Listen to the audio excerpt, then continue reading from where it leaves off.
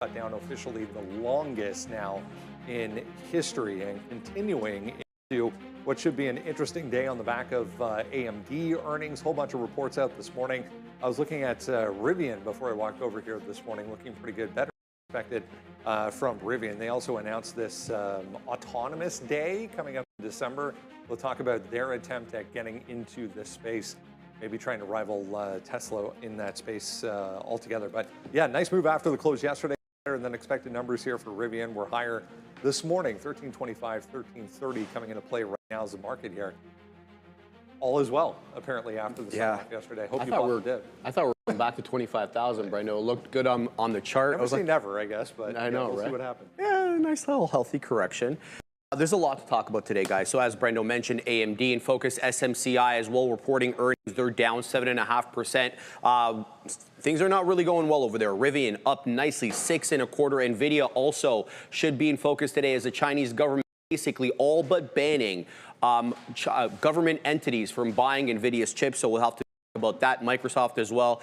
Google, Tesla's pay package is coming up 1.25% here. NVO though, Brendo, slowing down with GLP sales. We've seen this with other industries as well. Pins and Upstart down market here to start as well. Yeah, it was notable on that. Pfizer with an uptick on that NVO note this morning. Worth noting as well, yields to the upside. It's been a full, this is a daily chart, it's been a full basis point reversal candle so far here today for, that's the 10-year right now, but the 2-year, the 10-year, the 30, all looking about the same, back in positive territory, which is a little bit strange. Given the action we're seeing as far as the overall market is concerned here, back higher so far as well, guys. Good morning. Should be an interesting one. Yeah, good morning. It really should be. And the crazy thing is, remember that poll we had about AMD? Well, it is down, so anyone that voted for red is correct, but the poll was for at the open, and it is bouncing. I don't know if it gets all the way to positive. I would bet no. I mean, I guess that's not going to happen here. But AMD after beat, top, bottom, heck, the guide was in line as margins. Ended up down pretty significantly. It started to claw back, as you guys mentioned, the market clawing back as well. I mean, Bitcoin managed to hold on to 100,000 after breaking it a couple times, and it's back at like 102. So you are getting a muted bounce. I don't know that it changes my mind on a few names that to me have clearly broken their upward trend, and I would probably want to stay looking at the shorts, and we'll talk about it. But there is a lot moving because there's a few names out there that are breaking out that you might not normally hear us mention. Unity up 17%. Lemonade, that cool, refreshing drink, up 15% today. Unfortunately, Upstart to the downside, but some of these like squeeze names are making some powerful moves after earnings. So it does look like there's going to be a lot to look at, even if the market right now is flat. And I'm not convinced this AI bounce thing is for real until you give me some more, you see a little more strength off the open than just a little bit of a relief rally pre-market. Why is my stock, why do I have ACVA? What is that? I don't know. I'm wondering if I was trying to look up Kava. I was going to say it has to be Kava. I was wondering if I was trying to do that. I was like, what stock am I going to start with here? And then it was like, okay, yeah, Kava down 5%. Anyways, yeah, looking to see what's up, everybody. Hope everyone's doing well. Looking to see if Palantir winds up holding somewhere around here, 185, 186 or so. That's going to be an interesting level for me here today as well on a day 2 earnings play. Advanced Micro Devices. Yeah, as Neil mentioned, that one got rocked yesterday in the after hours. Obviously not a great report. The report's fine. I mean, I shouldn't say that. The report is fine. We've seen companies get hit, and we're going to talk about their earnings and what to expect moving forward. I just asked I was like, what are we going to trade? And then we have JC here, says Oklo. Dane Jenner says Tesla is always pretty interesting. So I think there's going to be some different names to trade. And as Neil mentioned, there's a lot of runners here today. PayPal, I was going to have a look at that to see because we did have Upstart. And I know that that's not a big thing, but the fintech space right there trying to hold that 66 would be very, very interesting as well. We had on Brian Shannon there.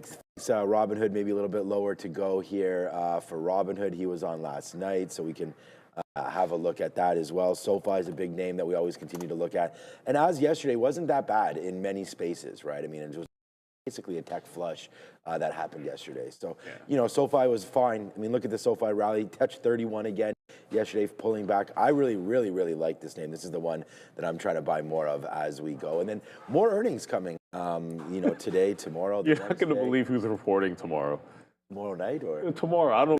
Donald's report earlier. No, that red, like, you can't make this crap up because you legitimately wanted to talk about Kava, right? Yeah, but I thought, didn't it already report? No, but that random stock that you had up, ACV, yeah, they literally report tomorrow. Right. I don't even know that, we don't even know the ACVA. company. So apparently...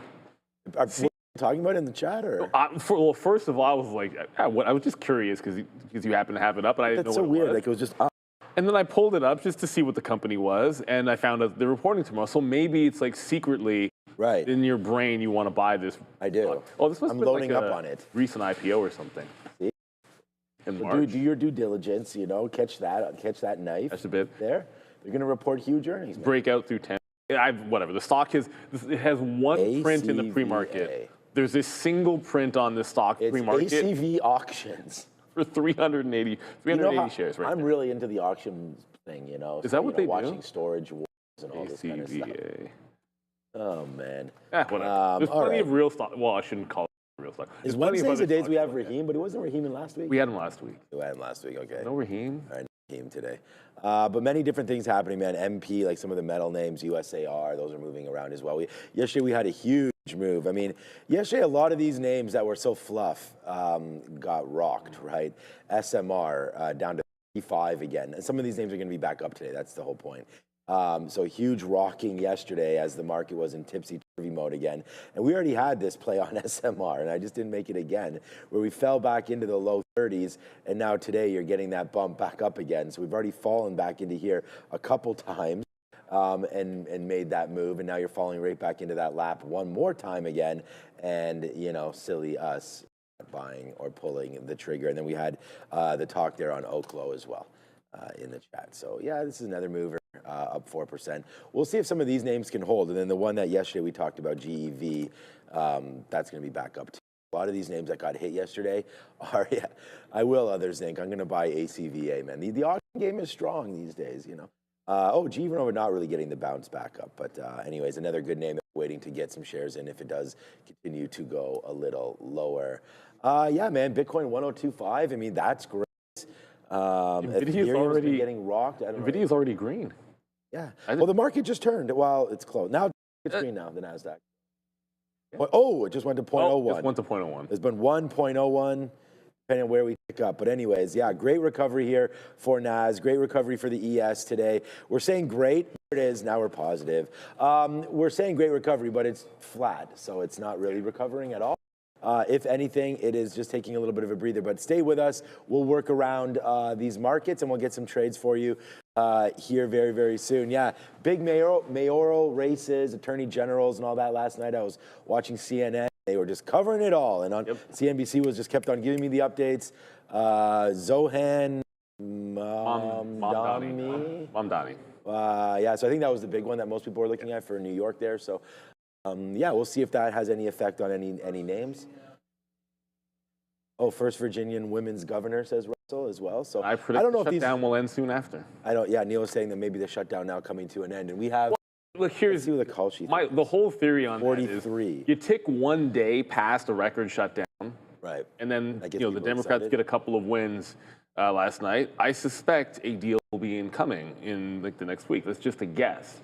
As if everything is political theater, then to me, when you hit a few wins, when you have one of these battles going on, one side hits a few wins, and then all of a sudden, there's a more willingness to get something done. So I would suspect it could end sooner. But I don't think what we've had happen recently, like the pullback, probably had more to do with Palantir dropping, and then this whole like Michael Burry getting everyone talking. We don't even hear the government stuff. shutdown anymore, really. I don't think the shutdown we had have much the to do food with stamps with some issues, but here it is, call sheet right here, 43 days. So that's as of October 1st. So you're getting pretty close at this point. And maybe one more week of government shutdown is what the market is predicting there.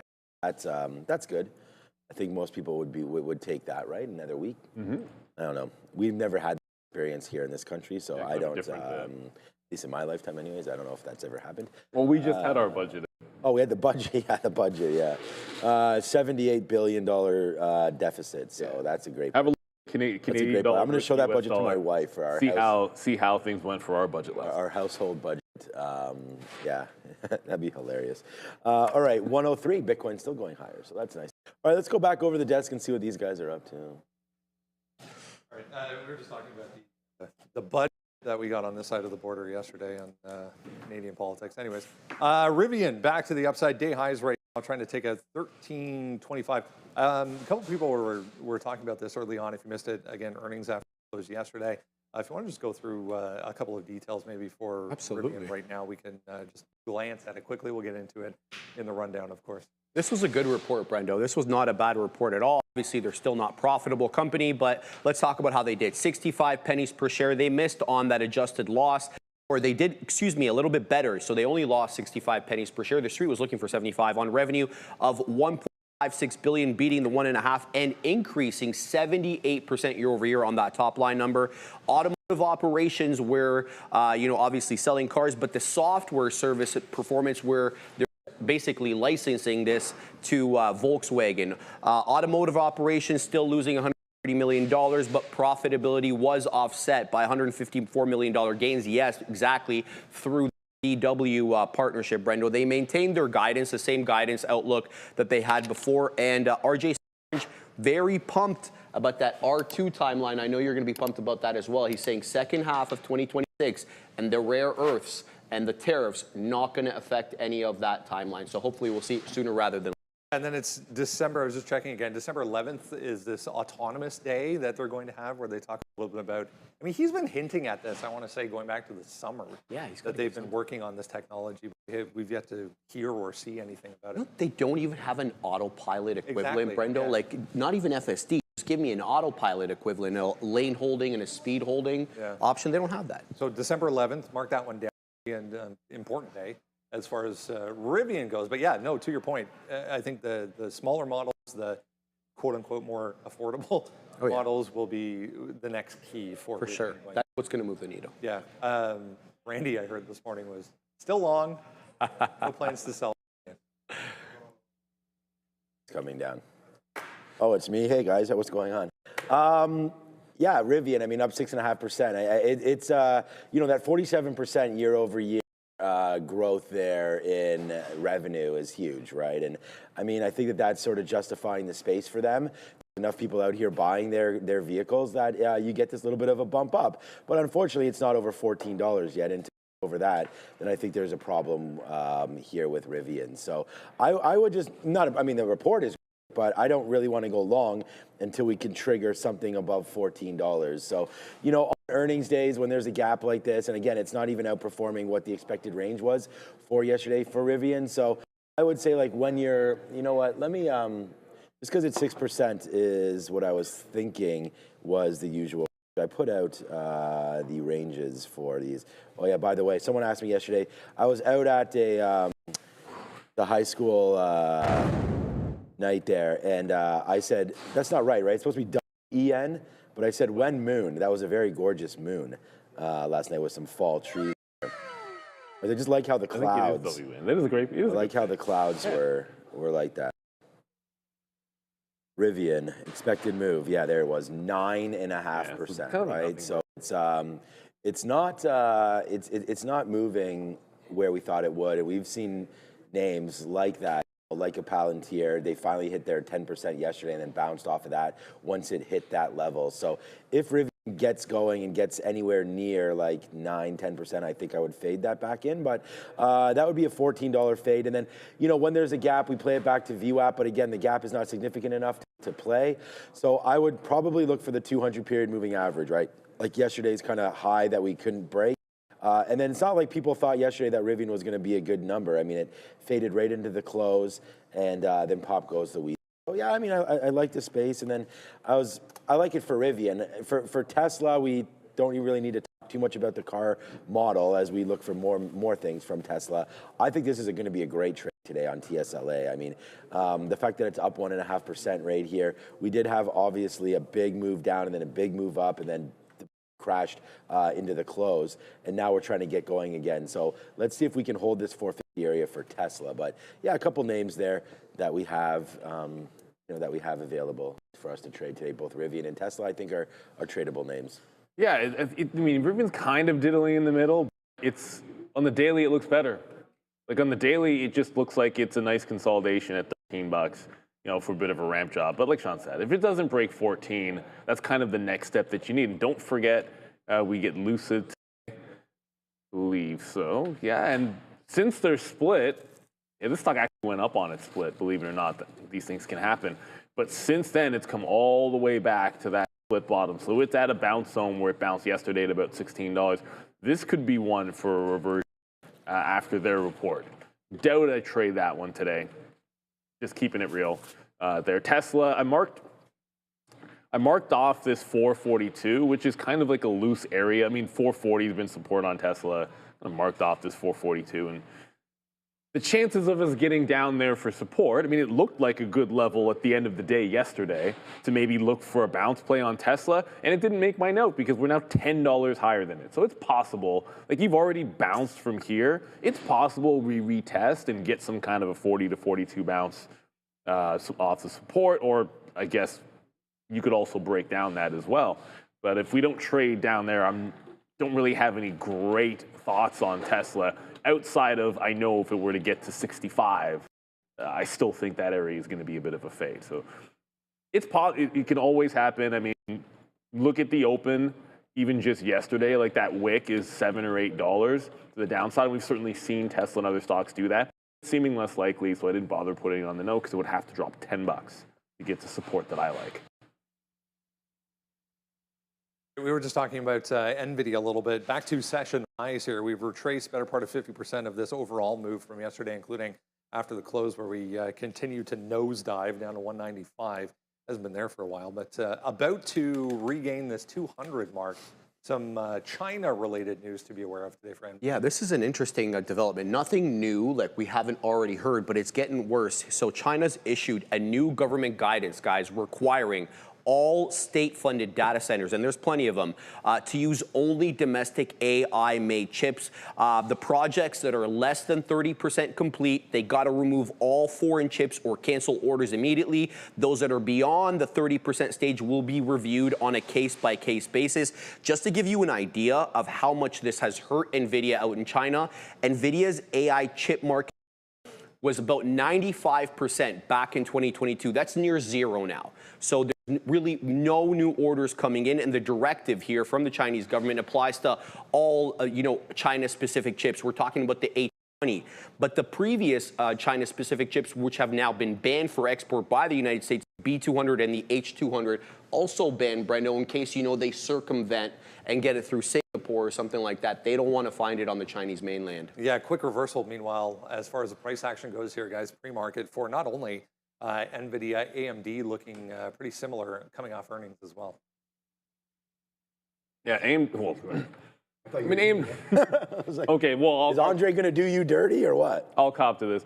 No, like the breakfast came a little bit later, so Sean went to grab, and it's like There's only a few that have bacon in it. it's like a bacon, egg, and cheese sandwich. As soon as I said that, Joe and Neil ran to go get the bacon ASAP. Well, there's three And full here goes trays, Sharif, you can see and only behind us. one of them has bacon in it. Like, come on, what's up with that? Like, Man, watch out walking through the picture again, man. gotta go get We got to get you have those. to get that bacon sandwich. We got to get the screen going too. It's like now it's all, I don't like it all black. mystery back there again. You should There almost, goes Sharif to if go it get can be his on it, be eggs on it. and bacon. That's the way I see it. Joey Bacon, yeah, that's a good name now. All right, Joey Bacon. But it is tasty. Yeah, I love this group. Yeah, it's all right. I guess Sharif's going to throw out the carbs, Good. Any thoughts on it? Well, I mean, I don't know. We'll talk about AMD obviously specifically in the rundown when we go over the watch list and the earnings. But for NVIDIA, I'm kind of feeling more inclined to trade AMD today because it had a pretty clean reversion yesterday. The levels have been good. The movement's been good. It's post-earnings. But for NVIDIA, 200's a round number, but I think the key price is going to be up here at 202. Like, it held support a couple of days. If you look at the actual open yesterday, like it was holding at least a little bit above that level before eventually, when it failed that breakout, it's kind of the 202 level where it really turned down. So I think that's the key price, but I'll be more of an AMD and Intel trade. Sandwich? For sure, because like there's just clear structure on AMD, and the same thing with Intel. And I still like them for fades. Yeah, whatever. We'll get to AMD. I would have actually liked AMD for this play had it not already gone like Tesla, like $10 higher. So it looks like I'm looking for a fade first. I believe we have some options and some upgrades and downgrades to talk about. Oh, with for real? Options, yeah. It's funny because one of my cousin's friends' names was Johnny Bacon. That was his actual name. Yeah. I swear to God. All right, guys, let's take a look at some of these names. Upgrades and downgrades at the top of the list. Yes, we have AMD getting that price target raised to $290 by TD Cowen. Slightly red on the session. 3 1/5 roughly. There now Cloudflare by DZ Bank, price target raised to $237. Now Wingstop as well too, guys, by North Coast, price target $300. And Yum Brands Epicor ISI, price target to $180, up 1.17% on the session. Now as for the downgrades, Pinterest by Rosenblatt getting that price target lowered to $30, down substantially on this session, 18.8%. And Astera Labs as well too, guys, TD Cowen lowering that price target to $170, slightly green on the set. Now, Spotify by Pivotal Research is going from 900 to 875. So a little bit of a lower on the price target there. And then Super Microcomputer, SMCI by Mizuho, getting that price target lower to $45, down 7.5% roughly on the session. Now, as for some of the options activity, guys, the puts were actually outweighing the calls on yesterday's session on a couple of names, and that's going to be Tesla, IBIT, and Palantir. We'll go through each individual one, with the volume on Tesla at that 450 strike price sitting around 60,900, and then the open interest still relatively light, so a lot of those contracts being closed 9,600 at that level. That's going to be expiring this week. Now, as for Bitcoin, guys, there's substantial open interest at some key levels. We've seen it on the call side on the 21st of November. You're going to see over 118,000. That might be growing. But as for the puts, there's still some substantial options activity there, guys. A lot of contracts still open with 71,100 there. So, yeah, there's a lot, 3,650 contracts closed. So what I'm thinking is a lot of writing going on with those specific puts, guys. Strike price is going to be $60. And as for Palantir, volume 64,300 at that 180 strike with 23,700 still open, guys. Yeah, looking at IBIT today, actually. So that's 60. I don't know if we get to 60. Because I'm kind of thinking like that, almost the high yesterday, but at least you could even fill in that gap. But I look for a second shot at that short. We had that one at the open, and that was like the one. It's always the irony. Like that was the one. That was the thing that didn't work for me.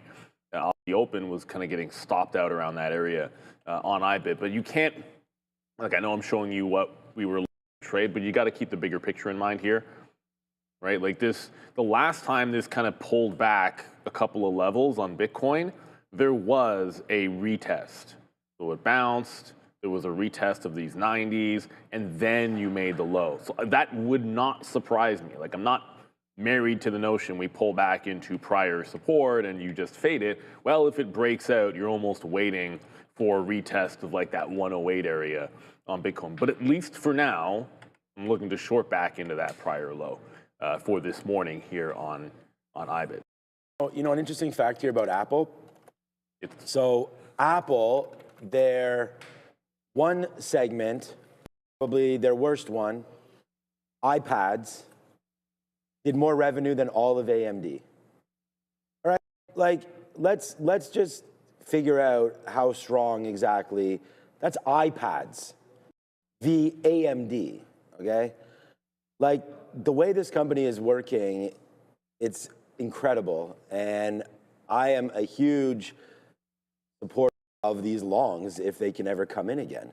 And yesterday we ripped, again, yesterday off the morning, Apple was positive yesterday, by the way, in the NASDAQ down 2%.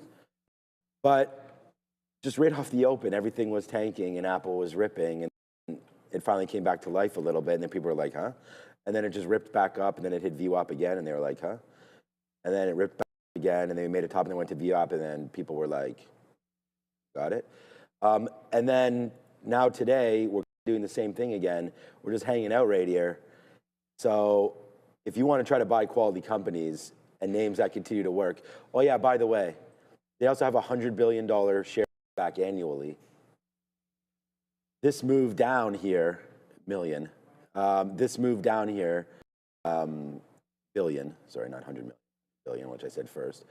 This move back into VWAP, I think, should be bought as well. So if we get Apple near 70, which it's at right now, this is going to be a name to watch out for. You know, off the open, they never can predict what's going to happen. Yesterday, we got rinsed on AMD trying to go short, remember?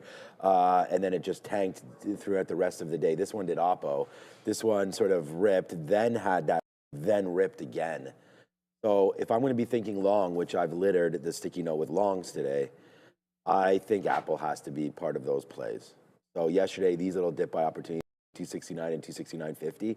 If we do get a dip down for Apple, I'm a buyer there. So get out your Granny Smiths and whatnot, because we're going to be trading some Apple today. So 269 to 269.50 there for Apple, but that's a look. And then yeah, I have the same sort of thoughts for dip buying on iBit and things like that. So yeah, we've got a bunch of good levels, I think, on here. I'm going to post it very, very soon, but I really like Apple, man. Play the strength and play the stocks, you know, that are at and still close to their all-time highs, and that would count as Apple.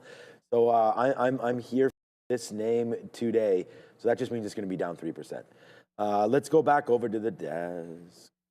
A few headlines coming out on the overall market here. It's not really affecting market at all. I was just counting up some of the analyst moves here on AMD this morning. We'll get into that a little bit deeper coming up here. But as far as, like, we're in a very, very interesting place here as far as the overall market is concerned. I mean, you were just looking at the higher time frame there for the S&P more than the NASDAQ, but some, you know, key technical levels to deal with.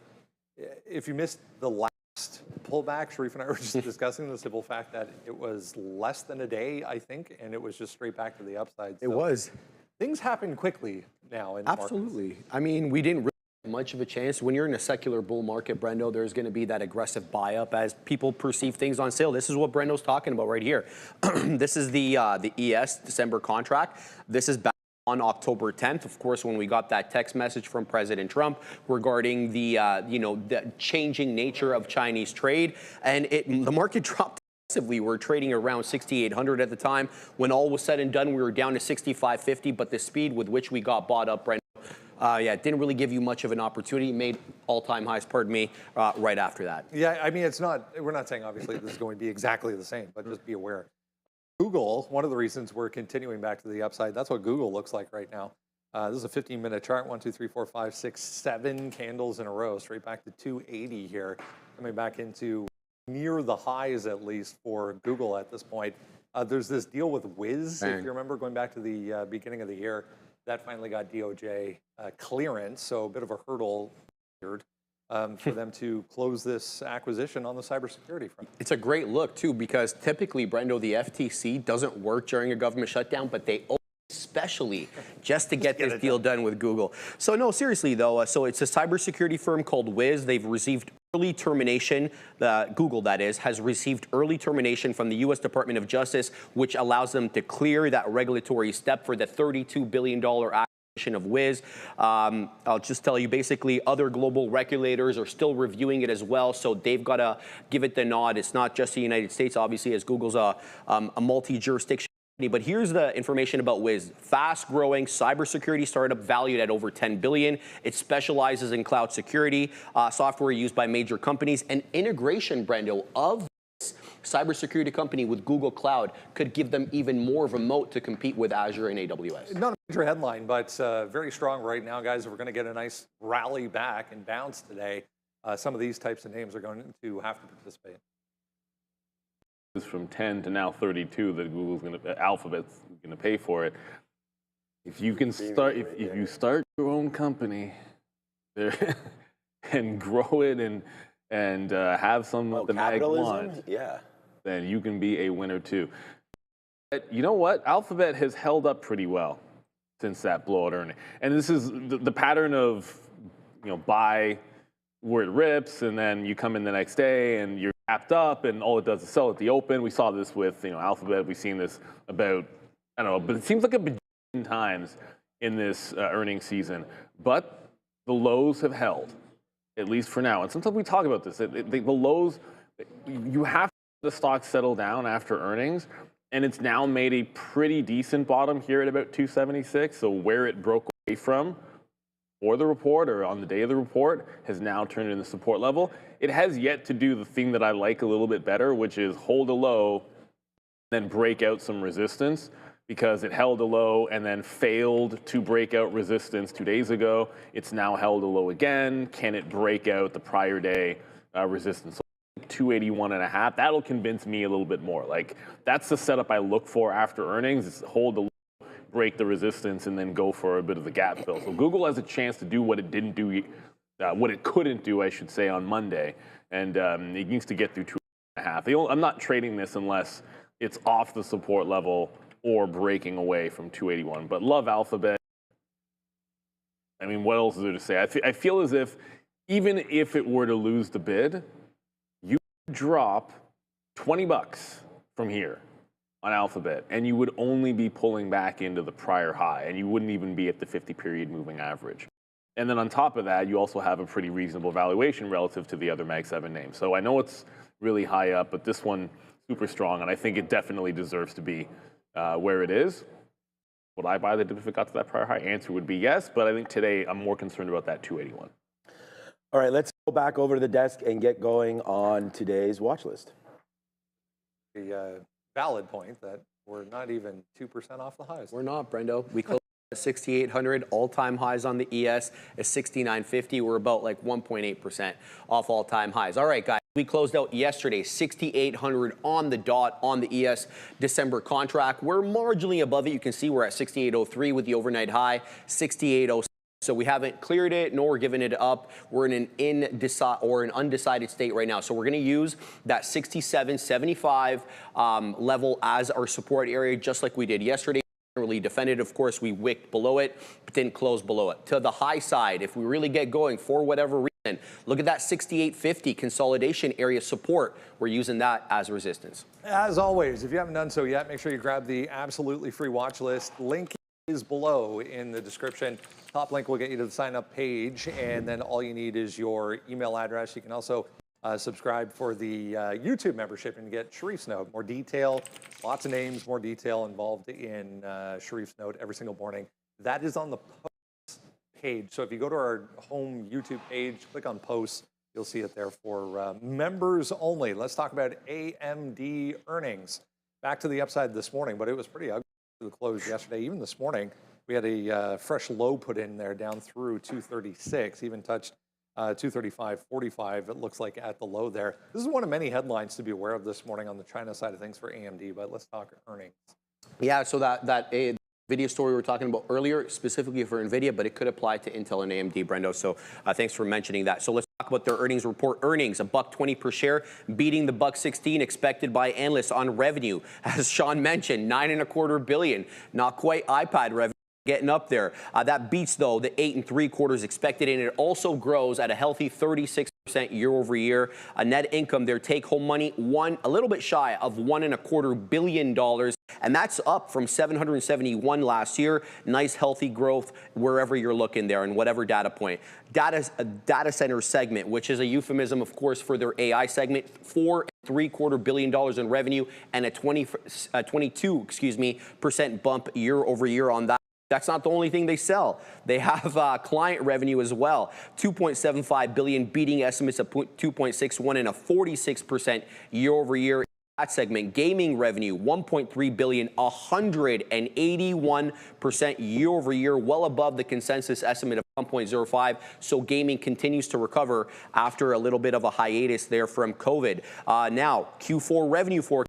What are we talking about here? We're talking about $9.6 billion in revenue, at 25% year-over-year bump, above the 9.15 expected by analysts.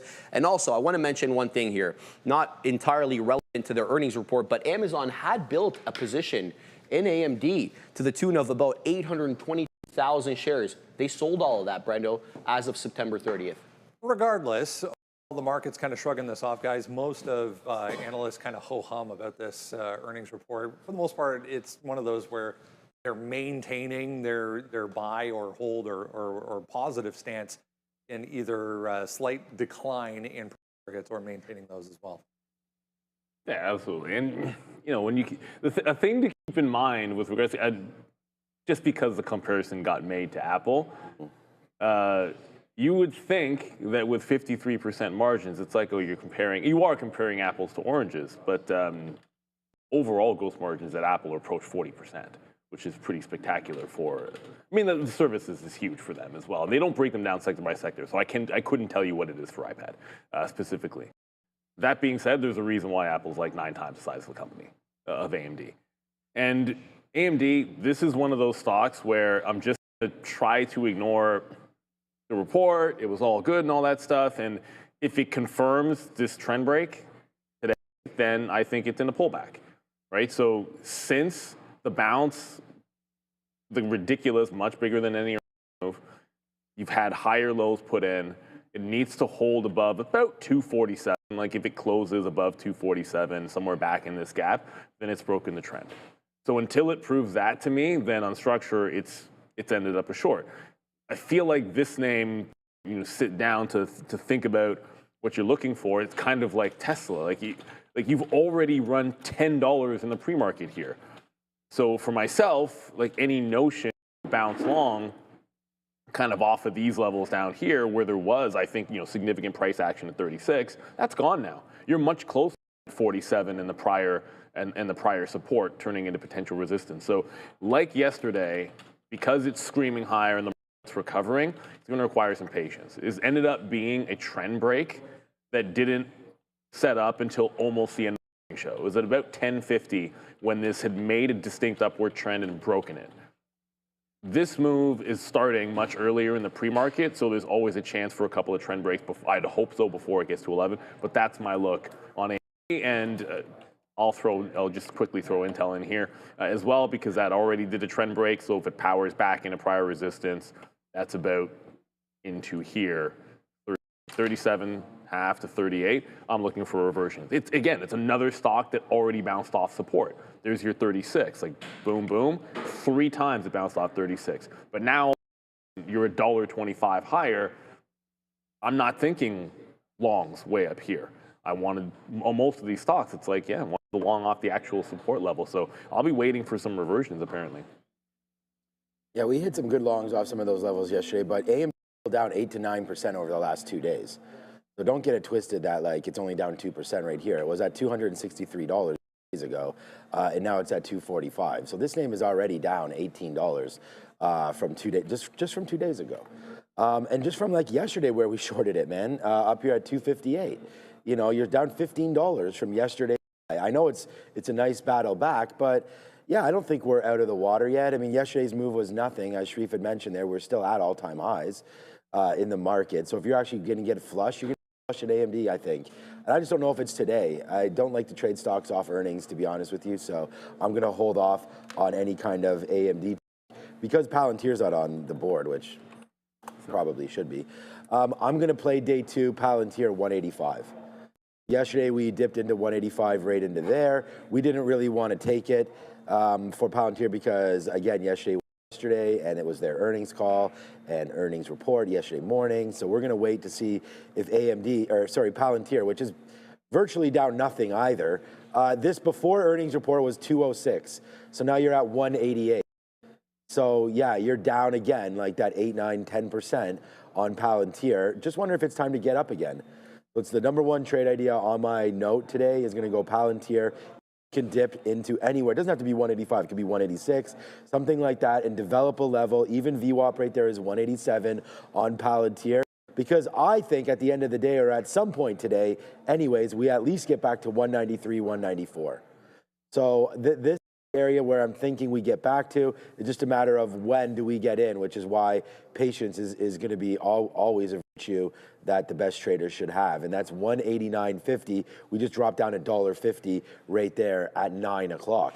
So we can drop down once the market opens $2 or $3, and that's where we're trying to scoop some PLTR. So I mean, I really like this name. today as a day two play. Let's see if it can continue to go. Again, we're going to have to watch the market and be patient with it, but I like Palantir much better than any setup on AMD. Let's go on to Rivian. We mentioned it briefly to start the show off a couple of times now, but better than expected reports if you are just joining from EV maker Rivian. We also get this autonomous day announcement coming up in December. We'll learn more about technology that they have been working on the autonomous side of things. But I mean, we got the deliveries, the quarterly deliveries was, I guess, the last benchmark from this company that was also a little better than expected. Yeah. There's 2 in a row. Yeah, Brendo, and they're guiding good deliveries now. Like, I'll just start with that if I could. They're guiding for their 2025, all of 2025, they're guiding about 41,500 to 43,500. That's a marked increase year over year, not a bad look.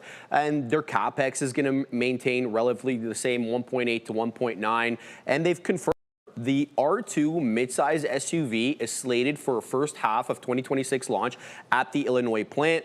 You know, as we mentioned, still losing money, of course. Most EV companies are 65 penny loss per share, better than the 72 expected. 1.56 billion in revenue, ahead of the 1.5, and a 78% year-over-year increase on that number. Overall, yes, it's positive on the day, guys, but I mean, we're really just getting back into where we were 2 days ago. So this thing did sell off pretty heavily going into the report last night. Yeah, I mean, these guys, in theory, it's a good thing that you're losing less money, and also saying that you're not going to have as many supply constraints because of critical metals. So like they're saying all these things. It's just this one ended up being a bit of a nothing burger in terms of movement. It's still exactly in the same range that it's been in the entirety of, well, pretty much all the last month, not all of October, but it spent a calendar month trading 1280 to like 1370, and there's no breakout on earnings day. So that's incredibly disappointing. I think this is more of a breakaway long through the 50-period moving average than anything else. The other way you could look at this, you go glass half full and say, well, look at 13 hold. Just maybe buy into 13 and play into the top end range. Fair enough. Like that's actually not that bad at all of a concept. Thank you, Randy. Got a banana reload here. We're just talking about Rivian. What are your thoughts on Rivian? Because this is a complete nothing in terms of movement relative to where it's been. It's spent the entire month in the same price range. Right. So Sharif and I were talking about this morning. It just got a cycle. It's a little bit of movement up and down. Has been since probably May or June. A couple of news announcements or earning announcements here and there, but it's not much. When Georgia and the R2 and the R3 stuff, then we should see a little more movement. It's about cash flow. You know, they have a cash pile they're burning through. It's about RJ getting his expenses and his supply chain under control and all that good stuff. So I expect to see this bounce and then drop and then bounce by the dips and just watch it. The good news is not coming for probably a few months yet. Okay. Keep your fingers crossed. It sounds like a hold. I mean, that's kind of yeah. It's just there's some plays here and there, but I mean, 6% is not bad. Like, you know, it's not bad. I think it's just a little disappointing looking for a bigger move there. Yeah, exactly. Thanks, Randy. There you go. I'm not going to pretend I can do better on the fundamentals of Rivian, and I'll get more excited when it breaks that 14. Ooh, quantum. So now we have extras. Yeah. I thought you were too busy. He's very busy. Yeah, I got my own banana. I thought he was running around here though. today. Are those the security guys, Randy? Get them to fix the Apple Watch. Okay, it's just a simple toggle. All right.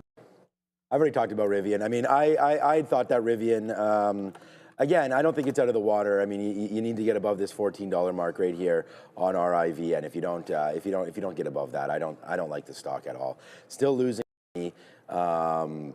You know, I don't think I mean, if anybody has any real money in this, that's good. But I think it's just maybe a shot play, and you just kind of wait around and see if it develops from this. We've seen GM, we've seen Ford. And I mean, Rivian has been dead money here for, I think, years. If not, you've lost a lot of money. This stock came out to market at $108. So if you bought the IPO or anything on the way down for Rivian, you can't be happy here today. This is just a play where you're trying to play off of $12.50, $13, right? Hoping that it holds. So let's just see what winds up happening. This is a company that loses money. and can't be one that you're completely happy with being stuck in. So I don't, again, underperforming the expectations today. It's up, and anybody that owns Rivian shares will like a 5% move, but really, I mean, it's the same levels that I just showed you the chart. It's the same level it's been at. Like when they were losing 57,000, 80,000 vehicle, it was, this price, and now it's this price again. And they're losing, what, 30 something? So I don't know. I don't love the stock. I'd rather be in so many other names, but hey, Rivian, I'll probably one day own one of those, but for right now, I only own a small piece of the stock. Quantum, eh? A few on the quantum side of things moving around here this morning that we haven't touched on in the past couple of weeks here, it feels like, but headline for QBTS, this entire group, I was just looking at Rigetti here too, this entire group kind of looking like this morning, a couple of days in a row to the downside, pretty steep sell-off going back to the beginning of the week, but also bouncing here this morning. Yeah, and this little article gives you an idea of how strong quantum can be, Brendo. Something that takes about 10 hours can get done in just a few seconds. Let me give you some context. So D-Wave Quantum announced the completion of a joint proof of concept project that used the hybrid quantum application to optimize manufacturing workflow. They did it for a company called BASF. Anybody who is old like me, you remember BASF for making those VHS tapes. So hybrid quantum technology set a new benchmark for manufacturing efficiency, and it allowed the reduction of production scheduling time from 10 hours to just seconds, Brendo. It's a liquid filling facility process, and it fills and a significant number of bottles, basically manufacturing process that they were able to cut the time for. We'll have a look at some of these quantum names in a second here. Amazon, guys, and NU teaming up. NU will offer New Pay on its Brazil site. So Amazon Brazil, giving new bank customers more access and shopping capabilities for Amazon Brazil. Neither of them really moved on that, but NU as well. Made me look. I'd already changed from IonQ to NU when I heard that story, and it's not moving at all. So look, IonQ reports after the bell. So obviously, stay tuned. Aftermarket, we have other earnings as well. Darren and I will be covering those. Obviously, it's going to have too much to report, but the stock's probably going to move anyways. And I love where the support is on this, just from a technical standpoint. We get that out of the way. From a technical standpoint, the prior high holding very, very nicely at the 52 level. There's a nice little double bottom. I think you could trade off that today. My interest in this stock more comes to tomorrow. Let's be real. I think after earnings is when you get things to settle down and you get a bit of an idea of what the structure looks like. And on that note, like Palantir here, right? Like it's bounced off 185 or so. That is, that's the prior high. I just talked about an IonQ, former resistance turning into support. This would be the case of the same thing trying to happen here on Palantir. Now, if we do not break out this 194, I'm still thinking same play, and it's over in Lumen. Like Lumen yesterday was kind of fail breakout, had the things that were running after that. Palantir dumped, and this one just trended down after failing this 1140 area. So I'm just taking the stairs down here. $11, yesterday's level of 1140 as well. I'm looking for a version there. So as long as Palantir's not breaking out, to me, Lumen is a continuation short. If I see Palantir breaking out, I can just step away from the trade. But it was able to work after some patience, and that was the patient short, not the trying to go all over it in the pre-market or in the open. And I'll just stick to that plan of action post earnings. And I think it'll be the same thing for post IonQ earnings. Let it dictate, because if it loses that 52, I can't see any way that I'm not shorting it either tomorrow or on Friday. Yeah, I actually had IonQ up too because you had mentioned that they were reporting there. I still think that the biggest quantum names, if you want to get involved with a company that's actually making some money, IBM and Google for quantum are the jam. I hate to say it, but like when quantum was up here, we were sort of calling down here. When SMR nuclear was up here, we were calling down here. So I still think down here. 40, and again, it's not, you're going to see what the earnings are, and they're going to be nothing. We already know that. But I don't know if these guys are takeout targets I don't really know. I mean, we get Jensen talking quantum. I mean, that sparks it. There's lots of things that spark these names. I just don't know if earnings are going to be one of them. So I would just wait, get through earnings a little bit, and see if there's anything moving. The biggest volume name, generally speaking, Rigetti, can put up some numbers. And this one, at least to me, we just saw IonQ, I think, needs about $10 more to go, or whatever that level was we were talking about. But what about just like right here for Rigetti? If you like the space, you're now down 25 or 30%. So the stock is in bear territory now. You're at the 50-period moving average with a little bit of support. And if you just dip underneath down into 27.80, 27.50, these levels right into here is where you could maybe get out if there was ever a problem, and you just hope that you don't gap through that. So I would say, like, tomorrow, if there's any sort of weakness in some of these earnings or anything like that, I mean, I don't even know when Rigetti reports, but they're at the level that I like. So that's why let's just do a little bit. 5 days, so November the 10th, they're going to report, right? And so we're going to wait to see what kind of numbers they can put up, because this is their EPS. -13, -8, -8, -8, -7, right? And so what we're expecting now is -4, -4. So it looks like we'll get a -16 or so for the year, and we're just going to figure out if they can guide higher than that, or even how. I guess I don't think they're going to turn a profit, but let's see if they can beat like last quarter's -13, and then get that number a little bit better. But the revenues also 7%, -23, -32, -50. Like, these are not great. Like, that was a 200% surprise apparently on the EPS. So I'm just going to hold off on some of these names. I don't. You can see what happens when the market gives up on them, and man, do they ever wax these stocks. So I would wait for at least, this is November 10th we just saw. We did the same thing with BBAI. We're talking about all these sort of sketchy, unprofitable names. You want to let them get through earnings before pouncing. So for me, Rigetti is just one of those stories again. So we'll wait for it, but I do like it if we can get into the 50-period moving average and have a look against 20 and 28. So for me, that needs to be down at least another 10% here before we start getting involved, and then we'll give it a 10% cushion. But worth it for the long haul. I think quantum's going to be obviously a thing, as we saw already. Ethereum got hacked apparently over the weekend. Once quantum is there, and I know there needs to be a whole bunch of qubits and all that kind of stuff. We're not worried about cracking, crazy 2FAs and all that stuff yet, but eventually quantum's going to be a thing. So get these names at discounts, and right now Rigetti being down 25% from its highs could possibly be that. All right, let's go on to SMCI, trying to bounce back here a little bit this morning. 44.5, I guess, 45 coming in next, maybe that high from after the close yesterday on the bounce. But worse than expected report here from Supermicro, but almost surprising it wasn't a little bit worse of a reaction as well. Yeah, this was a bad report for the current quarter, but trust them, Brendo, it's going to get better next quarter, or so they say. Let's talk about this. Earnings per share, 35 pennies.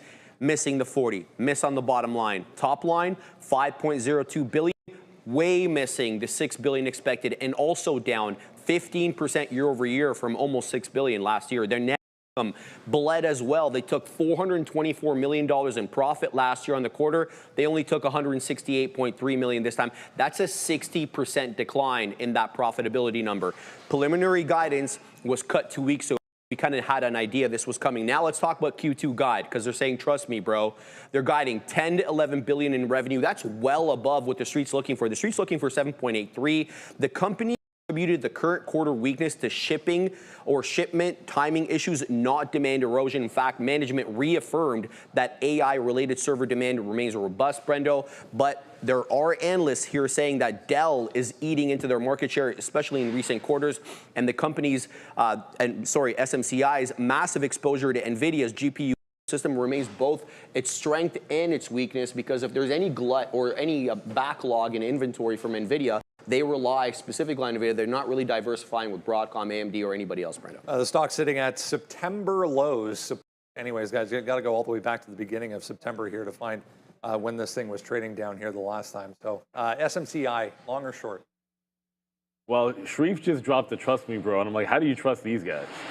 Like, they've had all kinds of issues with reporting, and then they missed top and bottom, and then they were like, then the guidance is like way above expectations, and we're supposed to, like, that's something we're gonna trust and believe in. Like, I would normally be saying, look at that 200 period moving average that had already bounced off once. This has to be along from here as a recovery bounce. But I'm not really thinking that not for these guys, not because I saw that guide. I'm like, come on, like, no.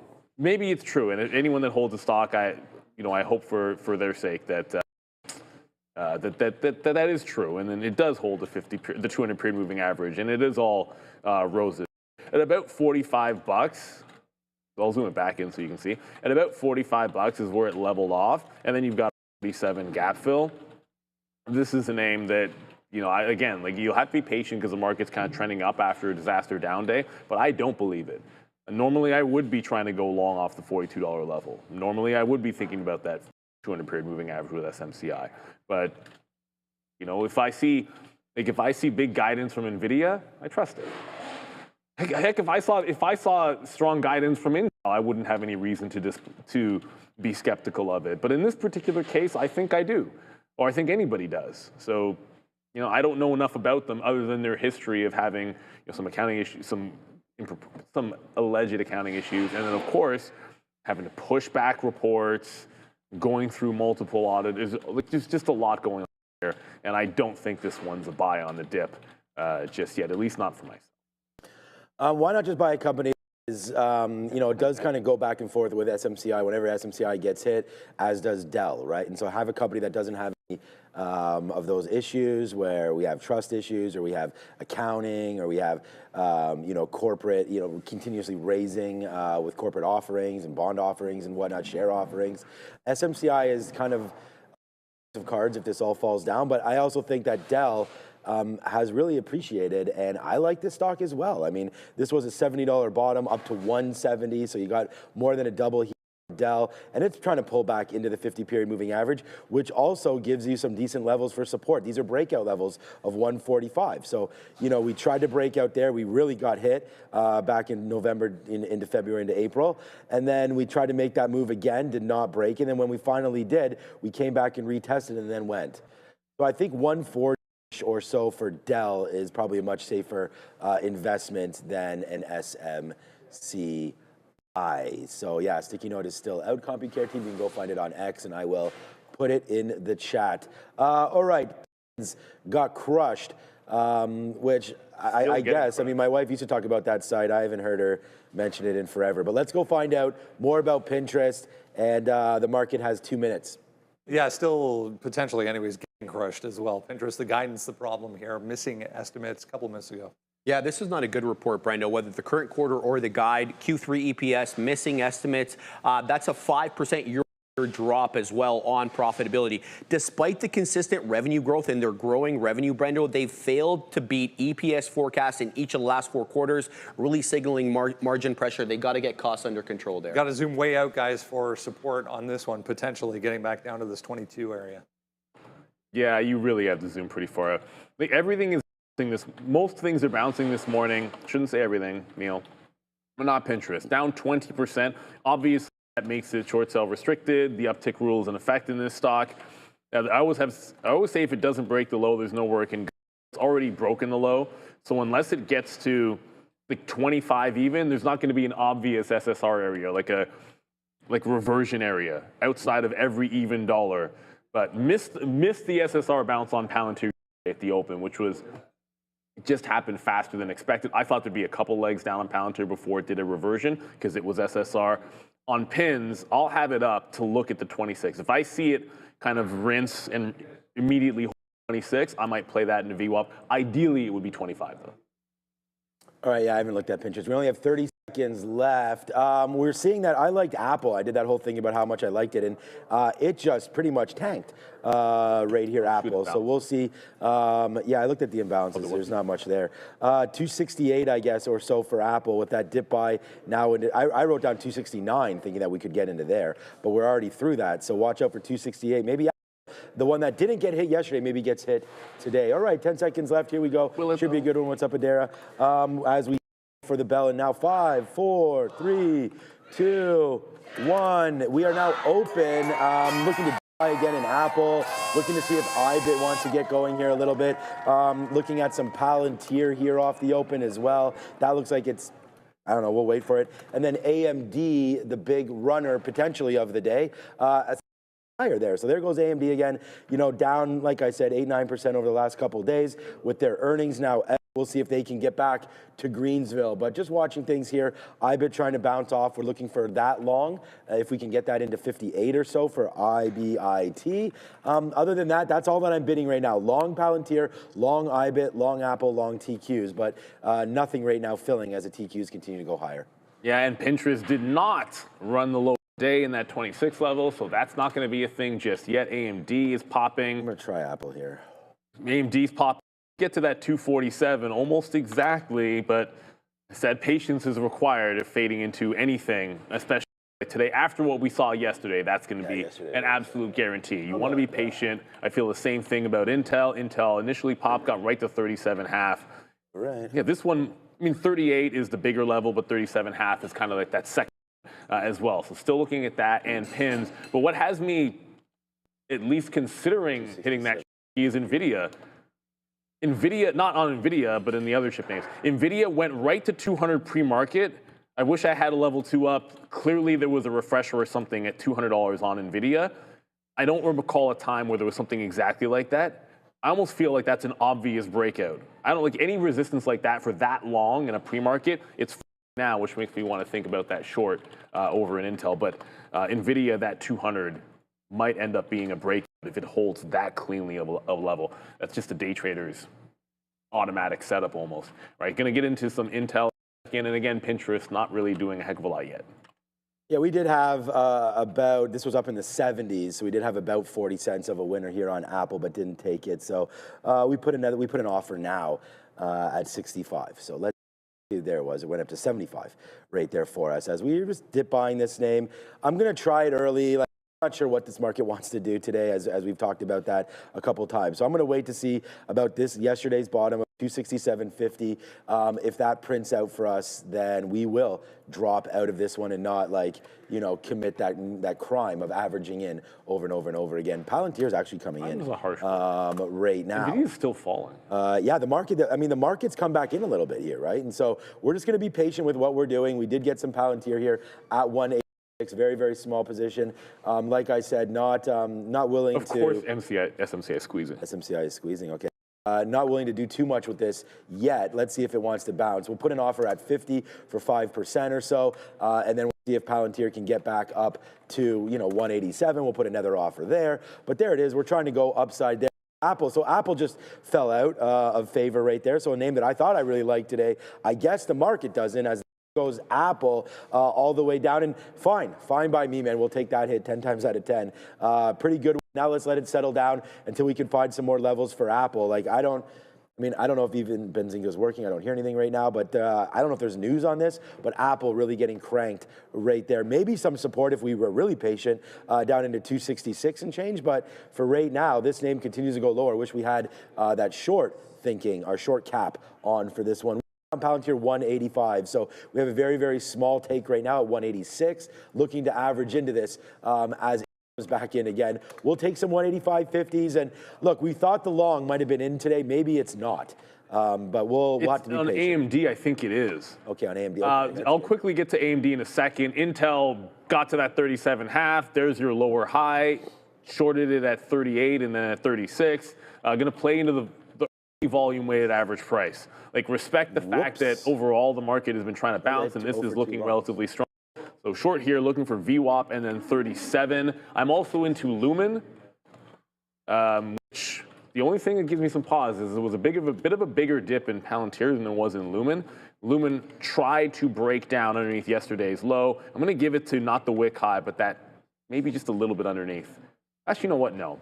Structure should be the same. I have to give it to that top, otherwise it doesn't make any sense. But I have to talk about AMD for everybody out there. Keep throwing those symbols in. I see most people using that dollar sign to put in your symbols, but not everybody.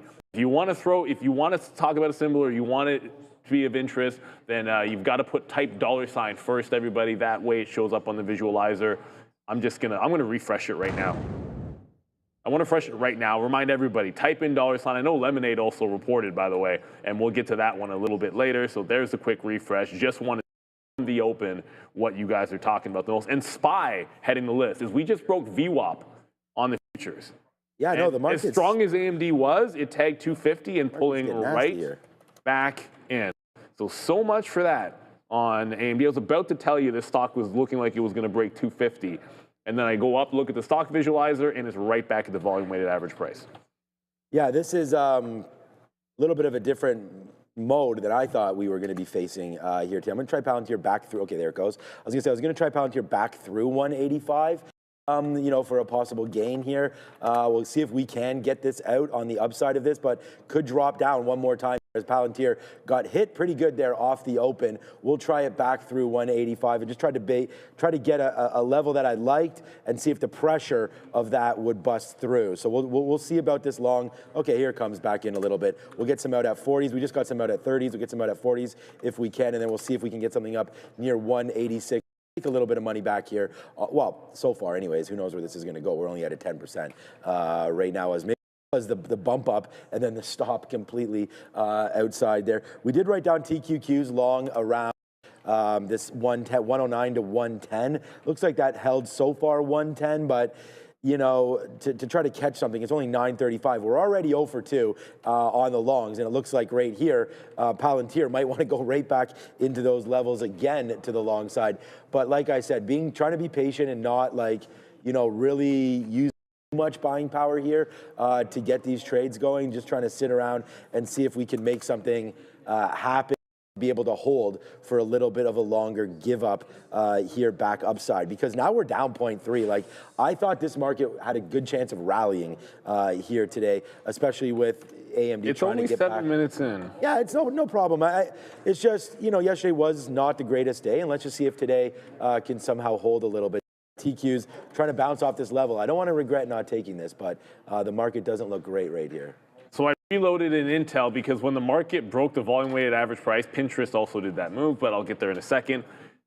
We wicked 37.5 again, so if that's the level, this time, bit of a better entry. I got 45s instead of down here in the 30s, but higher lows being put in Intel. So I have to respect that. If you're putting in higher lows and my shorts are getting in at higher highs as well, then that tells me it's trending up. And if it's trending up, then got to take profit. I might consider at all at VWAP, but for now, holding into the volume-weighted average price. Pinterest did do that fall of 26, or like the break of 26, got to 25.96, and right back up through 26. I got 4s, 3.5s actually. It rounds up, and I'm playing this one in the volume-weighted average price. So I'm playing this 26, and then we'll try to get it all out in front of 26.5. And if you hear a loud noise, remember we're doing things around here. What loud noise? Oh. Actually, that's not the renovation. I think they're snaking the pipes. That's what it sounds like to me.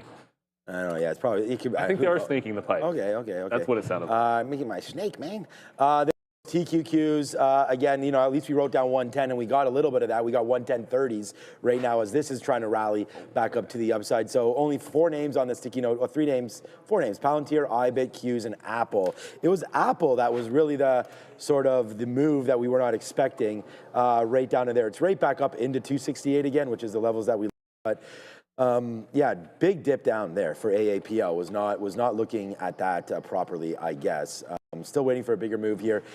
In Palantir, what's going on with NVIDIA? We didn't even check out gold yet or anything. So NVIDIA is still underneath 200. It did get back up there in the pre-market, and that was going to be a good level right there to play off of if you're now short, because we tried to break that yesterday in the afternoon and really didn't do it in the last hour. And then we just tried in the pre-market only to fail one more time. So if you're going to go short NVIDIA, which I am not, that would be a level there. And I don't necessarily think it's a great breaking long level here on NVIDIA, but it might be worth having a look. It does get into there. All right, so we did get out some more Palantir as it took out some 30s again, and we just got you know, these are 30, 40, 50 cent winners. We already took about $1 hit the first time, so we're not going to be positive on that yet, but we are looking to do something here. TQs, there it goes. Yes, sir. So this is, remember I was like, you know what, I'm a about putting something on here on the Qs, but again, we wrote down 110, so that level is still trying to hold out for us if you're looking for some notes, it's at Trader TV Sean on X and on Instagram for our sticky notes. So there it is, man. We had Palantir long 185. We're in that right now. We've got the IBIT dip. We've got the Qs into 110 long. It's at 111. And then we have Apple, which was the wrong one for the long near the bottom. So we did get hit on Apple. We're going to be patient now. See if these markets want to go anywhere other than down. And there it is right now. Yeah, let's spin it. There's $1 now on here as we almost make it all back now as this name continues to rock a little higher. It's PLTR. Yes, sir. Your first dollar winner. For me anyways, I already had a dollar loser on Palantir. So just getting back to green here on PLTR. Yeah, I'm a little surprised that the pins went as far as it did here, but it did turn around. I played it to VWAP. As said, 26 to 26 and a half. It went up to 26.75. There's always a chance it starts putting in some higher lows, and you can hold on to the volume weighted average price. Look for a little something else there. But I also said, remember the cautionary tale on Intel. It's putting in higher lows, so you want to stay green on the stock in an uptrend and be patient about it. Then take profit, do not reload, and then get out. I can always look for another entry point or just not trade this one at all. So I'll get away from this one temporarily. Thankfully, it worked early, but if the market continues to trend up, I don't want to be fighting it. Lumen, oh goodness, Blue Ocean. All right, while that loads, I'll just show the chart that I'm looking at for Lumen, and that'll load in a quick little second. Was able to get filled right at that low, trying to kind of short it in front of the high, all these lower highs, just like yesterday. So every single pop, as long as we don't break out that top, I want to stay net short this bad boy. And then pins. Again, I'll jump back into pins if it can show me it can hold VWAP. Right now, it is not looking like that at all. Almost right back into that 26. So gave you like a 3%. I took 2, but it's down 20%. Yeah. I mean, pins is absolutely getting smoked. And I see Let's Go Bitcoin. If I'm talking about patience, I have to be patient. I want to short this high. Like the current pre-market high, but pre-market levels don't mean as much here on Bitcoin. Really, the big level is a little bit closer to 105 on IBIT, on Bitcoin. So until it gets, again, patience is going to be required here on IBIT. It's not a huge move, still very much of an inside day, and a lot remains to be seen before you get really bullish on this thing. Yeah, we're still waiting for things to develop a little bit. We did get out of. We're at 50% of our Palantir. I mean, it ripped upside again. Look at this market coming right back in. It should give me an opportunity to reload some of these TQQs. I'm bidding 21s there. We missed it. So let's try again. We'll bid some 30s and cancel our 21s right now on that. And then get a little closer into 110 if we can. And then we're going to watch out for that low again to the TQs. Let's just reload it a little bit as the market's just doing this. Like I've already said, not worth like getting too excited over everything here, but we are back into the TQs. And then Palantir, where's my stop for that? We were going to use sort of the low there of 183. I'm going to try to wait for that. There it is. Okay, so for 184, and that just came in real quick right there. So a little bit of a reload there on Palantir. Let's see if this one has the juice to get back side for us. We'll take something out here in the 40s if we can get it, and then we'll go in the 60s. There it is. The 60s, see if we can get that. But Palantir trying its best to battle back here. 183 and change. A good stop out spot for me over there. TQ's also trying to battle off of that level. So let's get another out here on the TQs if we can get it. So far so good on a couple different reloads right now in the market. So reloaded on TQs and reloaded here on PLTR. Let's see which one can get going further for us here. I think the TQ a little safer of a bet right now rather than dancing with the name that reported yesterday. But we're going to get out one more piece here, Qs into the 60s, and see if we can. There it is. Ooh, we're at 67s. And there. So far so good here. Yeah, that stupid number. But here comes Palantir again, right back down again. So good couple outs there. We got one in the 60s, maybe the 70s even. Come on, Palantir. Let's see if we can get back into that 1 area PLTR. Yeah, and I've got my order now for NVIDIA. It's just too clean of a look if it can do this. There is your $200 level. For whatever reason, I guess somebody was refreshing and holding 200 pretty much for a half an hour in the pre-market. It just broke VWAP, so orders in. If it breaks, I'm not taking it. Obviously, I'm not taking it if it doesn't break. And we've got actual economic data to talk about with Adara in about 10 seconds. We do. We're waiting here in just 10 seconds for S&P Services PMI and Composite PMI Services. We are expecting to come in here at 55.2%, previous to 55.2. Composite PMI 54.9 is the estimate compared to the prior print of 54.8. So both of these coming lower than expected. S&P Services PMI 54.8, below estimates of 55.2. S&P Composite PMI 54.6, below estimates of 54.9. At 10 a.m. we get the more closely watched print. That'll be the ISM Services PMI. So S&P Services and Composite both below estimate. The ISM Services PMI on watch at 10 a.m. Also scheduled to begin here at 10 a.m. is the Supreme Court hearing on the U.S. tariffs. Back to you. All right, so boom goes a dynamite a little bit for the upside. But you know how long that's going to, well, we don't know how long that'll be. It's the Supreme Court hearing. Oh. So that's the thing. You got to keep your ear to the ground because anything, look, obviously, that could be a bit of a long process, but certainly that's going to be able to move the market. So you're going to want to see how, or at least hear some reaction to it. So two things we already talked about. I already mentioned NVIDIA 200, but if the chips are going higher and the market's going higher, that means second level is incoming here on Intel, and that's the $38 level. So shorted at the 37.5, got a couple of legs out, higher lows though, so did not reload a third time. That's at least an improvement from some of the shorting yesterday that I had, not just this stock, but others. $38. This is where I'm looking for a trend reversion on Intel. So we're going to have to be patient, want to make sure we sniper it, and then of course, Pins is not holding VWAP, but it's holding a higher low. It has a chance to get above VWAP and maybe break up a second level. Otherwise, I'd have to wait for that $26 level one more time. Lumen, I haven't been watching Palantir as much, but this did a similar thing yesterday where the short came in much, much later in the day. And I was short the structure underneath, eventually had to get out and then wait for it to break trend. So it's setting up like the same thing. I do not want to get terribly stubborn. If it breaks the high, I'll just jump out of it and then wait for something a little bit later on in Lumen. If I'm basing it on a higher time frame, like this fail on the 15, it hasn't even put in a second 15-minute candle. So I can wait for that one for another chance. But I think NVIDIA breaking that 200 is going to come in very imminently. It's at 199.6. Ooh, go. Yeah, just sort of trending right into that top. So there was a refresher there before. Sometimes that means there's still a seller.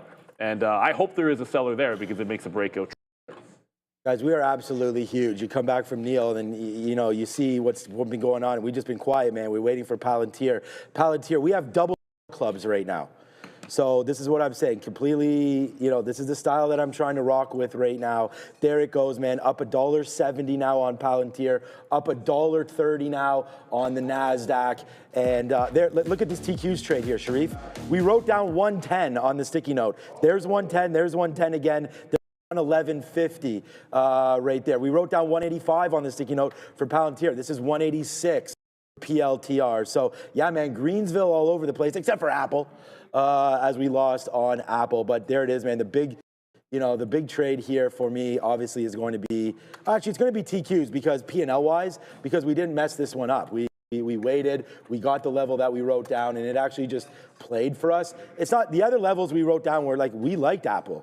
We took it and that's trading. You lose on it, but you just battle right back, man, and you got these big bangers on one more time. There goes the market. Let's see if this market really goes, Neil. It's now $2 here on PLTR. So let's just go, man. I'm just going to sit here and relax and wait to see, where this market takes us. We've got huge trades on, and I'll get out way too early, so let's not do that. But I see what the TQs are doing, and I am going to take an opportunity to get out. Over $4 now in total trades as Neil takes the NVIDIA break. I like that. Let's see what happens through 200. Well, it holds, but it's not looking like it's doing much of anything right now. Someone just stepped in at the 3/4 mark. I don't know if this one's going to go very cleanly here. Sometimes it has to go a couple of times, and if that's the case, I'm not holding it. I just punched out when it broke that. There was a buyer at 75. If he could hold it first time, he did not. But VWAP's $1.50 down.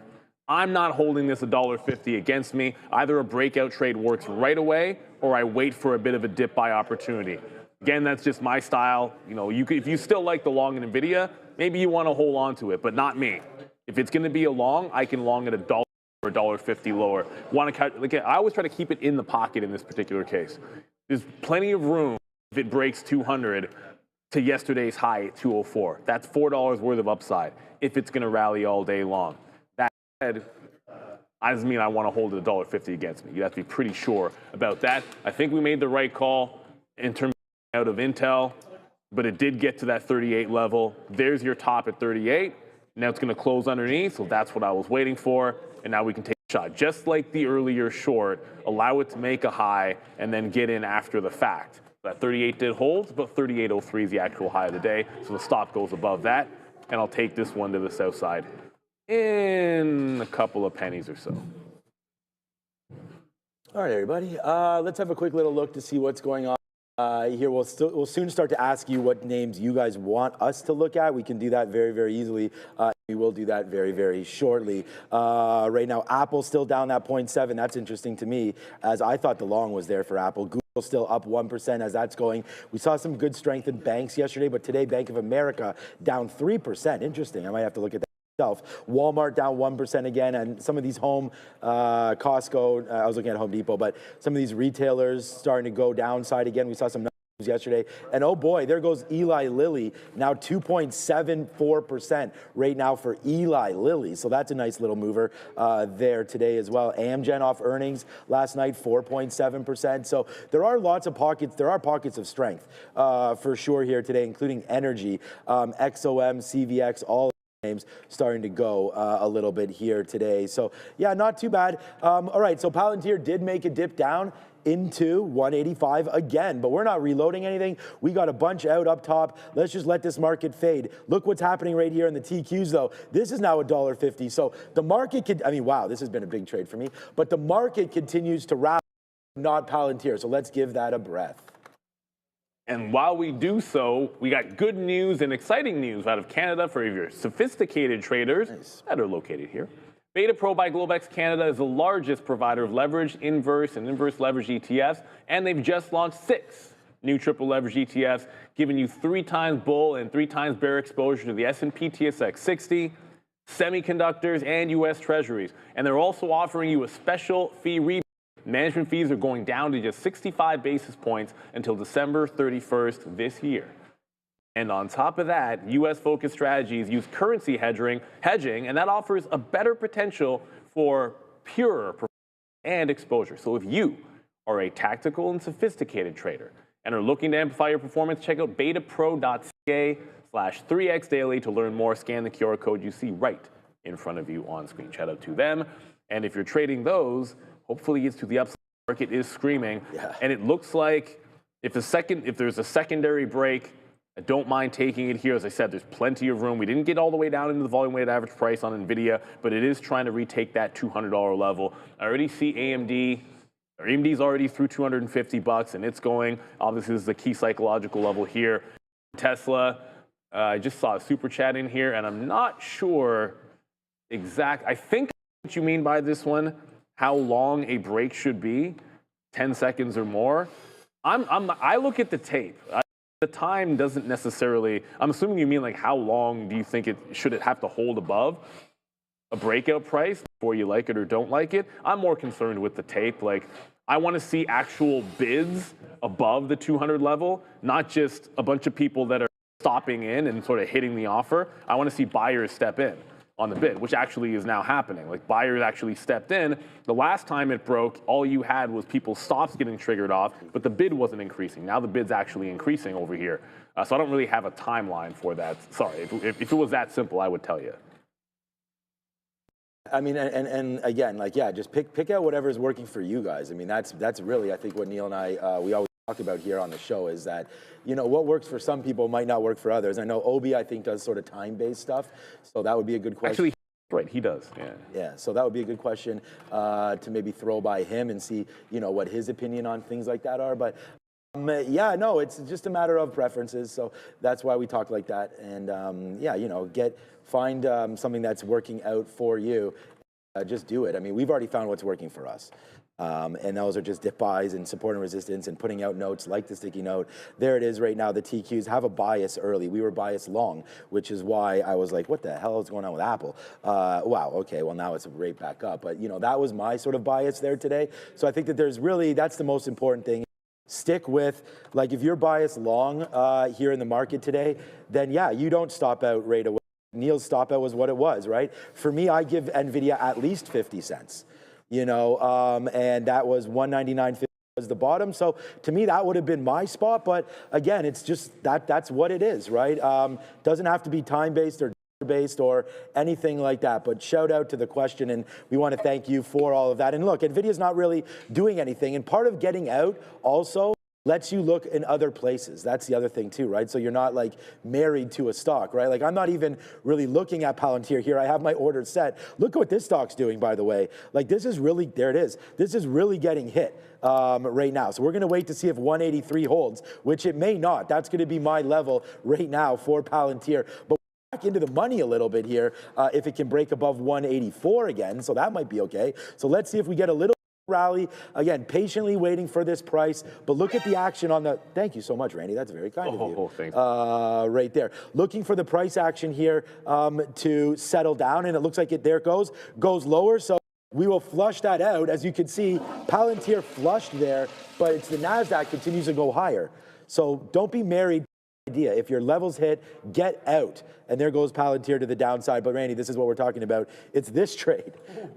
Right here on the TQs, right? That is starting to get a little exciting. But yeah, stay with your guns and get it all figured out. But that's that. And here you go, Randy.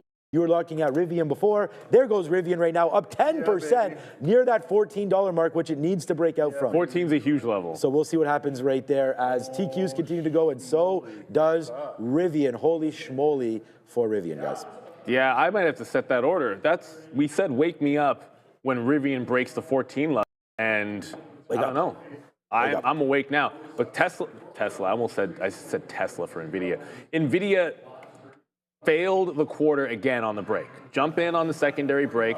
This time it actually had a level to work with. The first break, you don't have a dip by level or a pullback that it did previously. This time there was. I put it like 5 cents. It did not break it. I have not added back into what I scalped out yet, and I don't think I want to unless it starts closing bars 200. So now all of a sudden, it's either it can break out, it can break down underneath, in which case I'll stop out and wait for VWAP, or if it can start holding 3 minutes above 200, that's another way to add. I already have targets laid out at this level, and 202 was a big level from earlier. The other thing that is happening is, wow-wa-wee-wa. Yeah. I said get out and be patient with Lumen. I don't okay, for me, Lumen was supposed to do what Palantir was doing to a certain extent. They're not the same stock. Going up, and it's right back at the $11 level as Palantir is going down. So, you know, I'm looking for the reversion. I actually had to wait for half of the day for this to actually turn into a good short, and I'm willing to do so. But it's got the full trend line forming. Like the next time it breaks out a high and then dips, I think at that point I might have something to work with again on LUM. And as far as Pinterest goes, this was the Huadunk of the day. Yeah, as the market flies, it's still not holding VWAP. So the initial bounce gave you a pretty clean move, a couple points up. It's no longer doing anything. Might be a bit of a nothing burger there for Pinterest. On to the other reporting names, one of which was Unity, and that got squashed. It's still up 11.5%, but Unity's calmed down. Someone asked me about this in the morning, and I said, let this one calm down. I think it was so far from VWAP, maybe let it dip down in a little bit and settle down. It seems like it's doing that, and it's trying to hold 40. If I can see it break from there, then Unity becomes a tradable name for myself. There was this, and there was like Lemonade that we didn't really get. That we didn't get the cover in the pre-market show that had. You did mention them, I think, right off the jump. There was. I might have said something like the crazy. Well, we didn't cover. I remember Unity was definitely. We didn't cover Upstart either. Right. Those guys reported. Okay, well, Palantir broke, and we just got right back in. You know that maybe we were wrong on 183 as being our out. So we did get out there at one. We actually got a better price than 183. I don't know. It just went back and forth, but then we got another long back on for this. So yeah, I'm fine. You know, I understand that if some of you aren't in this name, obviously I did get out and then back into it there for PLTR. But, you know, have the ability to do stuff like that. I think that's very important to get back and forth with names and focus on the structure of the trade rather than like, oh my God, I stopped out at that level, therefore it's over with. Because we did leave our good friend Apple alone, and now that is well over where we were long at, and we should have been able to identify that bottom there for Apple. So I feel a little bit some kind of ways for that. But other than that, man, we're still nicely in the money. The futures continue to go higher. We nailed that one today. And then Palantir, and then the other name, I know Neil's been on it, but I've been looking at NVIDIA as well. That's through 200. It doesn't look like it wants to. Day 2 play for possibly for Uber as well. That could be something that's considered here a decent trade into what's a falling name with the market going upside. If you like Uber, you like Uber. There goes Palantir. So that was good that we took some money out. We have ISM non-manufacturing PMI right now. Let's go get it from Adara. This came in higher than expected, guys. Higher than expected ISM manufacturing PMI print, 52.4, above estimates of 50.8. Now that's compared to lower than expected S&P services and composite PMI. So again, better than expected ISM services PMI print here, or higher than expected anyway. As we get this number, we get the NASDAQ currently oscillating a little bit here. We did have a little bit of a weekday, or more than a weekday, sold off for a lot of the day here on the NASDAQ amid some fears with AI.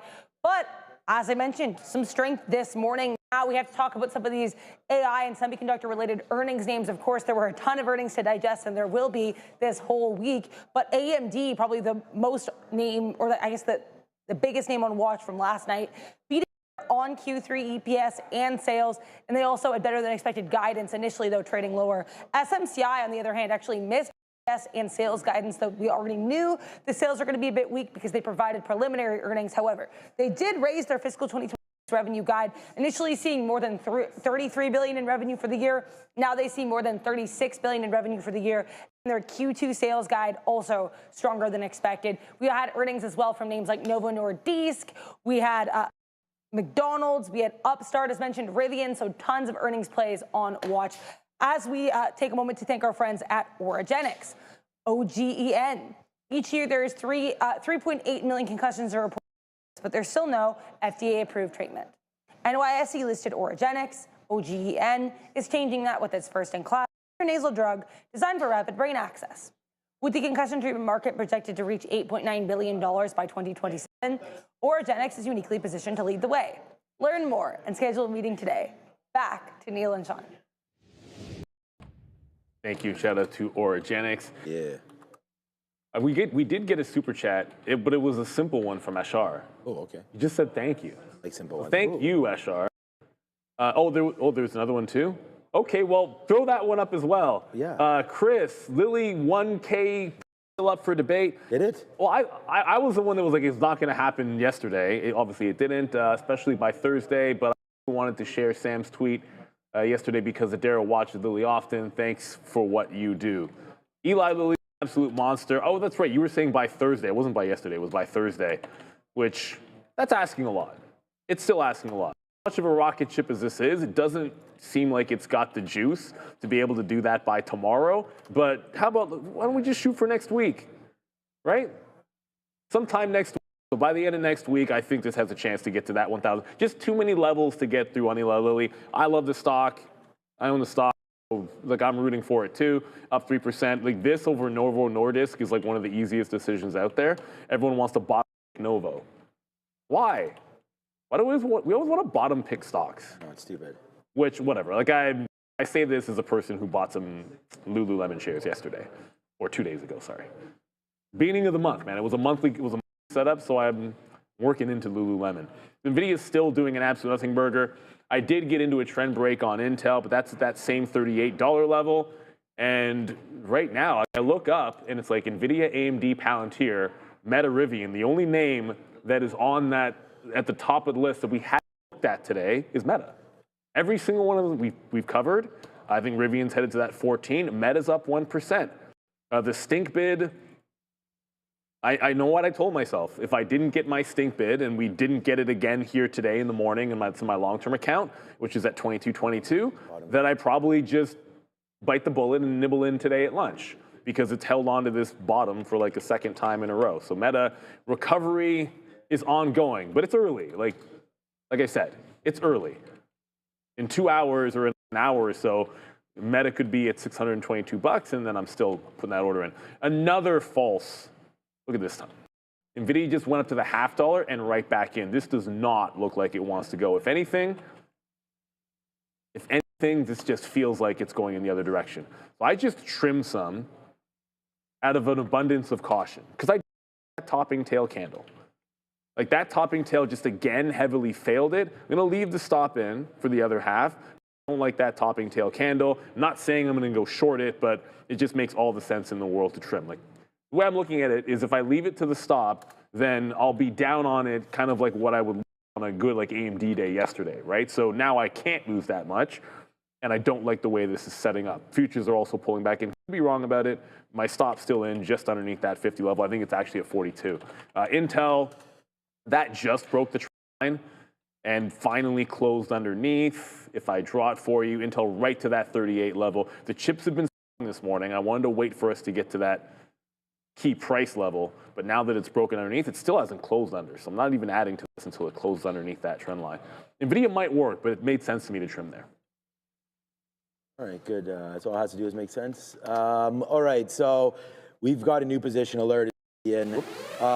We just went short 83s there. We got 76s for 10%, hoping for a downside push right now in Rivian, right? And so we'll see if it can come up to that. We did talk at 14, like we should have been sitting there, which we weren't, so that's kind of an epic fail. We're now back into Palantir, of course. As I don't want to leave this, I don't think there's so much upside to PLTR. We've only been sort of nursing this position a little bit, so let's offer 60s and take that right now on the upside here for the TQs. And there it goes, man. Blast City right now. This is $250 now as that continues to go. Maybe the Palantir bottom, it's not, but I'm already out of half of this. I was waiting for 180.50. It went to 181.50 basically and bounced. So I'm okay with this current spot. We'd obviously like to have more shares, but there it is again. It's back in. What's up? This is now into the dollar and change and still going, man. Let's offer a little bit more here in the 70s. Boom. There it goes. Yes. There goes Palantir. I'm waiting at 99s as well, just ahead of 184 to get out of another piece. And then we'll let it ride. Hopefully. This is already a sick ride. We're now $4 or $5 almost in. We've got 250 on this, 150, 250 on futures, 150 on Palantir. And so far so good, but DraftKings, sorry. Rivian did make a dip down. Let's put another bid there at 76 for Rivian. If it does come back in, I'm going to use a gateway where I can just get filled on. Let's go to 77, see if that ends up happening for us. But there's the Palantir. We get that fill at 99, and now we can just wait to see if the market continues its upside push. I mean, down 2% yesterday in the NASDAQ. So we're not making all that back. We're making just a piece. And let's see if it can get even better than what we thought right now on the NASDAQ. But those are a couple names. You know, I bought some Boeing the last couple days as well. That's still underneath 200. We're long at 203. So that's having a day today of nothing, not doing anything. Right there is Boeing. Other names that I like, we bought some Target. We've been buying Lulu for a while as well. So that's a good name for us. And then Apple was one that I was looking at throughout the day. And it's too bad because it's now above where we left. Bank of America was down today. And I saw, I think in our little drop down there that they're Investor Day. So Bank of America down quite sharply today. So maybe pick something up over here. Well, that's already at the 50? Yeah, that's the daily. Well, it's coming back in. Yeah, it was just there 3 days ago. But yeah, there's a nice little pullback in for BAC. So, you know, if you get some dips on some of these bank names, I really like the banking sector right now. So, all right, what's up, Adair? Yeah, the Supreme Court hearing here on with oral arguments on Trump's tariffs. It has started. I'm listening to it right now. If there's any market moving here, I'll let you know. But I think it's more worth noting that it's happening than anything else. Again, if it does move the market or if anything massive is said or argued, I'll let you know. Yeah. Again, thank you very much there, Adair, as always. I don't get anything crazy fast out of that. Like, when do we know these things resolve themselves quickly? My answer would be maybe not. But you still want to keep your ear to the ground. I was asked in the chat about reloading pins. I'm not. Like, it's not about reloading it. I'm not in it. Like, it was a scalp trade, if anything else, off the low, and it hasn't retested the low. It was at exactly $26 that it bounced. Like, the low of the day is $25.96. So at 26.25, that's like 1% off the bottom. So it's either holding VWAP above where we exited, and I can join there, or I wait for it to the low, or maybe it was just a one-off trade, and there isn't a second opportunity in pins. It's trending down. These guys missed top and bottom. And on top of that, if they sold Meta's report, and I know Meta's not the same thing as Pinterest, it's like way better, then why would Pinterest get bought up if Meta couldn't get bought up for a couple of days. So that, like, the SSR trade, gimmick trade, you're just looking for a mean reversion early. And I'm not married to the notion that that support level turns into like an automatic buy. Like I'm not buying Pinterest in my long term. This was although this was one of, like, I made like 3 or 4 like decent sized plays in COVID. This one was all, like you said, because of your wife. It's exactly the same thing. My wife was on Pinterest like every day during COVID, so I bought the stock, and hasn't done very well since. Like, to me, like, once this had the COVID unwind, there's been zero reason to it. There's been some takeout rumors, though, so I guess that's a positive potential catalyst. I don't know. I don't even know if that happens, but I'll say it because it's been out there before for Pinterest. That would be good for them. I think that would be their best case scenario, I think, would be to get some kind of a takeout. They still have a good user base. Obviously, that's got to be valuable to somebody. All right. Yeah, I would think so. You know, eBay's, Pinterest, like all these sort of, like, I could see it. Other kind of websites out there other than. I don't own the stock for that purpose. I don't even own it at all, by the way. Get it out of Yeah, I don't like the stock at all. But okay, so Rivian's starting to go back up. I'm going to try $13.95. We'll try half there and see if we can get something for Rivian. So if it does bump up, I mean, it's bouncing off right now 92. I could take right here. I'm just saying, why not just wait? If we get one more little push, there it comes right here. We should be able to short 95. Now remember where our out's going to be at 14. I just want to take a shot here. It's not a big, big shot. But if it does break 14, we want to get out. And even just one little break. I mean, the highest is 97s. So it's hasn't even seen this level yet. That's Rivian. I'm going to still sit out in the Palantir and hope for the best on that stock. We sort of talked about what we're thinking about there. And now that we're short at 88s, we could put a new bid maybe for Palantir or for Rivian. Low 80s, like if we can get like an 83 or something like that, that could be something. But there it is. Okay, well, now we don't have to worry about that because there goes hit the sirens, breaking back above 14. So that's fine. We tried that. That was a level that we had talked about. And I'm surprised Rivian's up here now going. So this was one name that, again, wasn't as hot fire there off of the earnings report. It was only up 4 or 5%. And then we were like, well, the expected move was 10%. Well, there it goes right now, extending higher. So wait to see if Rivian continues to break through. I mean, it's a great level 14 that it's holding. Well, just broke. So let's see if it does wind up going. But yeah, earnings plays. Look, I don't want to put too much into them. Like yesterday on AMD, it was too topsy-turvy, and obviously earnings are today on that name. I've stayed away from it. Yesterday, I didn't even really trade Palantir yesterday, and we're back on it on day 2. So I would just say, this is what happens on earnings, man. It sometimes can go its own little way, and we'll see if Rivian can continue. Hopefully it does, and we can bounce off 14, and then that is, our new support level. Resistance broken turns into support. So let's see if Rivian gives us, that 14 long now potentially. Yeah, that would be Rivian shorts crushed. Yeah, I was just sort of reading some of Sharif's note on Rivian because I was curious. I didn't see it in there, but I was sort of curious as to what they're losing per vehicle. 30,000, I thought. Is that what it is? It's still 30,000. Okay, so that didn't markedly improve. Because I think if that has a number that's not a 3, like a 2, or even like the teens, I feel a little bit better about it. That is a breakout on the daily, but without improving fundamentals, I don't know if that's the one I want to grab. Well, one of these two things is probably not going to work. Long NVIDIA, short Intel. And I'm guessing it's the long NVIDIA at this particular point. So Intel's pulling back into VWAP, but here's NVIDIA. This will probably, it's still holding on to this elongated bull flag, or whatever the heck we're calling it, this long consolidation. And it's been a while, but it feels like it wants to break back down in here. The market got to the NASDAQ got to 25.7 and seems to be curling just a little bit on the 15-minute. So in about 1 minute, this bar is going to potentially close with a topping tail. And if that does happen, I think you could at least pull back into the pre-market high or the volume-weighted average price. That's exactly what's happening also. And like I said, I had trimmed some. It then broke back out, went back in at that 200 area, and trying to just scalp this one into that first dollar. Only in these two names. Pins is still doing a heck of nothing. But I looked up and I saw a name on here, the visualizer, that we did not discuss. That almost every single day gets discussed around here, and I just typed in SoFi in the wrong order. So I almost it's something else there.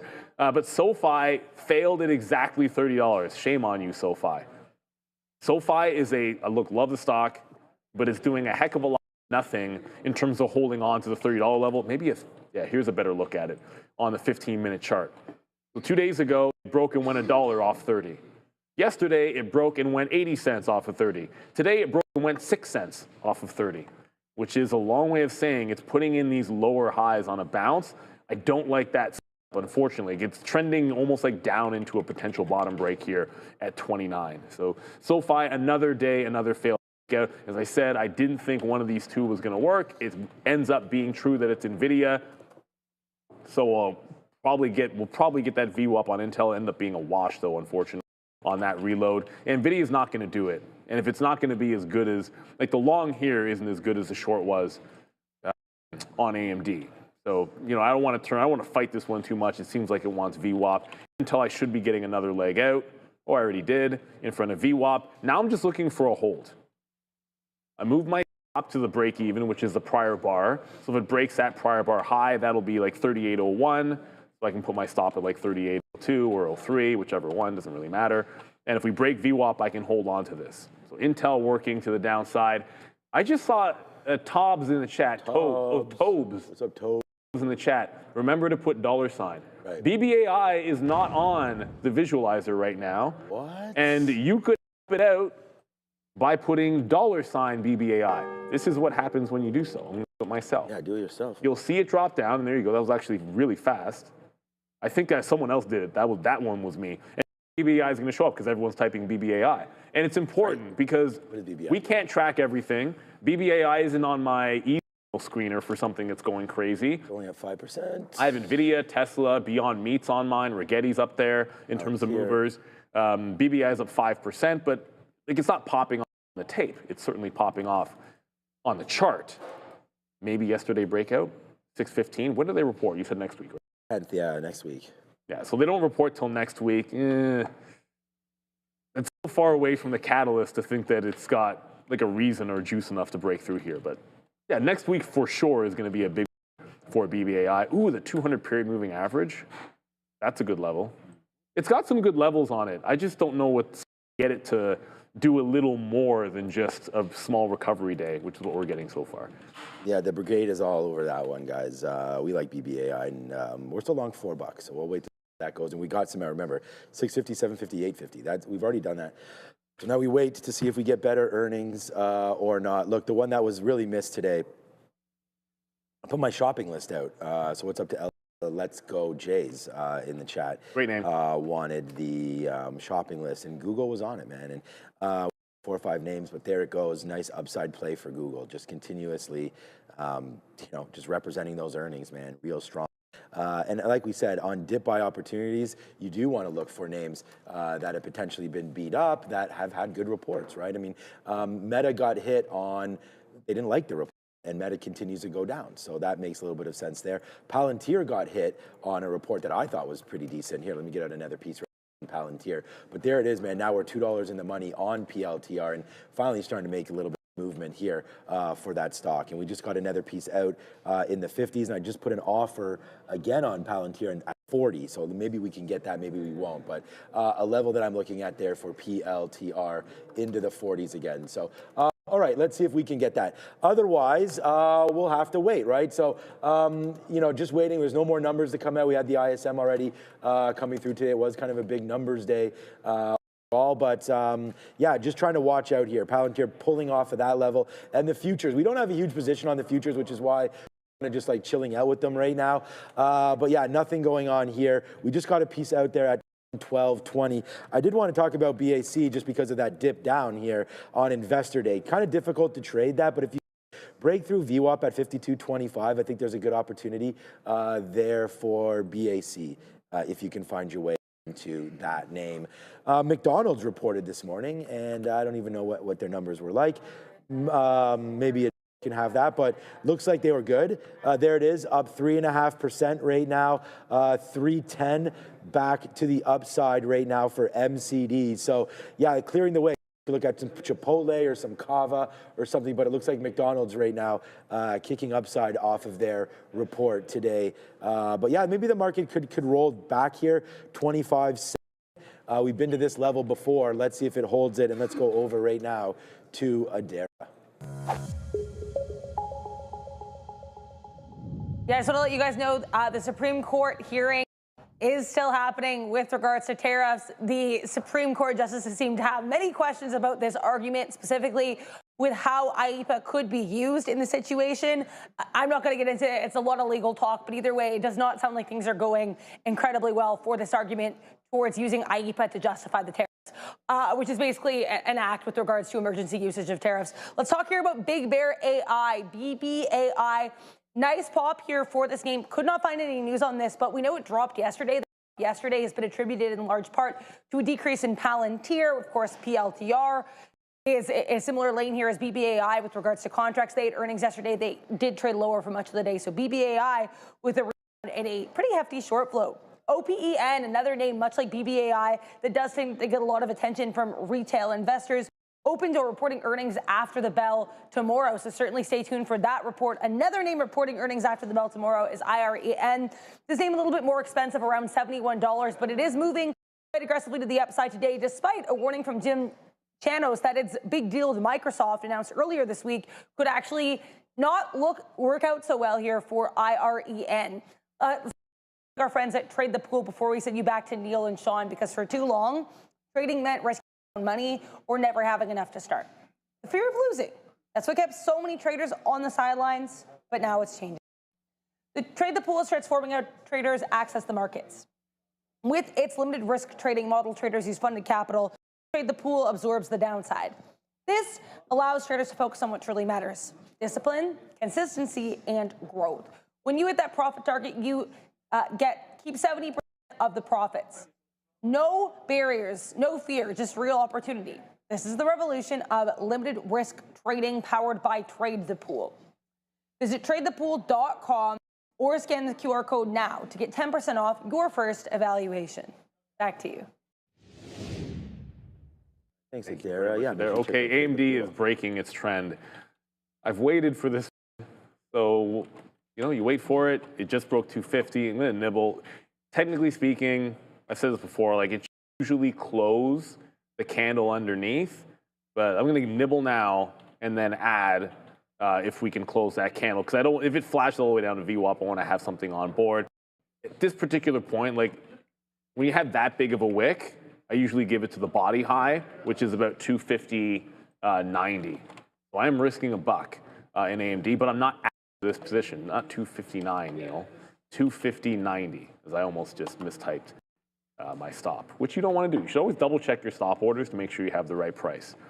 Trust me when I tell you that's a mistake you only want to make once, but most traders have made mistakes like that. I can be dead honest with you, like, oh shoot, why didn't my stop go off? And then the first thing you should do is punch out and then figure out why it didn't go off, because maybe you did mistype it. So if this bar closes underneath trend line, I'll add to it, looking for VWAP, which is pretty tight to the volume weighted average price, which Intel is trying to retake as we speak. I thought there was a second super chat that I was going to get to that we might have missed. Oh, there it was. Thank you. Was that Fabian or Andre? Andre. That's so fast. Why is UNH dropping so much after the earnings report? I think we have to remember that. Is it dropping? Yeah, absolutely. Like from a technical 100%. Standpoint, stock is in a downtrend. So look, the quality of the report notwithstanding, I mean, didn't Meta have a good report? It doesn't really matter. It went right to the 200 period moving average on a T. It has not been able to regain that since it got the dump in April. Like the April dump was breaking the 200 period moving average. It went. Now I mentioned that for myself on the swing trade, I would take profit into that, try to hold a third for it to break the 200 period moving average, but once it got underneath the 50, that was it for me. If my long was in front of the 50 period moving average and then it respected the 200, I'm out of that final like hold for the home run third. And to me, it's just a structural downward trend. Like down, it's been down every single day since it got to the 200 period moving average. So until it puts some kind of a rounded bottom, I just think it's in the short-term penalty box is the best way to put it. It's just, You know, like it wasn't a stock that was respecting fundamentals for a very long time. I don't know why we all of a sudden do so. I just think you trade it technically and go from there. And then you like anything else. If you're holding it for the long term because you think it was a good report, then you're probably not scared by that anyways, right? So I think it's a completely different. Taking advantage of some of these bumps right now that we're seeing in the market. For sure, as getting out a little bit there of TQs, as we just went back up to the highs again there, and of course we got out some more Palantir as that went back up into the highs. All right, did you say we had another super? All right, thanks. I saw Lil Mama. Thanks for that dollar. There, Lil Mama. Oh, actually, no. David, what is the width and height of the mega wall? 27 by 12. No, but oh, he wants to guess how many panels. Oh. Okay, good. You can guess. I'm pretty sure we already. I think it got said at one point on air, but if you don't know, then fine. Absolutely. Yeah, You said it was 27 by 12. 27 by 12. Feet. So then you can guess how many. Anybody can guess how many panels. Yeah, exactly. So go, David, and everybody can guess that. But if you know, it's a lot. Try to guess the panels. I think you can probably figure it out. Yeah. If you know anything about this kind of a system, but yeah, it's gonna be. Oh, there. It's yeah. Now it's like sort of that screen in there behind us. You get a good idea just by seeing, you know, these guys walking in front of it, exactly how big that screen is. So yeah, we're pretty impressed with it. And yeah, billions and billions. Yeah, that's Ozan got it. So Ozan wins. Billion. It's in the billions. So there you go. Congratulations, Ozan, for the winning guess. All right, so there it goes, man. Now more. $2 goes the dynamite here on Palantir and the futures. I just dip buys in on the TQs. We're not going to get there now. I put it down well, we were just there, but I was actually VWAP. I wasn't at the 50 period, so I was actually waiting down here just in case we broke through there. We want to buy strong names, and today the futures are strong. And I also put a dip buy also at 181.50 for Google, but okay, that's pulling back in, so maybe we can get that somewhere around here in between VWAP is and the 200 period moving average. So if we're able to get any sort of a dip buy opportunity here, I think that's something that we would support and cheer for. We did get downside trades in DraftKings over the last couple of days, right? I mean, once that broke through 30, sorry, then you've had this sort of a push, right? And right now you're trying to get back upside, it turning positive today. Let's wait to see if and when. Okay, now we're $4. We're $5 now as the Nasdaq gets to the highs on Palantir and on TQs. But I like breaking back above $30. Let's check out what Robinhood's doing on a day like today. I'm going to say Robinhood's like 4 or 5%, honestly, with what's been happening today. It's okay, so it's not almost up nothing. It's up 1%, but I thought it would have been a little bit higher. It's actually not even where it was at the open yet.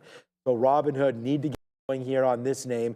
Thought it would have been a little bit better with this get up here in the market. I see Palantir going. You mentioned SoFi in and around 30. But that was weak. And I got to take some Advil because I have like a screaming headache. I woke up with a bad headache today. I've been, well, I know what my headaches are from. I'm getting like tension headaches because I have like really bad knots in my back and shoulder that I cannot sleep when that happens. Well, I'm literally, I can't find a good sleeping position. Like I'm waking up with the headache because I have like neck tightness. And I've changed my pillow. I've done like literally everything I can think to do, and it's like so frustrating. I have to try to find a different position. There is no Meta news aware of, JB, but Meta is on one.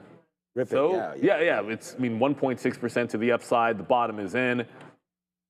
Well, I'm saying the bottom's in because it's held the low a couple of times. You know what? I should reserve that till it breaks out the prior day high. It probably needs to break 639 to confirm that you've really rounded a bottom and broken back out. So Kelvin, ETS, back again to cheer on the Meta Bulls. Sent the super chat yesterday, then the stock dipped. If this happens again, you're bad luck. We always have fun with this kind of thing, but always try to remember, the market doesn't care what we say and what we do, unless you fat finger. Sometimes you could fat finger, like I've done it before, and all of a sudden the market cared. I fat fingered into square in the first 5 minutes, like a couple of years ago, and for a hot minute it did care. And you hopefully it cares the right way. No, but it doesn't matter. The stock looks pretty strong to me. Like I intend on getting my dip buy in. It'll probably not end up being that 622.22. I'll more than likely cancel that in about 35 minutes or so, and just kind of buy it where it lies. Like that was the condition. So we'll see. It probably needs to break 639, that 640 area that I was talking about a bit earlier. But it's very, very strong here in Meta.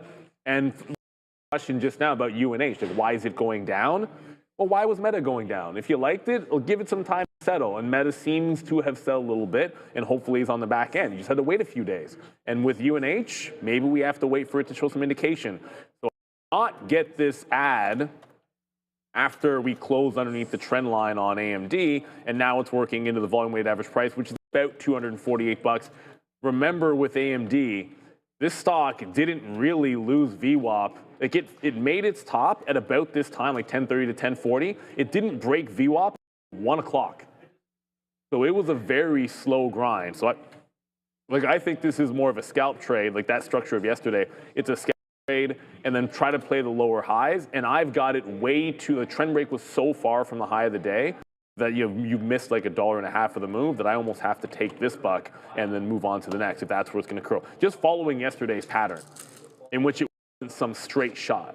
This was a trade it, reload it, get out, reload it kind of day for AMD. It was a very slow cycle to said downside. And the other thing I got to watch out for is a potential reload on Intel, but that's not yet. So every time I bid, Phil, there we go, actually got filled this time. You can get out in front of that prior level, 248, and then Intel, I'm looking for a reload as well. So in the same vein, Intel was a VWAP reload and short off this level all day long, but it was lower highs. So I want to play into those lower highs in the 38 level. Post up here at like just underneath 80s and see if we can't get, 30 even, I should say, in the 90s, and see if we can't get a refill into the volume weighted average price. So I had to be patient with this one as it continues to go. Eclectic Passions, what would be a sympathy ticker for SoFi? Trying to see where the sector is going. Sympathy? That's a tricky one because SoFi kind of would be like it's more kind like in their own it's more like world. It's a sympathy to maybe like a Hood, but then it's not like Robinhood because Robinhood offers so much that SoFi doesn't, and then SoFi is a bank and Robinhood isn't. I don't know that there's a clean sympathy play to SoFi that I can really think of. They're a little bit unique with the bank charter. I have to really think about that. If you guys know in the chat, like who do you guys think is the closest thing to SoFi? And like New, but then New's not even North America, so yeah, I'll leave that one to the chat because I really don't know. I don't know who'd you say? I can't think of it. I was trying to think about it as you were saying, and I don't. This is why I want to buy SoFi. I mean, New holdings, but they're not. But these guys aren't. No. Like they're South America, right? So, like they're not kind of. It's exciting. Not really. It's not Webull either. Webull. I really don't know. So we did get a little bit of a dip there. I mean, Palantir is now $3 in the money. Sharif, is it raining outside? Okay, I saw you with the umbrella. It might rain. Okay, good. Well, not good, but whatever. Good advice there. See if it happens. Hopefully it doesn't. Hopefully I can get to and from the gym before it rains. To and from right there. Just found out that my daughter will be filming something for the Toronto Scepters, which is the professional women's hockey league. So that's good. She has to miss school. Lucky girl for that one. Yeah, so there's 186 right there on Palantir. We took some out as it ripped up through there. So that's pretty good coming through. All right, that's that. Just a quick look here. Oh, we had yesterday, so some Fannie Mae and Freddie Mac maybe action today, as I just saw that they're upside. Not too much volume, but up 4% today. There's Fannie Mae. Again, another kind of pro-Trump play, as we've talked about bringing these names back and sort of trying to recapitalize for the government. But I don't know, like the housing market, I don't know how strong it is right now. We're in rate cut season, so that's wow. Palantir, man, we are long right here at 182. This is pushing 186 now.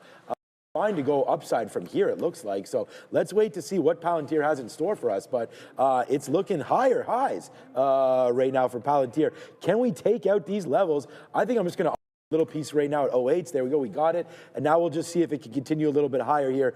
Palantir, man, almost going to go green now. Well, I mean, it's 2.5%, but let's see if it can get back up to 189. I'm going to wait, man. I was sitting here at the 50 period, at the 200 period of 187, but I'm just going to get out now as that was a nice little bump. We were just 185 and we bumped $1.30 there.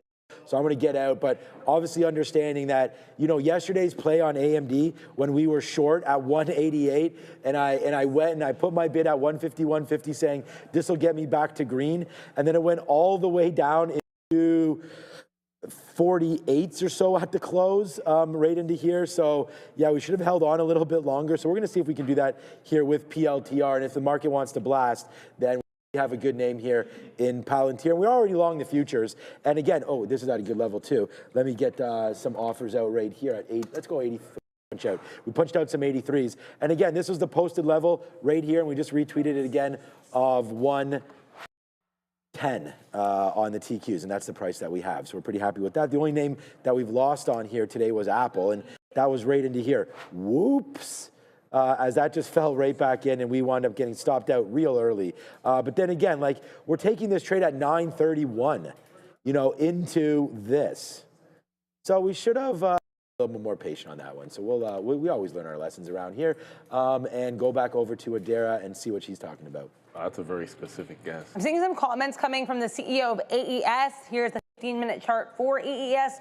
CEO of the company seeing 5 to 7% annual growth through 2027, and mentioning, quote, very strong interest from data centers. They're also apparently looking for bigger and more profitable data center projects. So this one in the energy and utility space seems like decent guidance from the CEO, but not really moving much on this. Just be aware either way. I'm also seeing, just to let you guys know, apparently the Air Force in the U.S. is launching or has launched a GT-254 nuclear-capable missile from the Vandenberg Space Force Base in California. So seeing here, anyway, the launch of a nuclear-capable missile in the U.S. Back to you. Figure out the panels. Right? Okay, so I have to put it up first. David, that is not correct. I won't tell you how close or far you are in case other people wanted to guess. It is not 112 panels. It's pretty far away. Yeah, like I'll say this much, is all I'll say. It's more than that. So it's more than 112 panels. Yeah, it's very far away. Yeah, that wasn't that close. But I don't want to give too much away. I just don't want people saying like 140 and like it's not. Here's, oh no. All right, now this has solved it. Oh, but there's one. You guys know. Okay, so you have to rewind it. No, because now you can really just do some simple math there, because you said what the dimensions were, and you just held up a panel that's pretty easy to see how the size might have been there. So but now people will guess it.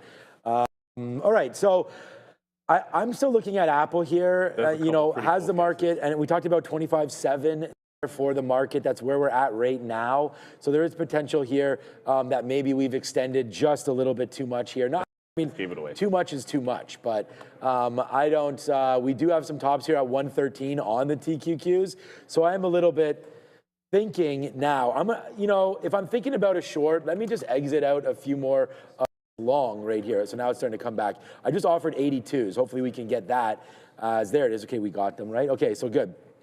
So we just got our 82. The reason why I offer on these stocks is because we get paid. So every time we add liquidity by just sitting here like at 77 or 76 or, you know, somewhere underneath the level ones, that's where we get rebates. So those can actually start to add up day after day, especially when you've already made 240 trades or so. So you got to be very, very specific. There we go. Like even on Palantir there, we just offered and got lifted out in the 70s. So that's kind of what I'm doing here, is just trying to watch out for those plays where we also get the rebates, because you can't trade my style if you're going to pay $3 or $4 every trade. Now I know that we've had That's also why you use ARCA.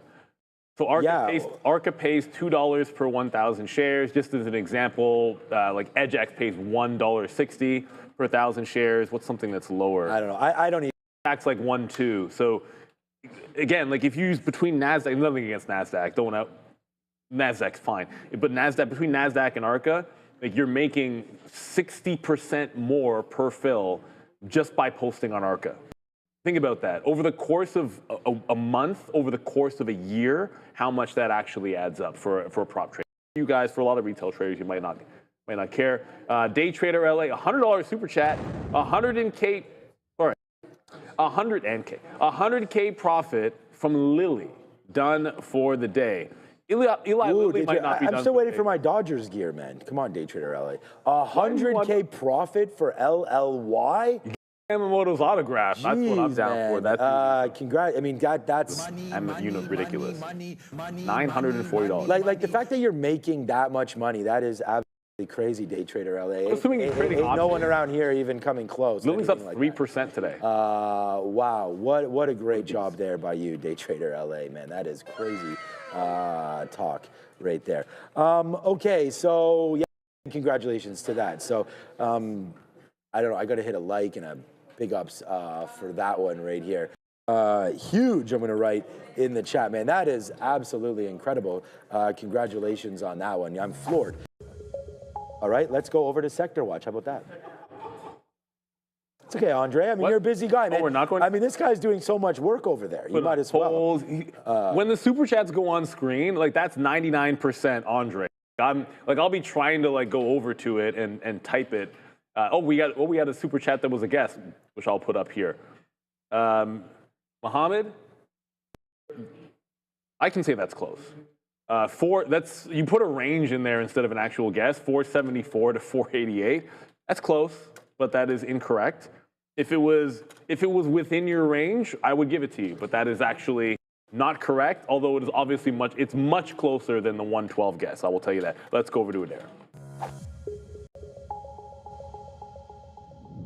Let's talk here about these sectors because there are quite a few that are really strong, and I want to point out producer manufacturing. We've got Caterpillar, LRCX, AMAT, GEV, ETN, all sharply to the upside and led here by a almost 8% move in this JCI stock. So great look here for producer manufacturing. Health technology generally weak, but we've got some standouts to the upside. Eli Lilly up 3%, right now above 940, and then we have Amgen up 5%, AMGN, of course, an earnings play. Got a lot of flat sectors too, though. Consumer non-durables not doing too much. Consumer durables, same, pretty flat here. Energy minerals, the largest names here are flat. We have some strength, including MPC. That's Marathon, day 2 earnings. Nice push to the side there.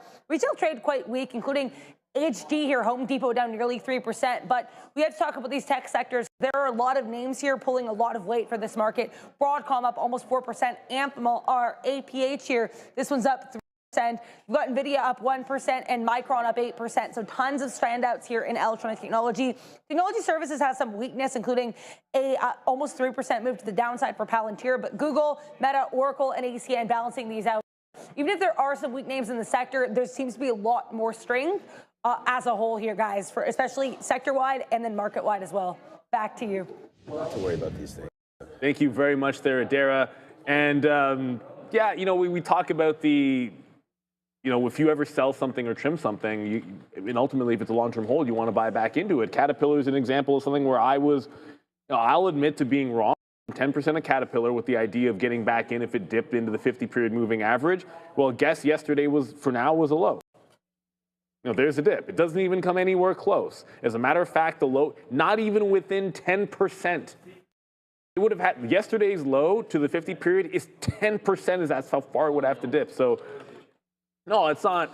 And it just turned to Sean. I go, well, then what do I do with that money? I probably end up throwing it into the index or something because I don't want to just have it sitting there. And that's what happens. GE Vernova hasn't dipped far enough yet, but at least I think I still have a chance to get that dip by. But Caterpillar, we might not. I love some Caterpillar. Eli Lilly, Caterpillar. Those are my 2 favorite non-tech stocks. It's not to say that they're the best, but they are. Well, I don't think they are. I'm sure there's plenty of other really good non-tech stocks. Lots of other ones out there. Okay, go. I just love both of. I mean, Walmart. But Walmart's not as good as Caterpillar. No, they're all good. They're good stocks. But I don't think they're as good. Well, now as, I'm trying to think of other ones. Exactly. I don't think. I mean, honestly, Caterpillar, and you 2 names. I mean, I like both of those names. I think those are great names that you could hold that give you a little bit of exposure. I would say, for me, I think J.P. Morgan. I mean, if you're going to get a bank. There you go. Yeah. I think if you're looking for non-tech stocks, the best bank, the best industrial. Yeah. You're not going to go wrong. And then the best, like not really healthcare, but in the health sector, I suppose. You can't go wrong with those 3. It's about not trying to go wrong in this environment, right? Because there's going to be so many opportunities to buy shares of anything you want. You just want to make sure that you make the right call and buy solid, good companies. And that's why I said, I was saying earlier, I did not buy SMR yesterday because I just felt like it wasn't the right time to buy that stock. And then today, SMR is rally. Like, you don't know if you could predict tomorrow brings, right? I mean, that would be worth everything, because I don't know. Yeah, we know the sun will come out. You know, at the end of the day, like, if that market continues to bleed today, which we didn't get a great report from AMD, and AMD was down to 238 last night or something, was maybe the low, bouncing now completely up to $10, still down. But yeah, you did, you know, if you're going to think, yeah, even lower than that, 237, if you're going to think that the market was going to bounce today, then yeah, you would wanted to buy some of those kind of names. Palantir really hasn't given juice that I thought it would have given today, considering that we have a rocket market. But we're almost out of all of these. We've done really good to get out of these names here today. But for right now, Palantir still waiting for me anyways, 187. That's going to be the futures have been everything for me today. So I'm going to take another out right now, actually, in the futures. And yeah, everything, what I mean by that is like, we lost on Apple. We're going to make, you saw the Palantir, and this one was just the call that's sort of holding my day right now on the TQs, because without this, oh yeah, and we lost on Rivian, which, by the way, Rivian, like, wow, you know, congratulations to those traders there, because this is a name that really got going good, man. RIVN right here into today. So big name alert here. Rivian continuing to work into 1440 now, up 15%. Rocket ship. Rivian's proving to be here again today. So a big shout out. We had Randy came on. He liked what he saw there on Rivian, as I'm sure many of you do as well. So yeah, good little. Still a 15% short. Yeah, 15% up. Remember, like, it was underperforming what the move was initially, right? What their expected move, but now it's doubling it. You know, we had about an 8 to 9% move expectation there, and Rivian was only up 5%. So that's what really scares the shorts. There it goes, man. Yeah. Now it exceeded that, and now I think this is a short squeeze on Rivian. And I don't even know. Let me just double check here. It's only 10:46. I don't know if we saw what the short float was on Rivian. I thought it was 15%. I was going to say, I think it was in the teens. You checked it already? I just that in memory. Oh, you looked. Okay, so 15%. Yeah, so there it is there. 15.5% for Rivian. So that's enough to get it squoze, especially when you're doing 30 million shares. So there goes Rivian. Big trade alert there for anybody that was able to grab that long. And we talked about we didn't want the long until 14. So we shorted it until 14. But on that pullback right into here, that was a good long. Breaking, coming back in, holding, and then going. So it comes and holds 90s and again. That second area right there, like that second take of 14, obviously easy to see when you basically have 20 straight up candles here. But yeah, that was looking pretty good, man. Congrats to the Rivian longs. We're still out on Palantir, man, and hoping that can get going. I did see Microsoft flash on some scanners. Did it have a move dramatically one way or not, or the other? Okay, yeah, so I think it just VWAP scanner. So yeah, huge pull back in here for. So what's up with that? Right now coming back in. It's the Meta day. A lot of people worried about Meta, and I mean, Meta continues to be one of those good stocks on the rebound, right? 637, it touches, what, 623 or so? Right, 625, it bounced off there again. That's 2 days in a row, same level bouncing off of for Meta. So I don't know if we put this one up, but if I said that a few days ago, I don't recall saying that. That's not correct. However, it's like close enough. The guess, Mohammed, yes, now saying 478. It's close enough that it could have been misheard. Well, that'll be. There's Palantir. That is obviously very close, but it is not correct. That is not the actual number. But appreciate the super chat. But it's lower than that. No, it is lower than that. But we just got 187s right there on Palantir, so that bull keeps on kicking. Palantir to the upside. What I don't understand, well, I guess I should understand it, is NVIDIA is breaking higher, and AMD felt like the right decision to get out of the short. As the market's going higher, it's continuing on that downtrend. So the test of the high, the short might not be the thing. It might actually just be that 250 level that we were in it before. You might just want to respect that. NVIDIA, strong relative to the name that's trying to, it did go green actually. AMD did get to green and is now underneath. I think it's on the back end of the trade where we've got NVIDIA strong, market strong, AMD was good. I mean, like, they beat, their guidance was beat. The only thing that was a slip up was the margin, like their margin guidance was in line. That's probably the only thing that was bad there for AMD, but it's expensive. So maybe that's why it's sort of selling off relative to the market. I would love to be able to get back in at that lower high. I had it before, but that might not be an option. If it ends up doing what it did yesterday, when it broke VWAP, there were retests of the volume weighted average price to try to get back in. So unless it's going to give me some lower highs to work off of, I might just have to short that one underneath VWAP. Weakness and strength is something you want to play into. I did that with Intel here. Every single time we got in, it didn't really fall through. Didn't fall through. And then we finally got the top there at 38 after getting out. And now it's putting in those lower highs.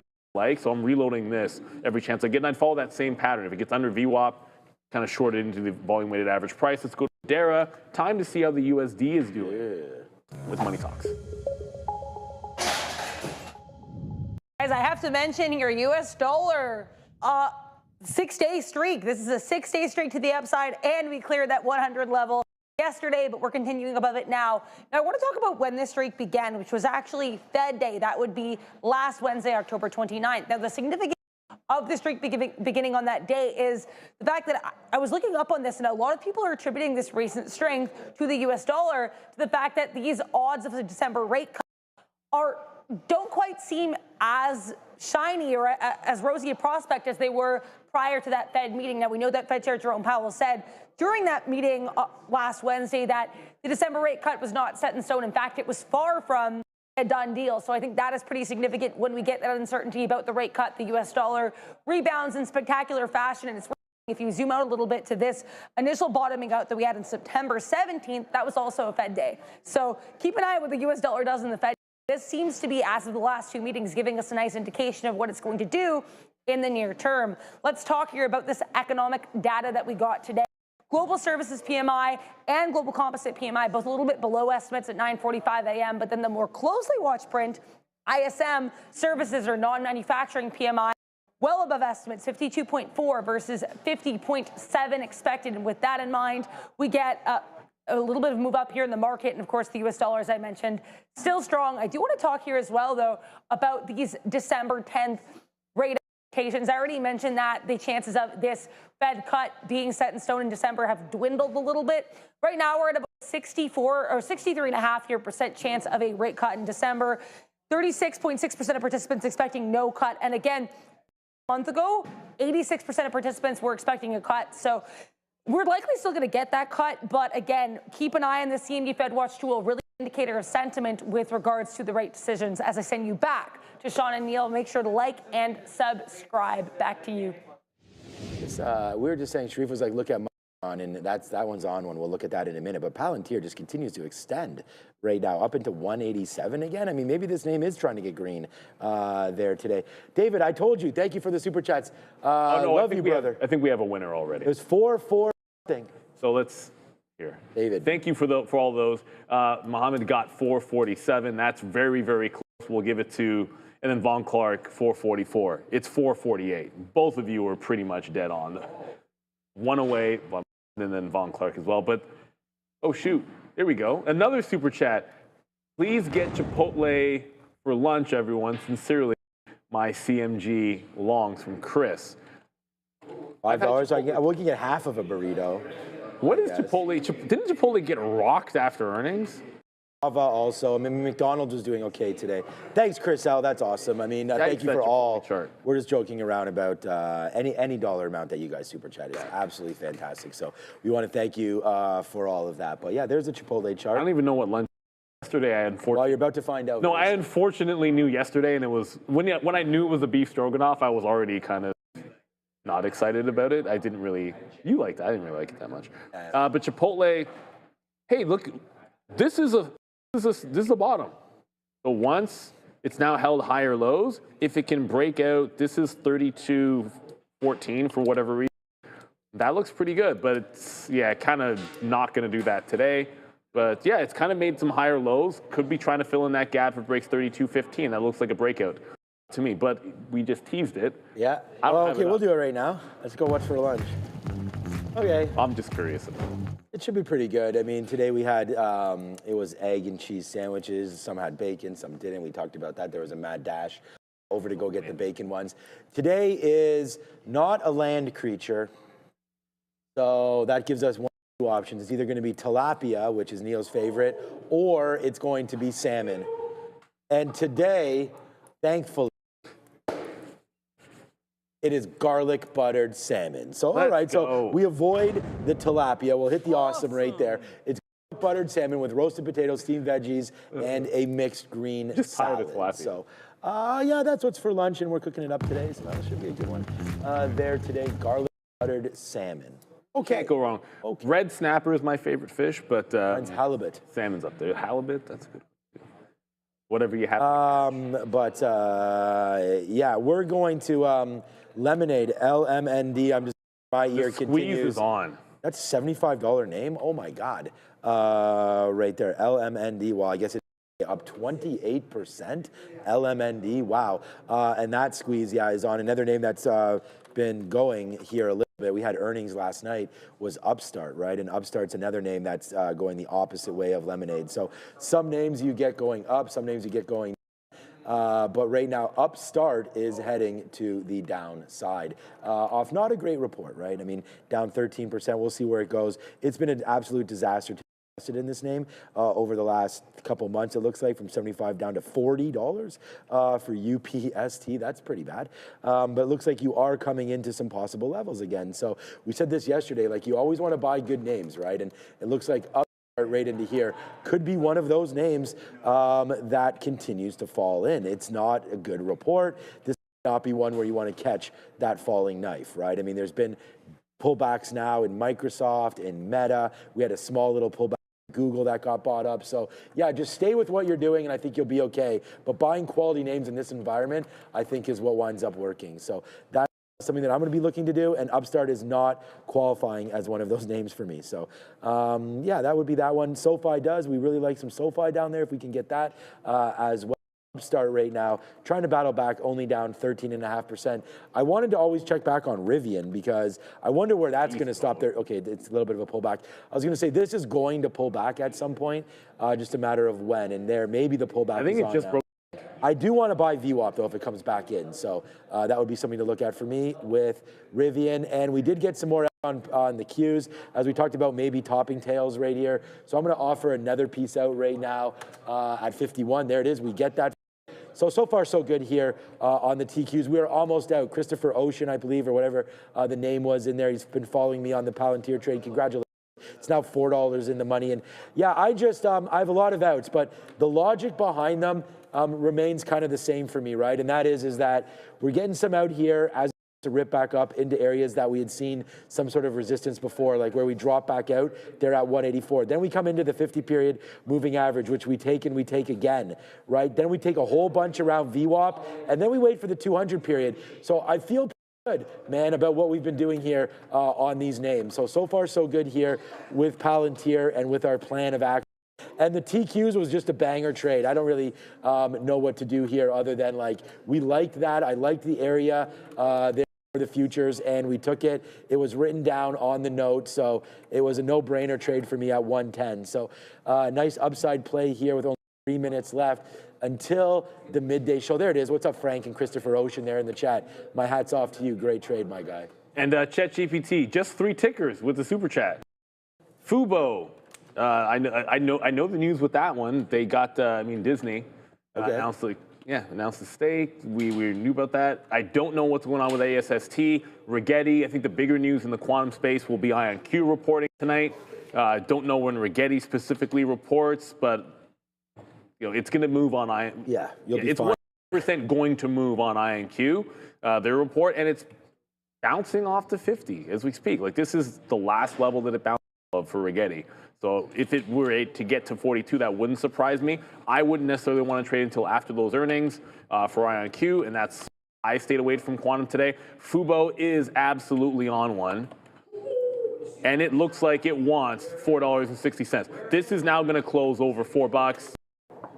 Knock on wood. It's half the day to go. I shouldn't have said that. And the 50-period moving average if it closes up here. So that's a good look for Fubo. But when you pull up Rivian, or at least you mention Rivian, I pulled it up, and that's an all-day trend break. First thing I looked at was, I looked at the candle. I was like, that's breaking all-day trend. That is true. Saw it close. Tried to get the top of the here. If I can, that's just in front of 14.3. And the trend break into the volume weighted average price, just a setup that I like. As we see it, AMD bounces clean off the volume weighted average price and heading right back into the highs. So they're buying it up. It's back to green after earnings. Like a lot of other names, I mean, the dip buy yesterday was at least yesterday. Today, the dip buy was 9:30 for the depressed earnings names, and you're jumping right into the top. If I short this, it's got to show me something at 252 as the market wants to try to blast in here. Hopefully we got to all. I know we missed a few super chats online, but I think we covered most of all of them with only about 30 seconds to go here. Although I've seen now twice. I hate to call people out for this, but if you want us to cover a small trader risk, make sure you hit $. Type the $sign in there, because otherwise DraftKings has no chance to get on our stock visualizer. That's what it's got. No It's got no chance in hell. That's what you got. You don't see DraftKings on here. I see Fubo. I see Alphabet. I see Palantir, Nvidia, Meta, AMD, Tesla, all names we've talked about. But you're not going to see DraftKings unless you type $sign and get on there. DraftKings breaking low of the day as we speak. I don't know the specific story here, but it's been in a downtrend, so it could just be that. All right, see you later, everybody. Good show, Neil. Thank you for watching again. Good show. Thank you, Adair, for everything. Thanks, Brendan. Over to Sharif and Joe. See you guys at 2 p.m.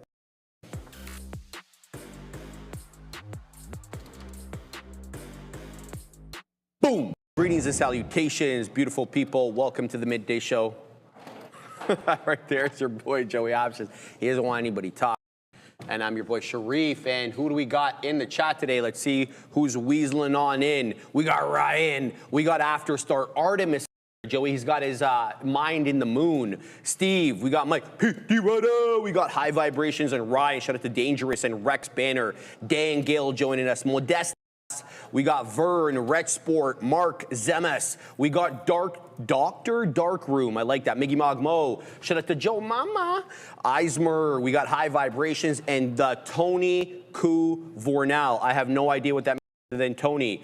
Daniel, we got Ed Miller, YV. Shout out to Party P. Get it, Party P. We got Rook 78 and Krishan Dookie. Tony. We got Jay. We got William Randolph. Shout out to Joe McFarlane, Eric H. and Joe Staniak. I think I said that right.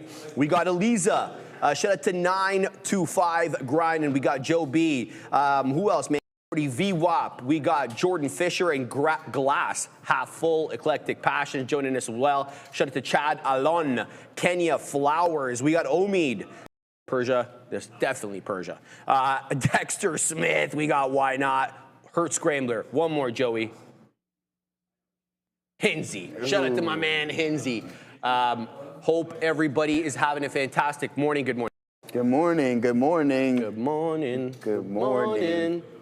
All right, guys, screen, please. Thanks, Assassino. There you go, bro. Meta. 1, 2, 3. How many dollars? 4, 5. That's crazy talk. 7, 8. Crazy. And a half.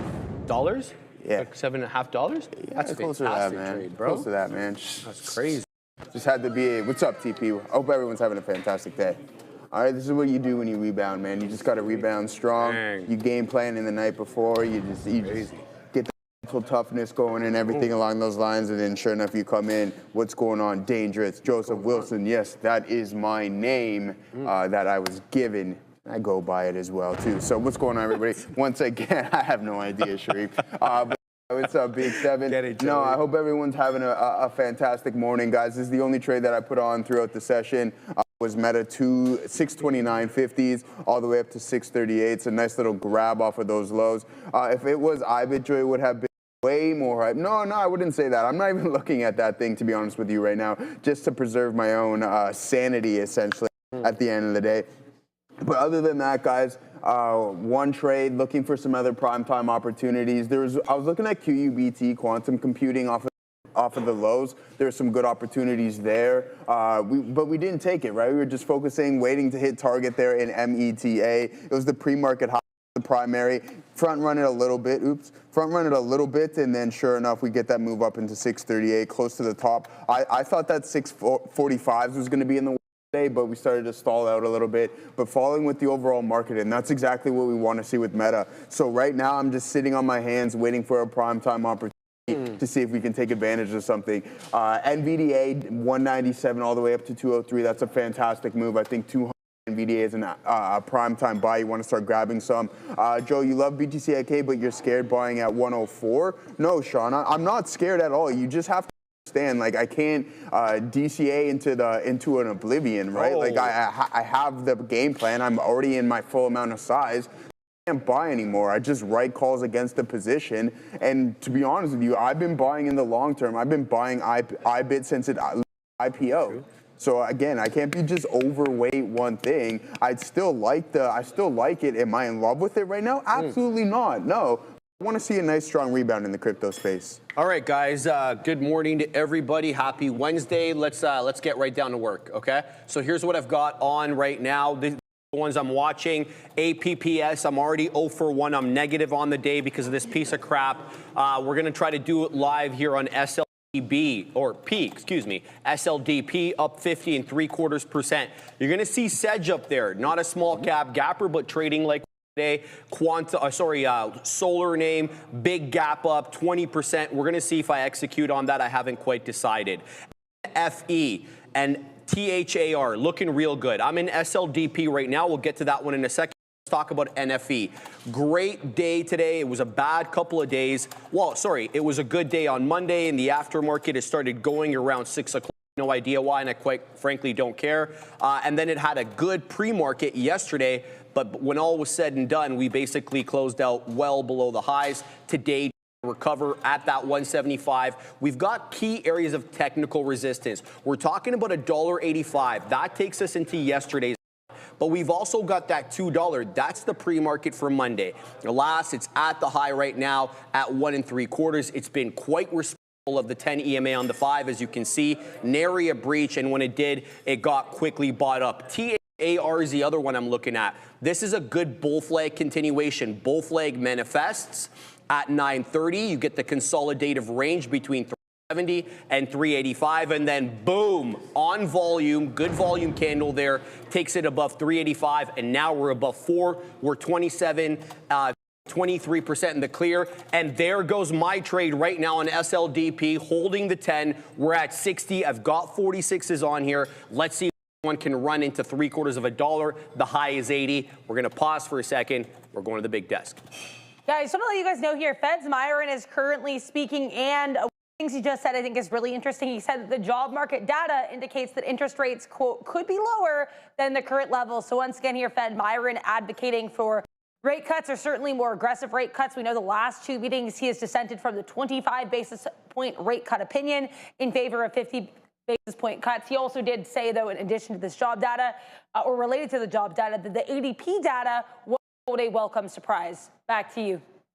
Good stuff, good stuff. You got anything going on there? Yeah, just responding, sorry, to their Rex Banner. I just responded to. So what else we got on? We got on DTCK. You guys will obviously remember this because we've been trading it every day this week. On a third day with higher lows and higher highs, it's not rocketing up in the way that it did yesterday or the way that it did Monday, but it could. It's got a decent amount of volume, not the best that we've seen certainly this week.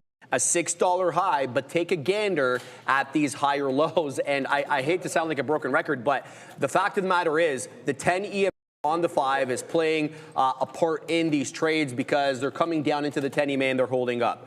So that's what I'm going to be looking at. DTCK as well. And then a couple of other ones here, Joey. SOLS, a bit more expensive. It's trading at around $48, 49.70 high. It looked like a buy program to start the day. And then as it typically does, as we get into around 11 o'clock, the buy programs got shut off, which is fine, right? Because we it a little bit differently than we would have.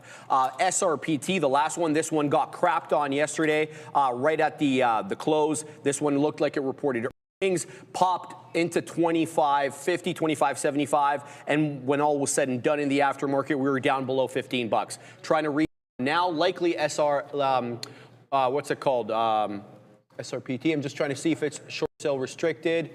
Give me a second over here. SRPT should be. Just want to make sure that it is not. Actually, it's not showing me short sale restricted. Okay. In any event, 1855 high day, Joey. I'd buy this at around 1780 because that's where VWAP is, and that's where the implied balance open high is. Beautiful, beautiful stuff. You know what movie this is from, Sharif? Scared of who? I ain't scared of nobody. Who's scared of you? I ain't scared of nobody. What happened there? Who, man? Who are you Coach talking Carter, to? man. I thought you were talking to somebody. I couldn't see. Yeah, it's scared. Neil understood. I have no idea. Who's scared of you? I ain't scared of nobody.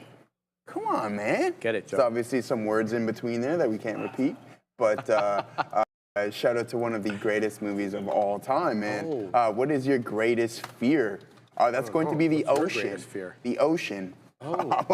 Any question. I do not. Ocean? Yeah. Can I ask why? Sharks, man. Sharks. It's that simple. Like, But what if we're in a non-shark area, Joey? I still panic a little bit, you know what I mean? But Is it because you can't see what? Yeah. Oh, 100%. Yeah, I respect that. 100%. I respect terrified of that. But no, serious, guys. Let's get over to some things here. Hold on, Assassino. Let me pull up other things. Oh no, that's not what we wanted. I know, Mike P. You in the ocean essentially, but what we're gonna do and what isn't in the ocean right now is the top performing sector. Because we're going to see a little bit of green on the day, guys. At the top of the list, we have the energy sector up roughly around 9/10, a little less than that. The technology sector, technology. All right. Tech sector is up about 6/10. Communication service, just a little bit. 0.5%. The bottom three is going to be the healthcare, real estate, and consumer with a respective 0.16% down, 0.34% down, and consumer staples 0.5% down. So yeah, that's what we're looking at, man. Now it's just absolute sniper mode considering the trade put on today. This is what I was looking for. I literally sat on my hands for some time and I'm like, you know what? Joey, how many dollars did you take again? One. Just remind me. Yeah. What? 2, 3, 4, 5, 6, 7, 8, 9. Oh no, George Washington is absolutely jealous. That's a great trade, brother. I appreciate that, man. Grew up with the ocean. Yeah, I know you guys are traumatized by jaw heavily. Yeah, I know, man. Like, so I'll swim in it, but I don't go deep. I think I told you guys this story. I did the most sketchy thing in Trinidad one time, and I swam in this cove. For all my Caribbean people, and you know what bacon shark is? Or all my fellow all my know what bacon shark is. Anyways, I'm swimming in the cove Maracas, or I believe that's what it's called, Maracas or something, and pure murky. And I decide to swim across this cove where they catch the sharks to make the food. Right? Why? I don't know. But I swear, after I thought about it a little bit, I'm like, man, I'm so fortunate to not have got gobbled up. Dude. But yeah. But most sharks don't look at humans as food. No. Most of them, but aggressive ones like tiger sharks, bull sharks, tiger shark. Yeah, big time. They got those over in Egypt. Those, man, the Red Sea, baby. Not so much in the Mediterranean, Joey. You don't have to worry. But if you go East Coast, where El Guna is, Garda, Sharm el-Sheikh, all those areas. Going to it there, but don't forget, fish are friends, not food. Adair, what do you got? More comments from Fed's Myron coming through here. Fed's Myron saying that if tariff income if tariff income went away, it would bear on the Fed policy. Now, this is significant because, as we know right now, I've been listening to it for the past just over an hour now. We have that Supreme Court hearing currently happening, the oral arguments anyway, over this tariff case for the U.S. So again, Fed's Myron saying that if we lose that tariff income, that could impact Fed policy. He said, though, generally that his projections are, quote, not that different from others on the Fed. He just wants to get to rate cuts faster than other Fed. So again, Fed's Myron still speaking. I'm keeping an eye out here, and I will certainly let you all know. Back to you. Joey. Mallorca, ecstasy in motion. Whoa. Oh yeah, that's a said classic. Mallorca in the chat, yeah, and man. being ADD. That's a sick song. Why swim with the shark? Eat, brother. Little chum in the water. Yeah. Anyways, aside from that, guys, let's get into these markets. Talk a little here. To be honest with you, I've taken a couple looks at the crypto space today. I told you we're just going to keep an eye on it. You get up and pop up into 58.95. Let's unlock this here so we can see exactly what I'm looking at. We have a bunch of names across the board. That's going to be the TQs. Obviously, the SPY went out on that. This was a really nice print on QUBT off of those lows. Get that pop right through the volume weighted average. Starting to come back in. Let's get that off the old screen ski there and see what we got going on with advanced micro. Yeah, it's pure psychology right there. Yeah, we don't want to keep an eye on that. But no, in all seriousness, guys, sold those 69. I think it was 67 calls. Collected almost 60% of the premium right now. So if I close that up, I can just roll those over to 65s. So literally, I'm hedging against my 65 calls. But once again, I get to collect $70 per contract, which I like, and I have 6 of them. that adds up really, really quick. So I'm just hoping, I think at this point, even though I have a lot of time, if I do get to the break even, I'll my position a little bit just in case we just get that retest that Neil was talking about this morning, because that's essentially what I'm thinking about. You get the breakdown and then you get the retest of specific levels, and I think that's going to be a little bit of my out. So crypto-wise, I've been printing on swing. CRT secret. Okay, I like saying that. W Buffett number 1, RIVN. I know that's you, bro. Don't think you can hide around me. I know exactly, because you type the exact same thing all the time, and I know you're printing on the shorts or on the longs, my friend. Rivian, really nice play from $13 all the way up to $14.43. Now, I'm just in sniper mode looking for some primetime opportunities. Our seller's going to step back into the session. Maybe, possibly, I like our chances considering how aggressive the selling was yesterday.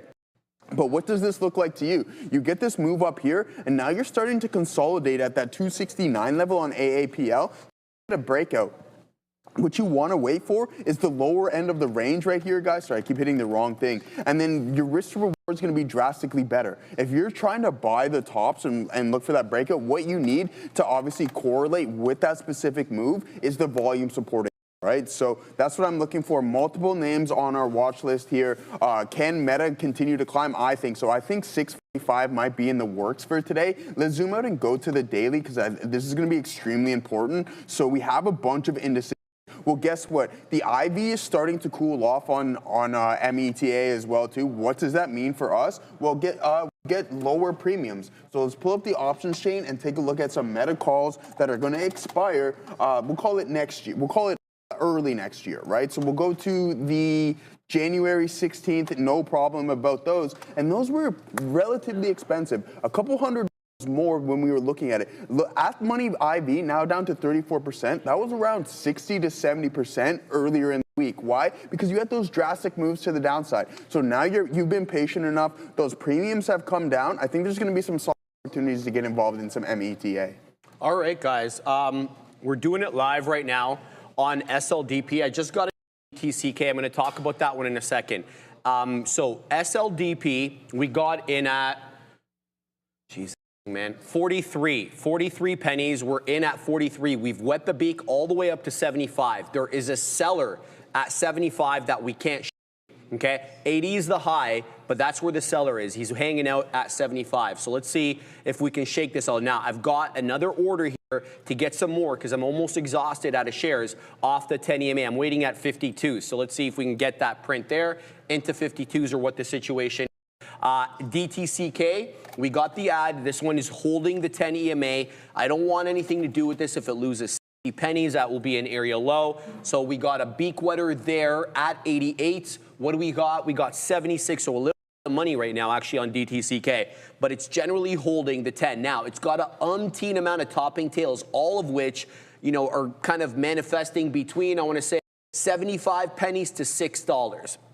So let's see if DTCK can hold the 10 and make another attempt at $6 area, packing the patience there. Let's see what we get on this one. So let's see if we got the fill on SLDP. Yeah, we got the 52 fills. It's going to have the 10 EMA, and that changes our cost basis a little bit. So let's go ahead and post now that we've got some more shares on here and see what we can get on SLDP.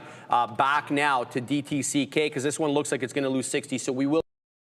That's actually the first time it loses the 10 EMA on the day. A little frustrating there. It might have been a little liquidity grab, finding some support off the $0.50 and into the EMA. I want to watch this one a little bit more. I could pick this one up at the third of a dollar, which is the volume weighted average price. So we'll give back a little bit on that trade there on DTCK. NFE is another one that I'm keeping my eye closely on here. Not a rocket ship or anything like that, but a very respectable trend. 178 the high. Most of the prints find support at the 10 EMA on the 5. Just basically my normal trade, but it's all gas, no brakes right now. Where the hell is my THAR trade? There it is. Look at THAR, man, bull flag continuation into 417, very strong at the high of the day right now, 28% and change. This one could be really interesting if it comes back in defense 4, especially if the 10 EMA moves from where currently is at 395 into 4. Then you have double the support area. So I want to put something here, near that $4 area. Maybe we'll wait at 3s to front run it by a shekel or two on THAR. I want to get in, but it's not really my style to want to punch in at high. So we'll wait for maybe a retracement into that $4 area, and then we'll see what we get there. SOLS, I talked about that one, a bit more expensive. Don't really want to get into that one right now. But it does have a good looking pattern, man. So I might have to rethink the hold off the 10 EMA. Generally, it's being bought at around $48. It does wick down. Look, and now it's making new areas. SOLS could be another attempt here, could have another attempt at $50, $49.70 high, more spready. Make sure you're taking that into account when you are trading it. Roland, Sharif, how do you switch tabs on Windows Smooth like that? All right, here we're going to show them. Show me. So, window, tab. Window tab generates this view here, so you can create desktops. You have virtual desktops. Joey's only got one on his. I've got six, so that I can have 6 different trading screens. So the way to switch between them, Control, Windows, and then the arrow button. So you can see how I can do that. So the way to add the window is Windows tab, and then you add new desktop right there, and then to switch them, Control, Windows, and then the arrow buttons. I hope that helps. All right, Joey, what do you got? Same thing, man. We're just posted up right now. We're being patient, waiting for some quality opportunities. I was thinking in the meantime, guys, we go through some option strategies or something along those lines until I find something. Let's pull this up. We'll turn on our good old strategy builder there and think about, hey, what are we looking to here with Meta? Because I know a lot of individuals want to get involved with it, whether it be via the options route or anything along those lines. But if you're looking at this and saying, hey, well, this is going to be too expensive for me. Well, let's break it down. Let's create some some bull call spreads, right? Let's get involved in that. So we're going to build an at-the-money strike here, and we're going to just see what this is actually going to cost us at the day. So essentially, let's go over to our strategy. We're going to do a vertical spread over here. Boom, boom, boom. All right, thank you. Get that out of Get that out of here, man. All right, so here we go. We're going to have to scroll down. Come on, get out of here, man. All right, cool. Good stuff. Clear all legs. Now we're back to our vertical spread. And let's start it off right here. So we're going to start with that at the money, 635, and then we want to hedge against our position. Why? Because we think it's a little bit too expensive and we don't want to pay $4,300 for this contract. So what can we do? Well, we can go up to the 700s, or we can delta metric that we like a little bit lower, so it doesn't cover as much, but it's clearly not as expensive. So we'll go to 7.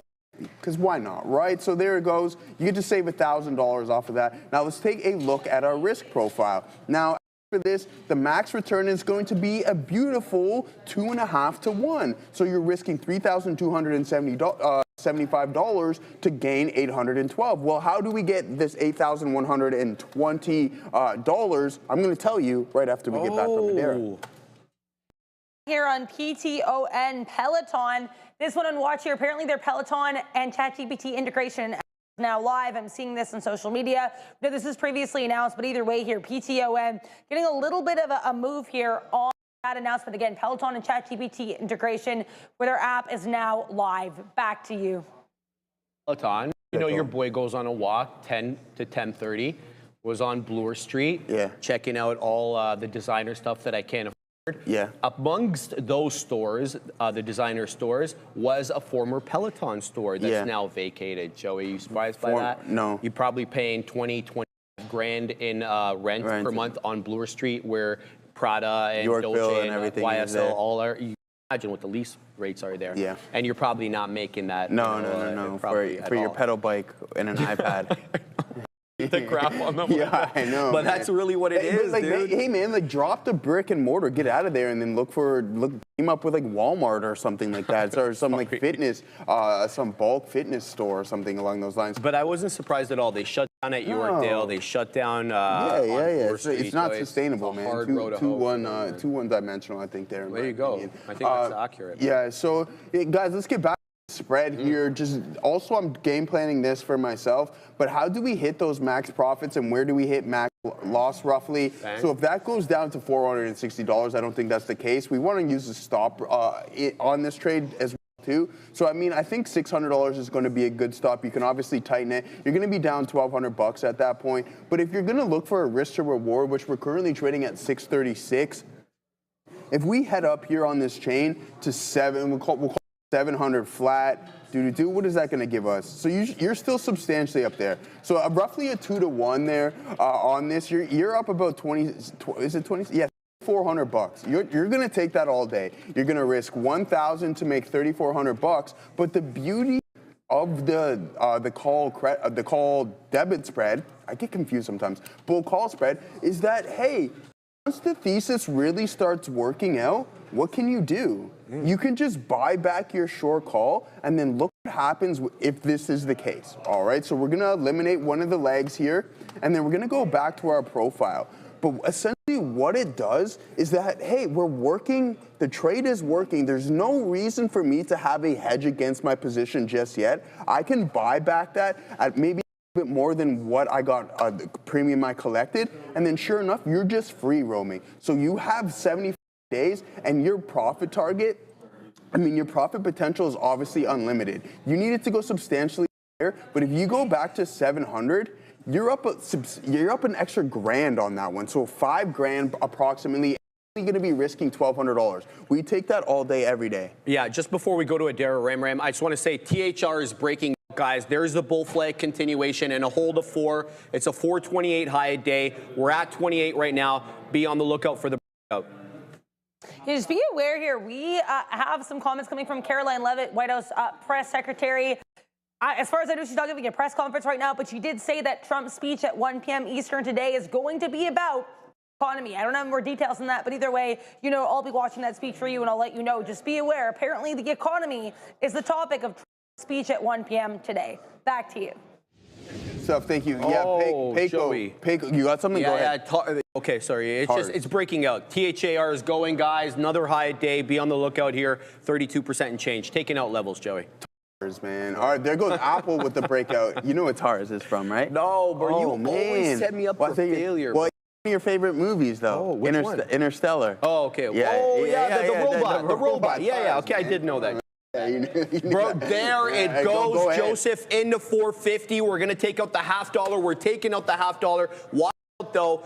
Big sell order coming in there. Nice move on THAR. All right, 453 high a day. We're 45s right now. Keep your eye on this name. The volatility is now picking up. It looks like someone got squeezed out of there because it was an aggressive move to the high side. I think somebody got caught short, and now they're getting right back and down we go again, Joey. Right back. Topping tail candle now. Be on the lookout here for weakness on THA after that topping tail. Sorry to interrupt you, No, man. Keep going ahead. All right. So, the market's breaking out. We got Tesla heading towards opening price. We got Apple putting in a new high of the intraday session. We have NVIDIA still holding on. The Q's put in a new high of the day. SPY. Everything those lines. So let's take a look at some of the sectors. Why is SPY super hot? Let's go take a look at XLF. How's XLF been performing? Potential breakout there. We like that at the top end of the range. And this is what I was talking about on the bull with Apple, guys. We're not going to call it, maybe we can, but whatever it is, a channel, bull flag, whatever we got going on, this consolidation, you have the lower end of the range. It touches it. I don't like her. What is she? Here, bro. What is she? She said zoom in. She can't see. How do you? Okay, sorry. Well, sorry. All right. Look, I live in fear of Ram. So that's your biggest fear. I constantly live in fear of Ram. That's your biggest fear. She's like 4'1". Ooh. And that's crazy. That's crazy, man. I'm just joking, but I live 110 pounds of just pure attitude. Always mean. 110 pounds. Constantly mean. Yeah, you know she dunked on us yesterday? When we were doing the 6th, 7th day or the day before or whatever. She's like, now that you guys are doing it, it's not cool. Once old men start doing it, it's probably like, yeah, all right, thanks for being at the end of the day. All right. No, but in all seriousness, guys, yeah, exactly. He's like Milo. Like, Milo tries to act tough. I'm like, bro, you're not tough. Like, get out of here. You know what I mean? You weigh 12 pounds at the end of the day. No, but in all seriousness, guys, bull flag breakout there on AAPL. Heading towards this pre-market high. I think this can be in the world. This is what I was talking about. You want to see that volume supporting that move, and then we got it. So keep an eye out there. And I want to keep my eye on Tesla as well, too. Okay. If this breakout's going to be sustained, volume slowly starting to pick up, that's positive. Dare I go there? Yeah, let's go check it out, see if this is participating. Ooh, a nice hammer candle right at the volume-weighted average price. Am I intrigued?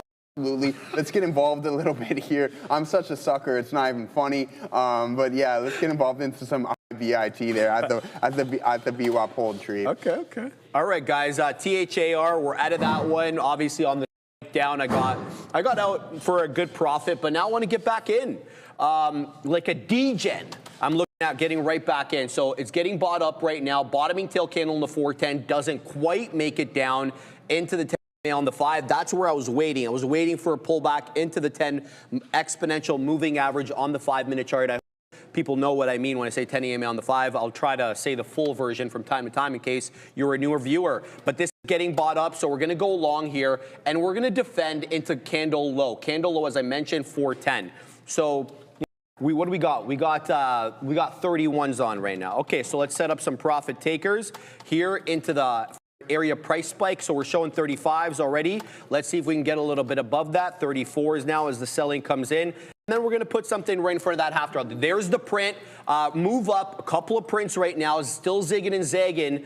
There's really no continuation on the breakup, but we do get a couple of prints. I'm still going to put some DCAs to defend into the 10 EMA. So let's go ahead and do that now. We're going to wait into the mid-teens. Let's go and see if we can get something in and around 50.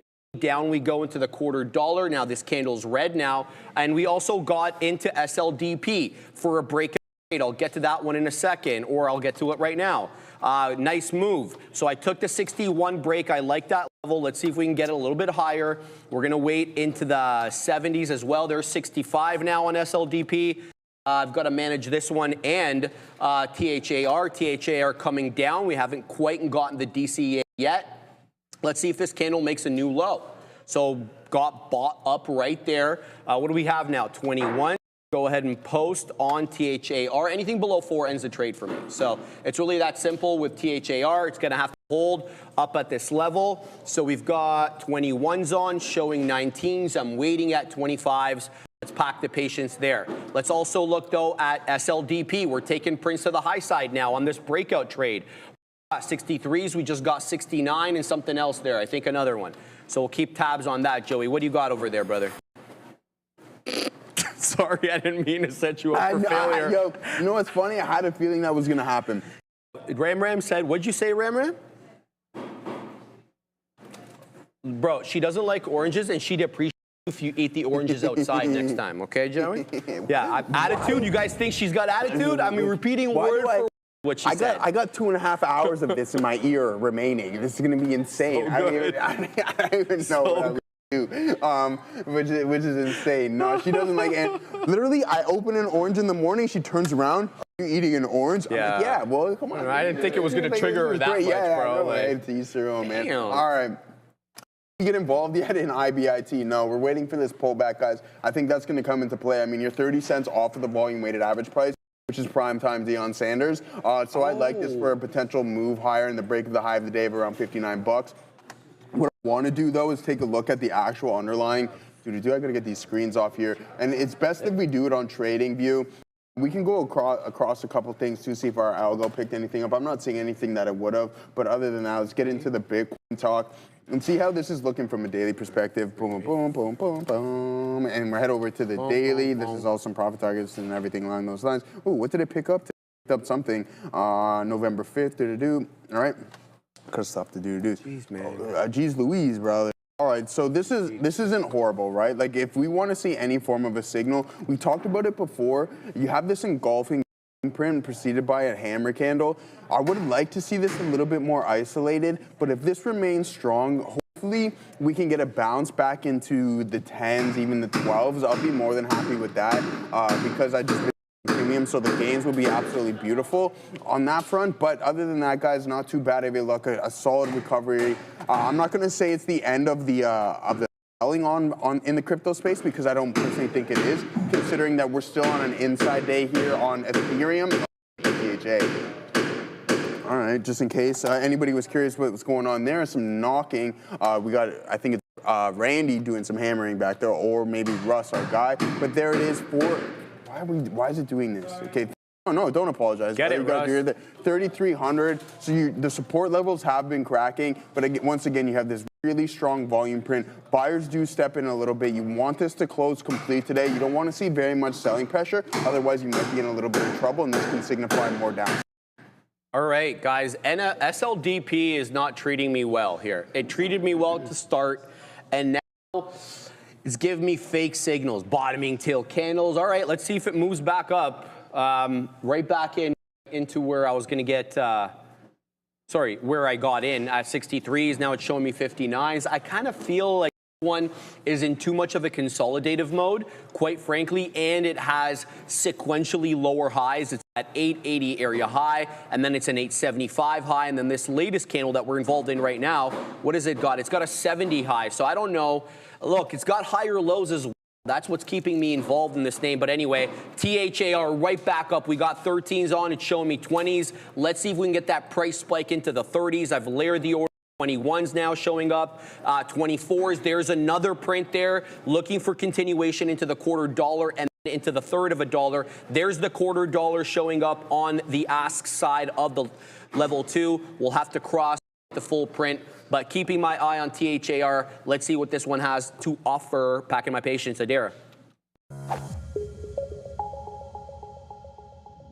Let's talk here about Bitcoin. As we have Bitcoin coming into a bit of an interesting level here, this 103 half support showed up on Friday, October 17th. We blew through that yesterday. Right now, we're coming right up into that area. So we'll have to see how we fare here. But generally, we've bounced nicely from yesterday. Yesterday, quite the sell-off within the crypto space. Ethereum also getting hit. And so I looked a little bit into this. And we have some opinions from individuals with 10x Research and K33, so some of these crypto-related research firms saying that the evidence suggests that this is less forced liquidations and more larger whales or larger institutions taking profits. So this is, again, more of a profit-taking move here, especially, we are around that key 100,000 level than people being forced out of their positions. So interesting analytical note there. See either way here. We'll have to see how we fare at this level because this level does appear to be interesting. Ethereum, meanwhile, a little bit away from that October 10th level of support in around 3,500 right now, trading just below 3,400. But nice rebound for both of these names. Let's see if they can continue the rebound today. Again, Ethereum, Bitcoin on watch after yesterday's weakness. See if they break that 2-day losing streak. Back to you. See that look that Ramram was giving us when she walked in front of us? She eyeballed us, bro. She stared us down like a pitcher stares down a batter. I didn't even hear what she said, but she mumbled something. I guarantee it wasn't very nice. Oh my goodness. Did you say, I heard a little mumbling. It was like the back end of the scream. And I'm like, oh man, all right, sorry. Wow, Ramram. Just trying to live here. Oh yeah. At the end of the day, hey, hope you're. Yeah, Miss Yellow Dot, I was going to say that we haven't seen you in the chat for some time. I hope everything is good with you, successful trading. I like what you're saying about a potential bull trap there. But yeah, thanks for coming back. And yeah, we most definitely missed when I name. I'm like, hey, haven't seen that in the chat for some time. So I hope all is well with you. Now, as for Tesla, guys, continue grind. We're now north of that opening price, which is going to put us around 452. We're trading around 452.89s, which isn't horrible whatsoever. We're getting a steady grind in the overall market. Meta has yet to put in a new high of the day. It's struggling right here, but a solid pullback. I like her chances for this break, and I do believe that you can head up into the low to mid 40s in this name today, maybe even in the aftermarket, but you're probably going to get it. I shouldn't say this, but I think, excuse me, at some point you're going to get a gap up in this name, and it's going to be like 10, 15 points or whatever it may be. So good luck there, and then heading towards the high of the day too, Shree. Nothing, Fluffy Hippo. Absolutely nothing against it. But I got to have something to troll her with. You have no idea. She gets to hear everything about us, right? She hears like what Joey and I talking about. So she's got ammunition to make fun of us. We don't hear anything. So we've got nothing, so we can just only go on that. Fluffy Hippo, did you not see the screen a couple days ago? It's literally me sitting on the desk, pulling my eyes out. What did I do to deserve that? Nothing. Nothing. Bro. We didn't do anything. Nothing. We get the heat, and they're on her side. Yeah, Look at Eclectic Passions. I am with you, Ram. Put those boys back in their place. Man. Prank needed. All right, man. We're getting dunked on here, Joey. We didn't even do. All right, shout out to Ram. Obviously good, all in good fun. All right, guys, let's cut the crap. SLDP, we're long. Are we long? 63s. There is a monstrous seller at 80. And from what we can see, too, it's not even what we can't see. There are, I think, over 20,000 lots posted at 880 on the dot. Now, I saw that at multiple gateways. It wasn't just one gateway. We're real close to getting another look at how many lots there are. We're at 76. I needed to mosey on up to 80. Doing real well here on SLDP, but we want a high day break and a squeeze into 9. I would just love that. But we're going to have to shake that seller at 80 who is pooping on everybody else's party right now. All right, here's what else is going on. We got this one, THAR, nice price spike up, generally holding the 10 EMA. But, you know, it doesn't feel like this one has a lot of buy support at this level. In fact, it actually feels that there's more sell resistance at 430 than there is buy support at 4. We'll have to wait and see. What do I got on this one? I got 11s. It's showing me 12s. I've taken out I've taken out half the position. This is THAR. Excuse me. No, I've taken out a quarter of the position. It's SLDP that I've taken out half. So, you know, I'd like to give this to 4. And the reason I say that is because you've volume weighted average price at $4. You've got psychological support at $4. So I'd like for it to hold generally at that area. Now, the deal is, though, the price action resistance, which should be support now that we've cleared it, isn't at $4. It's at $3.90. Look at this accumulation area right here on that initial bull flag breakup. 390 area top, right? So if I'm looking for price action support, I'm not going to get it until 390. There it goes into 33. What a price spike up there. We get the fill. Let's see if we can take more here. 27 on the bid, 31 on the ask. I'm waiting next at 35. Not clearing that area quite yet. But I want to show you the 80 seller. Where's that 80 seller? Oh, there. Okay, there's the 80 seller. We're taking him out. It looks like he's going to get killed.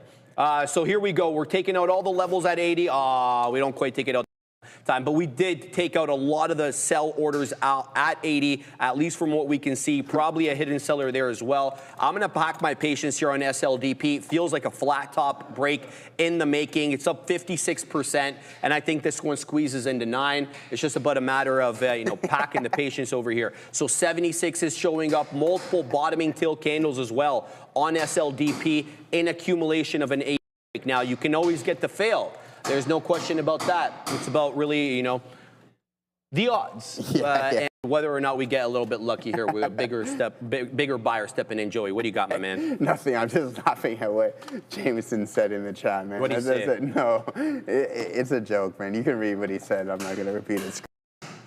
Oh. Okay. Is that the desk? Whose dog is that? That's the desk. Yeah, but whose dog is this? I don't know. It's probably just like a random dog. Yeah. All right, Mike P, what's up, brother? Have you taken anything? Mike P, I'm curious to what you're looking at today in the chat. Rivian, what's going on with FLWS, as you mentioned. At a dark pool, you're mentioning there, Ozan as well, too. But I want to take a look at this FLWS, whatever Rivian put in there. FLWS, and see what this is here. 1,800 flowers. Okay, I have no idea what this is here, but it's not very liquid whatsoever. I think it's just putting it in the chat. But we'll go through a couple more names. I was looking at Google here earlier in the day. You're not too far from 284. What's this looking like from an all-time high standpoint? I don't think we're too far off of it, to be honest with you. Yeah, you're only about 2.5%, so nothing bad there. We'll go through a couple of the big names. Amazon, not too far off the all-time highs. I mean, 259 roughly. We'll call it 258. You're about 3% off of that level, but I think you want to pick this up all day, every day. Did it pick up any signals today on the old algo? Absolutely not. I don't see anything across the board that would suggest that it did otherwise. If it did, and if I seen something and it didn't pick up what I wanted, then I obviously have to adjustment. So there it is, right there on the back of the screen, guys. We're back to the whole Trader TV live team. Oh my God, it's bright. This is like quite blinding. Yeah, it's very bright. But it's actually quite good. Mark's done a lot of work, very, very little work. And we're back. Okay. All right, Fabian's doing some work on it there. Yeah, it's looking absolutely phenomenal.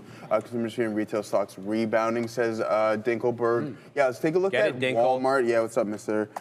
Berg, LWMT for Walmart, a nice rebound. Yeah, there you go. So not too bad. Consolidation off of the lows, and then now you're heading right back towards the opening price of the session. So there. Hopefully this pullback on IBIT is relatively deep so we can get involved with it. But other than that, guys, one trade for me so far in this going to be on META. That was phenomenal. And to John, no, 100%, I swear down, I did not get shut down yesterday. I promise you that. And yeah, that's what it is, brother. Meta today was a pretty good trade. We're not going to complain with it. Sounds good, Joey, man. The dude has, as you know, we hit the dollar animation 9 times. $9 on Meta. I couldn't be happier, Joey, that you're taking Meta long because you know exactly what we're up to these days. Yeah, I know what you're up to. We're getting long Meta. So we haven't added any today. I don't know if I'm out of the money or not on that. I'd have to look. Quite frankly, I don't care. No. You bought some more yesterday, didn't you? I bought, yeah, one. Anyways, you bought one some. chunk. Oh, one chunk. Yeah, we're gonna call it a chunk, Joey. All right, here's the deal, man. We took out that 80 seller on SLDP, but it wasn't the flat top break that I envisaged. We got to 883, but it looks like there was more selling right there because now we're into 73. Alas, we're still holding trend. The higher lows, the higher highs, they're generally in play. So it's not a situation where I'm panicking or anything like that. But I'd like to see this one continue into 9. I think this one's got an opportunity. Let's see if it does. Now, one trade I've said very little about is NFE. Build up my position here in the VWAP. This is VWAP right here, so I just got the fill at 64. It's going to have to hold here. I'll give it a couple of shekels below VWAP. I don't want to give it that much, so let's go ahead and throw that in there now. How many shares do we have? Okay, so we'll throw that on, and we'll keep an eye out on that. THAR, this one is coming down into the 10 EMA again. I want to see hold 4. So we got 09s. It's showing me 09s. Let's see if it price spikes up and we can get something at around here. And then let's throw in some orders as well for a nice price spike up, possibly back into the 20s. So THAR still off the high, 453 high, generally at the 10 EMA, a little above VWAP. VWAP's at 402 now. So a little bit of an overlap between the volume weighted average price and psychological support, or what I perceive to be psychological support, of course, that $4 level. Let's see what we can get on this one. Yeah, nice price spike up probably gets me a whole bunch of prints. This one has a tendency to price spike up and down. So expect it kind of both ways there on THAR. So that's what I'm looking at there. Not much else to report. The ones that we brought to you earlier, SEDG, not really a small cap gapper, hanging at the 10 EMA, but unable to break above 39.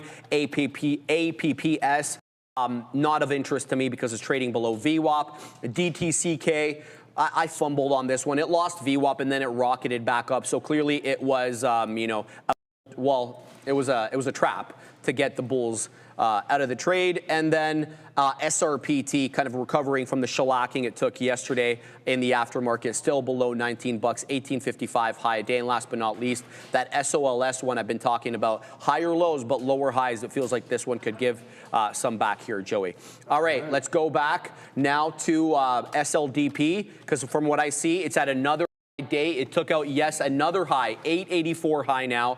Well, how many shares do we have in SLDP? I don't want to take out too many, and we didn't reload over here. There's a seller at 80, so we'll take out some there, and then we'll look for a squeeze into 9. Joey, what do you got? Yeah, Rook 78, to be honest with you, I think that's too near dated. I don't want to be a negative Nancy or anything along those lines, but you could see that on yesterday's session, we had some aggressive selling. I think this might be a little bit of a cover rally. This is almost a primetime V-shape reversal right here.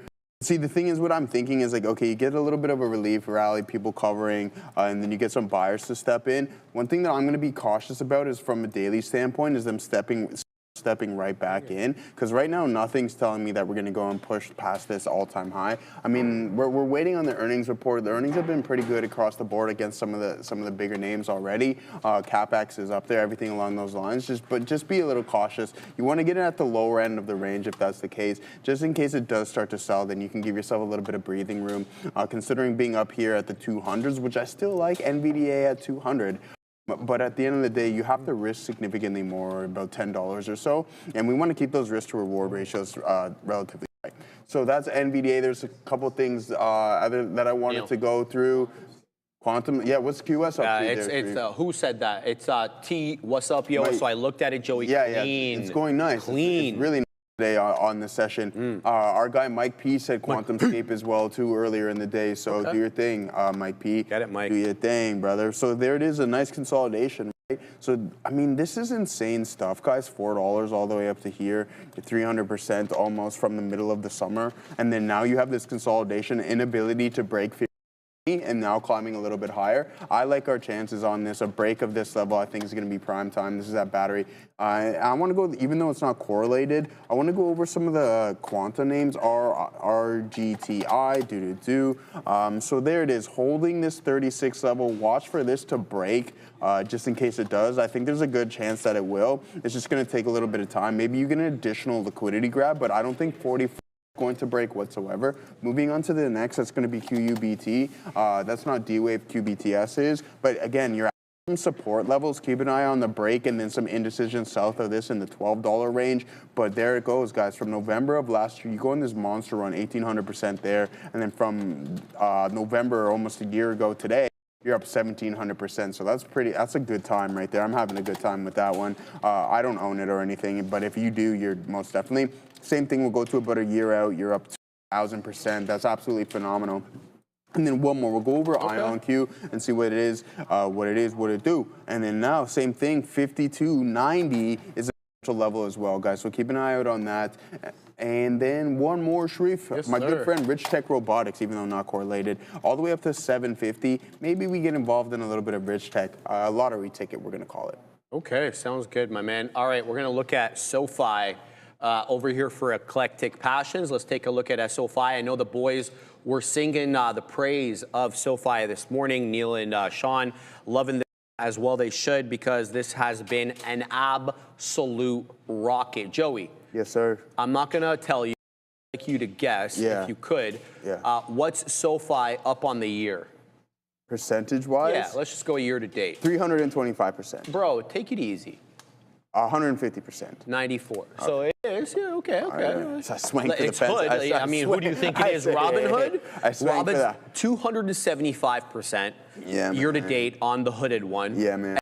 SoFi, 94%. Those are great numbers, man. You know what else? Domo's another one, 86% year to date. You've got a lot of strength in some of these names, man. Melly, which is the American one, up 33% today, but I don't think anything is as strong as these monsters. Look, I got to digress for a second here on SoFi. Sorry, Eclectic Passions. Yeah, my Thor trade is breaking out, taking out a whole bunch of levels there, so I just need to be alive to that and throw in some more beak wetters there. We got to wet the beak, my boy. So we're, oh, that's a flat bottom break. That ain't it, Joey. So we're going to take some more profits here. Let's see if this one continues to run. I've got a couple of more profit takers there. Let's give this one some time. But let's look at SoFi intraday. So what SoFi looks like, of course, on the daily. It's a rocket ship. Yeah, we know. So a bit of a range today. I do like ascending wedge pattern, higher lows, very clearly higher lows, area trough, area trough, area trough. All the while, that $29.95, $30 area is beckoning to get broken out from. Now, it's not really a level that we've used, ever really that much, aside from being, of course, psychological resistance. I'm talking about 30 bucks. But on the day, it feels like, you're picking it up at higher lows. That's how I would do it. I would try to pick it up off the trend line here that I've drawn. You draw your own trend line, of course, but it looks fantastic for a dip trade into 30. And then, the piece for the dream for the break of 30 would be my suggestion there. SLDP, I got to go back to here because it's coming into my area. So where is it at? There it is. So I entered, obviously, SLDP for the breakout trade above 880. It's broken above 880, but it doesn't really have the juice to really flat top break aggressively. So I don't even have that many shares left on SLDP. I don't even know why I'm worrying so much. Let's go ahead and throw in a stop. We're going to give this one a little bit of room. I want to give it about, 5-6 pennies. So just like that, and we'll throw in that stop there, Joey. How about the other one? THAR, we were singing this one's praise. Now look, THAR is a bit of a bamboozler here, putting in a whole bunch of lower highs, and it's got the same area low. The same area low is around that volume weighted average price. I'm going to take more off here because this one feels like it is destined to break down. So we'll take off a little bit there. Oops, didn't quite get that. There, we'll take off that break. It's not even giving it to me. Jeez Louise, bro. There we go. We'll get that print, and that'll de-risk a little bit. So you got lower highs essentially on THA or since that topping tail candle at 1125. I don't know if that's the move for me right now because it's making, you know, very, very obviously lower highs with that $4 area. So I've taken off some here. In fact, I think I'm going to flatten out here. No, I don't know if that's the right move, man. I don't think that's the right move. I don't think I'm going to do that. No, in fact, I'm not going to. Okay. I will take this one off, though. NFE, we're going to take an L on that. So that one's done. That one will be a loser. We didn't even take one print on this one. It just lost VWAP. It had no support at the volume-weighted average price. I'm happy I got out of that one. So those are the only two I'm involved in. SLDP, TR, we're positive on both. We give back a little bit there on NFE. That's the cost of doing business, Joey. All right, man. Hold on, there's more questions here. Sorry. Top VOIP. Hey, would you have a look at AAST? It has unusual options activity 2 weeks. Starting to take off here with volume. You're not the first person to mention that. In fact, I think you're the second person to mention that. SoFi at $30 again, guys. Here we go. Told you $30 was going to be a level ASST. Great breakout trade here on AST. This one's earned its way onto the side chart. We're going to take off that hot garbage NFE. We're going to put on ASST. Thank you very much. Look, I like this higher lows trend. Very clear support. Generally at the 20, doesn't look like it's respecting the 10 all that much. It's kind of going back and forth. I'd be picking this up on dips. Whether you want to get the more aggressive dip trade at the 10 or more of the money fills at the 20, take your pick. It's got obviously that 150 resistance that we're going to be looking at sooner rather than later because we're at 147. Let's look at the 30-minute here, Joey. Okay, so nice. We haven't been up at these levels since the 29th. If we get above 150, there will be a gap between 150 and then I want to say that 175 area is going to be resistance up to 2. So be on the lookout for that. ASST looking real good here, man. There's a nice continuation trade, Joey. All right, good stuff, man. I'm just looking at some of the earnings lineups for tonight. This is insane, man. This might be my favorite. This might be my favorite evening. So Say best more. believe I will be at home trading some of these names. So Hood, AppLovin, IonQ, Qualcomm, Dutch Bros, Figma, Snap, Figma. AMC, Duolingo, Shreep, ARM, Duolingo. DoorDash, Joby, Elf, Lyft. And need I go on? Fortinet, everything, a lot going on tonight. Lucid Group as well too. So a lot. Oh, Roots. Okay, so I don't think that's Roots Canada, but anyways, yeah, there's a lot going on Joby. tonight. Yeah. Verified. MP Materials as well, I think, reports, don't they? Let's see. Are they there or are they tomorrow? I remember they're around. Joby, that hot garbage, is reporting after the bell today, and that has me worried. I'm not seeing them right now, No? but hey, Okay. man, we'll take a look at it. Dynavax, I don't really. ZipRecruiter. Okay, there's a lot going on tonight, guys. Tomorrow, people are saying. Absolute star-studded lineup. There's a couple things that we're going to go over right now on the options chain. That's going to be from my guy TP and the individual who's asking about. Sorry, I forget who it was asking about the Robinhood earnings. Or sorry, Robinhood. Some options activity, considering he's like, yeah, I might YOLO some calls. Don't do that, please and thank you, because it's not fun. You're not gonna have a good time. It doesn't work in your favor. At the money IV. So look at this options market already pricing in a move there. We'll go over. We have a big time list. So later on in a half an hour or so, we'll go over the expected moves of all of them. I know Adara is going to be posting that on X as well too, with the earnings report, expected moves, everything, etc. So keep an eye out there. There goes Meta's breakout to 639.26. Thinking about buying a little bit there, but there it goes. I think we're going to hit 45s or something. The lines today, so not too bad of a look. But anyways, back to what we got going on Robinhood. 2 days till expiration. Our concentration of open interest to do the highest levels of gamma exposure. I think 155, 18,300. We do have a little bit at 150, nothing substantial.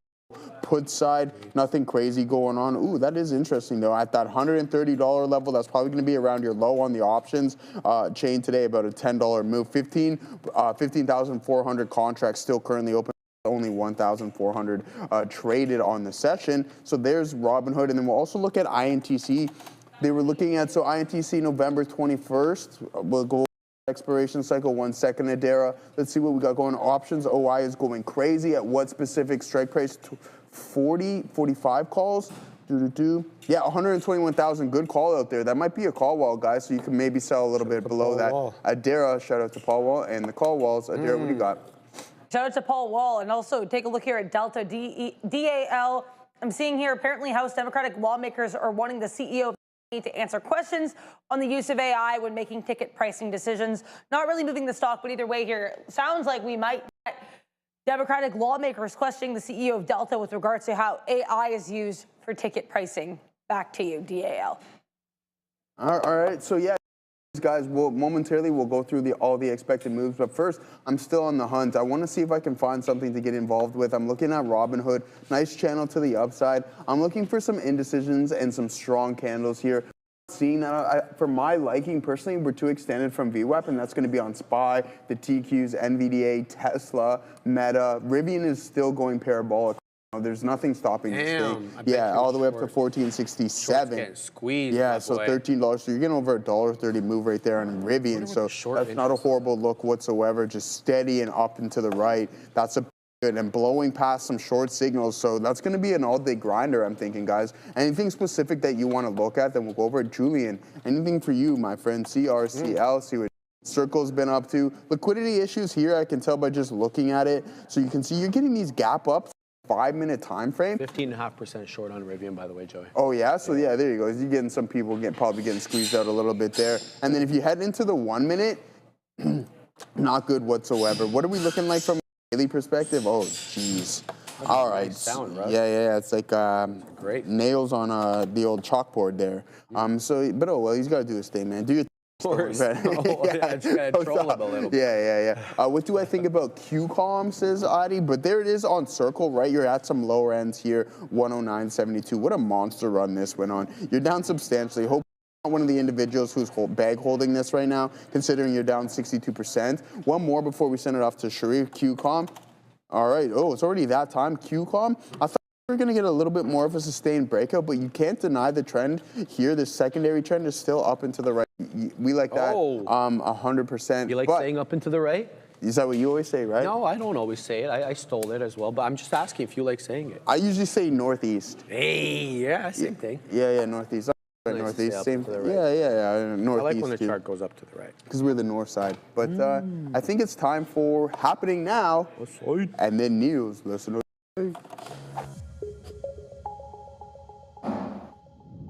Really nice push up here for the S&P 500. In fact, the high of day here only just slightly below yesterday's high of day. So generally here, a good recovery for the SPY. If we zoom out, though, we're still well below where we were trading around Monday and last week. I do have to talk about a couple things happening right now, more on the political and macroeconomic side of things. So currently, I've been going on for 2 hours. I have been listening to the Supreme Court oral arguments for the Trump tariff case. And what's interesting here is as these are happening, we're seeing some of these prediction markets, for example, Polymarket and Kalshi, actually lowering the chances that the Supreme Court sides with the Trump administration on these tariffs. Kalshi currently has now a 21% chance here that the Supreme Court will uphold these tariffs. Also here, apparently, keep an eye on Joby. I'm just seeing something here on Joby as well. Apparently, the CPO of the company is saying they're in the final lap to getting certification. So keep an eye on Joby.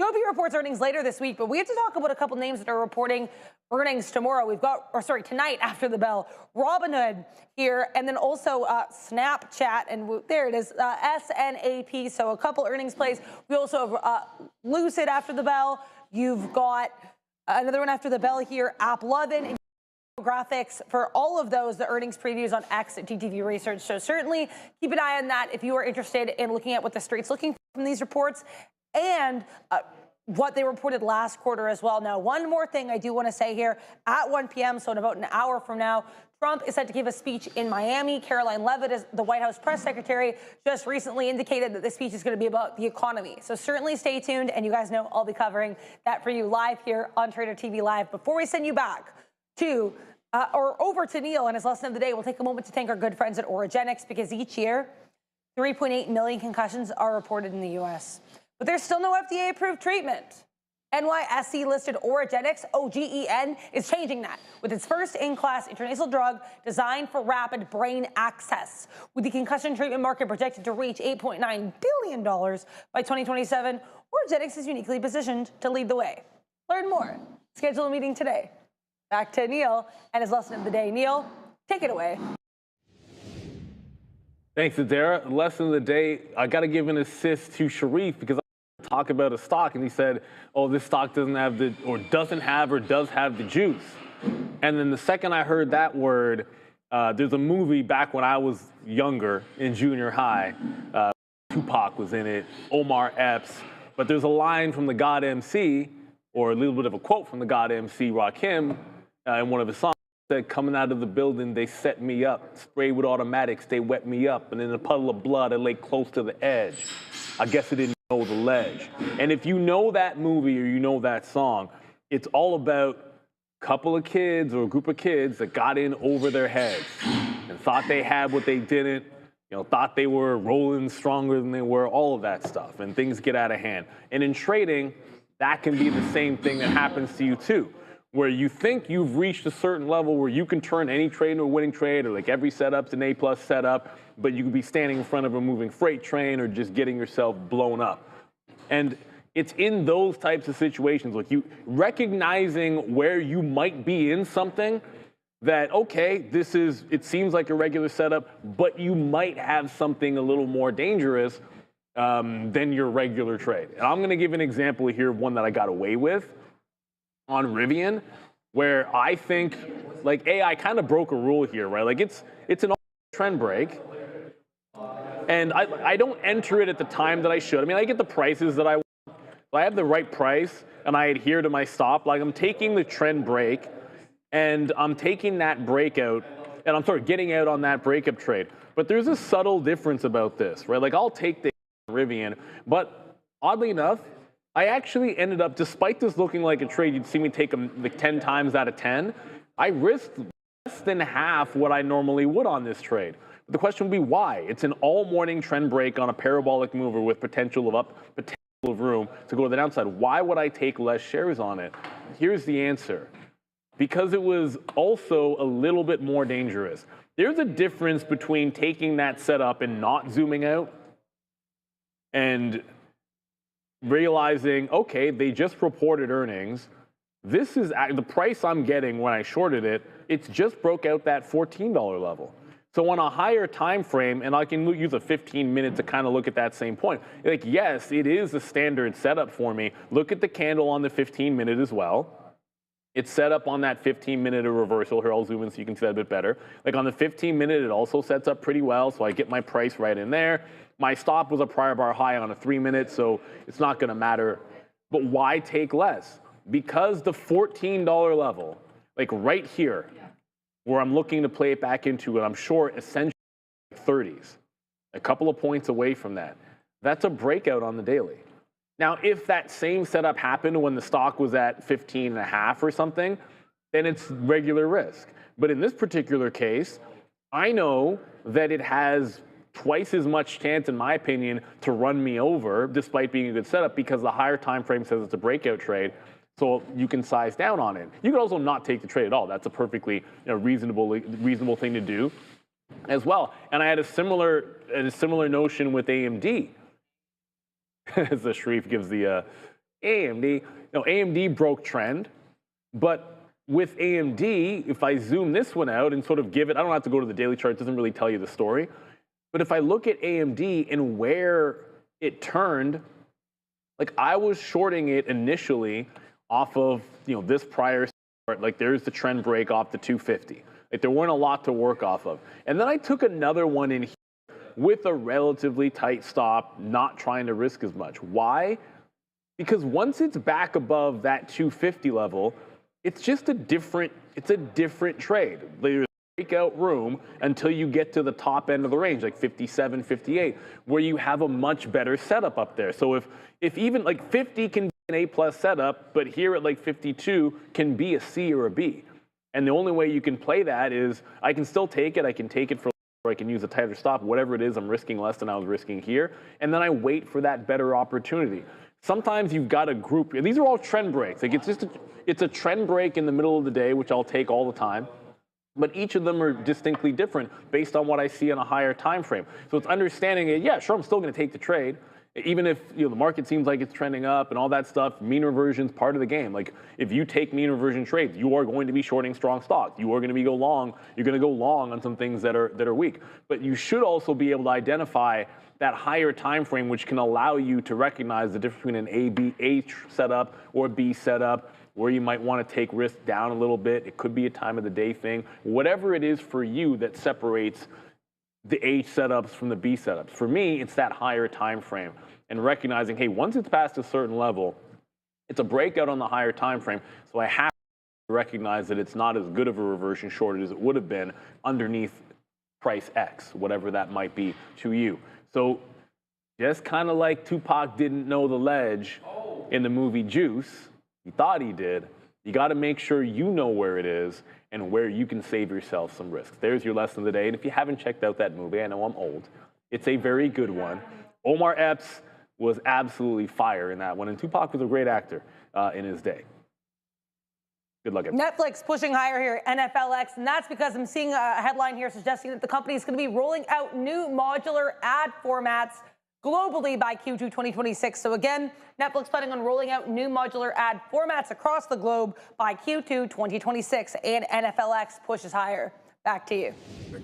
Yeah, good stuff there, Dare. Here's Netflix, guys. You're getting that breakout from 1100 there, now climbing higher, so not too bad of a look whatsoever. Nice volume spike as well too, guys, so thank you very much for that, Adair. I was keeping my eyes on what Netflix was up to. Market's starting to come back in a little bit, nothing substantial.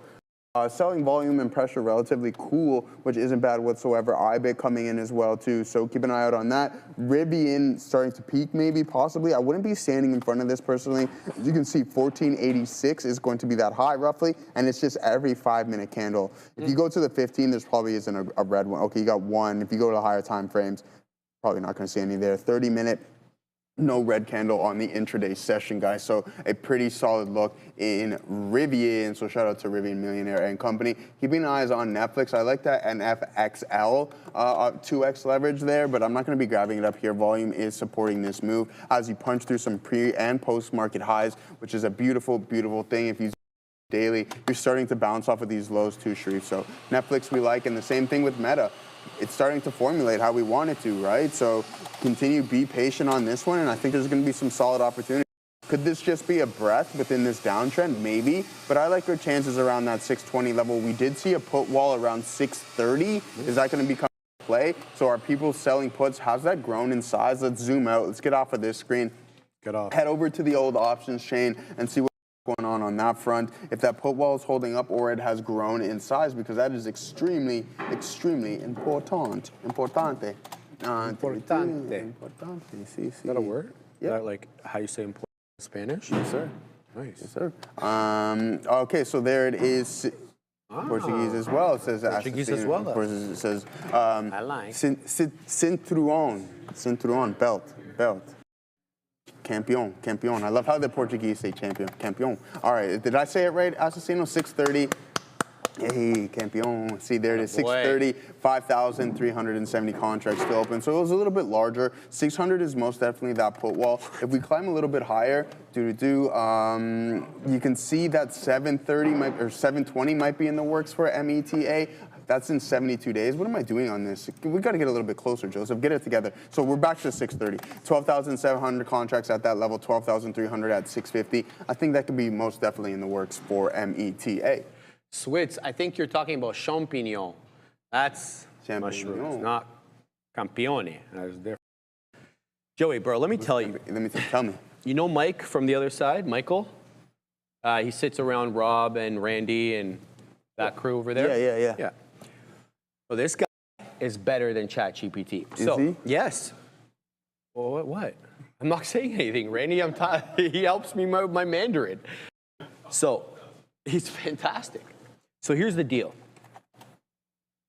There's a word in Mandarin called hen. Oh yeah, I know, Michael. Yeah. Right? Hen sometimes means is, are, am, and completely innocuous. So you say you're beautiful. You say ni hao piao liao, right? You are beautiful. Yeah. But sometimes hen means very. Very. So if I was to say wo hen lei, I am tired. I am very tired. Mm-hmm. So sometimes it means very, and sometimes it means is, are, or am. Yeah. And I have no idea when to basically know when it just means, And your boy Michael came up with a trick, fantastic trick. I'll give it to you guys when we get back from Midday. Keep an eye here on SBUX. I'm seeing a report from Bloomberg saying that unionized Starbucks baristas are preparing to go on strike next week. So again, Bloomberg reporting that unionized Starbucks baristas are preparing to go on strike by next week. Back to you. Yeah, so the trick, kind of understand like the context. So like you have to practice different contexts. So for example, if you're saying I am something, then likely you're talking about, you know, being I am. But if you're referring to something else or like an object, then you kind of know it doesn't mean the very aspect. It just means like that is or isn't something. And so like, do you learn that in Duolingo? No idea. Absolutely. And so I always thought Duolingo was making a mistake because it wasn't saying feichang, which means like extremely or very. It was just saying hen without it. And so again, the deficiency in Duolingo is so apparent to me. And if I'm finding this to be a problem, then other people are finding this to be a problem too. Absolutely. And like it doesn't give you the option to understand it somehow, to ask it questions, to inquire. Like this is not the way to learn a language, by blindly telling someone in certain cases it is what it is. You know what I mean? And that's why I feel like the product is deficient in some way, shape, or form.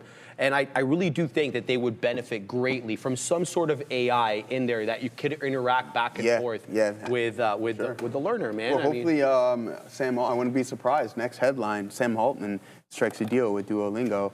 Dude, $15 billion. Who hasn't Altman struck a deal with yet? And that's the thing, like, strike a deal with Duo. Help me out, man. No, seriously, obviously, Joey, it's easy to go back and forth between chat and Duo. It's not hard. You take screenshots of what you want. You don't even have to type it in. You take screenshots, you can read the screenshot, but it just makes it seem like a better product, especially if you're, you know, anteing up $160, $170 a year for this program. You know, give me an LLM, something. Have you gone to Chinatown yet and been like gone in any of the shops and talked to anybody? Absolutely not, man. We got plenty of Mandarin-speaking people.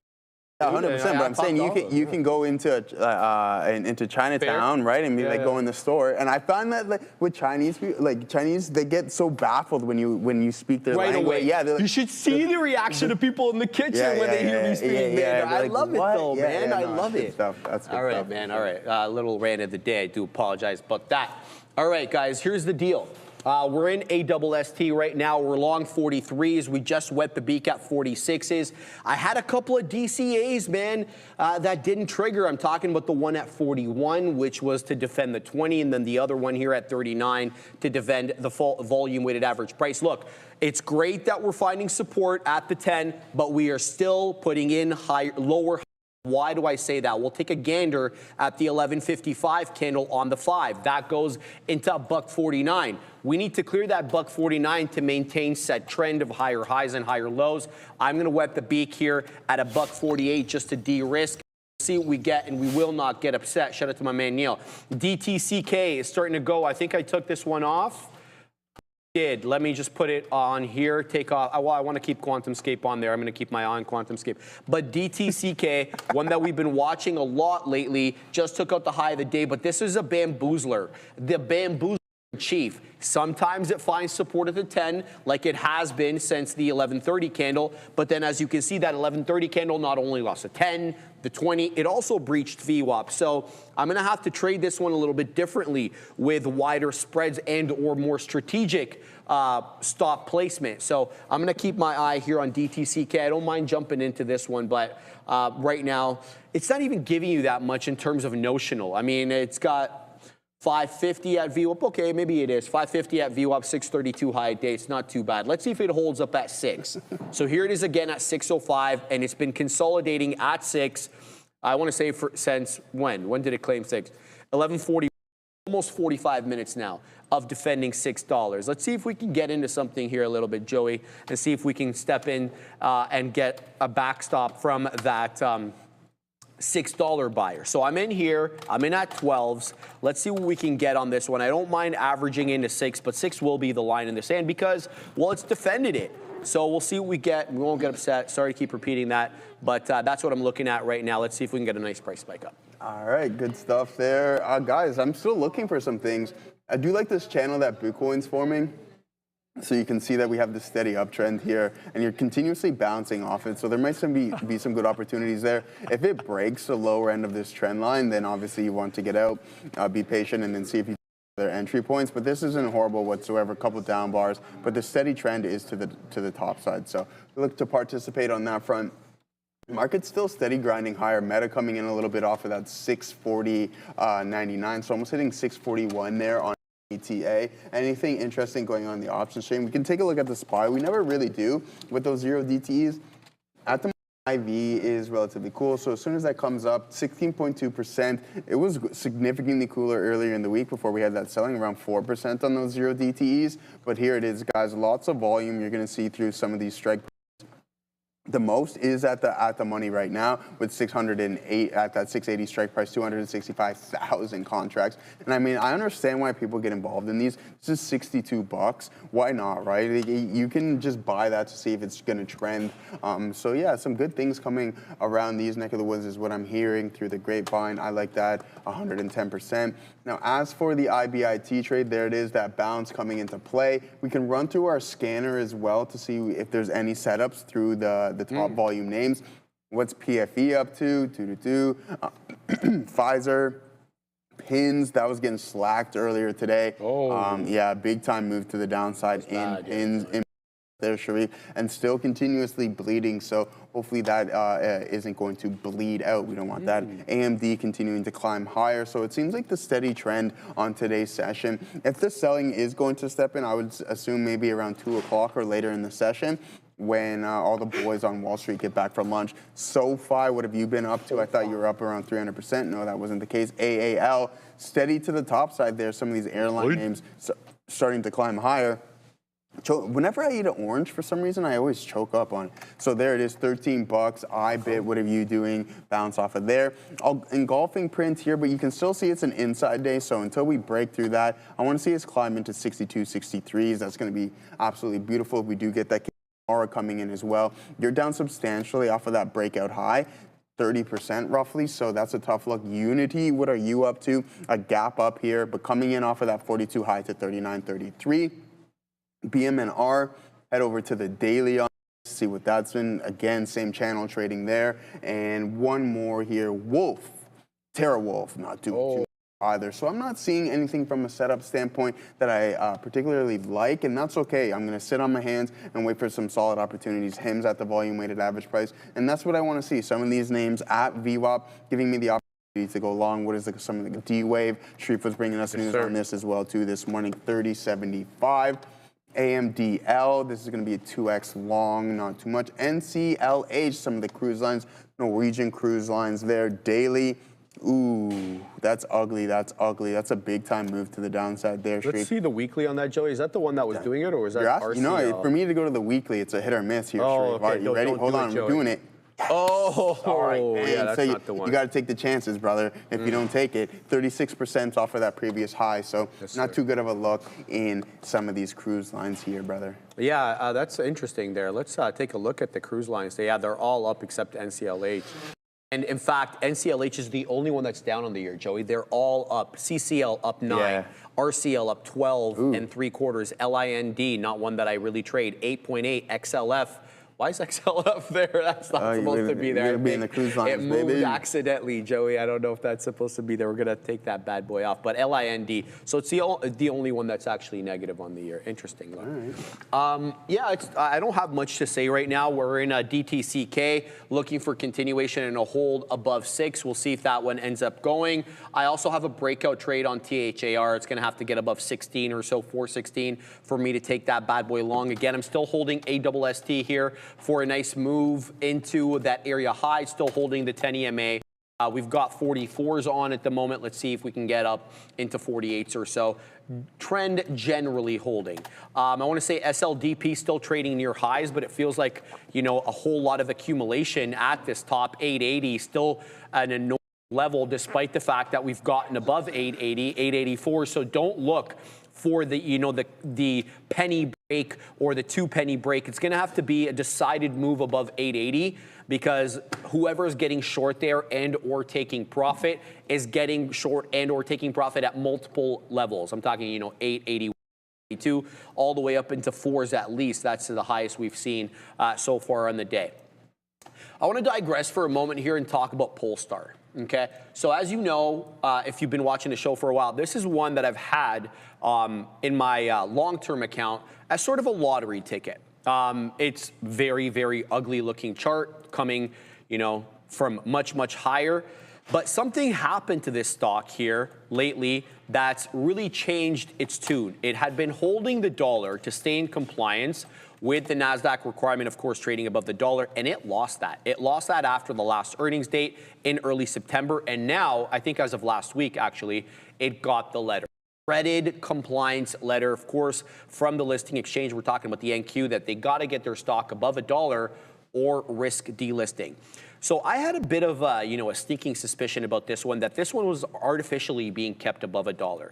You know, whether by the company or by, you know, some other entity striking a deal with the company to ensure compliance, whatever the case, it's now losing the dollar and losing it substantially. I'm long 87 pennies, so now I'm at like 8 pennies out of the money, and that was a lot worse because this one dipped into 69. So what I'm trying to say, very, very long-winded way of saying, I think there may be something in store for this one, whether or not, you know, it gets taken private by Geely or Volvo, or whether or not, you know, there's some sort of reverse coming, but something's going to be afoot with this company. The only reason I got into this thing, because we see so many of these cars all around Toronto. I want to say, after Teslas, I see maybe the Mustang Mach-E rivals it a little bit, but I see Polestars, I want to say, second after Teslas. That hasn't obviously resulted in the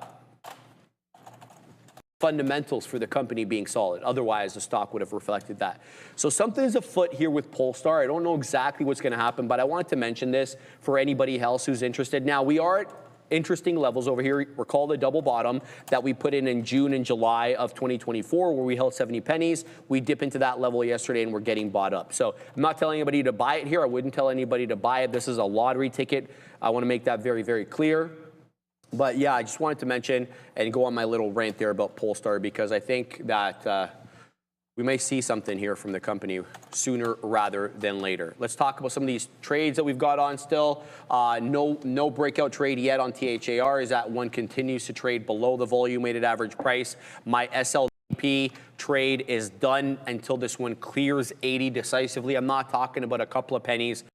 The 80 penny area, it's going to have to clear it and clear it decisively for me to get involved. And then last but not least, DTCK. We're still holding this. We're in the money by a penny, and I'm not getting the add into 6 as a result of the spread. 3 pennies right now, but I've seen it a little bit wider. So those are my right now, guys. Nothing doing, nothing really new for me. I'm keeping an eye on QuantumScape. As I mentioned, QS coming into the 10 EMA on the 5, but I need to see a first 5-minute candle to make a new high to get in, and that will have to, based upon the previous candle, it'll have to get above 17 2/3 for me to punch long here, Joey. So those are the ones I'm looking at right now, and we'll see what else comes from this. All right, so I'm saying, has no one seen what Ford and GM are up to? Yeah, so I mean, it's moving with the car space as well, too, some of these vehicle producers. GM looking pretty good. Ford, where are you up to? Yeah, I mean, it's steady northeast there, guys, so not too bad. Who wants to short AMD, says Hangry Wife. Yeah, I don't know if that's going to be a good idea. We can pull up AMD, yeah, and as it's putting in a new high, 254.65 is where we're currently trading at. You should have a definitely, that's crazy. Jake, no, definitely not here. I think you got to save that for the weekends, my good friend.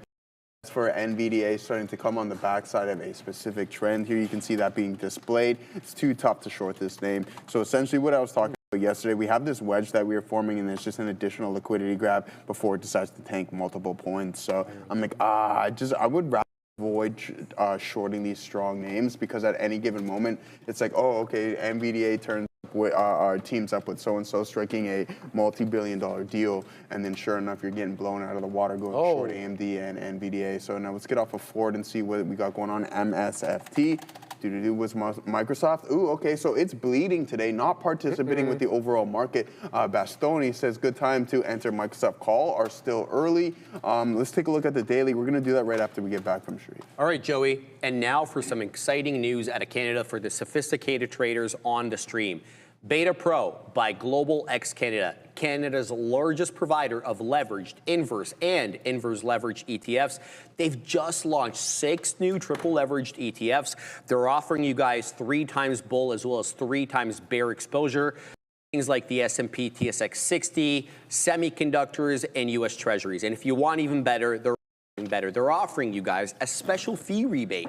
They're dropping management fees down to just 65 basis points until New Year's Eve. Yes, December 31st, 2025. Plus, the U.S. focus strategies use currency hedging, so offers the potential for pure performance as well as exposure. So if you're a tactical and you're a sophisticated trader looking to amplify your performance, check out, I should say, betapro.ca/3x daily to learn more. Scan that QR code right there, Assassino.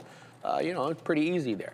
So shout out to Beta Pro by Global X. One more thing before I send it back to you there, Sharif. So Microsoft, guys, same thing. You got to be cautious of what's going on here as you're heading into some key support levels. I wouldn't be surprised if this snapped at some point and you head into the 500 level. So just be cautious of that. We can pull up the chain and see what the at-the-money IV is, because that's really important. When we start to cool down, that can give us a signal like, hey, we're ready to kind of grind higher, because we know that volatility cools off when you are trading higher. There's not fear within the market. So as for the at-the-money, 25%, that's pretty high for Microsoft there, guys. But other than that, 2 days until expiration. We want a little bit more time, always by the time. We'll go over to a further date, November 28th. That's going to be 23 days. I can't believe it's already the 5th, which is insane. Crazy. Yeah, time flies, man. What can I say to you, bro? Yeah. I know you love like the heat and the humidity, and I respect all that. I don't get it, but I respect it. It's been really nice. It has. For November, brother. You know what, Shreve? I like the heat and the humidity, but I also like a cool evening as well too. I like a cool evening. Yeah. Always sweating, like, bro. Like tough to breathe. No. No. Honestly, like I think Toronto, like late September, early October evenings are phenomenal, right? I love them. But we typically get really crappy weather. Say like from Halloween on. Usually, right? yeah. Usually, Halloween's a deadline. Typically, it is. It's always raining on Halloween for like. I remember snowing. Well, flurries, not snow, during trick or treating when I was a kid. Surprisingly, so over my past couple of birthdays, in my 20s, October 5th was cold. Typically cold. Like you're getting those 4 or 5 degrees. You know what I mean? No, man. Well, I'm not arguing. Yeah. You weren't in the city though. You were a little bit north. You were in the Highlands. No, even in my 20s when I lived here in. Yeah, I always found it. Listen, there's a night. I think I showed Sharif the picture of me just having a great time. I tarp off. It's like 4 degrees. Like, what are you doing, man? That's the effects of tequila. But I mean, in all seriousness. Tequila. I like that. I like that. Blame it on the tequila, right, Joey? 100%, man. It's the majority of the time. But as for Microsoft, not too bad. Big smile. He said, what do I think? Who's he bullying now? No. Oh, I'm surprised. It was a genuine question here, which I was like, this is my special day. What earnings do you think goes wrong tonight? I think the one that has the most, potential downside, I think it's going to be Robinhood, but I don't think that's going to be the case because their numbers as of late have been absolutely phenomenal. And you're going to see growth across the platform, probably a bunch of new users, gold membership going up, and then increase on options activity and obviously throughout the platform. We like Robinhood on every single level here. Yeah, it's kind of hard to argue with something up 250% of the year. Right? Just zip it. Yeah, you know what I mean? Like exactly. Wait until it retraces. I don't think there's anything you can really do to mess this up at this point right now. Let me put it on there. Assassino, don't do it. Let me try over here. Oh. Target took off out of the blues running. Okay, I'm assuming you're out of the blue. Yeah, we get your point, brother. Let's take a look at TGT, and we'll talk about it for you. TGT, let's find out what's going on over here. Well, it's got a decent day for itself over here. What's it up, Joey? It's up 2.25%. So let's look at the technicals over here. Wow, what a move up here for Target. Nice looking bull flag, good continuation. Looking at the news blotter, see if there's anything. Target unveils under $20 Thanksgiving meal for 4. That's not going to. Keeping a look over here, shares of retail footwear stocks are trading higher. Supreme Court over here. President Trump's tariffs. Okay, well, don't go anymore. Okay, all right. I guess that was it. I'm assuming shares of retail footwear stocks are trading higher as the Supreme Court hears arguments over President Trump's tariffs. We'll have to see how this all works out. We know today is the first day of oral arguments at the Supreme Court. The problem is, though, we're not going to get a decision on this for quite some time.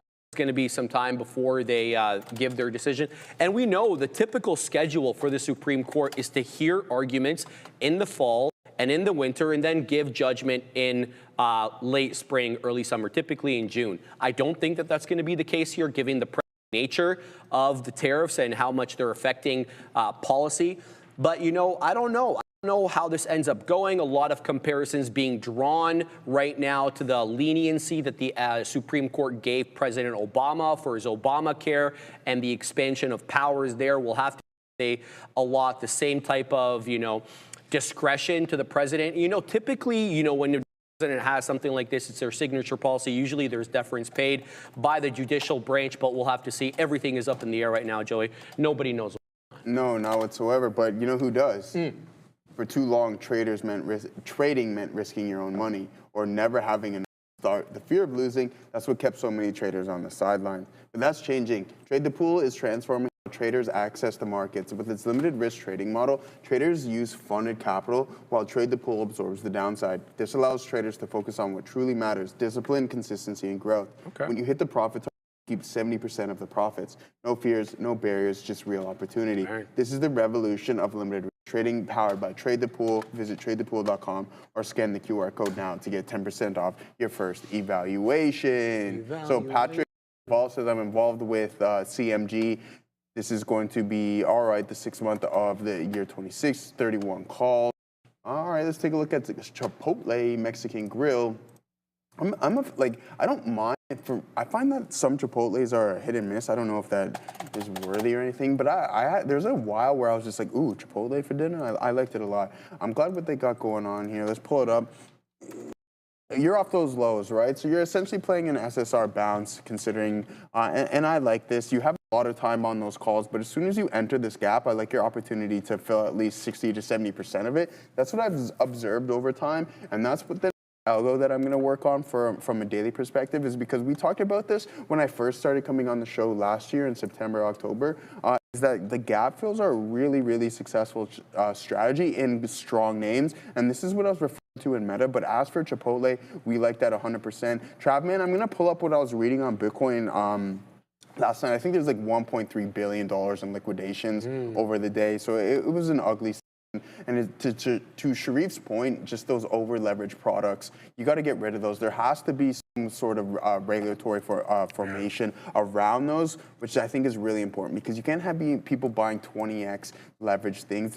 It's just a recipe for disaster, 110%. But as for the Bitcoin world, the cryptocurrency, nice pop off of those lows. We want to see a retest into maybe the 110s if we're fortunate enough to get that. If it's extremely weak and you see the sharks or the whatever you'd like to call them, step back in and push price lower, then that's not going to be a good time. But I want to pull up some things. I mentioned the liquidations and everything along those lines, but a lot of analysts say that if 100,000 doesn't hold, then we can see potentially 70K in Bitcoin, which would be not good whatsoever. If it does head into that level, I think it's an absolute buy, considering hopefully Michael Saylor and company, we're going to be buying up Bitcoin from by the storm.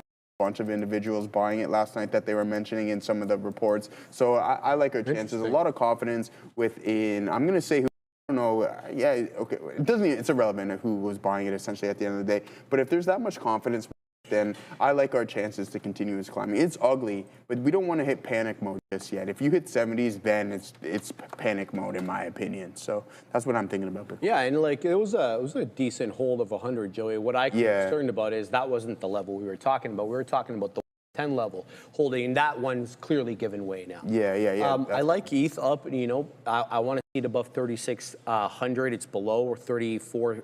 33 right now, up almost 7% though on ETH. So if that one can mosey on back into area highs. All right, guys, let's talk about QuantumScape. I worked into this one at 55s, just wet the peak at 65, got obviously an order there at 69er. And then we're also long ASST. You guys asked for it, we got in. Where are we in, man? We're in at 44s. We just wet the beak at 49. It did pop into 50. I didn't have anything at 50. I'm waiting to 50 at 52, and we got shares on this one, man, so we'll be able to take out some shares, hopefully to a nicer level than 152 or 155 there where I have that printed. And last but not least, I've got DTCK, look, it's holding up at 6, but now it's got some lower highs and it feels like it might lose the level. So I'm concerned. I'm long 8s. It's showing me 5s. Look, I've given it a little bit of room below 6 just so that I don't get wicked out or stop hunted, but I don't know how I feel right now about DTCK with that 632 high. It's not even attempting to make higher highs. So keep an eye on this one and we'll see what we get. And we will not get upset with that one. So that's the look there. Still keeping an eye, of course, on THAR. This one's a little bit above VWAP, a little bit below VWAP, kind of unsure how to feel. I do breakout trade above that 415, 416 area. If it works its way up there, I think it'll have cleared the volume weighted average price by a good enough distance, and it will have changed this sort of lower high consolidative area that we've been in since, dropping below VWAP at 1155, so almost 45 minutes now worth of this consolidation area below. So that is my look there. So QuantumScape, ASST, and DTC. Let's see if these ones hold up. As I mentioned, THAR as well. We're keeping a close eye out on that one. There's obviously other. SCDG just printed another high of the day, 39.20, right into area highs. Not really a small cap gapper. It's an earnings play. Solar name, Solar Edge. Keep your eye out on that if you don't mind, being strict about the small cap gapper rule as I am. Just looking here for some more small cap gappers on my screen. I'm seeing EVC. It looks like the better trade is behind this one. Let me pull up EVC here for you guys. Oops. EVC, let's take a look at that. Yeah, decent looking bull flag.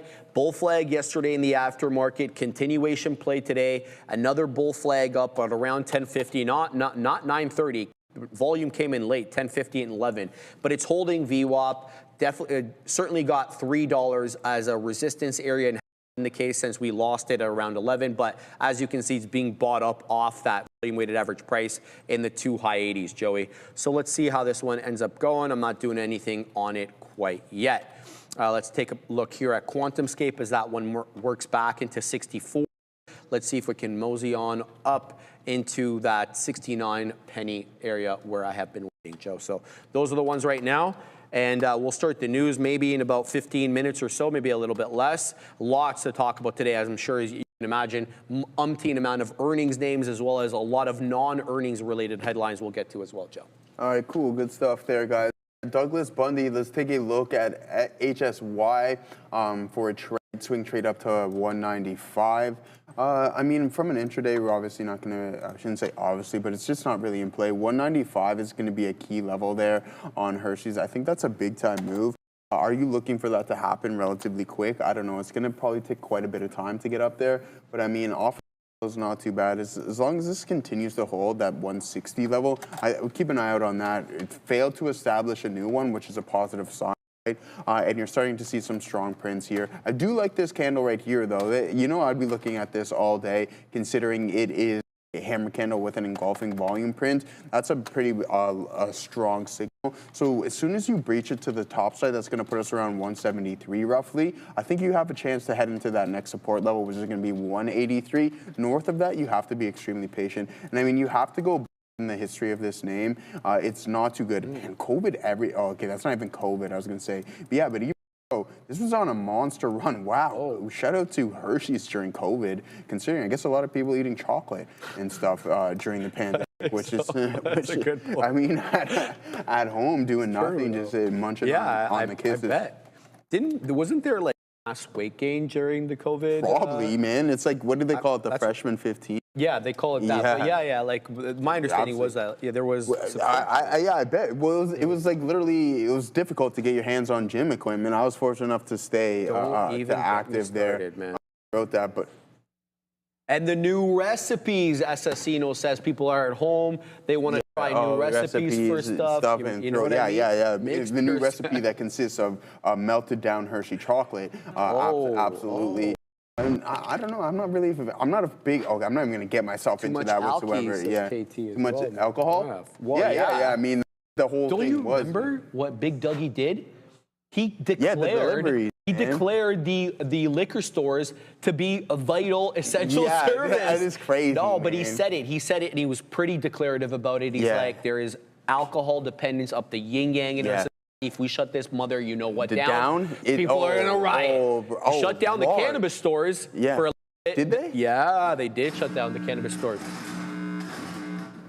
But they didn't shut down the liquor stores. Those, yeah, zero chance. And also in the city, there's a bunch of rules that they kind of got a little bit more lenient on. You can order it from the restaurants, you can walk right out, and even on the streets, they kept with some of the rules. You can now consume alcohol on the street, which you never were able. Yeah, you never were able to. But oh man, again, nothing to brag about. But did my friends and I have a heyday just ordering stuff from the restaurants? Oh, bottle. $13. Oh, get 5 of those. Yeah, rock and roll. We could never get that delivery before, but it was good times. Do I miss them? The only thing I miss about COVID is waiting in the grocery store lineup. That's about it, or to get into like Canadian store. It was easy? No, it was brutal, man. It was like in the cold. Yeah. One thing you don't miss. I thought you said one thing you miss. I don't miss. That's what I don't. Yeah, that's gotcha, the only thing. But COVID was a great time there, so maybe I said don't miss or whatever. But you know, like informally, you'd always have had alcohol in parks and stuff in Ontario. You weren't allowed legally, but the cops would come up to you and be like, just put it in a please put it in a cup so I don't have to come up here. Yeah, right? exactly. Like they would always say that. It's the same thing with Sega Beach, right? Like the Sega Beach, you go there with the red cup and everything. Exactly. Along those lines. Most obvious it's like but they didn't care. No. As long as you put it in a cup, Joey. Throughout my whole teenage year, there was this guy. Who would literally ran with Sega Beach, and he just would walk around with his garbage bags and pick up the empty cans. And then just one year, I guess, I don't know how that guy's doing. There's just thinking about that random individual. He just stopped coming by. So maybe he croaked or something along those lines. But by all means, man, he obviously was homeless and all those things. But he must have done pretty good for himself, considering he's going to Sega Beach in the summertime just collecting cans. But aside from that, guys, let's get back into these markets, see what we got going on. Hershey's, we were talking about that for some time. I think you can get into those. You just have to be extremely patient on that one. Roland, Joe, your beaches in Thailand were empty. You had them all to yourself. Yeah, I heard a lot of things, man. Tourism obviously got destroyed during that time. But look at the overall market. What a steady grind higher here, guys. Let's head to a higher time frame, like the hourly, and see if we're starting to recover the majority of yesterday's session. We're at that point. We're not at the peak yet. 115 on the TQs is going to be that level, but you're only $1 away. And these big boys, any dip is getting bought in the likes of NVDA. It's so hard to sustain this downward movement. The cap out there. I'm just thinking in the back of my head, just because these guys are spending so much money together, essentially as a collective unit, is it just going to drive this market higher and higher? I think that's going to be the case because we're seeing it time and time again. So NVDA, I want to really add into this position in my long-term account, and then I want to get into some more cybersecurity and some of the quantum names as well too. So those are some of the big names that I'm looking to allocate next into the long-term portfolio. Yeah, sounds good, Joey. All right, guys, still in 3 positions here. ASST back at the 10 EMA. It made a brief cameo appearance at that $1.50. Drop back down, holding the 10. We've got 44s. It's showing me 47s. I don't mind packing the pace here on this one, but I'd love a decided move above 50 here. Clean out some of those profit takers I've got lined up there on the chart, but I don't know. I don't mind defending this one into the 20 either. The 20 is a little bit below 145. We'll see. The other one I've got on QuantumScape coming back into my area, 55s here. I'm going to get out of this one, so we're going to flatten out here, break even on the remaining amount on QuantumScape. If there starts trending a little bit better and stops putting in umpteen amount of lower highs, we'll get back involved with that. DTCK still holding 6, but for how long? Price spiked up a couple of times, and now it looks like the volume really declining on DTCK, and now we're not even getting price spikes up into the upper end of the range, which to me, at least, was 20 pennies. I'm not seeing that anymore. So keeping a close eye here on DTCK for an out, whether that's out or profit taker. Day Trader LA, thank you for the $10 super chat, my friend. Lily still got the upward momentum. Let's look at LLY, see what that one is up to. Obviously, it's competitor reported, and it was not a good report. We will be talking about that momentarily on the news. Up 0.86% and working its way back into that $1,000 area. This has been a very, very nice recovery for Eli Lilly off that 625 August low. And since that time, we are up 52 and 2/3% off that level. Good recovery for the GLP. It feels like this is a really, really prolonged bull flag, with this area being a period of consolidation. I'm talking about this area starting in around July of 2024. Those are when we got near all-time highs. Again, we tested them again in August, and then it was basically a downtrend, downtrend, downtrend. You feel like you might be breaking that downtrend now with this latest move. I want to say starting above that trend line break on Halloween. So good recovery here for LLY. Intraday, of course, it does seem like it's just holding trend here. Most of the time, it's finding support at the 10 EMA. Very few times it breaches the 10 EMA. Most notably, 1220, 1225 got bought right back up. So great look here for Eli Lilly as they look to expand, obviously, their moat. They're going to have to get into some more drugs. It can't just be GLP-1 and bust. So we'll have to see and keep an eye on their product pipeline. But good look. No question about it, Joey, since that summer area low. Jameson, Goro, light volume, but look good today. Let's look at GORO for Jameson. Take a look at this one. I said over here. What is this? GORO? GORO? There it is. Gold. I love gold. Yeah, light volume, brother. Sub $1 name, 68 penny high. It's got everything going for it, except the volume, of course, and the fact that it's below $1. But this is good. It's a clean hold. I'd be buying it off 67 pennies, give or take. That's the area high from the previous occasion, and it's where the 10 EMA as well. So let me know how GORO goes. Not really my cup of tea, though, but good look nonetheless. Joey, what do you got? Yeah, I'm just reading some things here on AMD. I know we're going to be going over the news here momentarily. Just looking at some inventory days outstanding, I think is a little bit interesting. We'll get more into that momentarily. Meta putting in a new high of the day, going to be touching into 641 momentarily. Thoughts on Oscar and EOSE into earnings, please? Oscar Health. Yeah, we can take a look at some of these names. OS. Canada too, bro. Yeah, bang. Oscar. Is it Canada? Jeez, shout out to Canada there in our amazing economy and unemployment rates. Yeah, so shout out to the great nation.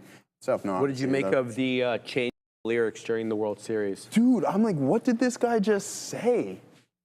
I'm not a fan. No, I know. I bet you're not. I'm not a fan. I couldn't believe what that guy said. I'm like, who hired this guy? And who allowed him to change the lyrics like that?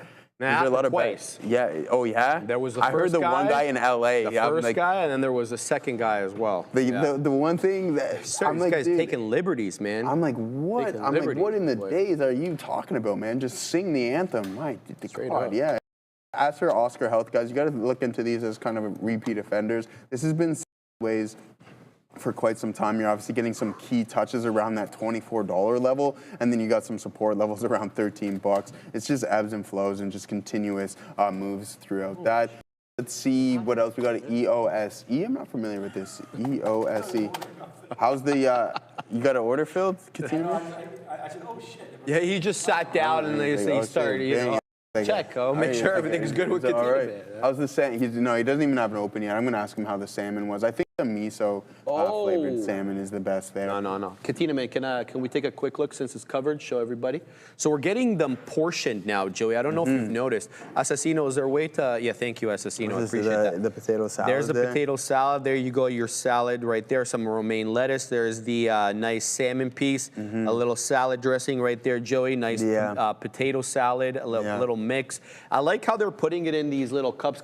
It's not blending in with portioning out with everything else. You know what's funny? So like as a kid, I don't know if you were like this, but I most definitely was. Is that you didn't like your other foods touching each other? Did you as a kid? But now me, I just mix everything, man. I just put everything together. What do you say? What about pie? You're never gonna live that down. No pie. What do you mean? What about pie? I'm not mixing it. It's like, oh, no more. It's done. Bring it back. You know what I mean? Take that thing back. But you say you're not a picky eater. I'm not, dude. I kind of feel like you are, Joey. Oh my God. Even Ram says the person he doesn't like cookies, Assassino. He doesn't like pie. Oranges. I don't know, brother. Like you are. Listen. I'll eat a solid oatmeal cookie. Okay. I just have no intentions of going to the store and buying cookies. I don't.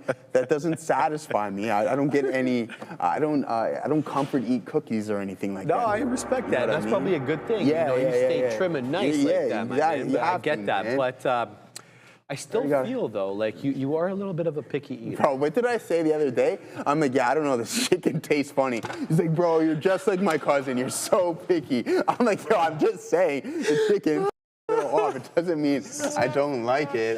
He doesn't like anything, guys. Bro, every day he's complaining. No, it's man. So good. No, it's crazy. I'm truly not, man. I think I'm a pretty good eater. No, when man, I was younger, you're good. When I was younger, I was bad. But guys, excuse me, sorry, Joey, I have to interrupt.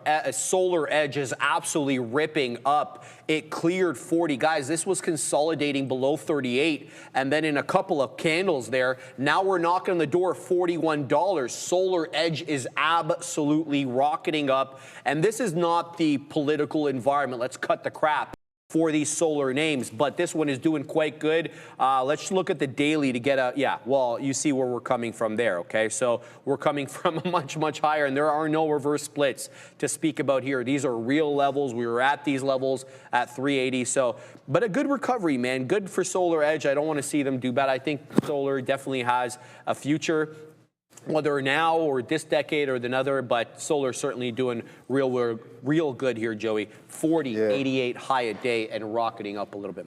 Jam Lossy asked what the things on our shirt are. These are poppies. These are for veterans, my friend, for all war veterans, for those who have fallen and even served in battle. So shout out. It's from World War I, and we paid tribute. All the wars. But the poppy, but the poppy was from Flanders Field, the song. Flanders Field. Bang.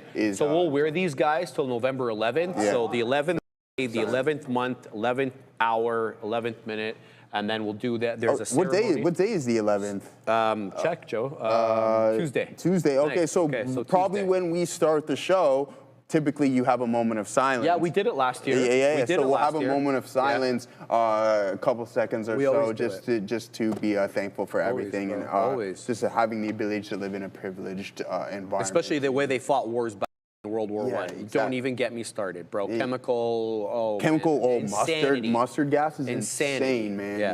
That stuff is great. I told you, I was watching some documentaries of the war in Ukraine. Yes. And oh man, that stuff it's scary stuff, man. That's for sure. I forget what the documentary is called, but you see absolutely everything, and it's insane, dude. I see a lot of that on TikTok, Joe. Do you? I did. I'm seeing less of it now. A lot of the warfare we were talking about. Dude. I see a lot of that come on TikTok, unfiltered, typically Russian accounts releasing them.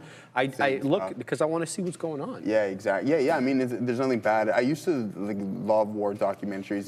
There's this one called "Which Way to the Front Lines" from here. It's a pretty long title, but it's just about this journalist. Anyways, I'll say it quick. He's been to multiple wars, Africa, and then his final trip is to Syria, and everybody's like, "Don't go there." Decade-long civil war. Yeah. And everybody said, "Don't go there," and rightfully so. But anyways, guys, back. Enough of that sad talk. Shout out to all the but thank you for all of the individuals who have served and are currently serving. Mara is not doing too much. We're just rolling through some scans. I bit right back towards the high of the day. NVIDIA coming into some key support levels. Let's see if that holds up as well too. 201.08 there. Tesla just a steady grind higher. There's a wick on from the opening drive high that we're kind of struggling at. So keep an eye out for any forms of indecision. I think around 1 or 2.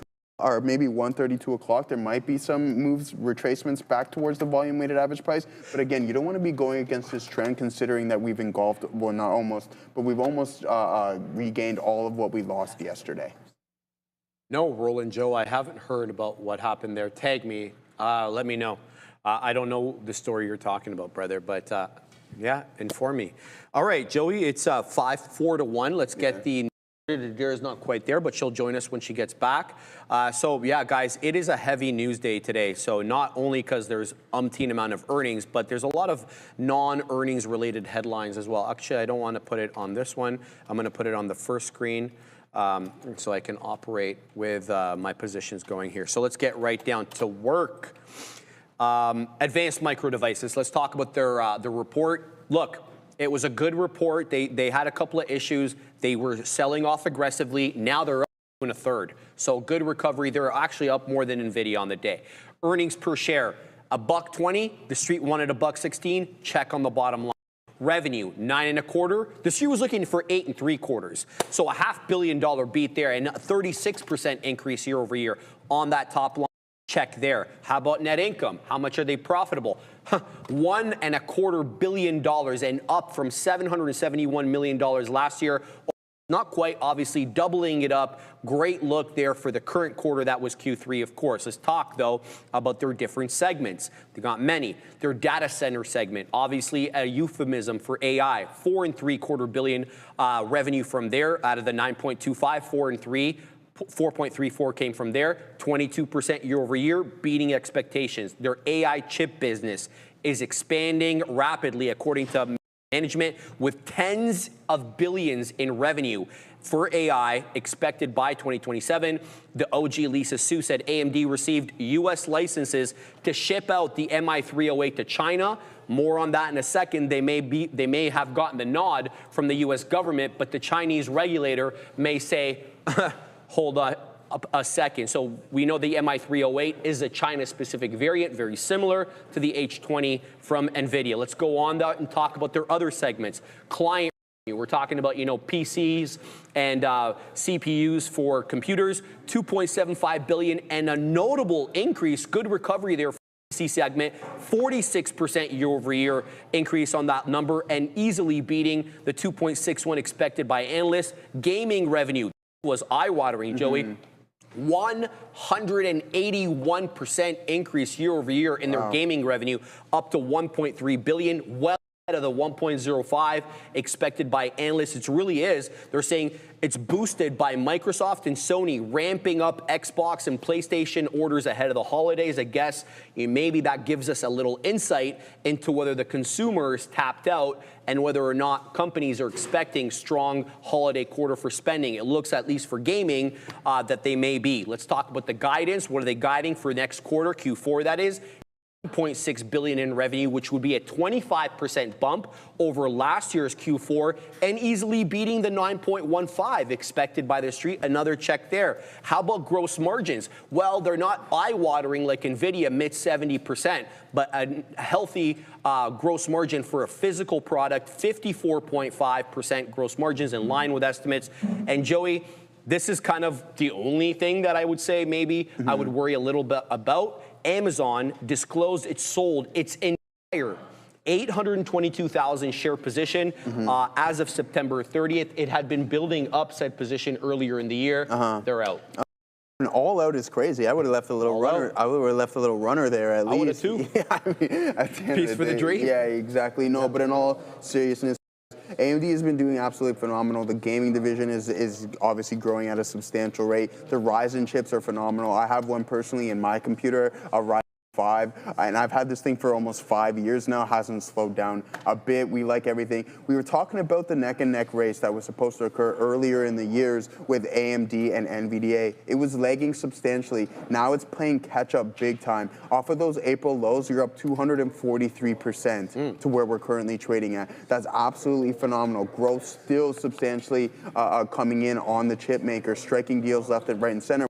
Right individuals in this AI game. I like AMD substantially. Am I going to be buying it up here? I don't think it's right to look at the PE considering, but at the end of the day, what AMD's been doing, it's hard to deny it and it's hard to fight it, and I wouldn't want to go against it whatsoever.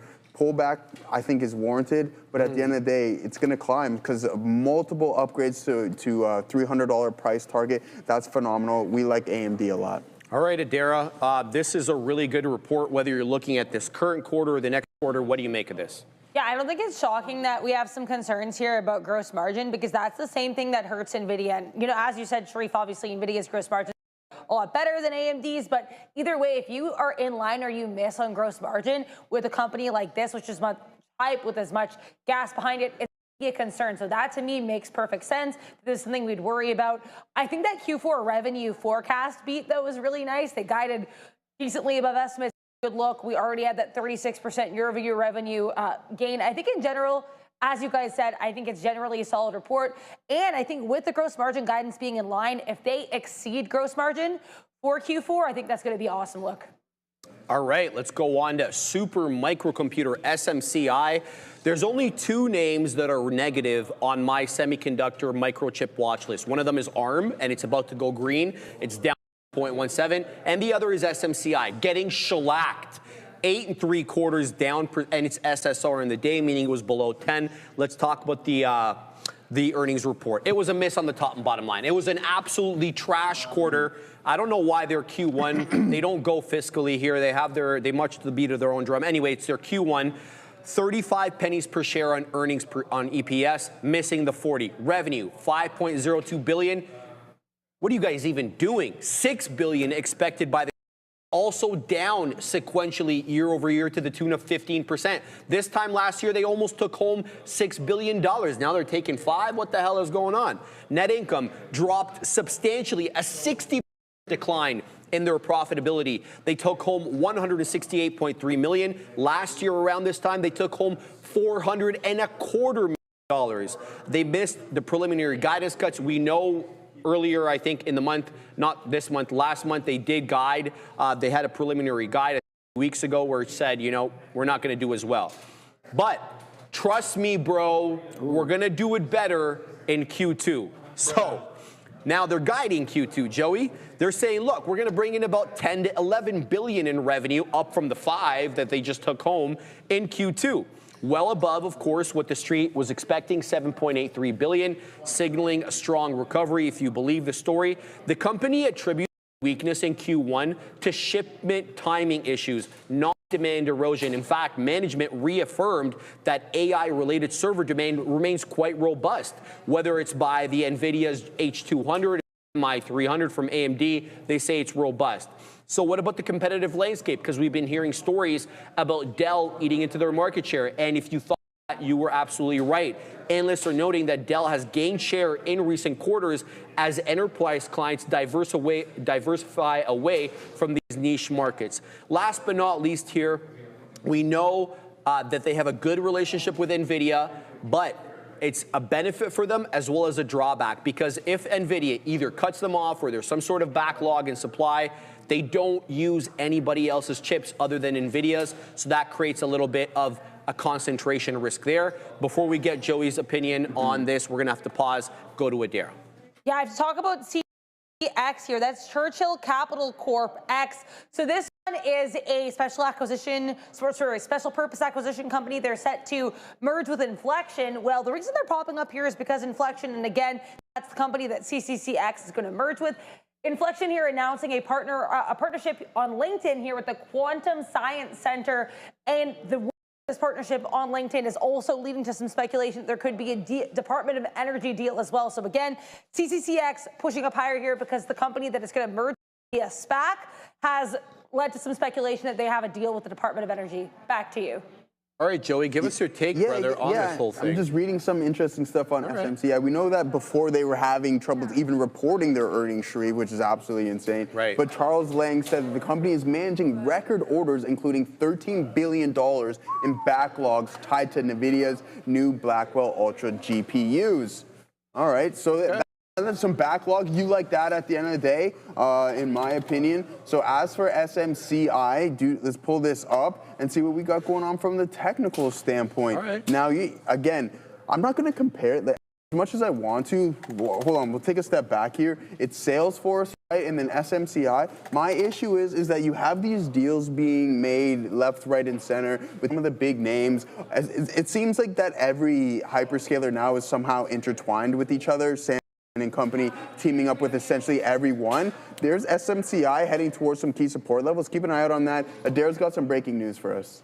Yeah, keep an eye here in Eli Lilly and Novo Nordisk. CBS that the Trump administration is going to be announcing these weight loss drug deals tomorrow. So again, CBS reporting Trump weight loss drug related announcements tomorrow.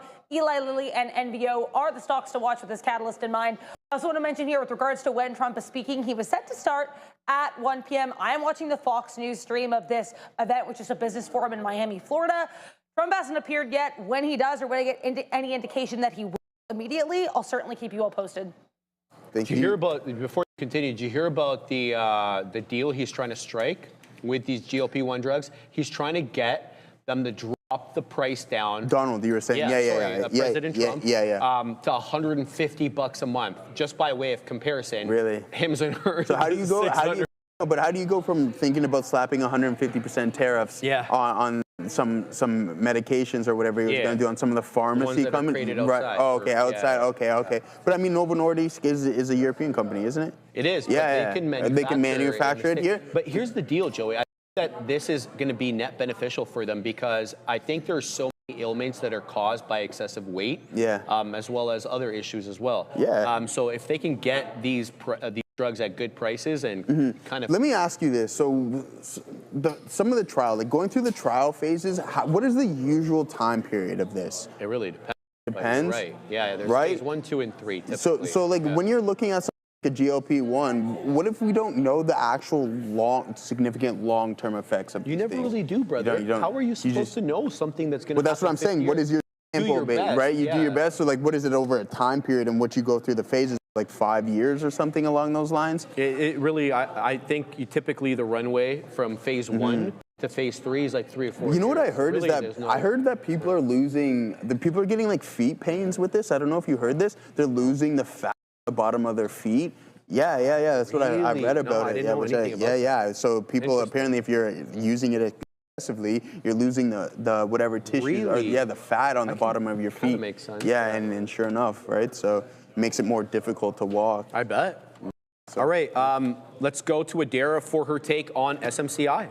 I have to say here as well, as you can see on the screen, more updates here with regards to the CBS report suggesting that we're going to have a deal on weight loss drugs announced tomorrow by the White House. So apparently this deal with Eli Lilly and Novo Nordisk is expected to drop these obesity drug prices to under $150 a month. That is a significant cut.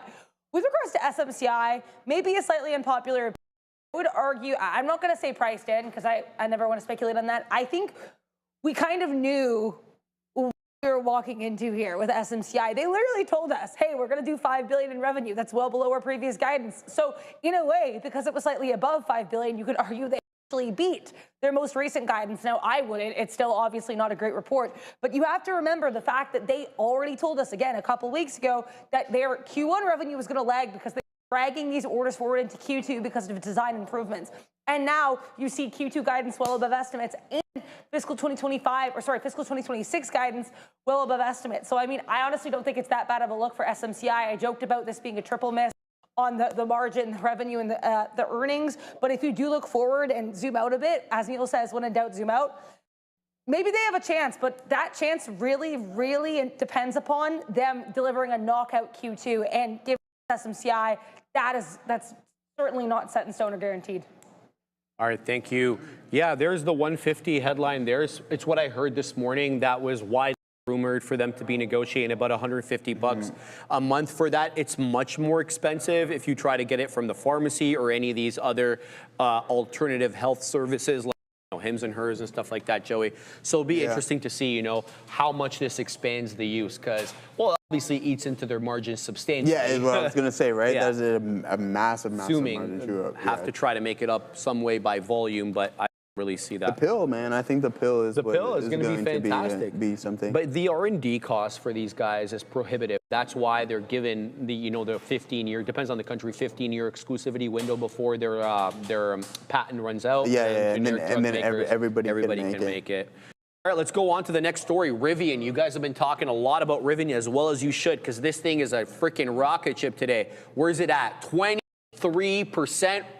Randy, 23%. You know who.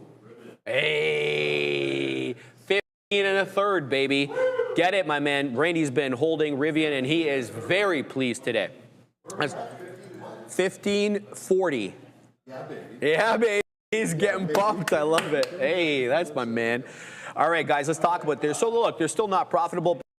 Very few EVs company are 65 cents per share loss. The street was looking for a 72, so smaller than expected on revenue of 1.56 billion, easily beating the 1.5 expected. And Joey, they grew that top line number at 78% year over year. Great look there.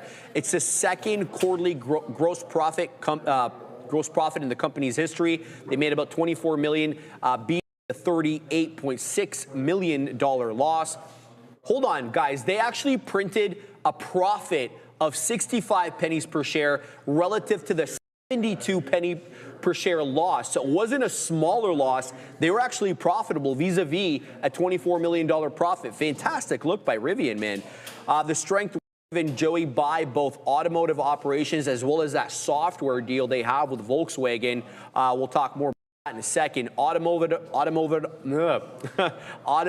operations still posted a $130 million loss, but that's a $249 million improvement over last year where they lost a lot more. Profitability was offset by the $154 million they made from the VW partnership in both the software and the services side. CEO RJ Scaringe saying he credited the firm's diversified business model and software integration for improved margins.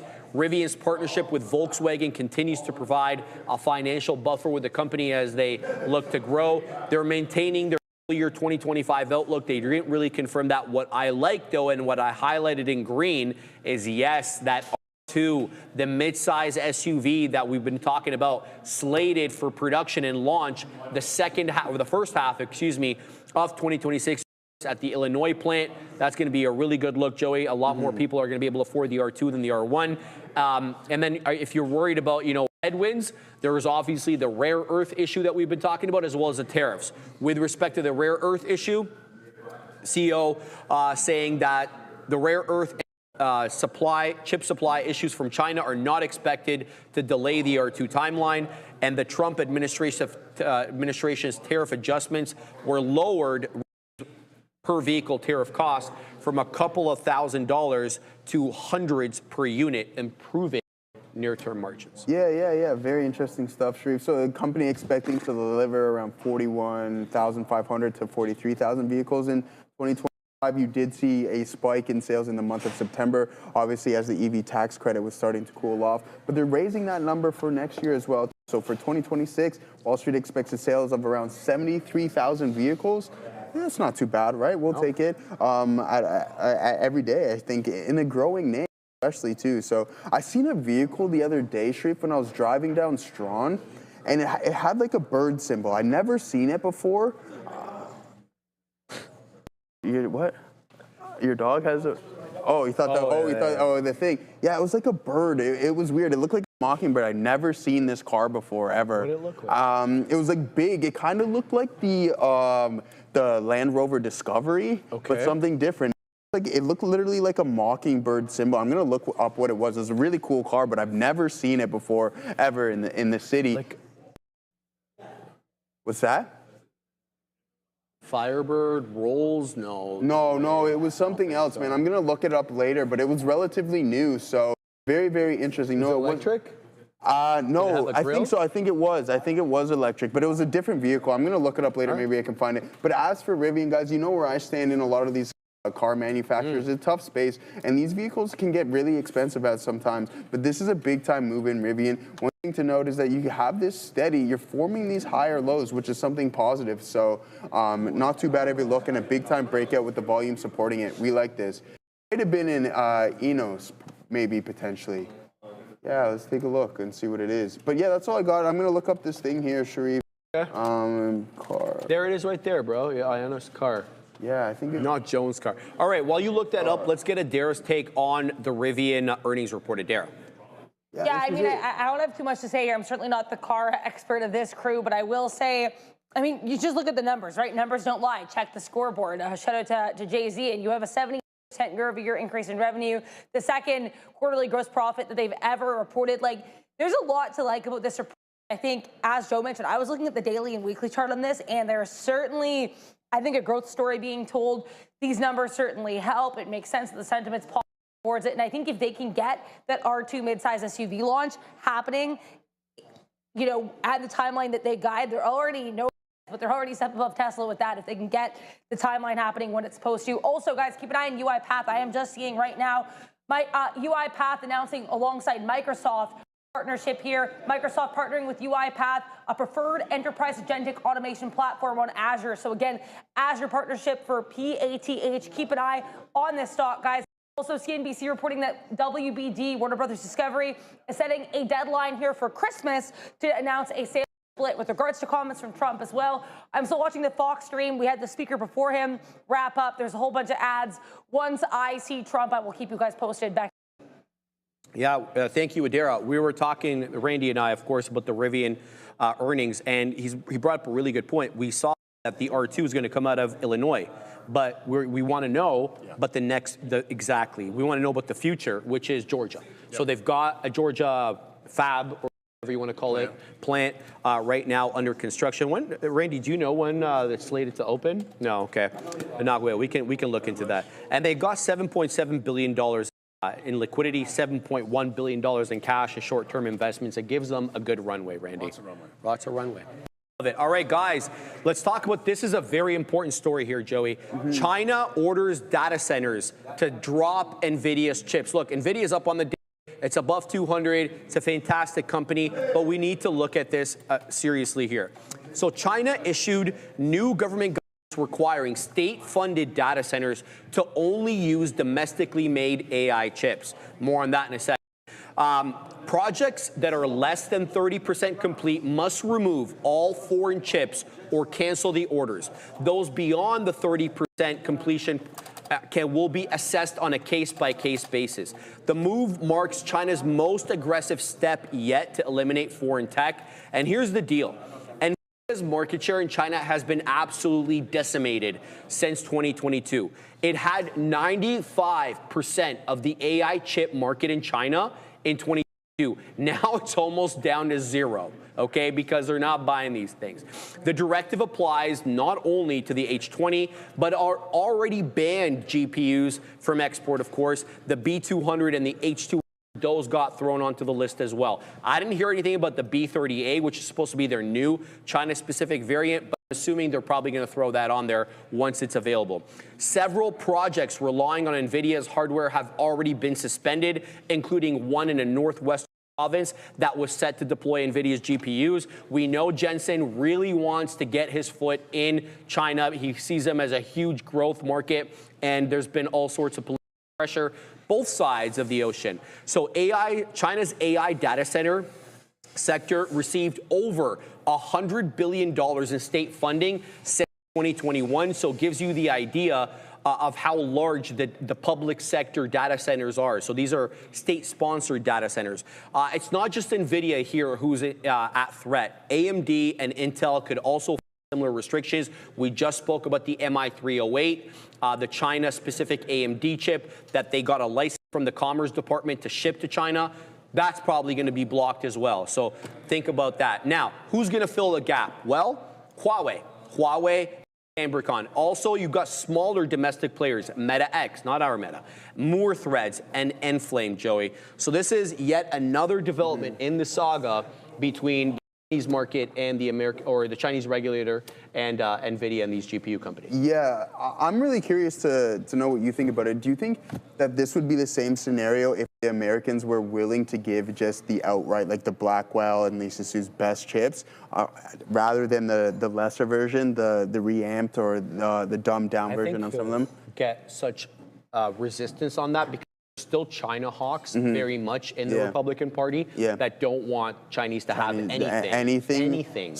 The scenario is, okay, give us your best chips or we don't want anything at all. Which is kind of a feeling I get. Right? Exactly. So I think that's the case that they're in. It's unfortunate because I think that would have helped tariff talks a lot more, but it doesn't seem to be the case so far.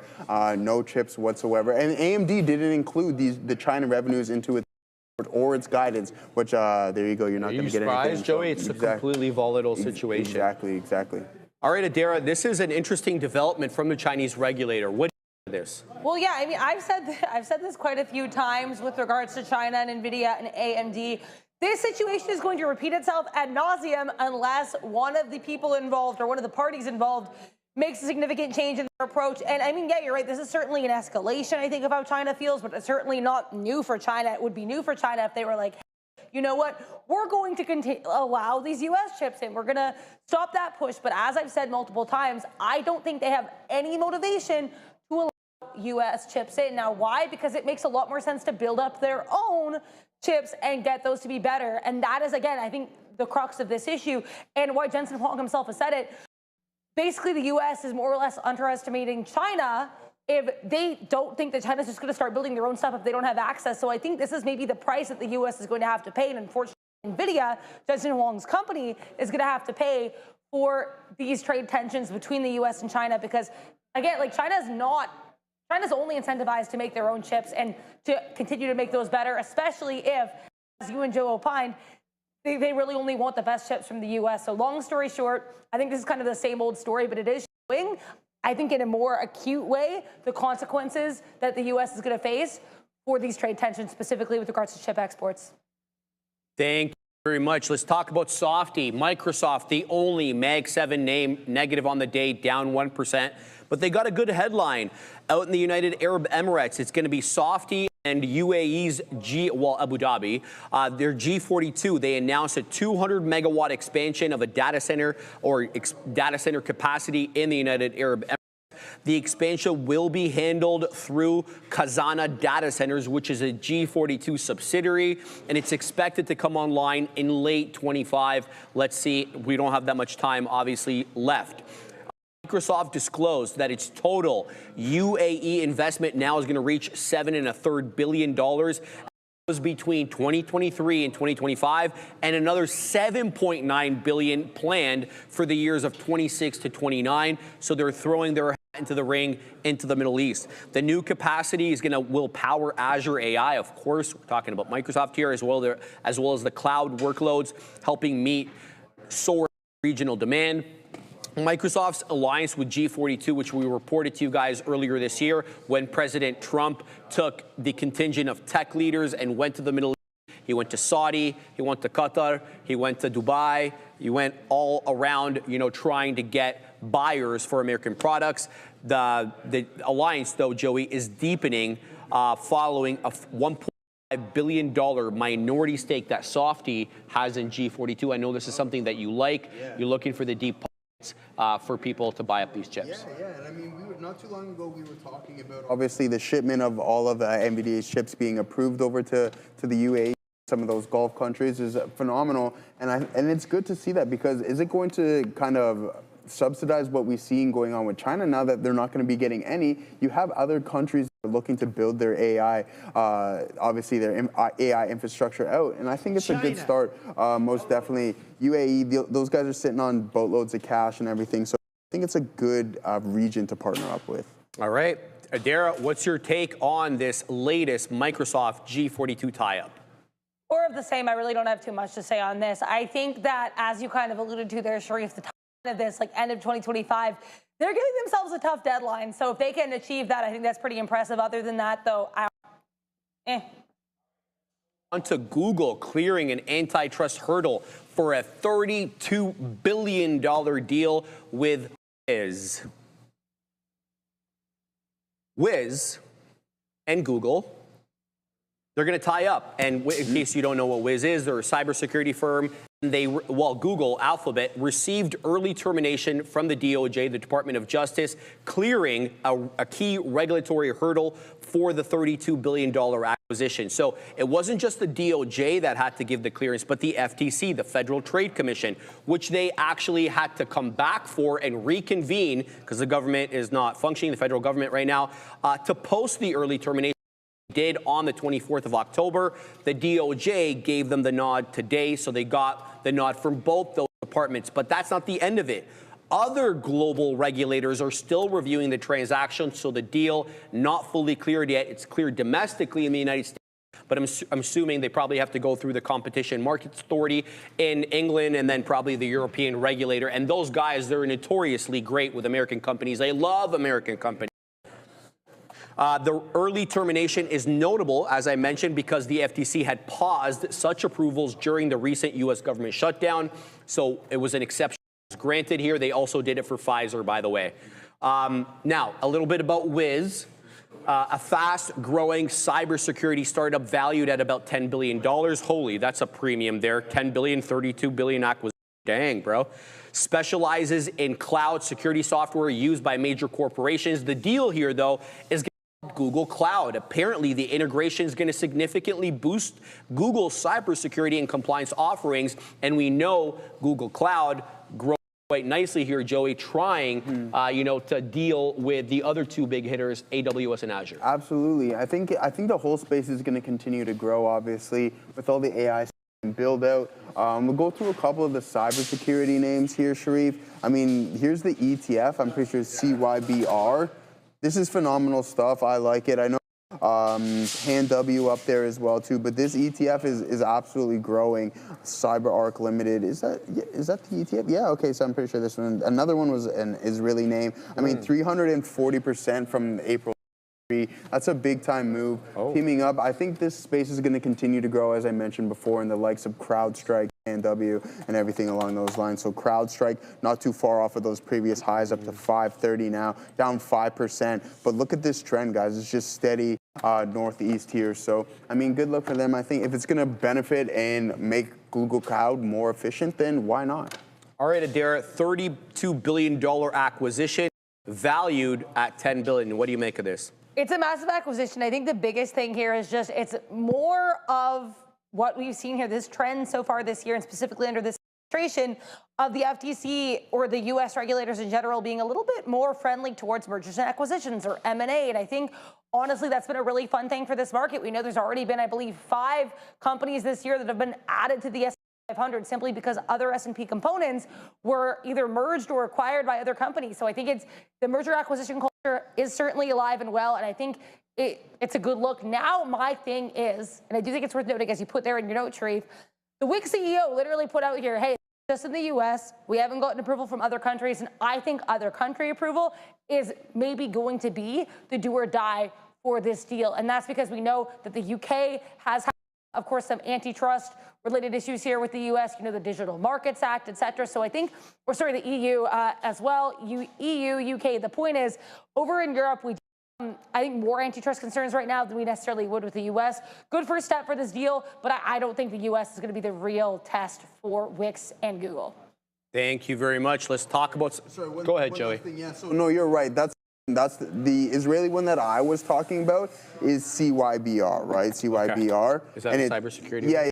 This is CyberArk here. This is so what did I just type in? CYBR. So this is CIBR. CIBR is the ETF there. There it is. I mean, still a good look off of those April lows. You can't go wrong here. Yeah, well, I mean, the cybersecurity names are only, I think they're just going to get more important as AI develops. Exactly. Right? I mean, especially with quantum, we'll have to see how that all works out there. But all right, guys, Tesla, big day tomorrow, November 6th. 3 p.m. Central Time. Uh-oh. All right, we all know what we're talking about. We're talking about our very good friend Elon Musk's pay package. We don't even know. So Tesla's board, in case you don't know what's going on, they propose granting Elon Musk up to $878 billion in stock-based pay contingent on performance milestones. We're talking about tens of millions of EVs. We're talking about millions of FSD subs. We're talking about robo-taxis. We're talking about humanoid robots. There's a lot of milestones that's got to be met here. Shareholders will vote Thursday on whether to approve the plan or risk Musk leaving Tesla entirely. The payout would make Musk's compensation unprecedented in corporate history, potentially giving him, yes, that 25% stake in Tesla. And look, he made no bones about it. He was on All In. He was Rogan last week, and he said, I ain't creating a robot army unless I have 25%. So make of that what you will. It's to go on here. The board, they said their argument is only Musk can deliver. Contends that Musk is essential to Tesla's AI and robotics future, including self-driving robotaxis and, of course, humanoid robots. Supporters, Joey, they see the plan as performance aligned. No win, no pay. Musk gets paid only if the stock skyrockets, reaching a market cap of $8.5 trillion in 10 years. Some institutional investors, many Norwegian, the Norwegian sovereign wealth fund. We've also got Lafler Tangler Investments. Lafler is backing the deal. They argue shareholders benefit if the stock appreciates sixfold, which would have to. but there's also a lot of different institutions that are concerned. Critics call it a governance disaster. They argue Tesla's board is overly dependent on Elon. You got the Norwegian sovereign wealth, you got CalPERS. They all publicly oppose the plan. They cite excessive main person risk. They're like, yo, we can't live and die by one guy, all right? I kind of see both sides of the argument here, Joey. I want to hear what your opinion is. I think it's important to understand, obviously, the significance of Elon Musk within the company. It has to get you thinking, like, who's to follow him? Because he's built that himself. I think it's a little bit something that to be worrisome about. But other than that, it's in the shareholders' best interest to keep Elon satisfied and distracted with Tesla, expanding his geofence in robo-taxi, and everything that he needs to do to get the company to that specific target. Now you have this third party essentially voting who doesn't even have any control of the shares, saying, hey, we might not agree on this pay package. I don't think that's going to be good for Elon Musk motivation. You need to keep him motivated at all costs. David, dropping a $5 super chat. China. Oh, wrong one. I'm really rich. If you voted on the $1 trillion package and board roles, if you voted, and try to keep it legit, if you voted yes, throw up ones. If you vote no, throw up twos. Let's see what we get in the chat. All right, Adira, give us your take on this big day tomorrow. So my take is I am fairly confident this will go through. I think at this point the debate is whether or not it'll be passed. I know obviously we have some major shareholders like the Norwegian Investment Bank Management. We know they came out or they said, yeah, no, we're not down. We're voting against it. I think the issue here, though, is these larger, which we know, again, a lot of these banks and wealth management funds have already said they voted against the package versus the power of the retail shareholder. And who runs Tesla sentiment-wise? I would argue, as someone who spent arguably too much time on Tesla bull Twitter, I would argue that the retail shareholder runs Tesla all the way from here to Nantucket 110%. So all of this is to say, I think it's going to pass. Now, the issue is this quote unquote good or bad? I am the type of person, I don't want to, speculate on the good or bad of it. I do think, though, listening to you guys talk about this, I wonder what it says that we think the only reason to keep a man motivated to work at the company that he's the CEO of is if we give him $1 trillion. Now, obviously, he has to meet a lot of milestones, and I'm certainly not going to negate that importance. I think he's obviously also a lot more motivated to work. And I talk a lot about his timelines and time management issues. I think if he has those milestones, he's more likely to meet these timelines. All of that being said, though, I think it's more the principle of the thing, the fact that we feel we need to give him money in order to work. That could be a little bit dicey, and I understand, but there's some issues with that. That being said, I think it'll pass. It's my opinion anyway. And B, I do think that if he gets the money, he is much more likely to deliver on these goals. Thank you. Yeah, one of the things I also wanted to add, guys, was, and we talked about this, guys. We talked about the proxies voting on behalf of large funds, whether they're ETF, sovereign wealth funds, pension funds, whatever they are, okay? They delegate some of the corporate governance issues and votes to these proxies. We're talking about Glass Lewis. We're talking about ISS, who Elon calls ISIS. And his contention, Elon's contention, whether you agree with this or not, is that these proxy firms have been infiltrated by social activists who want to push non-shareholder specific agendas. We're talking about climate.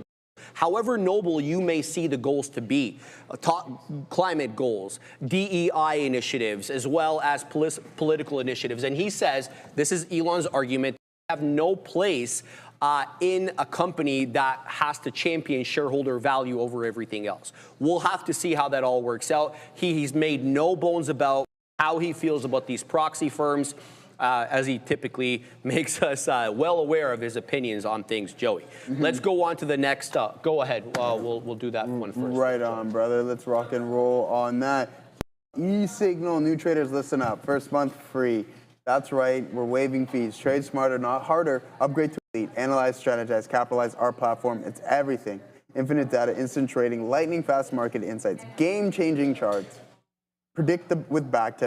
Reliable real-time data, global markets at your fingertips, all in one platform. Don't miss out. Execute your best trades now. Ready to elevate your trading? Scan the QR code or check the link in the description. All right, Joey, About Novo Nordisk cutting growth outlook amid weight loss competition. Where's NVO at now? Because it was tanking early, down 3 2/3 or there. So they lowered their full year sales forecast down to 8 to 11% growth. That was from the 8 to 14 that they had previously guided. And it most notably marks the 4th guidance cut by the company year. Not a good look. Their operating profit was also reduced. They had previously guided 4 to 10%. Now they're guiding 4 to 7. So not much to say, at least initially. The stock dropped at the open, later rebounding modestly, but it does remain down about 45% to date, a marked difference between its competitor, Eli Lilly. So how'd they do here, Joey? Their Q3 net profit, 20 billion Danish kroners, which is about 3.1 billion US dollars. That was in line. Their Wegovy sales did rise 18% year over year, but they did miss on the revenue for their Wegovy sales. The 9-month operating profit, I don't know why you're giving it to us in 9 months. What are you doing over there in Europe? Up 10%, but it would have been 21% had there not been restructuring costs. The CEO said Novo's obesity drugs now serve 1 million U.S. patients, roughly 1/3 market, with everyone fighting over it. Competition from Eli Lilly, of course, an emerging biotech player, is pressuring prices. They also launched up to $10 billion bid for U.S. obesity biotech Metsera. We know that they're engaged in a bit of a fight right now with Pfizer. Pfizer's offering $9 billion. Novo upped them by $1 billion. Pfizer responded with a second lawsuit calling Novo's bid anti-competitive. Novo, for their part, they countered, saying the claims were false and without merit, and they emphasized that the proposal complies with all the laws. Metsera's board labeled Novo's offer as superior to Pfizer's, Joey, so kind of not leaving us with any doubt as to who they prefer.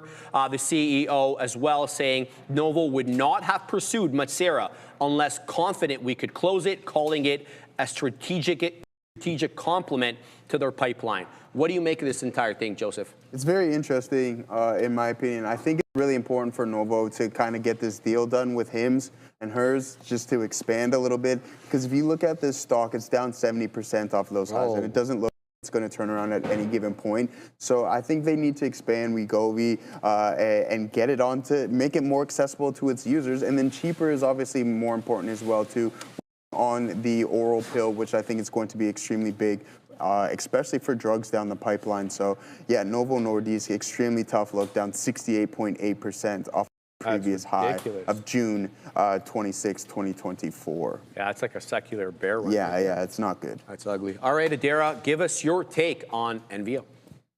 Yeah, I think here with Novo Nordisk, we know that I follow this space pretty heavily. Yeah, I think the 4th guidance cut in 1 year or however long that's not great. Don't do that. I don't know how I feel about that. I do think, though, with regards to the issue with Metsera, which I think as of right now is probably the more timely and, in my opinion, maybe more interesting issue here. With regards to no, I think 100% they're likely to win. We know that even yesterday, because Pfizer's already filed 2 suits with regards to this. One of the suits we had the judge yesterday saying, like, I don't even know if this belongs in court, but hey, we'll still have a hearing tomorrow. And by the way, that hearing is scheduled for today at 3:15 Eastern. So if I get any news from that, I'll let you know. But either way here, the point is I think they're likely to get that Metsera win. If they get that Metsera win, I think that could be a huge game changer for Novo. If they lose Metsera, which again I think is much less likely, but it could happen, then maybe sentiment for Novo gets a little rocky. But it is worth noting they did move up here on these reports from CBS that we just got like 20 minutes ago.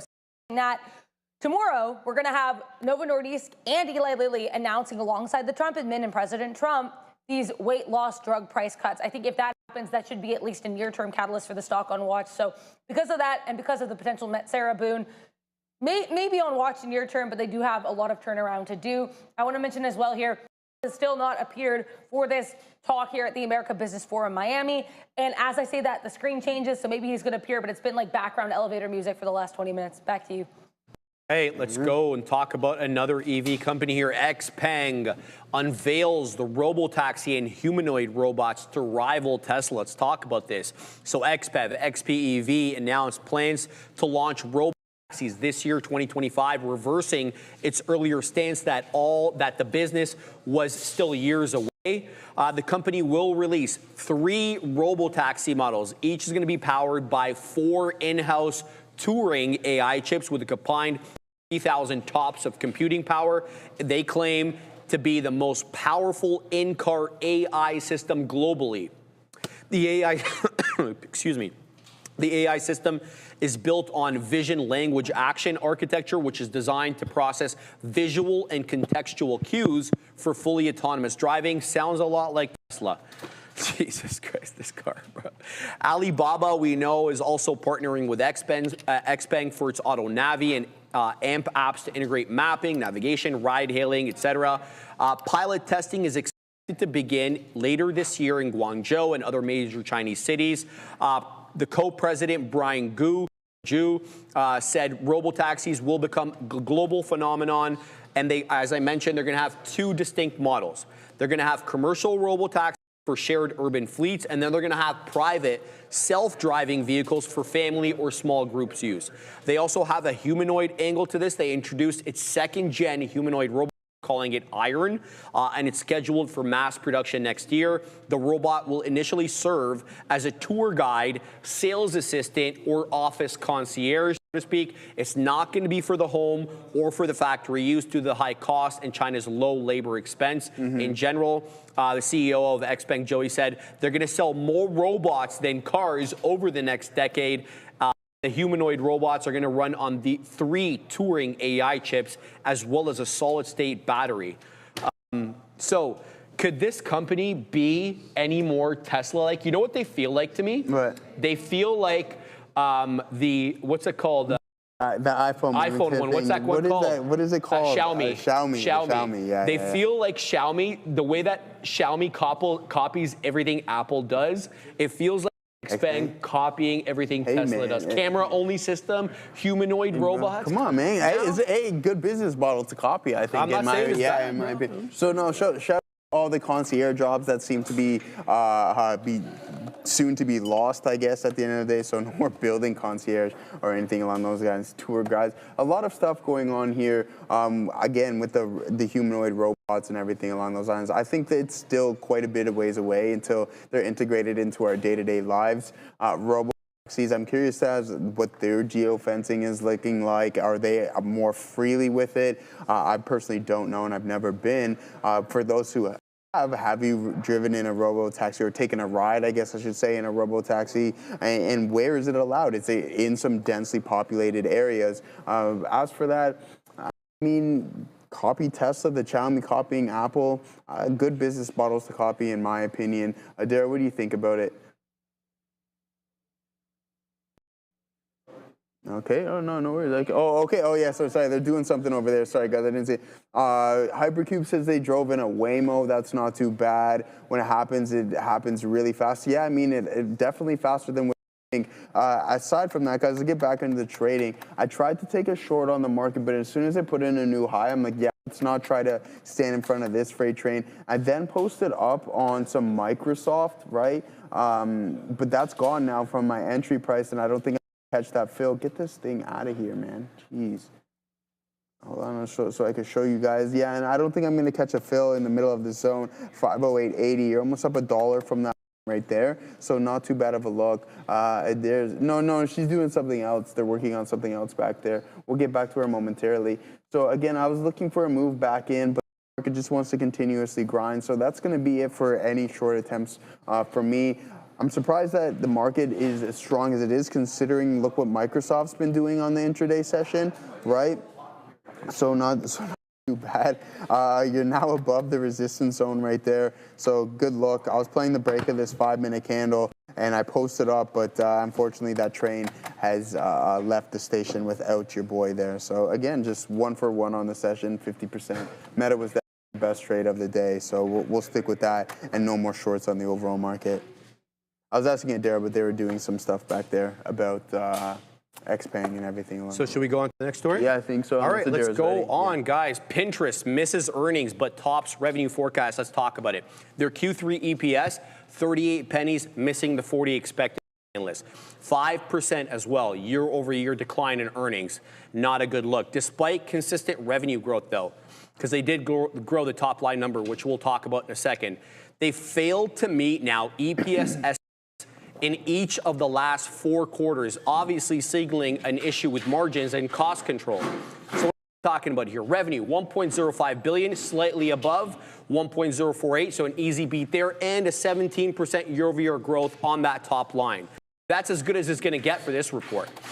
They've surpassed revenue forecasts 4 out of the last 5 times in the same way that they've missed EPS in 4 straight quarters. The company attributed the growth on the top line to ad performance improvements, international expansion, and product-level personalization via AI tools. Now, what's their guide? Their guide for Q4 is 71 pennies on revenue of 1.33 billion. That's in line with analyst expectations, and management commentary indicated a cautious tone heading into next year, emphasizing measured ad spend recovery and ongoing investments in AI and shopping integrations. I got to tell you, I haven't opened this app in over a year, and the really only time that I did was to get like outfit ideas when I'm going out. Like if I want to mix a blazer with a shirt with pants or whatever else, I'll mosey on there and just like get for some decor things. I guess, at the end of the day, Katina right? Mann's wife was using this as well. Shout out to Marissa, and she hasn't said anything to him about it in a while. What do you make of this, Joey? I know it's interesting. Did we get anything on daily active users? Did that increase? Did you mention that? I didn't have anything. No, you didn't have that. So I think that's going to be an important metric. You want to see that grow. As for Pinterest, I've personally never had it, and it's funny. I actually I never had an account. I actually went into Reddit the other day, and I haven't. That website is substantially from when I used to use it years and years ago. But as for Pinterest, guys, I love that app, man. You love Reddit? Reddit like at least 4 or 5 times a week. Oh yeah, you like Reddit? Yeah, great. I didn't have any issues with it. It gave me like X vibes, like Twitter kind of. It's like a thing, right? It's like the Wild West. You can find anything that you want in there. Exactly. Yeah, exactly. So, which I find pretty interesting. But as for the technicals here on Pinterest, guys, this is a pretty tough look. I mean, it doesn't really recover, obviously, off of that COVID run. You trade all the way up to 90, 89 bucks, 90 bucks, and now you're down to 20. Gapping down, heading towards some key support levels around 23.12. Something that I would most definitely want to keep an eye on. We almost caught that fill on Microsoft.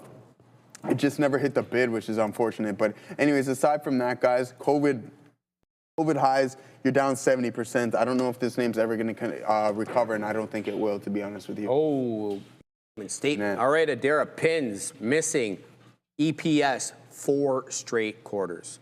Yeah, my opinion on that chart and this report is, it's kind of choppy. There's not a lot to be inspired by it. And Shreve, I like as well in the note that you have here, you mentioned, sure, it's up like in line here with the gain of the overall market, but the fact that it's less or up less on the year than Meta and Snapchat, which I would say are its direct peers, I think that's a bit concerning. And I think we'll also get a better sense of the sector when we have our good pal Snapchat tonight after the bell, because Snapchat is another one of those companies that's very much become an ad revenue type play. I think that'll be an interesting look to see how they fare. And it's interesting too, as much as we talk about how companies like Pinterest and Snapchat are often liars of their ads, I was even seeing one of the stock Twitter accounts that I follow saying today that they would be on Pinterest more if not for the ads. So that's interesting too. These ads, which actually, obviously help their earnings, impacting their user growth. Again, that's just an anecdotal opinion, but I think something worth noting nonetheless. Trump is speaking right now. I just want to mention this. He hasn't said much of note, just kind of repeating what he normally says, but there's something I do want to mention here as well. CNBC reporting that Trump's nuclear power investment in Westinghouse could eventually lead to an IPO with the U.S. government as a shareholder. So nuclear IPO potentially with the U.S. government. Okay, thank you very much. Let's go on to the next one. Upstart beating on earnings, but the stock sinks on a weak outlook. Let's have a look at where UPST is hanging out. We're down 13 2/3. So Q3 EPS 52 pennies, beating the 42 expected by analysts and growing nicely here, about almost 24% year over year. That's the current quarter. The beat represents the company's 4th consecutive quarter passing EPS estimates, driven really by cost management as well as operational efficiency. Despite the earnings beat, though, revenue did disappoint, coming in at $277.11 million, missing forecast by about 1.4%, and just increasing about 7% year over year. High single digits, not enough to get investors excited.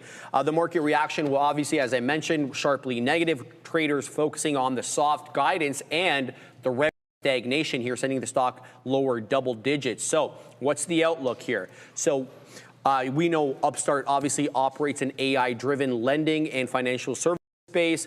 They continue to face macroeconomic headwinds as the credit market is a little dicey at the moment.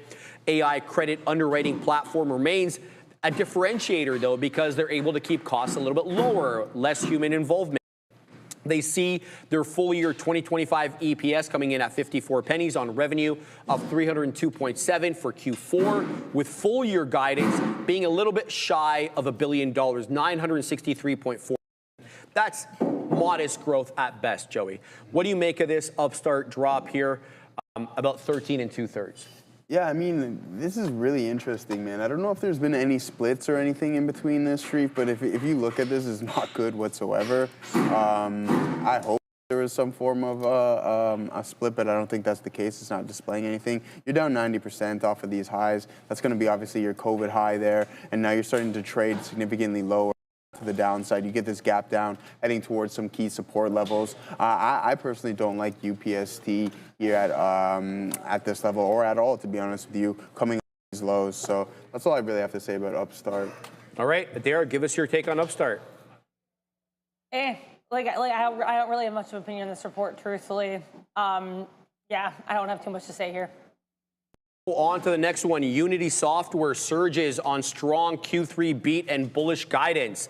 So they crushed EPS with 20 pennies easily, handily beating the projected of a loss of 23 pennies per share. They came in profitable when the market was looking for weakness. It's a sharp turn in profitability, guys. It was really supported by cost discipline and stronger performance in both their core business units. Look, it's a successful integration, the company's saying, of their AI-driven tools and improved monetization. Shares, at least earlier, were up about 8%. Where are they at right now? 14.5%. Great look here for Unity. So revenue came in at $471 million. That beat the 447. Sorry, they increased from 447, and it beat the estimates of 453. Their creative solutions division, $152 million. Beating last year's print of 147. Their grow solutions 318, beating the 299. So they beat on all their little sectors there, with their EBITDA growing nicely, 23% year-over-year growth on margins there. Management credit Unity Vector AI and continued create segment strength as key contributors to the outperformance. They're guiding well, Joey, as well. Q4 guidance coming in at 480 to 490, above 75, indicating confidence in demand resilience. All their segments they're expecting growth in. What do you make of this? Yeah. So interesting stuff. So as of September 30th, 2025, cash and cash equivalents have restricted cash was around 1.9 billion, and then increased by 381 million as compared with 101.5 billion, I guess I should say, as of December 31st, 2024. So you're starting to grow there. That's some good stuff. As for the technicals here in Unity Software, keep an eye out on it. This is a big time recovery. I mean, you're not going to get to where you were before in some of these levels. Obviously, the peak of the COVID right there, December 21, and then now you're starting to climb a little bit higher. So we'll just use our typical gauge of April lows, and that's going to be approximately 163%. But if you've been bag holding this name for quite some time, I'd look out. Key resistance zones also shrink around that $43 and $45 level, 47 also. Well, too. So a lot of zones that it needs to clear in order for it to continue to climb higher. But you can't complain, or nor were you going to off of these bounces earlier this year. So again, a substantial move higher once again, 172%. All right, Adara, give us your take on Unity. It's a strong report, and I think, the numbers speak for themselves, guidance speaks for themselves. I want to talk here about what Trump just said about the GDP. He believes the GDP growth in Q3 is going to be 4.2% or greater. So again, Trump's still talking here, expecting a very strong Q3 GDP. As we knew from Press Secretary Caroline Leavitt, we were going to get some economic talk from him. He's talked a lot about egg prices, GDP growth expectations, the strength of the stock market. So lots of economy here, most of which we already knew, but I think this GDP point, certainly worth knowing. Hey, we are done the news segment. Great look, guys. Let's take a look at what's still trending in here markets. We really have Solar Edge rocketing up, guys. Excuse me. Let me just maximize that. Solar Edge is all gas, no breaks. Now it is up 30.1% on the day, taking out $40. It had a couple of bull flags here. One initially had good consolidation at that, I want to say the 10 o'clock timeline till about 12:30. Then we broke above that range above $39, and we really haven't looked back since. Trend very clean right off the 10 EMA, Joey. Good look here for SPG. I was also looking at QuantumScape. QuantumScape starting to give back a little bit here, guys. 71 high. Looks like it's losing the 10 and the 20 on the 5-minute. I perceive 17 to 17.10 could be a great area of support for a pickup in the afternoon if you guys are interested. I like it for a couple of reasons. One, VWAP, obviously. 17, the whole dollar level as well. But the price action resistance into 17 is what really has my attention on that. So I'd be a buyer off that $17 level. ASST is another one we're involved in, which has basically done nothing for the majority of the afternoon. SLDP2, Joey, hanging out at highs, man. This one's had trouble with 80s. Really not breaking down all that much. Got as low as 50. We are, again, back in the low 70s looking to take out that 80 penny level, my man. All right, so MTSR says Payco. Payco, okay, that's not Payco. I know that's not. Maybe it is, though. 426. It might be you, but I don't think it is. Shorts are printing, they say. I posted up here 508.80s on Microsoft. Surprisingly, it just didn't get me at that range, so it's holding up here. Significantly range bound right now, but coming off those lows. It helped add an additional leg into the TQs. But if you take a look at Tesla, thing's going nuts. Oh, wow. Is it almost done? This is great. Yeah, it's almost done. All right, killing. so as for the from the daily, guys, a big time move. Watch out for this break here in Tesla. I think it's going to be coming soon, especially if you sit on top of this range. That could be an intraday trade and a potential swing trade too, as long as you hold the top end, sit on top of 465, and then you're off of the race, breaking that previous pivot, which is also the all-time high. So 4.7%.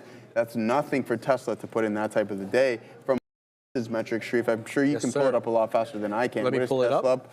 On the day, it is, I can tell you that right now, 4.5%. Oh. So you get another 4.5%, 5% tomorrow. Guess what? You're at all-time highs here in Tesla. But in the meantime, we're posted up on Microsoft to see if we can catch anything. Quick trade review, TQs, we took the L on that one. As soon as it broke through, I'm like, not a good day for the shorts there. So out, not be doing that, going with the flow, one and done on the shorts. And then that's it for Meta. Was definitely our better trade on the day, our best one too. Considering this is the move that I was essentially looking for yesterday, we didn't get it, but today we come back, stick to the game plan, and sure enough, we got that oversold bounce in META. And Microsoft, I don't think we're going to get that level, but that would have been nice, $1 or so, or about 60 cents, we'll call it on that one. But other than that, guys, it's almost two. You got something? Hey, I got to tell everybody, MTC, guys, this was sub $1 for the majority of the day. That's why I was really looking at it. It just rocketed up, clearing the dollar, no problem. It's $1.20. It is halted to the upside. I'm going to look at this tap for you guys in a second. It's up 294%. Keep your eye out on this one. Let me just give you guys the float, about 5.1 million shares. Let's take a gander at where the halt, or what the tap tells us there. So we will see the tap. It's an NQ name, so we're halted at 120. The tap is showing me 121 right now, so not exactly rocketing up, but this one looks like it might be a good one going into the afternoon for small cap traders. Keep your eye on this one if you're interested. And it is now 2 o'clock, Joey, so send them off, bro. Send them off, man. I hope everyone's had a fantastic day. Stick to your guns. I mean, it's a solid recovery day from what we've seen yesterday. Hopefully it's just not a breath within the market and we don't continue to the downside. Some topside continuation. Hope everyone has a fantastic session.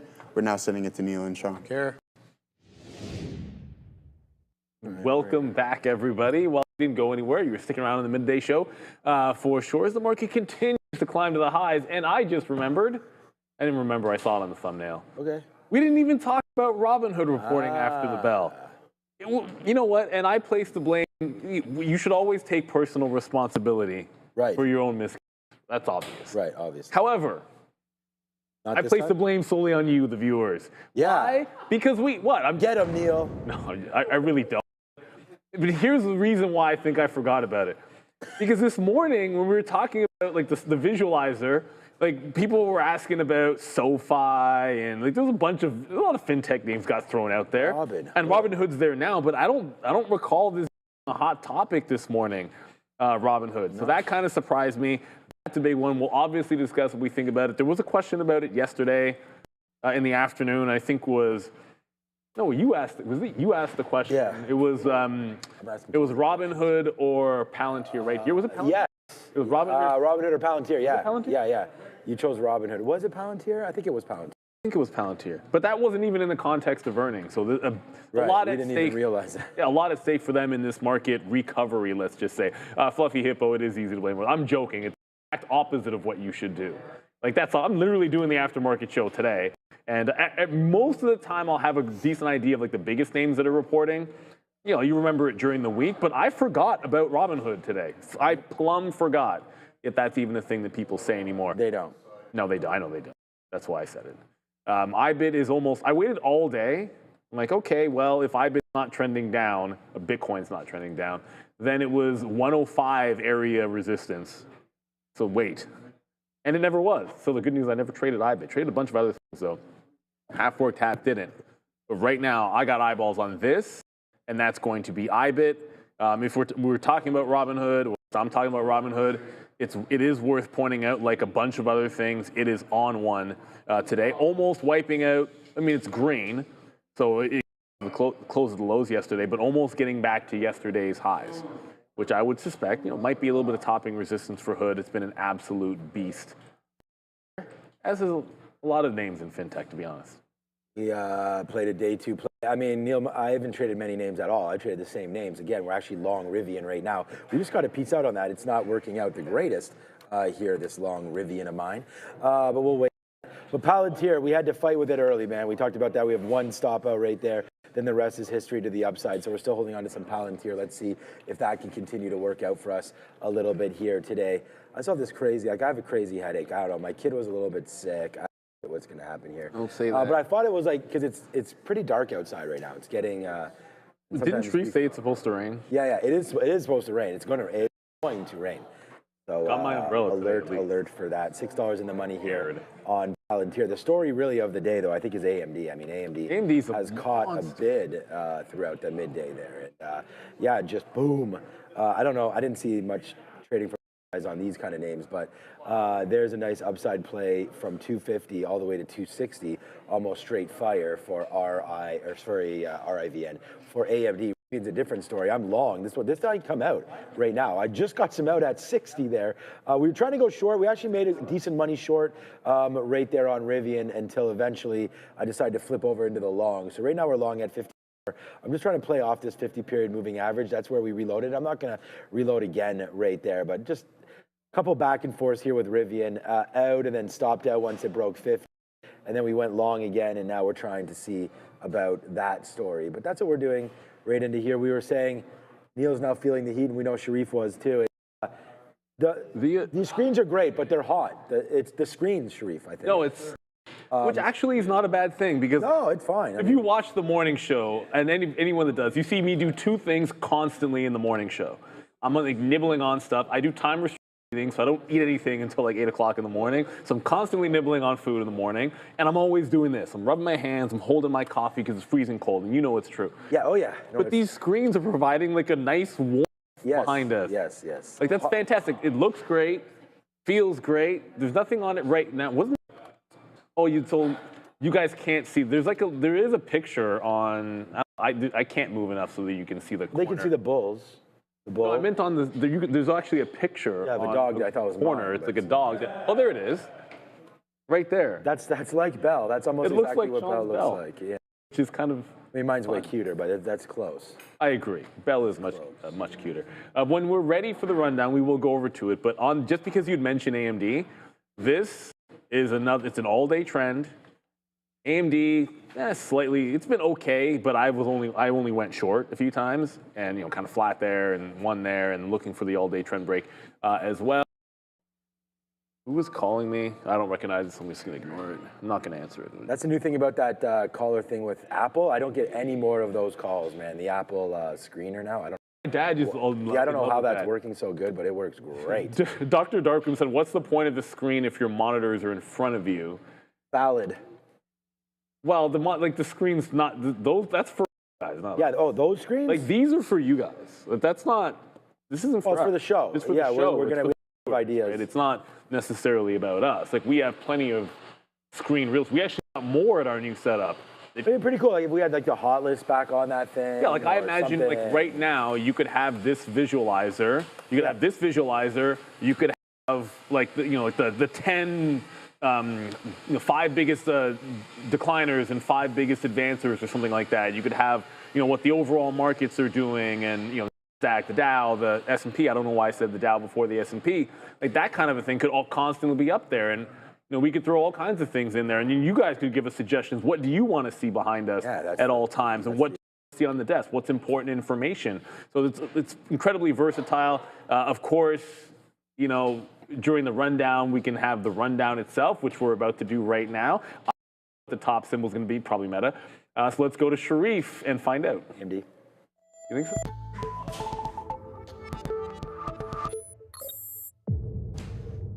Welcome to the Afternoon Rundown, everyone, the show where you decide what we talk about every afternoon. The big boys are locked and loaded, and they're ready to look at the tickers as decided by you. But the only way to get those tickers right there is to get into the chat and vote every day. You got to throw in that $sign, though, before you throw the ticker. Whatever ticker you like, just throw in the $sign.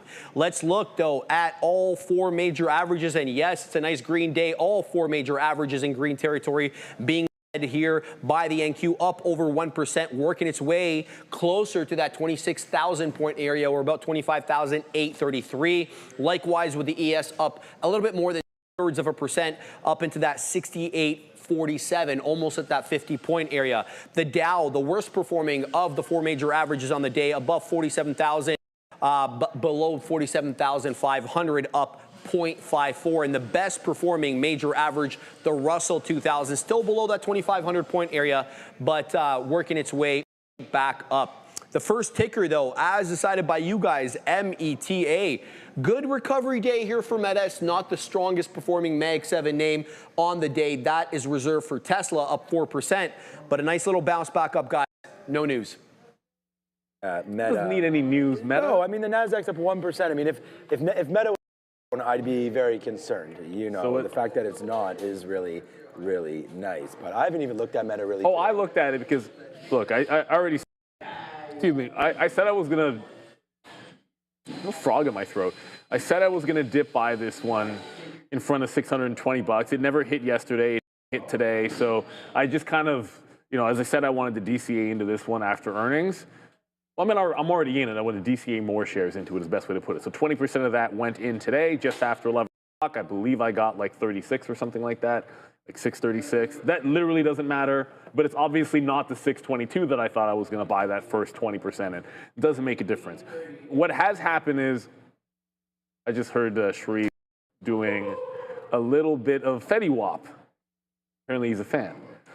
I know about Fetty Wap, Joe. I mean, come on. I don't know a lot of contemporary music because it's not necessarily my thing, but I know Fetty Wap. But a bit of a double bottom got made here, finally on earnings, and was able to break the prior day high. So like a lot of things have gone well for this low. I think maybe some confirmation tomorrow. I don't want to chase this move. The futures are rolling back over. Rolling over is not the right word. The futures are curling here. I think chasing is what you're saying is right, because like today you're up 1% on the Nasdaq. It's a huge battle back. It is. If you're starting to get long now on some of these names, it is chasing. It is chasing the move a little bit, right? Especially if you think that the market does have, which I do think as well, has a little bit more downside to come here. Like overall, I think. Yeah. But I think if you're long term, like I think if you're buying for, I'm trying to buy dips in the long term, like you could start today, or you could have started yesterday. Right, 200. But I'm not convinced like everything's out of the water. Like you look at Meta, look at the shellacking that Pinterest took in terms of getting smoked, and Meta hasn't even come close to that point where it fills in the gap either. The thing is, Meta makes more money in one day than Pinterest does all year. Yeah, right. Well, if anything, Pinterest's best bet is Meta doesn't care, but if Meta were to pick them up, but the problem is Meta doesn't care. I think Pinterest, and I don't know why we're jumping to Pinterest, actually there is some logic to jumping to Pinterest right now, because it's sort of a similar. I just feel like it is one of hot their up in best here now. paths is going to be hope maybe they get an acquisition. I just like Meta probably doesn't need them or even want them. What's happening on Apple? I love Apple, and honestly, like I can't Well, believe. there's news here. Oh, come on, freaking break. We were long Apple was a trade that I really, really liked, man, and I didn't get back into it. I have a brand new plan, though, guys. Like I have a new plan of how I'm going to be trading coming up, and it's going to I'm going to light this place on fire with it. Like just got in it. Love the long for Apple, but missed it. We'll wait to see what the story is. But there goes Apple. Nice little break. I don't know what that was, but it was a nice little move up.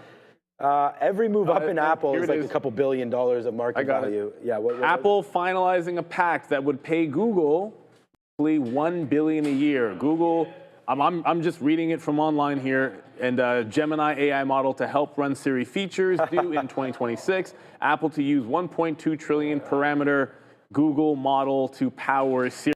That's obviously both Alphabet and Apple. Yeah, they both did the exact same move. Yeah, they both had the exact same spike through the high. You might have just missed Apple. Wait a second. Apple's not going to pay Google, though. Is that what you read? No, they're paying them $1 billion a year.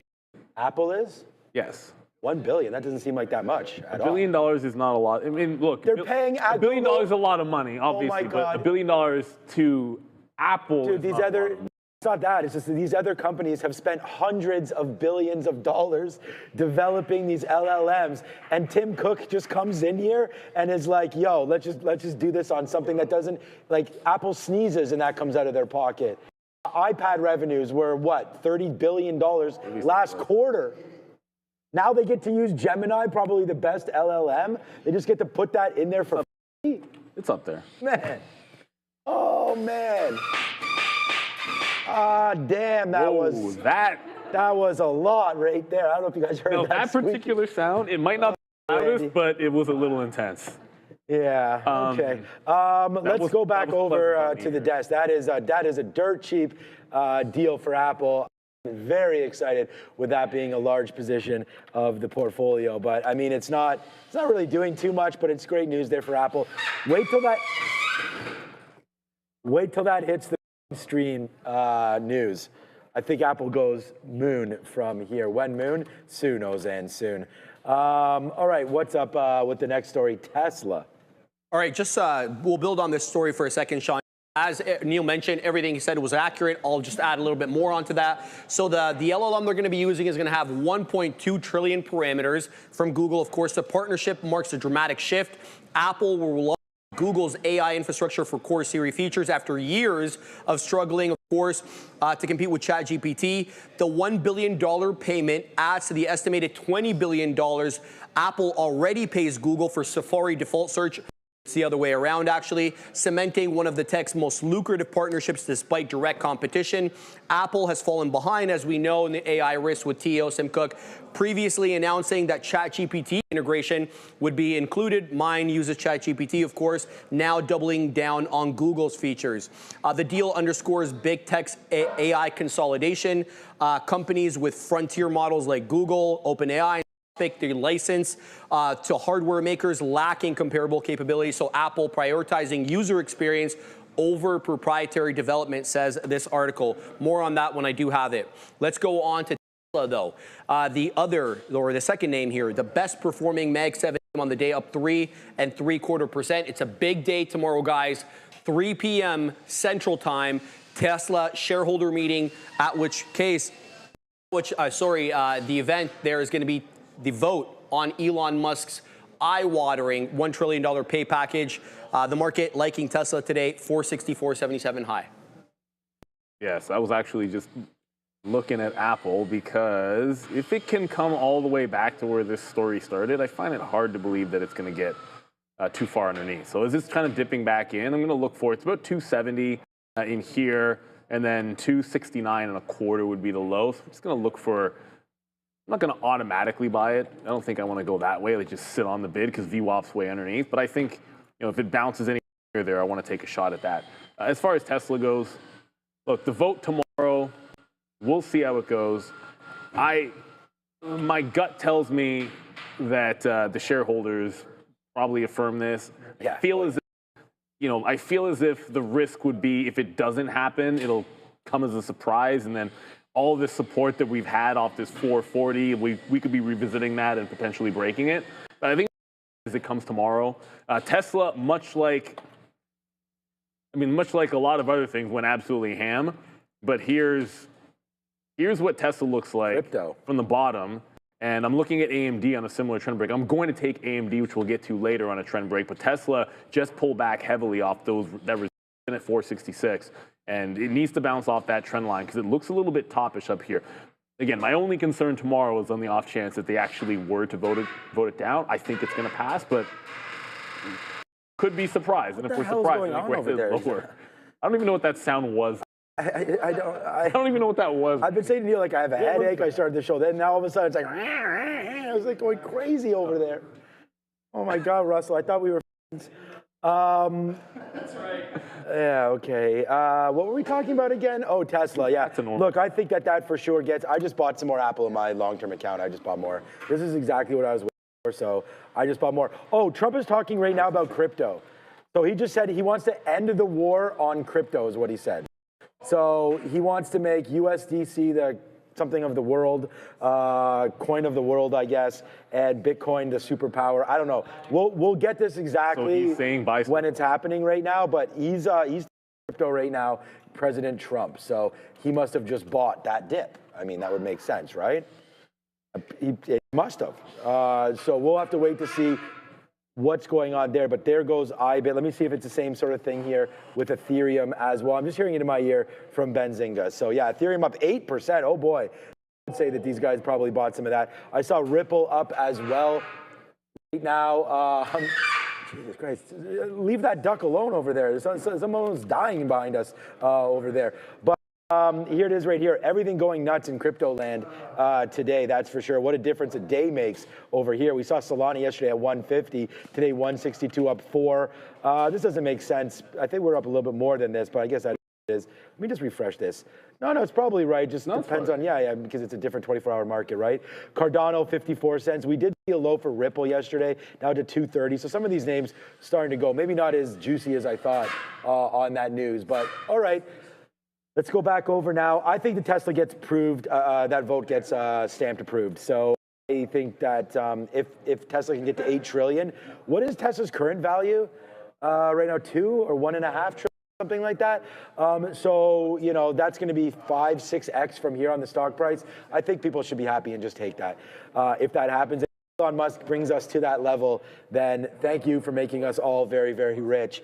You deserve $2 trillion, right? 8 trillion, a quarter of that is going to be his. All right, let's go back over. That's what I'm saying. You go 5x from here. What do we? There's like that. That's a good problem to have. I mean, then invest in Apple or Google or Waymo. Like, you know, there's other opportunities. Yeah, there's other opportunities. Right? I don't see that's anything wrong. But the one thing is, I don't like kind of holding hostage. Like, if this doesn't happen, then I'm going to leave. Like, I don't like all that talk, but you're allowed to do whatever you want. Shoot, that's just you having that Tim Hortons reminded me of something. Weren't we supposed to make a bet for the protein? Yes, we were. What was the bet? Didn't Sean and I bet that it was Movember. No, it wasn't. It's whether you had done Movember or not. Okay, and if he has, if Sean has ever done Movember, then he has to buy me a protein, whatever coffee, some kind of Tim Hortons, 30 grams, vice versa. 30 milligrams. Is it grams? It just reminded me when I saw that coffee cup. Yeah, this has just straight milk in it. Oh straight man, milk. I have a dentist appointment right after this. Bro, watch out with that straight milk, bro. Yeah, one milk I take. And I have a dentist appointment after this, so all this drilling, but it's just a cleaning. So hopefully I don't have to worry about that. So you got the TVs and everything I still like. All right. We're supposed to talk about NVIDIA next. Oh yeah, Neil and I have. Let's see if we can't drill down what's going to happen next on NVIDIA. I'll shave my mustache if Sean grows his. Let's talk about NVIDIA. I said, you talking to me or Joe? I said I'll shave my mustache if Sean grows his. No, but I won't. All right, let's talk about China banning foreign AI chips from data centers using state funds. So yeah, exactly as you just heard there. The Chinese government now requiring new data centers projects anyway that receive any state funds to only domestically made AI chips. Now, look, the deal is if the project is more than 30% complete, they'll assess it on a case-by-case basis. less than 30% complete. You got to cancel the orders. In any event, NVIDIA still up 1 1/3, guys. Yeah, I told. No, well, that's fail for two things. Fail for my trade on NVIDIA today, but that's also a fail, Sharif. You can't say I'll do this if mustache, I'll shave mine, and then instantaneously back out of it. No, I won't. No, I won't. Like, what are we talking about? I was just like, that's fine. I'll do that. That doesn't matter to me. I'll do that. I have face painted the Italian flag on the show. Neil. What happened? Neil and I have a bet. I did not say. Where? What? Neil and I have a bet. Did I ever grow a mustache for Movember? Oh, I lose? Really? Marissa? And I didn't say what side I was taking. No, it's fine. I see Marissa. Oh, she's typing again. She might remember. Maybe there's something. You might be at some point. Oh, well, anyways. Oh, I have another story. Marissa's walking the dog today. Oh, she said, oh my God, I would die if I would look like Tom Selleck, she said. So that's saying that you should do it. And if you do it, Sharif has to shave his mustache. Oh, so I owe on a protein coffee now. All right, and maybe I'll get something else too. Thanks, Marissa. All right, but you know Tom Selleck is the man. I can't even. Mr. B. And, what was that? Didn't he have the Smokey the Bandit? And what wasn't he in? Was it him that was in that baby? No, not Three Babies. I'm thinking of Burt Reynolds. 3 babies and 3 men and a baby. Three, you know what's 3 babies and a man. 3 men I and a saw man. that movie in the theater as a kid. That was a sick movie. That was it's a really funny movie. It's funny and wholesome, good family movie, but it's hilarious.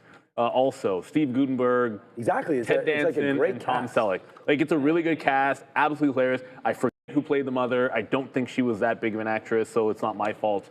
It is your fault still. Yeah, usually I'd be able to name those. NVIDIA, did we? Yeah, I tried the long in NVIDIA several times and it failed. And the last one, I made the bottom wick. So if you look at the last wick, that was me today. So I'll slap the fail on it. Like sometimes it works like this. Like yesterday, AMD was only up, and my best trade was a short AMD on a day that was an up. Today, like my worst trade is going with the it's like going with the trend was my worst trade today, and like yesterday, going against the trend was my best. But sometimes the market's like that. Yeah. To tell you this is gorgeous on NVIDIA this is exactly where you wanted this to bounce. That's the best way to put it. And we said this with multiple names. If you dip and then pull back into the prior high and then reject that pullback into the prior high and buy it right back up, like technically that's exactly what you want out of a trend trade to the upside. However, it has regained support. Like the prior support here at 202, that hasn't been regained. It actually failed up there. So I really want to close out and about and above 2 and then hold it so we can retest some of that high. I just don't think you're out of the water on this yet. I could be wrong. We still have other names to report here. It doesn't really follow anybody, but some sentiment's probably going to get determined as well. You have ARM tonight. That looks pretty bearish, to be honest with you. We talk more about that with AMD, but I'd like to see NVIDIA actually hold that 202. I'm not thinking short on this because there's a trend break possibly happening on AMD, which is more of a setup that I'm interested in. But yeah, it was a miss today. I wanted to be long NVIDIA and I blew it. So, kind of like it happens. Sometimes you throw what you think is the right pitch. And or sometimes you're on third base and you think you have a good lead. I was going to say, and then Will Smith hits a home run. He's a good player. And then, you went to kind of for left. But who will not be a Blue Jay next year? But Shane Bieber will. I can't believe he exercised that. The guy is taking a. He must not I'm all of a sudden a Shane Bieber fan. I might even get a jersey. The guy is taking way less money than he can make to come back to the Toronto Blue Jays. I wonder if he's more hurt than we think. Like, because that is such a discount. $16 million? After he comes out in relief in Game 7, is like, my elbow's hurting. Maybe I'll exercise. Maybe I'll stay. I don't know. I'm just thinking like that. When I saw that, Randy mentioned it to me outside. He was projected 5 years, $70 million. Yeah, I was like, and he's getting 1 year, effectively $12 million. There you go, Shane Bieber. A lot of money he's leaving on the table. Hedge fund. I'm just saying. He has enough money. There's no doubt about that. I understand. Trust me, Joe. I understand he has enough money, but at the end of the day, there's still got to do money, and you have a family. Pay market value. You can set up for years. You want to take your market value. His family is. I'm just saying, Let's see how much he's made. It matters. He's made a good amount of money, but it does matter. It does matter. All right, Joey Bacon is okay over there. Going. Look what's happening right now with Rivian. Another one. Another Just one. another one, Sharif, and then Another one. we finally went long, and there it goes. See you, Rivian. So we've been holding this one for a minute, and there it's moved to the high side now for RIVN. Still cruising right there. Man, oh man. I don't know if Randy went over there and bought a couple R1Ss or whatever, but this name now up 25%. Go Rivian, go to the top side. I'm just going to sit on here. I'm out of half already because, yeah, that was a good move. Let's see if Rivian can continue its move higher. Yeah, good job there. Look, we've got Palantir, $6 in the money. We're happy with that. Yesterday we had AMD, $8 winner or something. Let's go talk right now about Palantir and see what's going on with that name as day 2 play, man. We wrote it down. Day 2, get long and long we are. Yeah, multiple analyst comments today on Palantir, so let's get right down to it. HSBC raising the price target, guys. They're keeping the hold rating, but they're boosting the price target from 181 to 197. A lot more to go. Goldman also coming in. They're keeping the neutral rating as well on Palantir, but they're boosting the price target 141 to 188 as well. Citigroup the price target from 190 to 210. There's more. Many analyst agencies. D.A. Davidson, they're keeping the neutral coverage on Palantir, but boosting the price target from 170 to 215. And then last but not least, yes, Danny Ives, our favorite analyst. He's slamming Michael Burry for betting against the Messi of AI, calling him dead wrong.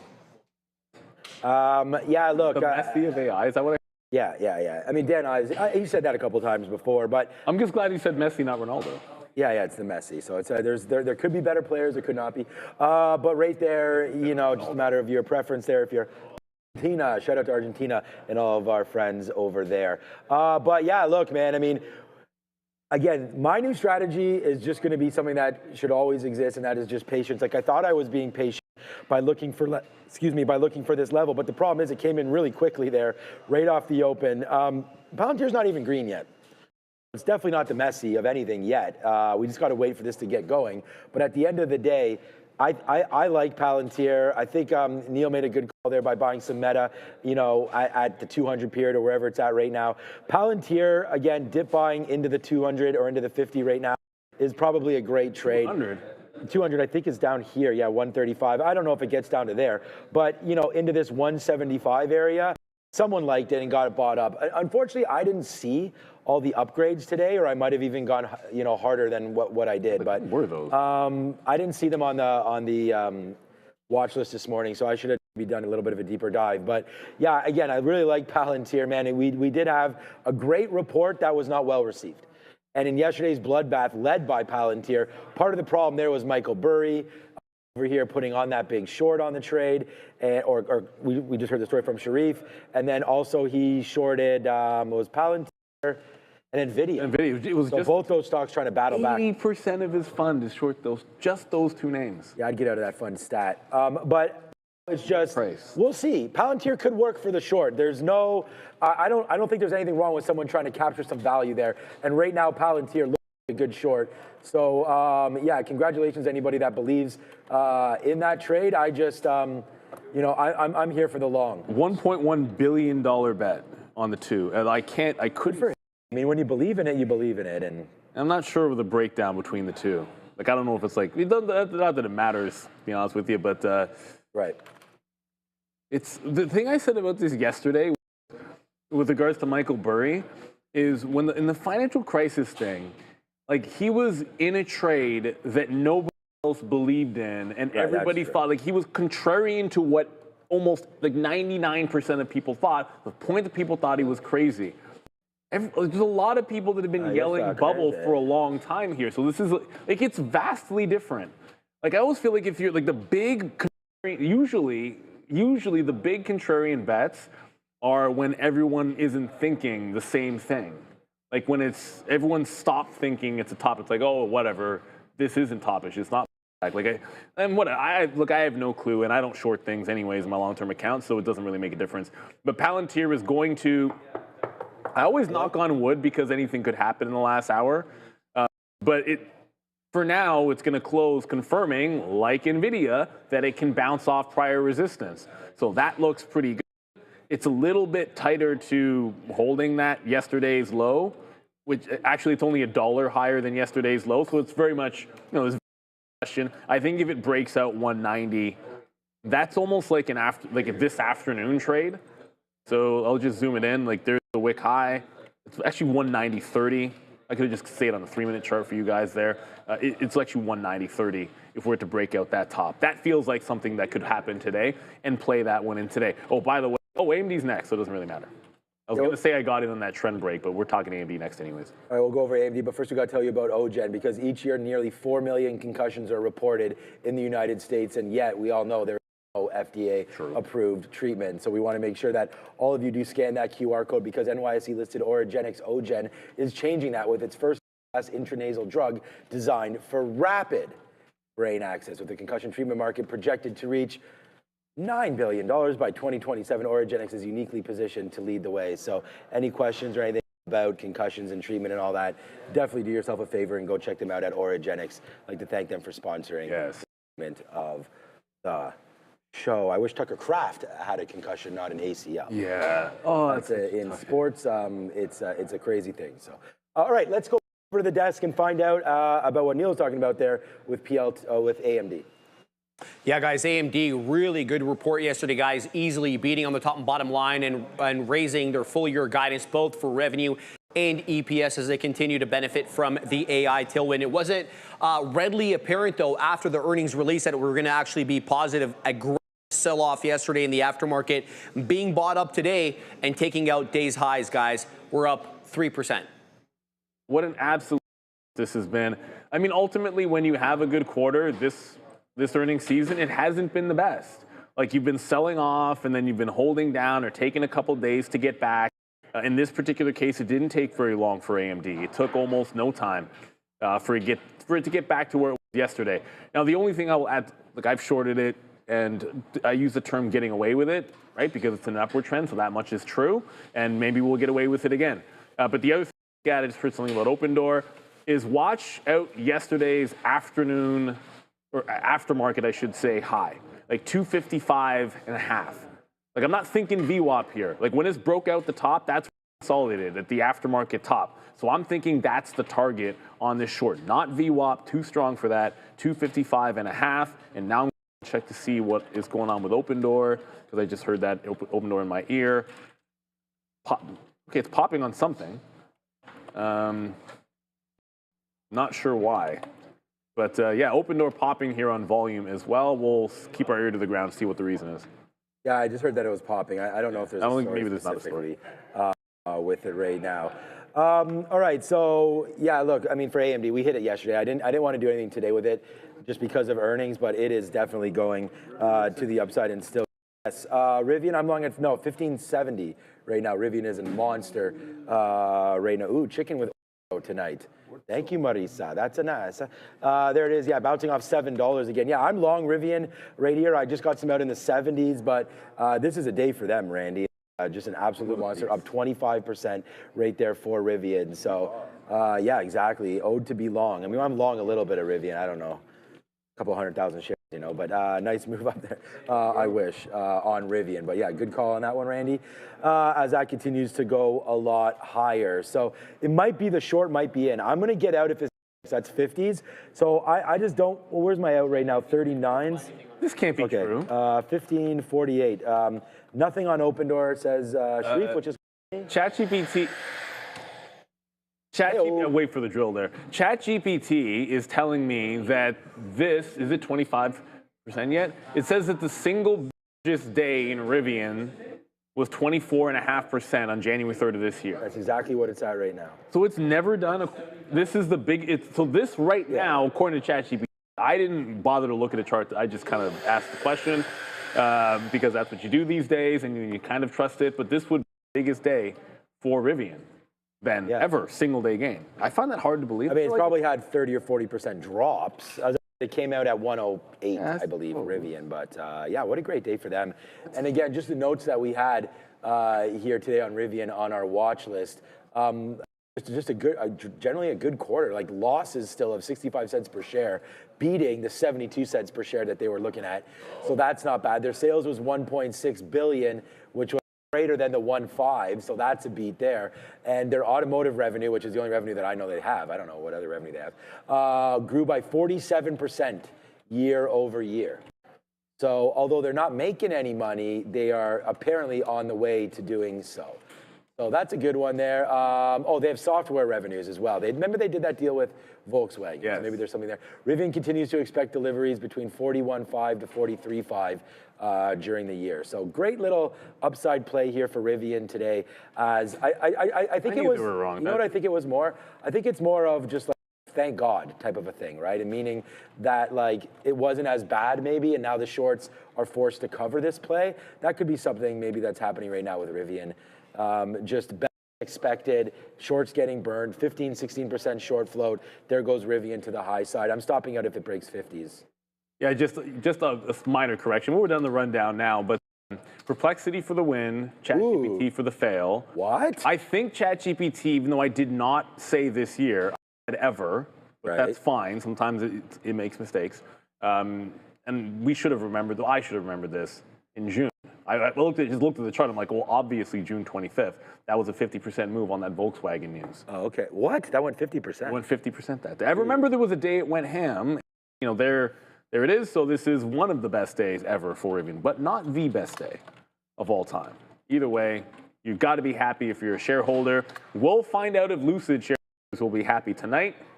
Unfortunately for them, they're two vastly different names. Very, very different names. It's a really busy earnings session tonight. Oh, man. In terms of actual raw names, it's a little bit insane. Dare just gave us them all. Yeah, I was going to say, she just sent the list. We'll go over it in a minute. Just quickly, I am in SMCI. This one was downtrending. I'd slap the fail on the pop on this. The report, like, what are you going to do? Like, in this earnings season, like, if you've been beating expectations, you've been getting beat down. And these guys missed.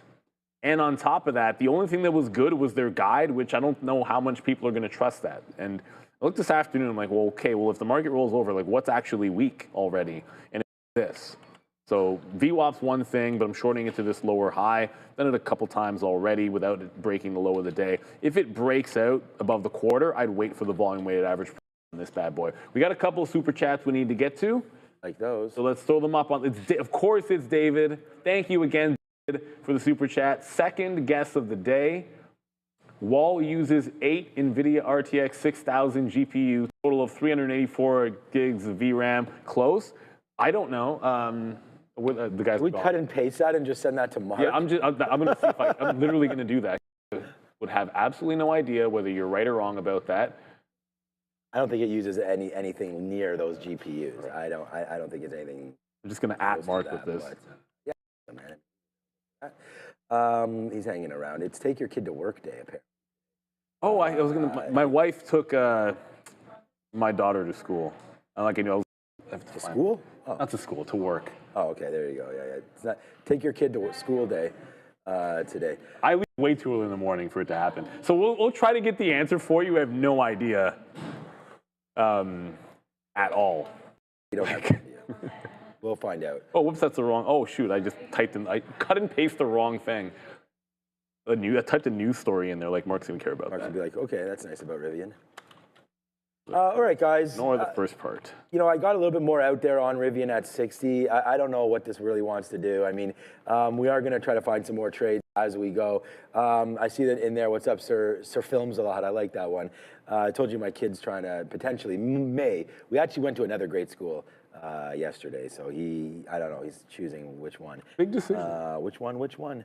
Okay, so Webull. Yeah, so I don't know. I would rather buy SoFi than Webull, but you know, $10. It seems pretty choppy in here today. Now, obviously, for Webull, so I'm not really sure what the direction of trade here. I mean, considering the Nasdaq's up 1% and there's many names that are really rocking today. I don't know what SoFi's up, but I'm just always, and maybe it's only up 2%. More than Webull. Maybe it's not fair for me to go like, I'd rather have SoFi than Webull, but, and I know you guys are just trying to find some answers to maybe is it a buy or a sell or whatever.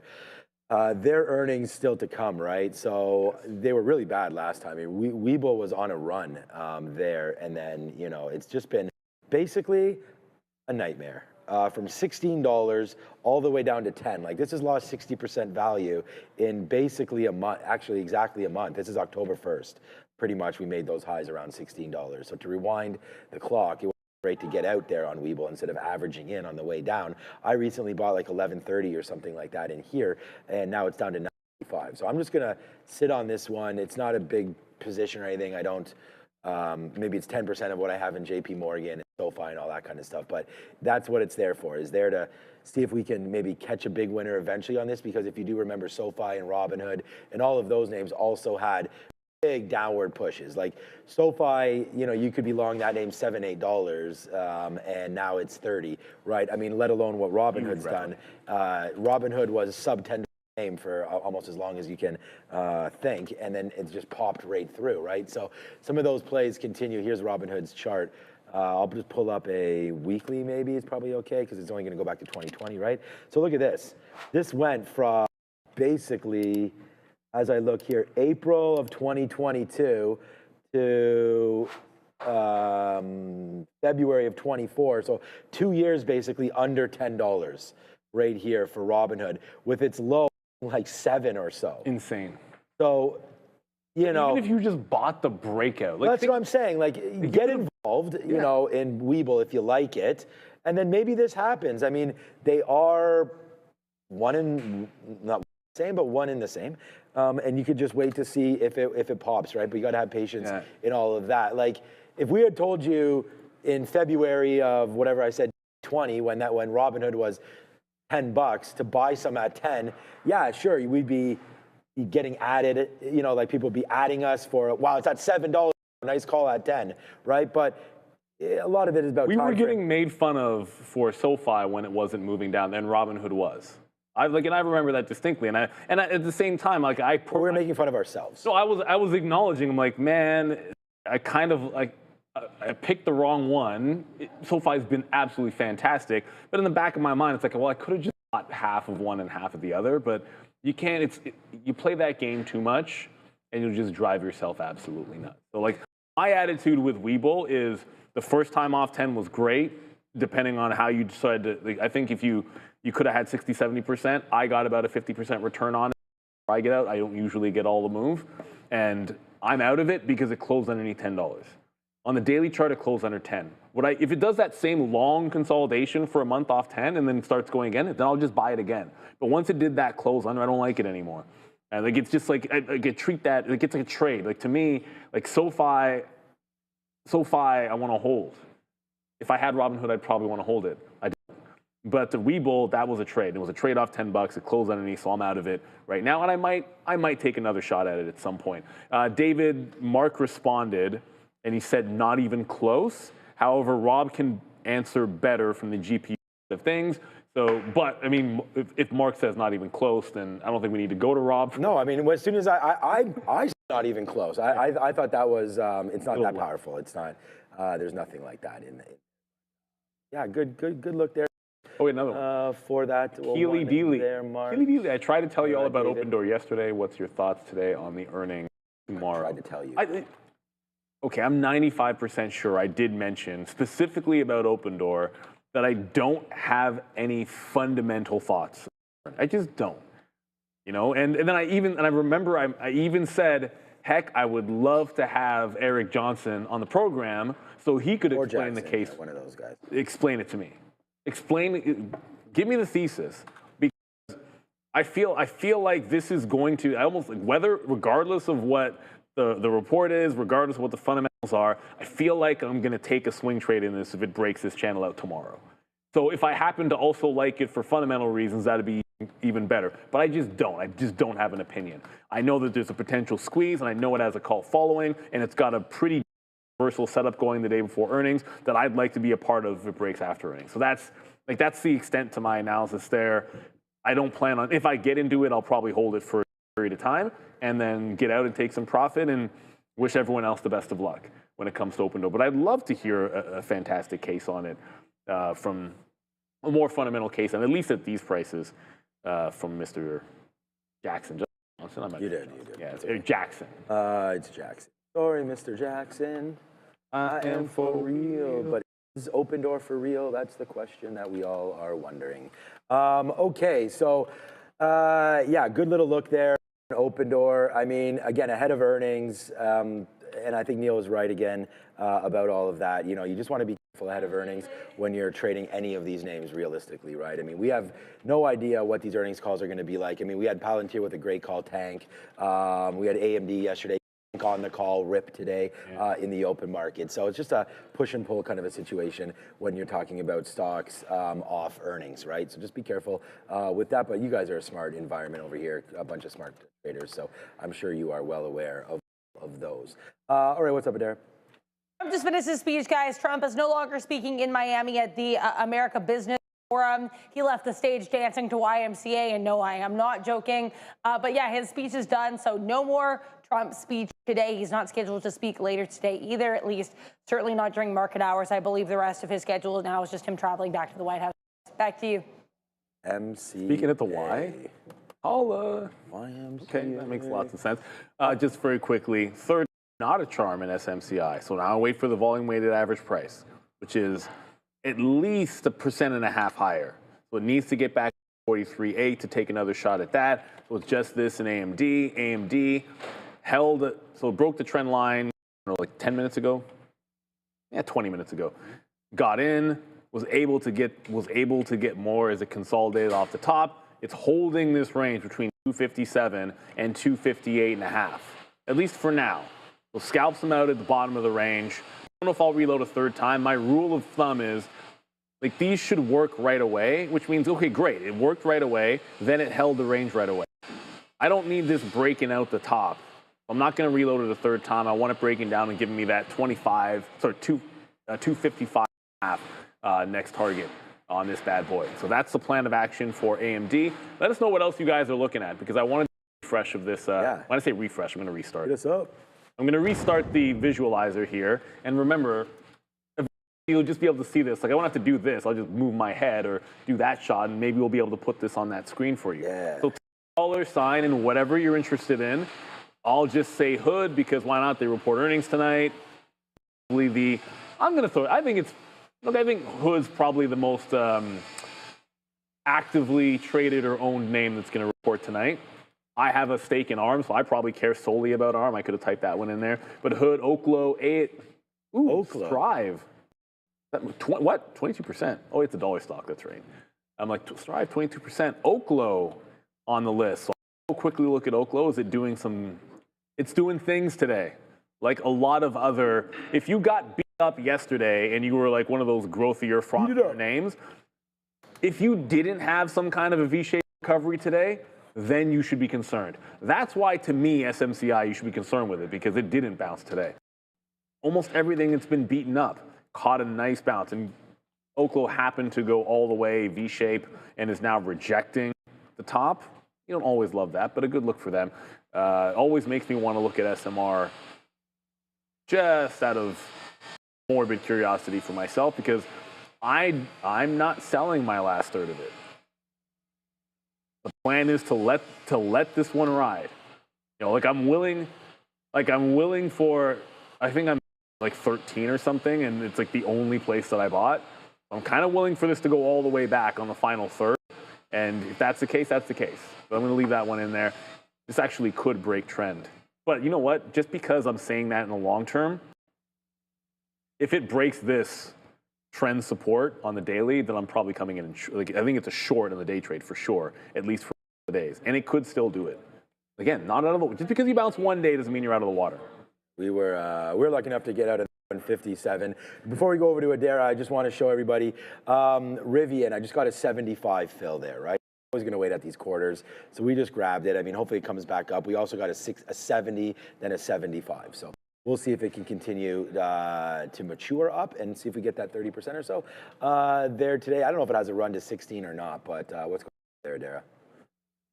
Just be aware here, guys. BMY on watch. Bristol Myers Squibb pricing €5 billion here worth of senior unsecured notes. So some note, I guess, pricing here for BMY. Keep an eye on Bristol Myers Squibb. Pretty strong on the day otherwise, guys. Back to you. Here's Ozan right here. Look what he says right here. What's up, Ozan? We finally see this man's face. Pulling a Sharif. There it is, man. That's close enough, Ozan. Yep. You look exactly like Sharif, actually, right there. So shout out to Make you, him my shave guy. it. And for you, Ozan. Make him shave it. But this is me, I'm pretty sure. Wait, what? Because It does look like you. Because I tweeted out a picture when I got my eyes done. And I was just going to say, Ozan, looks like you're rolling Why around do you in a Tesla. Why do you have a fake mustache? No, because he AI'd this. Okay.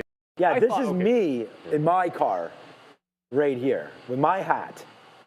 I have the jacket right there with the red. So yeah, you know if it's you. Yeah, this is me. All right, Ozan, you got it, but there it is right there. So it's because I was going to grow a mustache. I get it. So now I can win the bet? That's it's great, real. Ozan. I won the bet. Yeah. But no, this is before November, I know, Neil. I know. Before November. But yeah, that's funny times, Ozan. So you guys make sure you continue to at me over there on Twitter. We'll continue to have some fun. But thanks, Ozan. That was a lot of fun to see that. So you got me there. I was like, oh, there we go. Now I finally see who Ozan is. And then nope, it was Is just that Ramin in the me. chat or is that Fabian? It says at TV Live or something like It that. says Trade TV Live. Never grow a mustache, Sean. Never? Never. That's it. you Tomorrow, have to do it. potentially. No, but mustache. Sharif has to shave his mustache if you grow one. I actually think that that's just worth it for everybody, you should do it. And that way Sharif can shave the mustache. Right? But Sharif said he has no integrity. Remember, we already said that. We already called him up. He said yes, and then he said no immediately. You know what the funny thing about it is? Peer pressure. Not that he doesn't have any, but we peer asked him. pressure is amazing. And at the end of the day, that's. I mean, the chat did vote for you to grow a mustache. Here's the thing: if I had ever agreed, if I had agreed to that poll, or it had been my idea, then I would 100% do it. But Right. I didn't like. There was no that was bet. your idea about me and Sharif with the mustache. Yeah, there was no bet involved. Like, if you guys want to come up with something crazy that is worthy of me, if there's like a bet or some kind of a challenge or like. What if we got $1,000 and donated it? And then 100%. both you and I. Yeah, if we do a charity thing, 100% I'm down with that. But I'm not just doing it because you say to do it. Come on, man. No, I'm just going to do it because people. You're the one that told me to do it. I don't know. You're kind of defending your own thing here. No, because I want to see Sharif shave his mustache. Right, but then you're telling him to do it again. Exactly. Right. Peer pressure, you know what. Yeah, anyway. Seriously, if we ever did something like that, there goes Rivian. It's absolutely fine. Yeah, I know. I think we should. I mean, that's the whole point of Movember, right? That's what you and I were talking about earlier. So I think that a charitable. And for everyone out there, most of the reason, I personally don't care. My daughter really doesn't. She just doesn't like facial hair on me. If we go camping for a week, and she the second we get home, she's like, "You're shaving, right? Get rid of that on your." Yeah, but if you told her it was for charity. Oh, she'd be she'd be fine with it, and it would just be worth it. But I don't care, and my daughter does. What do you think is going to happen? It's not even that's not a contest. What would you say? She's right now in my wife's office. What's hilarious about this? This looks like it's actually work. It's not. When I zoomed on it, it's like some survey. What is your favorite color? So I'm like, what is going on at your office? Stuff off Yeah, she just prints some stuff off and worksheets for them to go. Nice. There's a few other pictures, but it involves some of the other kids. So I'm like, I'm not gonna out some other kids in the office. But get them to work. it's like take your kid to work day, which one of these days I want to do. I just leave way too early. I have to not leave so early in the morning and then make it happen. Because I'm not trying to make her wake up.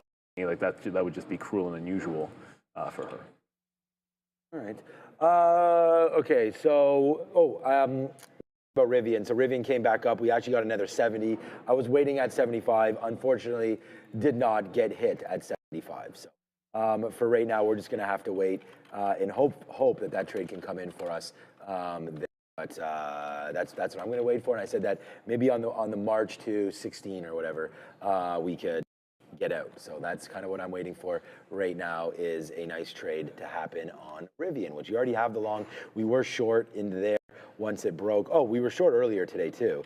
This was quick. This was on the first show from 10 o'clock. We hit that short at 14. 14 was right here. When it started to pop through there, I just did not have the, foresight to predict that kind of a move was going to happen. So At the end of the day, I can see that this is a trend period right here, the 50-period moving average, and it was just riding it the whole way. So like once I was short up here and getting out and noticing that it just kept on bouncing off the 50-period moving average, I decided to go long. So that's where we went now. We're long, oh, you can see we're long at 48, so right into here, that's 44 plus some of those. So 48s right now, long up into 70s, so a good trade there. For everybody, hopefully, on Rivian, if you have it, and if you have it, then maybe there's some more hype in it. Okay, Palantir gets to 189.50, man. I was waiting at 190, so we came pretty close to getting out. So silly me. We'll have to wait to see now if we can get back into one. That's 189.50. Let's just put an offer at 189.50 on Palantir, and then hopefully be able to capture that if indeed it goes to the upside. Don't know if that's going to happen.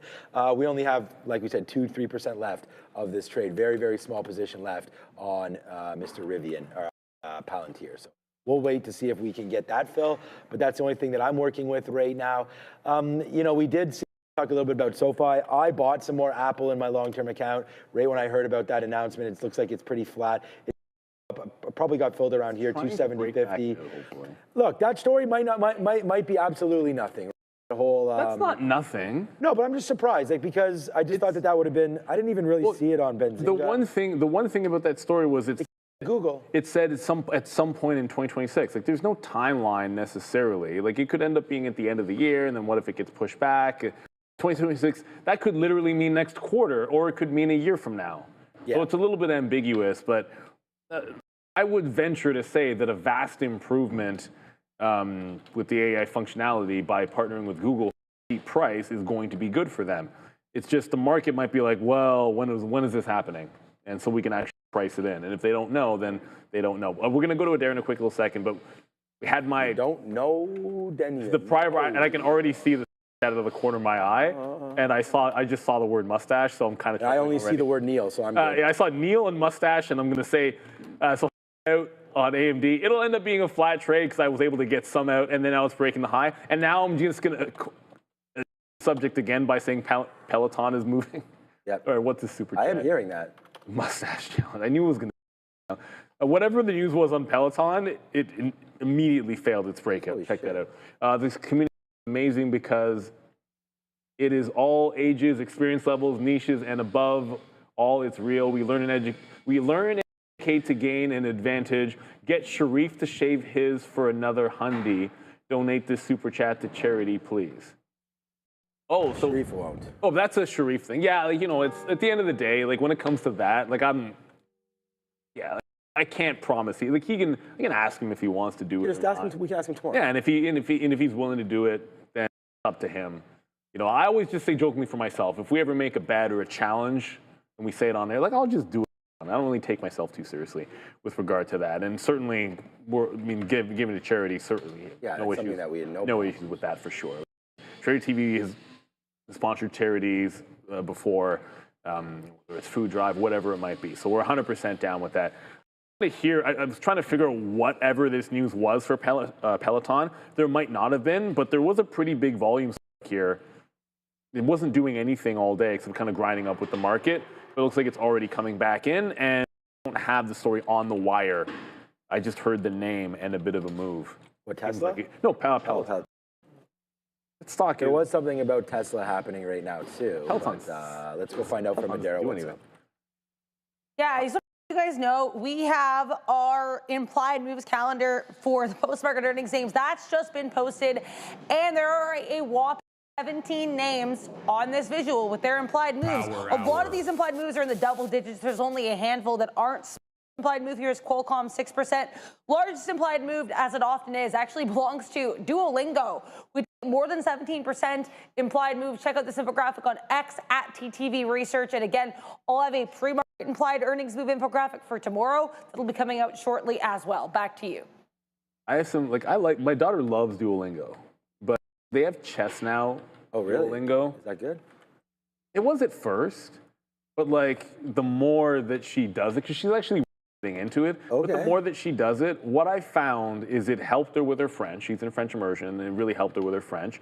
Kind of okay for math. I feel like if your kids do the Duolingo math, whatever grade they're in, and then the grade say, like, trust me, you'll be doing higher level than what they say the grades are, which is fine. But she's not really learning chess. And that just kind of, at first, the basics of how everything moves is fine, and it does that. When it comes to actually teaching some way, like any manner of which that you would actually play the game, it sort of fails. But that's I learned by getting my butt whipped by my older brother for years, and that's how I got good at chess. I literally had to sit there and play and watch him crush me a bunch of times, and I would see what he did and why I would lose, and I would sort of get better over and over again. And then I always like to say end it with, and then I high school in chess club and retired at that moment from chess because that was all I needed. Apple is right back into VWAP here on Google partnership, so I'm going to look to get long off. It didn't actually bounce off VWAP. It actually bounced here at 269.5-ish.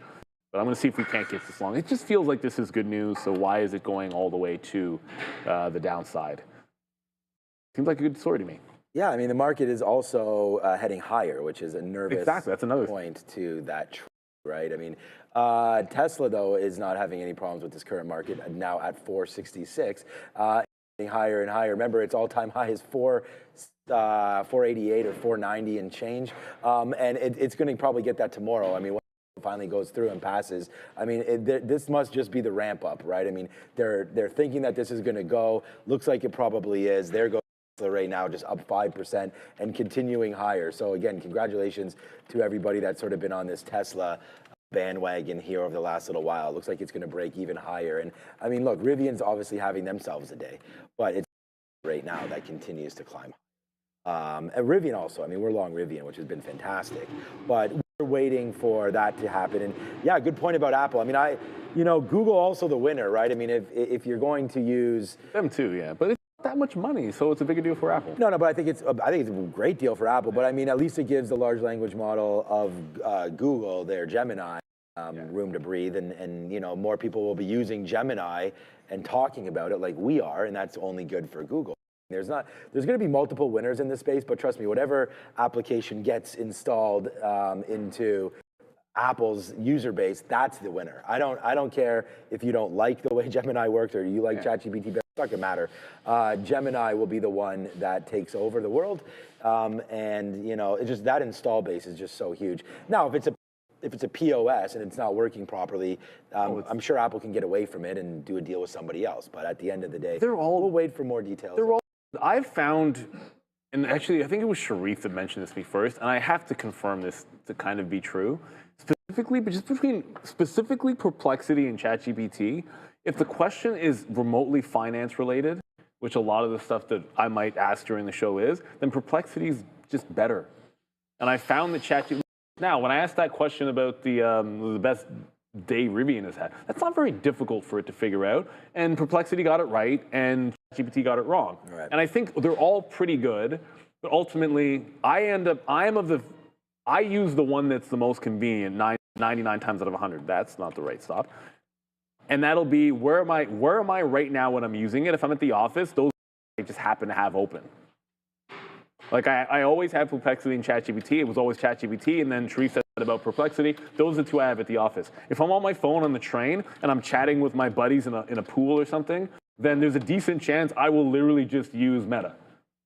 That's a convenience thing. Because it's a convenience thing. I'm right there. If I'm surfing X, then I'm using Grok. So to your point, that's exactly why this is huge for Apple. Because if the easiest that they're just engaged with the most ends up being Gemini, then Gemini is the one that gets a ton of use. And of course, the more it gets used, the better that it is. It's just about how many people are using. But from a convenience standpoint, I feel like it almost, like there's no huge advantage right now for anybody. At least from my usage, and my dad says exactly the same thing. He just uses whichever one is convenient. It's like I might have access to all of them, but which one I use on a given day, it could be. So anybody could win. Yep. And simply, I think this is an advantage for Apple. And no man can cross. So long as it works. Nobody can cross. Although video takes a different context with the recent hurricane. Oh man. Yeah, because it actually happened again. Actually, I feel very. No one can feel good about obviously what happened over there, but according it could have been worse. Exactly, that's what I was going to say. Like we talked to Joe there and his family. thank God, is okay. And he sort of confirmed that there yesterday. So that was great to hear. We hope everybody in Jamaica, and so on and so forth, was able to, handle that storm pretty bad. Mother Nature doesn't play. It's the reality. That is for sure. We, in Canada, we take it for granted here. We don't have anything when it comes to real natural disasters. We had that one crazy ice storm. Yeah. But, I mean, if the worst of our problems are like an ice storm, wasn't that bad. Like, it wasn't that. No, well, we're pretty much I know we're not landlocked, but where we are here, we have Lake Ontario, which is not going to create any. I mean, obviously, the world will eventually all be flooded, right? At some point. Well, I wouldn't go that far. Well, I don't know. It's the world's not flooding, man. No, but people just say you have a property in Miami, you have a property, anywhere on any kind of a coast. At some point, I don't know. I'm not, science. Science is science. We have another super chat. Longness with the super chat. Thank you, Longness. See who gets to it fast. Ha ha ha! This got it, Andre. Ha ha, Andre. See, I can't use it. I've heard ride your winners and sell your losers, but I have a max percentage of my portfolio above which I sell the overage, and I buy more of the losers if I still believe the story. Thoughts? Do what works for you and don't worry about platitudes from others. If you are very, very good at picking bottoms or buying fundamental things that the market's got wrong, like that's your shtick, then so what? From a general standpoint, obviously that whole sentiment, it makes sense, and there is a truth to that, right? Have your winners be big and your losers be small. But if something different works for you, make sure that's actually true, then there's nothing wrong with that. But I would say that in a general sense, if the worst performing stocks that you have, you're constantly buying more of, and you're never letting your runners go, that seems to be a bit of a trouble. I'll give you an example. And look, this is not going to be Apple. I'm showing you Apple because if it stops underneath that $50, then I'm wrong about how they're going to price this. I kind of felt if it got to the bottom here, it'll bottom out what it was before and catch some support. I can be wrong about that, but it wasn't Apple that I was using for that example. The example I would use is I just recently got into Lululemon, right?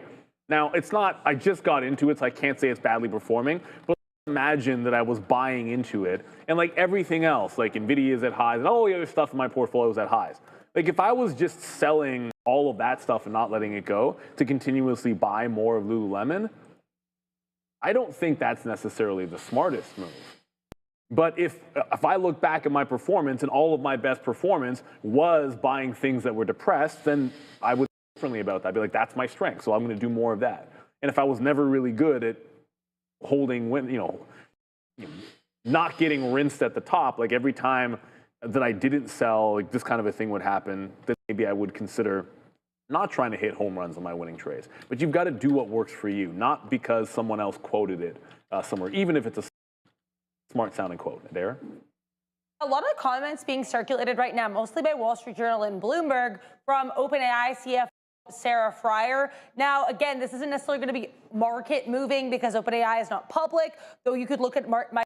But actually, whether or not OpenAI is public is part of this story. According to a Wall Street Journal interview, which was initially published an hour ago and then just republished by Wall Street Journal 3 minutes ago, OpenAI CFO Sarah Friar, the company is not yet preparing for an IPO. So again, the CFO of OpenAI saying that right now the company is not looking to go public, contradicting some opinions that were suggesting the opposite that we've seen in recent weeks. It's also worth noting that she said that to Bloomberg that she actually think there's enough exuberance around AI. So Sarah Friar basically saying that there's actually less enthusiasm around AI rather than more, which is the narrative we've seen a lot of here. Interesting look here. Again, commentary coming through from Sarah Friar. Those are the main 2 points I wanted to make, that A, she doesn't think there's a bubble because she thinks there should actually be more enthusiasm around AI, and then B, of course, that there's not going to be the IPO right now, or at least the company has not prepared for one as of yet. Back to you. All right. Bring out some more Rivian right here. Navin was bad. Yeah, Navin was a bad one. Yeah, it was bad. Yeah, we were talking about, you have it up there. I mean, StubHub is doing. We're talking about IPOs. We're supposed to get a few more this year. It's just not happening. Ooh, StubHub back up. Disappointing IPO market. StubHub could hit that $20 marker again at some point. Nice move up to 18 and change right there. There's 20. It's bounced off of 20 a bunch of times.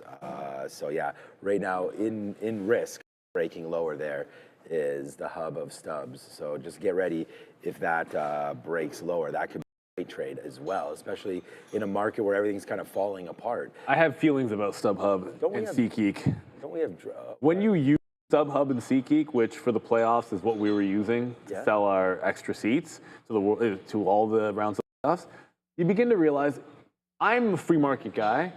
However, I do think that at a certain point, like the service that they provide doesn't get exponentially better because the price is higher. You know, like oh no, it's the same. Yeah, like the amount that they're taking. That's why it's so good though. It's the same work that. It's a great business for them, right? But like the amount that they were taking on both ends when we were selling our extra seats for the World Series was disgusting. To the point that I was offering people, I'm like, look, I'll tell you right now, take cash and just if we cut them out of it, like this is what they're going to take on both ends of it. And to everyone I know, I was like, if you were willing, I wouldn't. I'm like, I wouldn't pay this because I think it's ridiculous. But if you're willing to pay a grip, this will be way better than if you got it online. Right, it's better than doing stuff. It is better because they take it on both sides of the transaction. Anyways, Michael, I love the way you spell your last name. Scalping strategies for crypto or take now. Scalping strategies? Scalping strategies for crypto. But how is that different from scalping strategies for anything else? Because I didn't trade IBIT today. I traded IBIT yesterday. I didn't really trade it today. Like I don't treat this any differently technically from anything else. The real difference is if you're swing trading it, it's a 24-hour market. If you're actually doing it in real crypto and not like an ETF. Like to me, that's the big difference. Otherwise, technicals are technicals as far as I'm concerned. I use trend breaks and support and resistance the same way I'd use everywhere else. So I'm not sure a better way to answer your question other than I don't treat it any differently. These are charts, price action, and that's what I live and die by. That said, remember it's a 24-hour market. Sometimes the best moves are going to happen on weekends. That's at least historically been true. So, you know, if you solely look at crypto, you probably don't want to be trading the ETFs like we do here. But we trade here during market hours, and our accounts have, you know, like USD equity buying power. So I'm going to trade IBIT. If I was a crypto trader only, I would probably suggest you do something else because you'd have more opportunities out there. But just treat it like anything else. It's price action is always going to be key. Price action, not fundamentals. Like I keep thinking that Apple should go up. It just went to 270 again, rejected, so it's holding this range only for now. And then if it breaks VWAP, suddenly it's going to be lower and trading down in an up market on what I thought was good news. Who knew? Yeah, I was going to say, I think you know, a good strategy to do if you're trying to scalp crypto is try to find the one that's leading. Right? You just want to make sure that you trade, you know, if Ripple, XRP is really hot, then I'd go over there and scalp that to the long side, you know, if we're talking long or, you know, that to me, what I've seen is a big difference is like, you know, Bitcoin might be, but something else won't be. So you want to just make sure that you're looking where everybody else is looking. You know, that's something that what I've been noticing with obviously all of these plays is sometimes you look over and it's like, oh, wow, you know, this particular coin is running. Wow, this one isn't, and vice versa. So I think just stay with the winners and play momentum. Like that's the biggest thing for crypto, in my opinion, is like you don't have to look at Bitcoin if it's not really moving because maybe you know, the machines have been turned on Solana or something. Have a look there and try to play the most aggressive names. That's for crypto. That's what I would. And then, you know, trade Bitcoin maybe like an ETF. Like if that's really tanking and, you know, you're biased to the short on whatever you're trading, you're probably going to be right. So that's something that I would look forward to doing if I were you guys, scalping that market. Oh, by the way, we missed it. We're too busy talking about other stuff. But there's the big trade, man. Like we just got 189.50. It fell back. This was at 3 o'clock. This was 15 minutes ago when it went up there. Remember, we said we were sitting there. We put the order in. We showed you guys. And there it goes right now. Nice trade here on Palantir to the upside. And then honestly, hit it again, man. Nice trade right now for Rivian as that is trying to break high into the high. Oh, I should get out. I didn't, you know, sometimes you just zoom in and you're like, wait a second, what have I done? All right, let's offer something out here at 82. Doesn't look like, oh, look, there it is. We just got it. So that's going to be a good fill right there. And Yeah, 1580 and change right here. Good trade there for Rivian. Good trade for Palantir here into the close. So okay, break through 270, so that's a good one. I did want to look to see what Google was doing because the market's kind of falling back in here, but I really like to trade strong names. Like Google's bouncing nicely right now, trying to get back up. This could be a good break area too, 280-420s. As we just talked about crypto playing strong names, what about playing strong name here? Google doubling the market so far today, so that could be a great little play to try to get back some of your day or whatever, just the momentum. The high side on Google, there it goes. A nice move as the future's now 1.13%, almost as if yesterday didn't happen, right? I mean, yesterday we were 2%. Obviously, there's going to be still some depressed assets off that, but a lot of these names are right back, right? Look at Google on the daily. We obviously have Meta that's bouncing today quite nicely, pretty good, 2%, right? Covering up yesterday easily. Meta, another strong name, maybe Amazon that had a great report, and then yeah, they're up nicely today too. It looks like. Well, now they're all the way down. So they were up to 251 and change. So this one might be a play. You know, not catching up is Amazon. Good quarter, good deal with OpenAI. Yeah, this could be one that eventually gets back up to the high. I think it's Google that has that 300 pin to it. You know, we got close enough to that on earnings right there. Looks like we ticked up to 295 or so, and then right back down. So I have a feeling that this one eventually gets back up into $300. So I do like Google. Yeah, we are a little savage on Palantir today, but hey, man, we like the name, we like the stock, we got the hat here, and it's been a good one. Yay for Palantir today, that's for sure, as it's all the way back up. Still not green in the day, so that one. And then, you know, the big name tonight that there's going to be a lot of trader interest in is going to be Robinhood. I mean, there's a lot of names. Adara has that great. Qualcomm, Duolingo, Lyft, ARM, Hood, AppLovin, IonQ, Bros, IonQ, Figma, DoorDash, Joby, Elf, Fortinet, Lucid, Snap, AMC. I mean, it doesn't stop here tonight. You know what? What's up, Adara? Can we just like stick a fork in AMC? Well, I think that fork's already. I think that's like overdone. Like I don't know how you like. I'm not even sure it should make the list anymore. Yeah, the move was 10% though. Okay, well, it's fine. It moved 10%, but it's, what is it, $1? Let's go to Adara. Yeah, I mean, we have a Robinhood infographic ahead of their earnings report. I have a whole bunch of these. I've been making at least a couple for each night of earnings this week. I also have ones for Snapchat for tonight. I have one for AppLovin for tonight. And I have one for Lucid for tonight as well, featuring their global ambassador, Timothy Chalamet. So if you do want earnings content, I would absolutely say TTV Research on X is place to go for tomorrow. I've already prepared and pre-scheduled on X infographics for Open Door and DraftKings. Currently working on one for XYZ. So again, if you want to know what we are expecting from these earnings reports, X and TTV Research, your one-stop. Back to you. I don't really know who Timothy Chalamet is, or whatever. Chalamet is it, or Charlemagne? Okay, but you're not a science fiction guy. Like, this man was in the running to become the youngest man to win Best Actor in the history of the Academy. Twice. He was the youngest man to be nominated for Best Actor in 80 years. And now I'm going to sign off because I'll start to give it on. So he lost, so he didn't win twice. Well, he lost twice, but it was still, his first nomination was record-breaking. But for what two movies was it? First one, 2018, it was for Call Me By Your Name in the role of Elio Perlman. And then the second time he played Bob Dylan in A Complete Unknown. Right. Statistically, he was incredibly likely to win because it was a biopic, but then he lost. Right. I do remember him. He's also Mobb Deep. Did you just? Yeah, no, I mean, obviously I know watched Dune. I'm a science fiction guy, so I know him from Dune. I'm just saying I barely know who he is. Not that he's not talented. I could have listed none of those. I thought he was really good in Dune. He was the Bob Dylan guy. Yeah, that was. Yeah, maybe he got some. Maybe did the biggest snub of all time in Oscar history. I'm gonna just throw it out there was Denzel Washington in Cry Freedom, but that's just me. Let me guess. He played Denzel Washington. I feel like that's what he plays in all of his roles. He was Nelson Mandela in Cry. No, it was Steve Biko in that one. But anyways, it doesn't really matter. What I find about that, and this is just completely off topic, finally Apple's going, is that oftentimes it's like this whole, like, you have to pay your dues, because you look at when some people actually won, and then the amount of times that they should have won.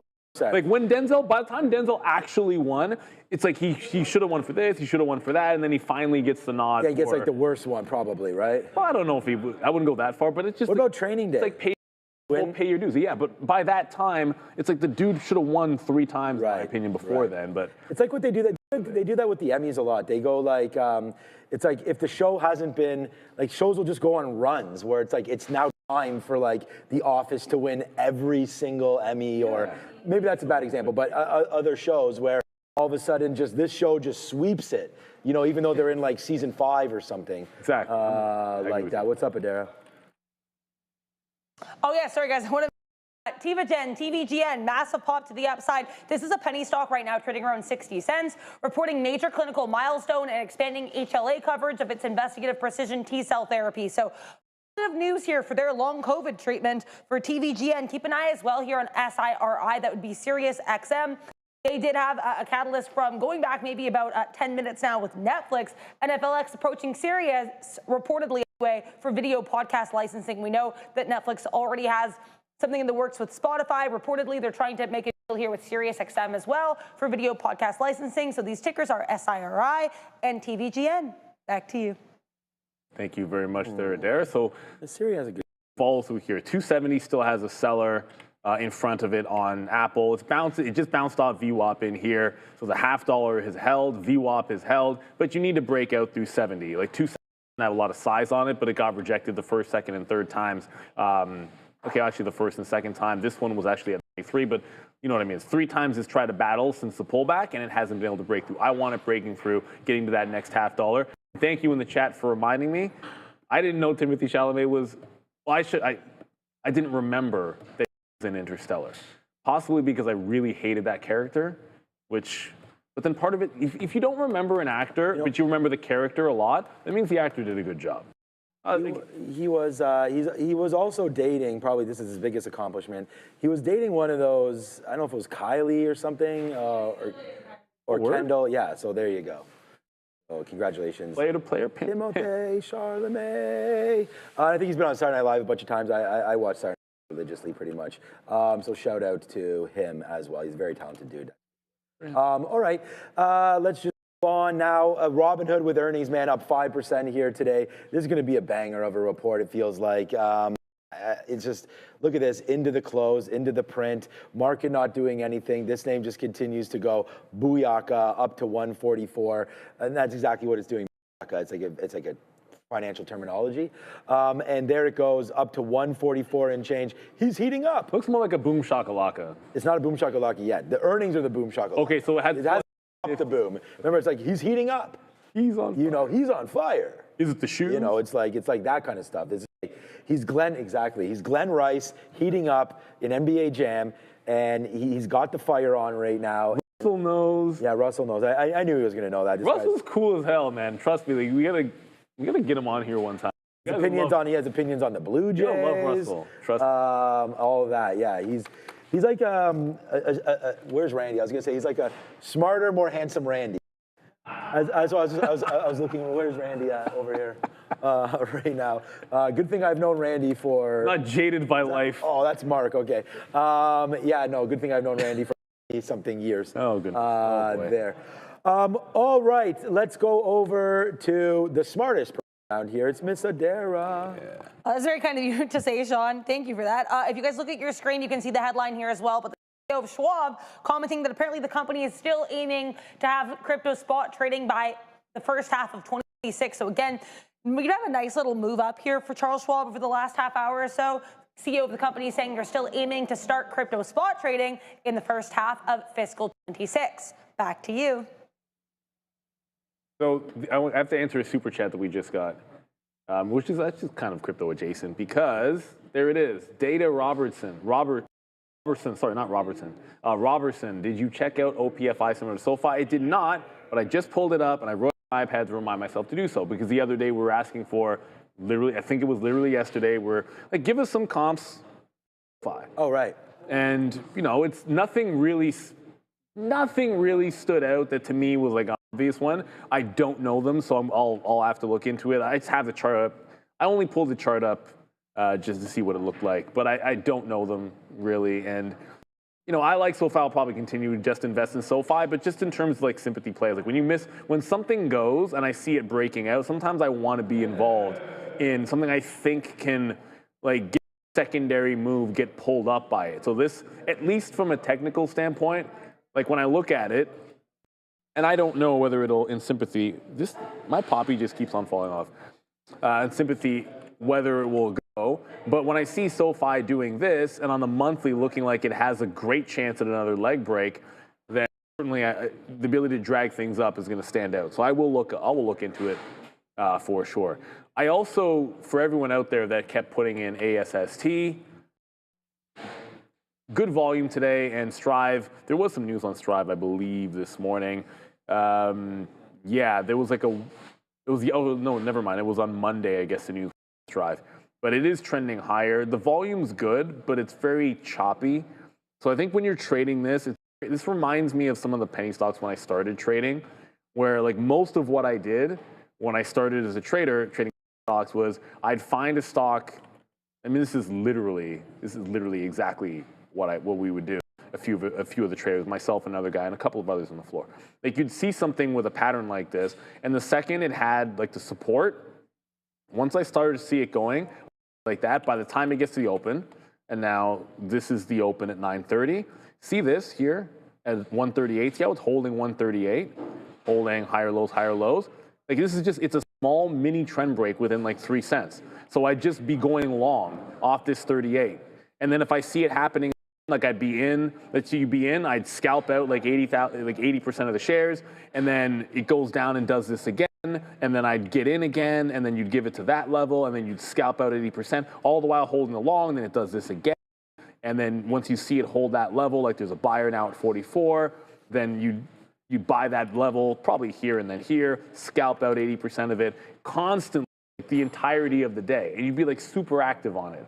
So that was the strategy back in the day, and that's what this ASST is doing. That's harder to do these days, because back when I started trading, there wasn't like a million gateways, and there wasn't like 60% of the flow going through the dark pools, so it's incredibly tricky to pull that off. So don't do it anymore. I don't do it anymore. It's a lot harder to pull off. I'm sure it can be done. Done 200 million, I'm sure you could pull it off.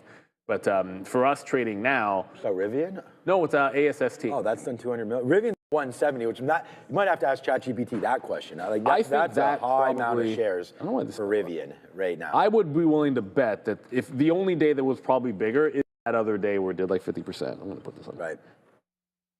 All right, let's, so today again, off of earnings, this could be what happens here. We're watching Rivian. This could be what happens to Robinhood or something, where you get that sort of a squeeze play coming back in for them. So let's wait to see what does wind up happening. It's a big move right now for Rivian. I just took some more out at 70 there. We'll see, where we go from there. I seem to like that trade, and we're gonna get that all figured out. Of course, today my wife is here. I'll see if I can find a picture. She must have texted to me. Oh, here it is. Here. Oh, what's happening? Well, she's walking my dog, and then out the back, we back onto like a big. What is that? You've seen where we did the run. I don't know what you'd call it. Green belt. It's a big green. That's exactly what it is. It's 150 feet of green. It's just crazy. Anyways, look what she finds out in the back. Oh. She finds a little stupid kitten. And my kids have been like, I want another cat. Our cat William passed away not too long ago. No, we're not. But look what it's already. This is what happens. My wife finds it. It goes right into the dog kennel. Too late now. It gets right into here. And by the way, underneath here is a heating pad. That's a very beautiful new cat that you have. She has, yeah. And my kids are just getting home from school. I'm not even reading the chat now. Congratulations. I'm not. Congratulations on your new cat, Sean. Thank you. But I'm not even reading the chat right now, because Gia's been like, I want a cat, and I'm like, well, a couple hat tricks, the amount of money that we're spending on that, Okay, hold on a second. All right, so what time? It's at 3:29:50 something. Everybody heard Sean say, could Gia get a hat trick? Yes. So, but you just basically said that. So all she has to do is get a hat trick, and now you don't have a choice. You know already, though. Well, that's not. What I'm saying is that she's wanted a cat forever. But now she has a cat. Yeah, but she just had a cat like a couple months ago. But now she has another cat. I know. I told her, it's like, look, you never clean the litter box. You don't do that. I'm on your side, Gia. Not that you're watching this right now. Yeah, but I'm excited. It's already, like, the minute my wife put that in the freaking house, she's already given it a bath and everything. Thing about it is, I did tell her, so she's already phoned saving grace is it's not going to matter, but she did phone a rescue. And of course. there's also, we don't know if it looks like it's a little too old to be nursing or whatever. So it might have been dropped off. Like it might have been a litter that was well received by its family or whomever, and it was just dropped in that back patch. We'll wind up. Yeah, at JB, no pets for me. Wasn't a thing for me growing up. My dad actually was very much against it for his own reasons.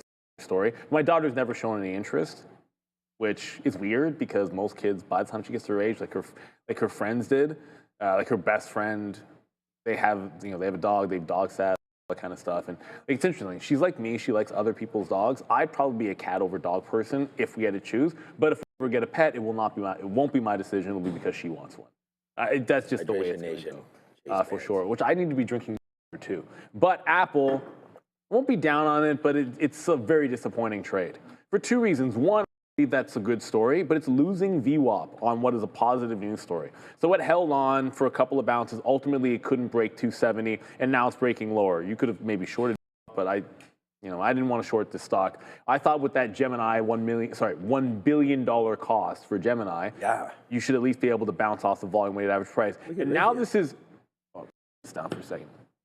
This is going to close, if nothing changes, it's going to close red on a day the NASDAQ is up almost a full percent, the NASDAQ actually rolling over. Closing red? Oh, Apple, yeah. Apple. So Apple, relatively weak today, despite the fact that they had good news. I would chalk some of that up to when the market was weak, strong, and Apple's chart is very much almost identical to yesterday. Like very similar to yesterday when the market was much, much weaker. So Apple's kind of doing its own thing right now.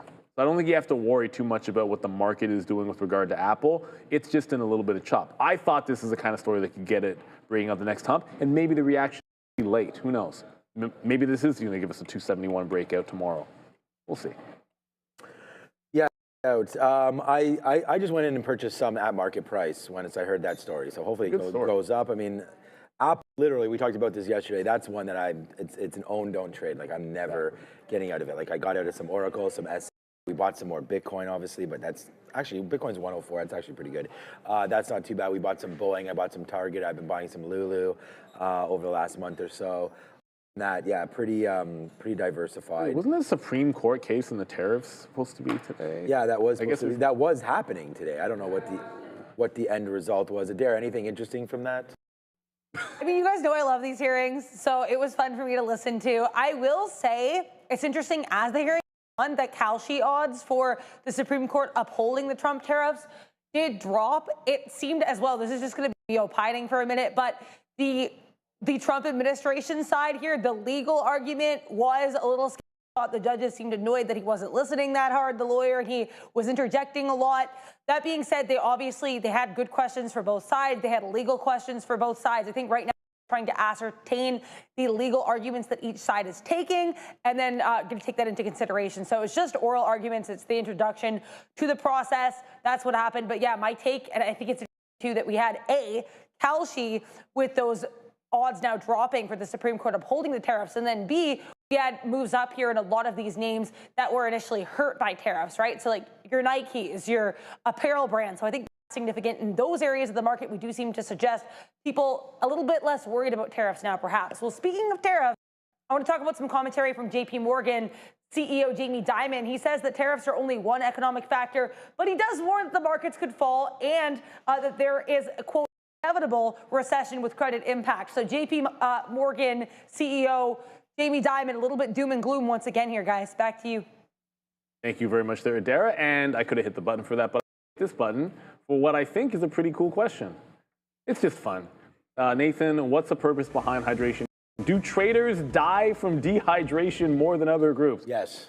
Well, I can tell you, we're still alive, so I'm going to say no on that. Many of you have not seen this. No, but it is, I would say it is 100% true. If you have a job where you're sitting at a desk and like it's easy to get wrapped up, you're staring at screens, you're following the market, it is so really easy to get wrapped up. It's like, oh, I'm not drinking my water. I'm not getting up every 10, 15 minutes or whatever, to stretch it back. All that kind of stuff is entirely true of traders. I was really, really bad with that. And so, I like, think water's really taking over. Like, there's a lot of people that now, no matter what you're doing. Yeah, but I initially was drinking this. Like, this is, I forget how many gallons this was. And I started, now I'm just drinking this Green Bay Packer thing. This is 4 gallons, 4 liters, sorry. They're 1 gallon, 4 liters. So, but anyways, yeah, that's what hydration is all about. Okay, so Rivian, we had very, very small piece left. I think we might have had 10% left. I think even less. And there it goes, right? I mean, the minute we talked about this, there's breaking the 50 average. So that's like a big out rate there. We put that stop in, you know, when we talked about it. And there it was out at 70, and then our last piece out as we break through the 200, and it looks like it's to go back into its home a little lower right now for Rivian. And again, I think it's been a great day. You know, up 25%, you know, probably due for a little bit of a pullback. Yeah, Tesla broke some trend back in. Okay. I was looking at the imbalances. Nothing big on the early look. There was supposed to be an upweight today. I don't have one Palantir, but I should have. EBC or something like that. But there was like there was a buy for the Russell 2000. I'm pretty sure it's a NASDAQ. It might be a NASDAQ stock, so we wouldn't even see it. It was there. I'm just going to double check on my system. Yeah, it's a NASDAQ stock. So, unfortunately, we won't see it until 350. SU, Nothing Burger, GDX early. That's not even a size at all. Pfizer, under 1 million shares. It's nothing. Gap, which is actually Gap. Yep. Kudos to them for finally making that change. 800,000 shares. So the early look is pretty much a Nothing Burger. QuantumScape, that might be something. $500,000 to buy on them. Let's pull all the way back into V1. QS was on a huge runner. It's still up 10% despite pulling back. If this one has an imbalance, it might be worth watching. I always try to figure what I want to look at right at the close. I think the ASST could do something. It's not doing much of anything. Disappointment in Apple that it couldn't hold a bid. How did Google do on that news, or Alphabet? It's not holding it. Well, the whole market's coming. So I went too fast and hit blue ocean. We already looked at Google. It was fine. And it's doing fine. So Apple goes down and Alphabet goes up after that news, which to me makes absolutely no sense. It's $1 billion. Like the improvement in the quality of the performance improvement for Apple is a bigger deal for Apple than Google getting $1 billion. Like, it's just not. This is just I mean, I didn't realize it's just a report from Bloomberg. Like, it's probably not even true. That's who it's from. Yeah, it's from Bloomberg. We've seen a lot of stuff from Bloomberg. That's probably why. DKNG, by the way. Okay, I just wanted to say DraftKings, I was just looking it up. They report tomorrow after hours. So tomorrow after hours for DraftKings, not a great looking stock. This could be one where if you're thinking negatively, you might be right about DKNG. Big bleed here, right into the lows of the day again.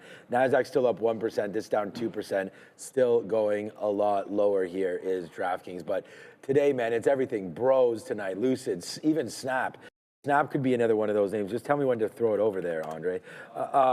Snap right now, downside, down another 1.5%, breaking below this $7 area. So that should be a big one for tonight as well. Am I not hooked up? If you want to send it over, we can go. I do have AirPods in, but I don't hear you, Andre, if you're trying to get a hold of me. There he is. All right, I hear you now. Over to Adara.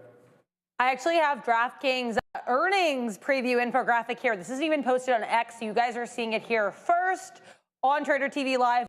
And this will be dropping tomorrow morning, I believe I have it scheduled for. So check this out on X at TTV Research.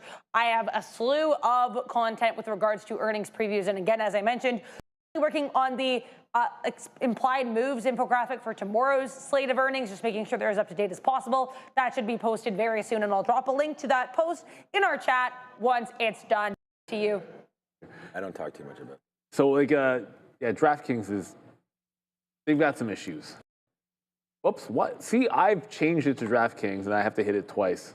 Ooh. It's auto-linked. It is what it is. This has lost almost the last line of defense recently. There's still $25-26. I think you can have a bounce plan, but Kalshi, man, they're just kicking everybody's butt right now. Unfortunately, that's just how it is. Robert V. Apple problem was day trades jumping on that news, and now and cutting losses. No, I agree. It doesn't always work that way for news-based trades, right? Where anybody that joins in basically just gets stopped out. And oddly enough, like to me, like when it got into VWAP, like my whole plan was, well, wait that out, right? Like the people that buy in here that are maybe getting stopped out, like trailed out there, or maybe the people that try that long. I'm like, okay, well, I'll actually wait for it to get down to where there was some support before, and then take a shot at it, hoping that you've waited all the people that are trading the news. That didn't work. I just think Apple, and like Sean said, it's not even coming from Apple, so. Yeah, I mean, I shouldn't have assumed that. I just want to now because I just think it's going to be a story. No, but even, okay, so let's, under the assumption. The reason why I bought Apple in the first place. And but that is a good story if it ends up being true. I bought it at 212, and I said the next all-time highs, and I don't want to get any out, but here I am buying all-time highs. So let's wait to see if the market does fall down. Obviously, that's going to be a disaster trade, but I still like it. Snapchat on the way down as well. We only have now 10 minutes, less than 10 minutes until the so hopefully stay with us until then, and then join tonight as we go over all of the names with our earnings call. All right, so right now, just a quick little look at some of the other names that have been going around here. The ES right now is up 0.2%, while the NASDAQ is up your 1%. Congratulations, everybody that was able to buy the dip and got in there when there was blood in the streets, apparently, yesterday. Look at financials, man. Today we did have Bank of America's Investor Day. They're down 2%. They must have said stuff that people did not like, or I don't know. AXP down 2%. Goldman Sachs down half. MasterCard, JP Morgan, Berkshire. There's a lot of good names here today that are making some moves to the high side. AIG is interesting that that's down. We'll have to look at some of the insurance names today, but there that goes to the down. Berkshire today. Okay, 0.46. NVIDIA trying to battle, right? NVIDIA's had a little bit of a rough ride, and the fact that the NASDAQ's only up 1% and NVIDIA's only up 0.15. Rivian company was probably happy with that relationship because, you know, you would have thought that NVIDIA would have got the bump today based on what's happened with the NASDAQ. AMD up 3%. Up 3%, Google, Meta, Oracle, a lot of the big names. Look at this runner. We talked about this earlier. Micron right now up 10% today. That name just keeps on going. Was there news on Micron or something, Adara? Because MU is a rock and roll superstar, as is Western Digital right here. I guess people are finally real. For some reason, there is no news on Micron. Okay, I well, literally for some don't have reason anything. it's up 10%. The V-shaped recovery, man. Yeah, man. And again, just buy. This is what I mean. Like, good quarter. It made all-time highs. Got hit down yesterday. So be it. Now up today. I can't figure these things out for the life of me. Eli Lilly, 3% up. We really love that name, man. The only saving grace of me Google down in that 160, part of my Google was it went right into Eli Lilly, maybe performing similarly to Google now at those levels, approaching 1,000. We saw a high tick today. I don't know what today's high is, but yeah, 955. Thanks to Dara for that one. So that's a good one there. BMY, we got news on them today. Pfizer's been in the news for a while. And then here's some of the names that we were a little bit upset with that didn't actually dip too much.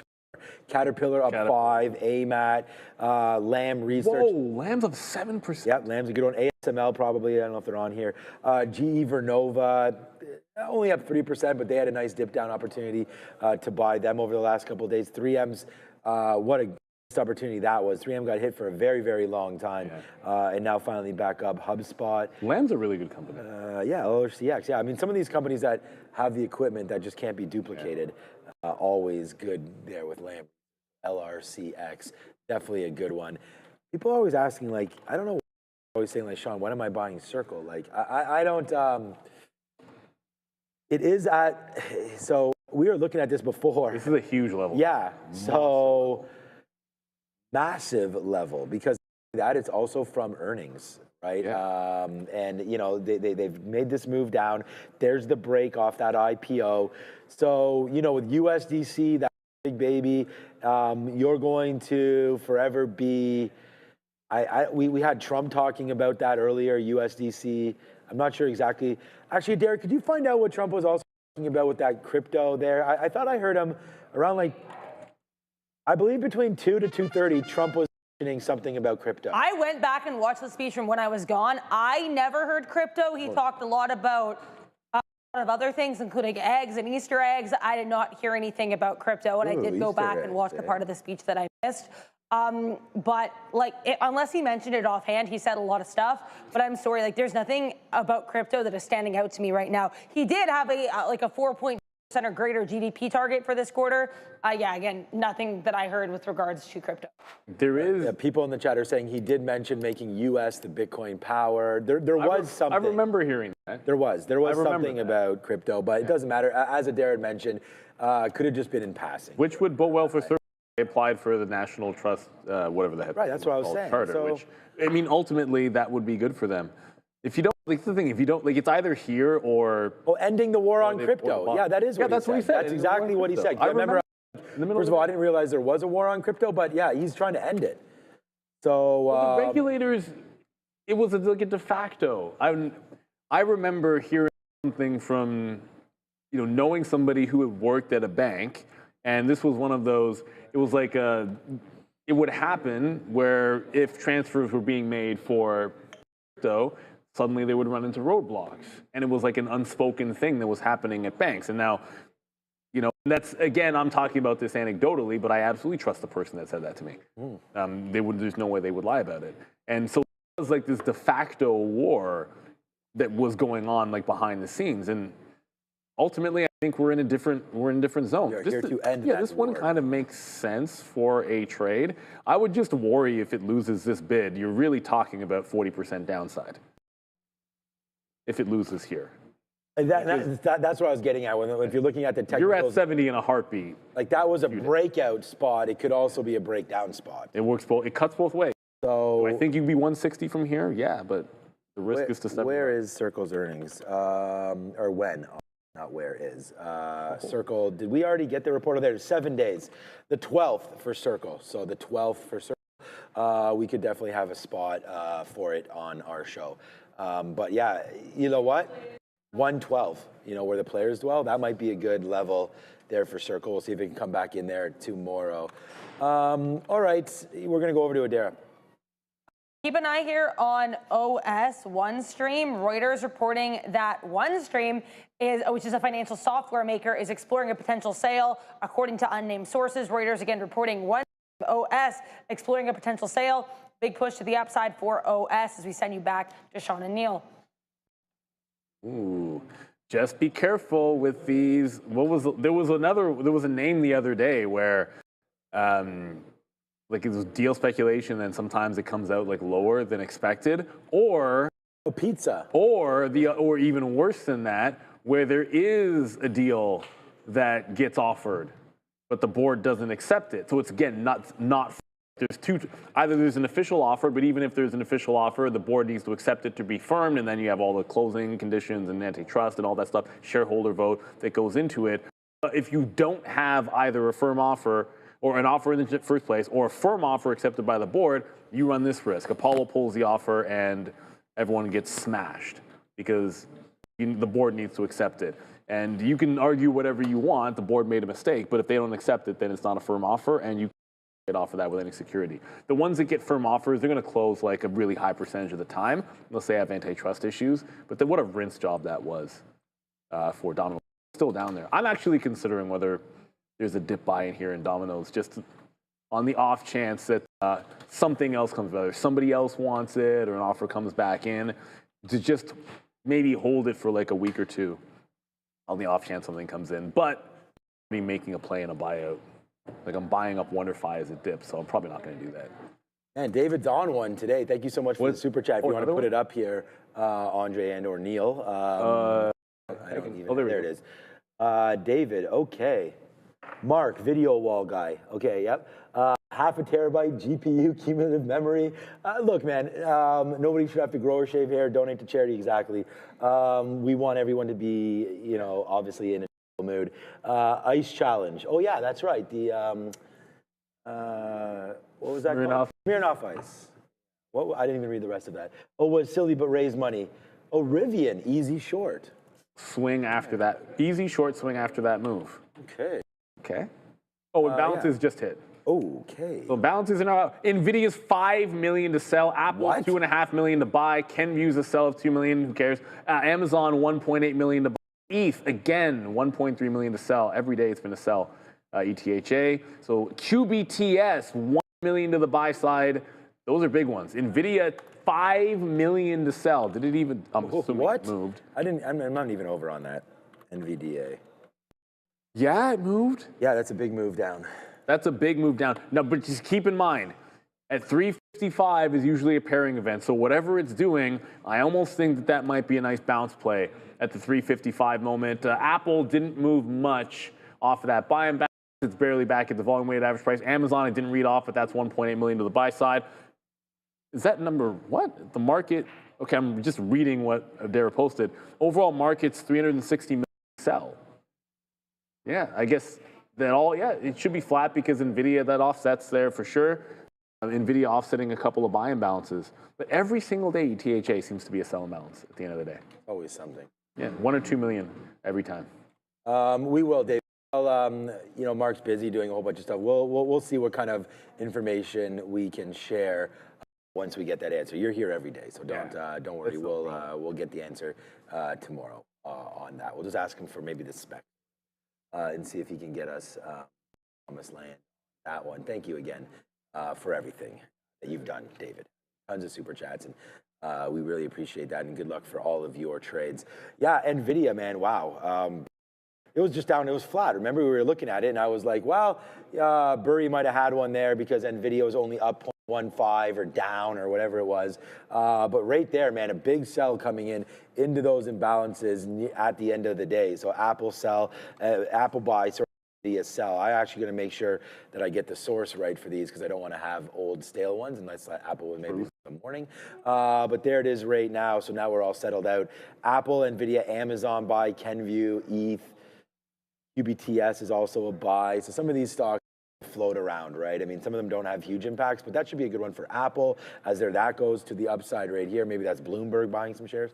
Then Amazon gets a spike too. So Neil and I will always say, like, trying to get into too many shares here near the end of the day because of different moves like this. No matter what you're reading technically, there it goes to the upside on no technicals, right? Because it's the imbalance. So it's just moving on market forces and back up to 250 for Amazon on what's been a great day, but you wouldn't know that by this afternoon. We've faded pretty much 100 points here on the NASDAQ. It's NVIDIA's fault. It's, yeah, for sure, because the market wanted to run. This whole move to the downside, pin it up. You don't usually see this. It's dropped $4 from volume weighted average price, dragging the NASDAQ with it. It's absolutely wild. Like it's 353, so I'm going to be staring this down. I think there's going to be a chance at a play here. Like if it's 4 million, it was 5 million or 4.9 million when it came out. It's still about 2 minutes to go. I think at some point in that last 30 seconds before 355 is a spot to just punch long. At this moment, like the out, like it's bounced off the current low, so I just put a stop at the current low. If it's making a fresh low, then I don't really have a plan of action. It needs to be made a bottom. Otherwise, I don't really have a plan there because you have to have an out. Because I want to just be able to punch long, throw a stop, and then it either pairs off or doesn't. If it pairs off, it goes up and you take a win. If it doesn't, then you just low of the days, you're out. So with almost 1 minute to go, that's going to be the plan for myself. And right now, everybody, want to remind you that for a long time, trading meant risking your own capital and never having start. That fear of losing kept a lot of traders on the sideline. That is changing. Why? Because Trade the Pool has a limited risk trading where you use funded capital and Trade the Pool absorbs the downside. That allows traders to focus on what truly matters: discipline, consistency, and growth. And when you profit target, you keep 70% of the profits, no fear, no barriers, just real opportunity. The limited risk revolution is now powered by Trade the Pool. So visit tradethepool.com or scan the QR code to get 10% off your evaluation. We are within 30 seconds of the imbalances. You don't need to see my chart. I will keep it on the locator here. NVIDIA is now paired off all the way down to 3 million shares. I think it's going to pair. I have a stop. I have a stop underneath 196. I might try to punch long as it tries to go to the upside and bounce here. So did I get some? And we'll see. And in 5, I might have gone too early because I could stop out before. I could stop out before. Do not do anything. What is that sound? No, it did not pair off all the way, so I'm out. It broke that 96 level. I just jumped out of it. It paired a lot of it off, but still 1.5 million to the sell side. I'll show you what that looks like on the chart now. Everything else more or less the same. Intel showed up out of nowhere, but who cares about that? So took the shot right in front of 96, but I had to stop in. I actually thought it was gonna get me before 55, but I wanted to see that number go to flat or possibly green. It's gone so far down. If it flips to green, you probably get a couple of dollars out of it. But that's the story going into Robinhood at least. Well, I mean, there's a lot of earnings. Robinhood's just the first one. That's going to be the biggest. Yeah, that's the one that's top of my mind. Even though I own shares of ARM. Oh, we should have done a poll. We forgot about a poll. That's okay. Oh, shoot. Yeah, we could have done like a, yeah. Robinhood green or red Robinhood poll. green or red poll, but it's a little bit late for that. No, a move. That's wild. Like, because this was recovery day. Yeah. This was market bounce day, and Nvidia, which is supposed to be our leader, our fearless leader, is going to end up closing red. So unfortunate here. I don't really see any news here. So unfortunately, like, it's just selling off. It could look. The stock's been so strong. There could still be profit takers. Robinhood took a little bit of a turn here at the end of the day as well. Up almost 5%, still 4.3, but it is also falling down. I just feel like a lot of things just got spooked by Nvidia. This, of course, had earnings. Well, the market is going in, but I'm willing to bet you Micron got spooked there a little bit off. Actually, not that much off the highs. 9%. This is the strongest name in the chip space today. Somehow it was this and Lam that led the way, believe it or not. I mean, here's something funny. Like, so Apple, like, look at this market going down, right? I mean, obviously Apple and Nvidia, the two biggest names, pretty much any marketable ETF that's following the NASDAQ or the S&P 500, as they are the largest. They are the largest holders in those ETFs as percentage-wise. And you can see right now the NASDAQ is falling, and look what Apple's doing, because, again, we have that buy imbalance. It's just boom, right up there, back into 270. So we went long in and around there. Just a quick check on that imbalance, see if it's still kicking. Nvidia's now 1.2 million. Apple's still a million bid. So there still is some upside here in this trade to end the day for Apple. So we didn't talk too much today about banks, but JP Morgan, we saw almost back to all-time highs again. I think around that 315 or so mark that we are looking to get some more out on if it back into that area. I like that trade for JP Morgan. But yeah, it's AMD's day today. I mean, what a great earnings report last night. Although you wouldn't have thought about it if you were watching the report. Make that move into 230, and then now 258. It looks like we'll go out around 256. So great high put in. 260 we got there. Talk about fading key levels, man. That 260 would have been one for the ages if you were able to do that. So yeah, it's just so far so good today. A couple trades. You know, we did have some Palantir. We only traded Apple once. We lost on that one. Rivian was a good one until it fell through, and now it's just hovering around. The big winner, though, for your portfolio, I think, is probably Rivian, up that 23%. Did Upstart ever get going? It was down 14% at one point today. Yeah, now only down 9%, so that got going into the close. Unity got back to green. Yeah, Eli Lilly had a big day today. 18% for Unity. Ooh, up 18%. But the bad, before I get to the desk, whoops. Oh, there's only a minute and a half left. Yes. SMCI is going to close down 11%. And Pinterest is going to close down 21%. Oh, that was another big one. Yeah. 21% down for Pins. Not good. But, hey, maybe it's that value. There's no interest in that. Ooh, yeah, there's no interest in Pins. All right, I'm going to mosey on up to 1 minute to go. Good one today. I'll see you. Yeah, all right. And congratulations on the new cat. I think that's fantastic. I don't know. I wonder what the name's going to be. We shouldn't do a poll. Stupid new cat. We should not do a poll. No. Yeah, G is going to name the cat. Yeah, well, yeah, the kids. What do you mean, well, yeah, of course G is naming that. Well, Baron could. You never know. Oh, you don't know our family role. I have a strong guess that the decision, if the Gia wins that battle. It won't be a battle. It'll just, they'll figure it out. I think Gia wins. The kids play well together. I think Gia wins that one. Probably. She's wanted a cat for a while. And I think this, we don't know if it's a boy or a girl. We don't know nothing. All right, guys, only 30 seconds to go. Again, thank you for everything. Neil's going to get over there, do the recap show with Adara, and it is just an absolute monster earnings day here today. I mean, you know, it's not going to be like not market cap wise, but there's Qualcomm, Duolingo, Lyft, right? I mean, so many bros in there as well. AppLovin, I mentioned that earlier. AppLovin's a big one. With only 5 seconds to go. 4, 3, 2, 1. NASDAQ finishes the day. Thank you. Ring that bell. NASDAQ finishes the day horribly, but still up 0.6. But what a move down for the NASDAQ to end the day. Did the ES hold out too? Yeah, 0.32 there as well. Qualcomm is already out right now. So I'll get the thumbs up. They reported $3. That beats 288. Qualcomm with a beat. Both revenues a beat, EPS also a beat for Qualcomm as they're bouncing around right now as this name continues to go. Thumbs up, Andre. We are ready to go. Thank you so much. That's me. Back over to the desk. I'm coming, dentist.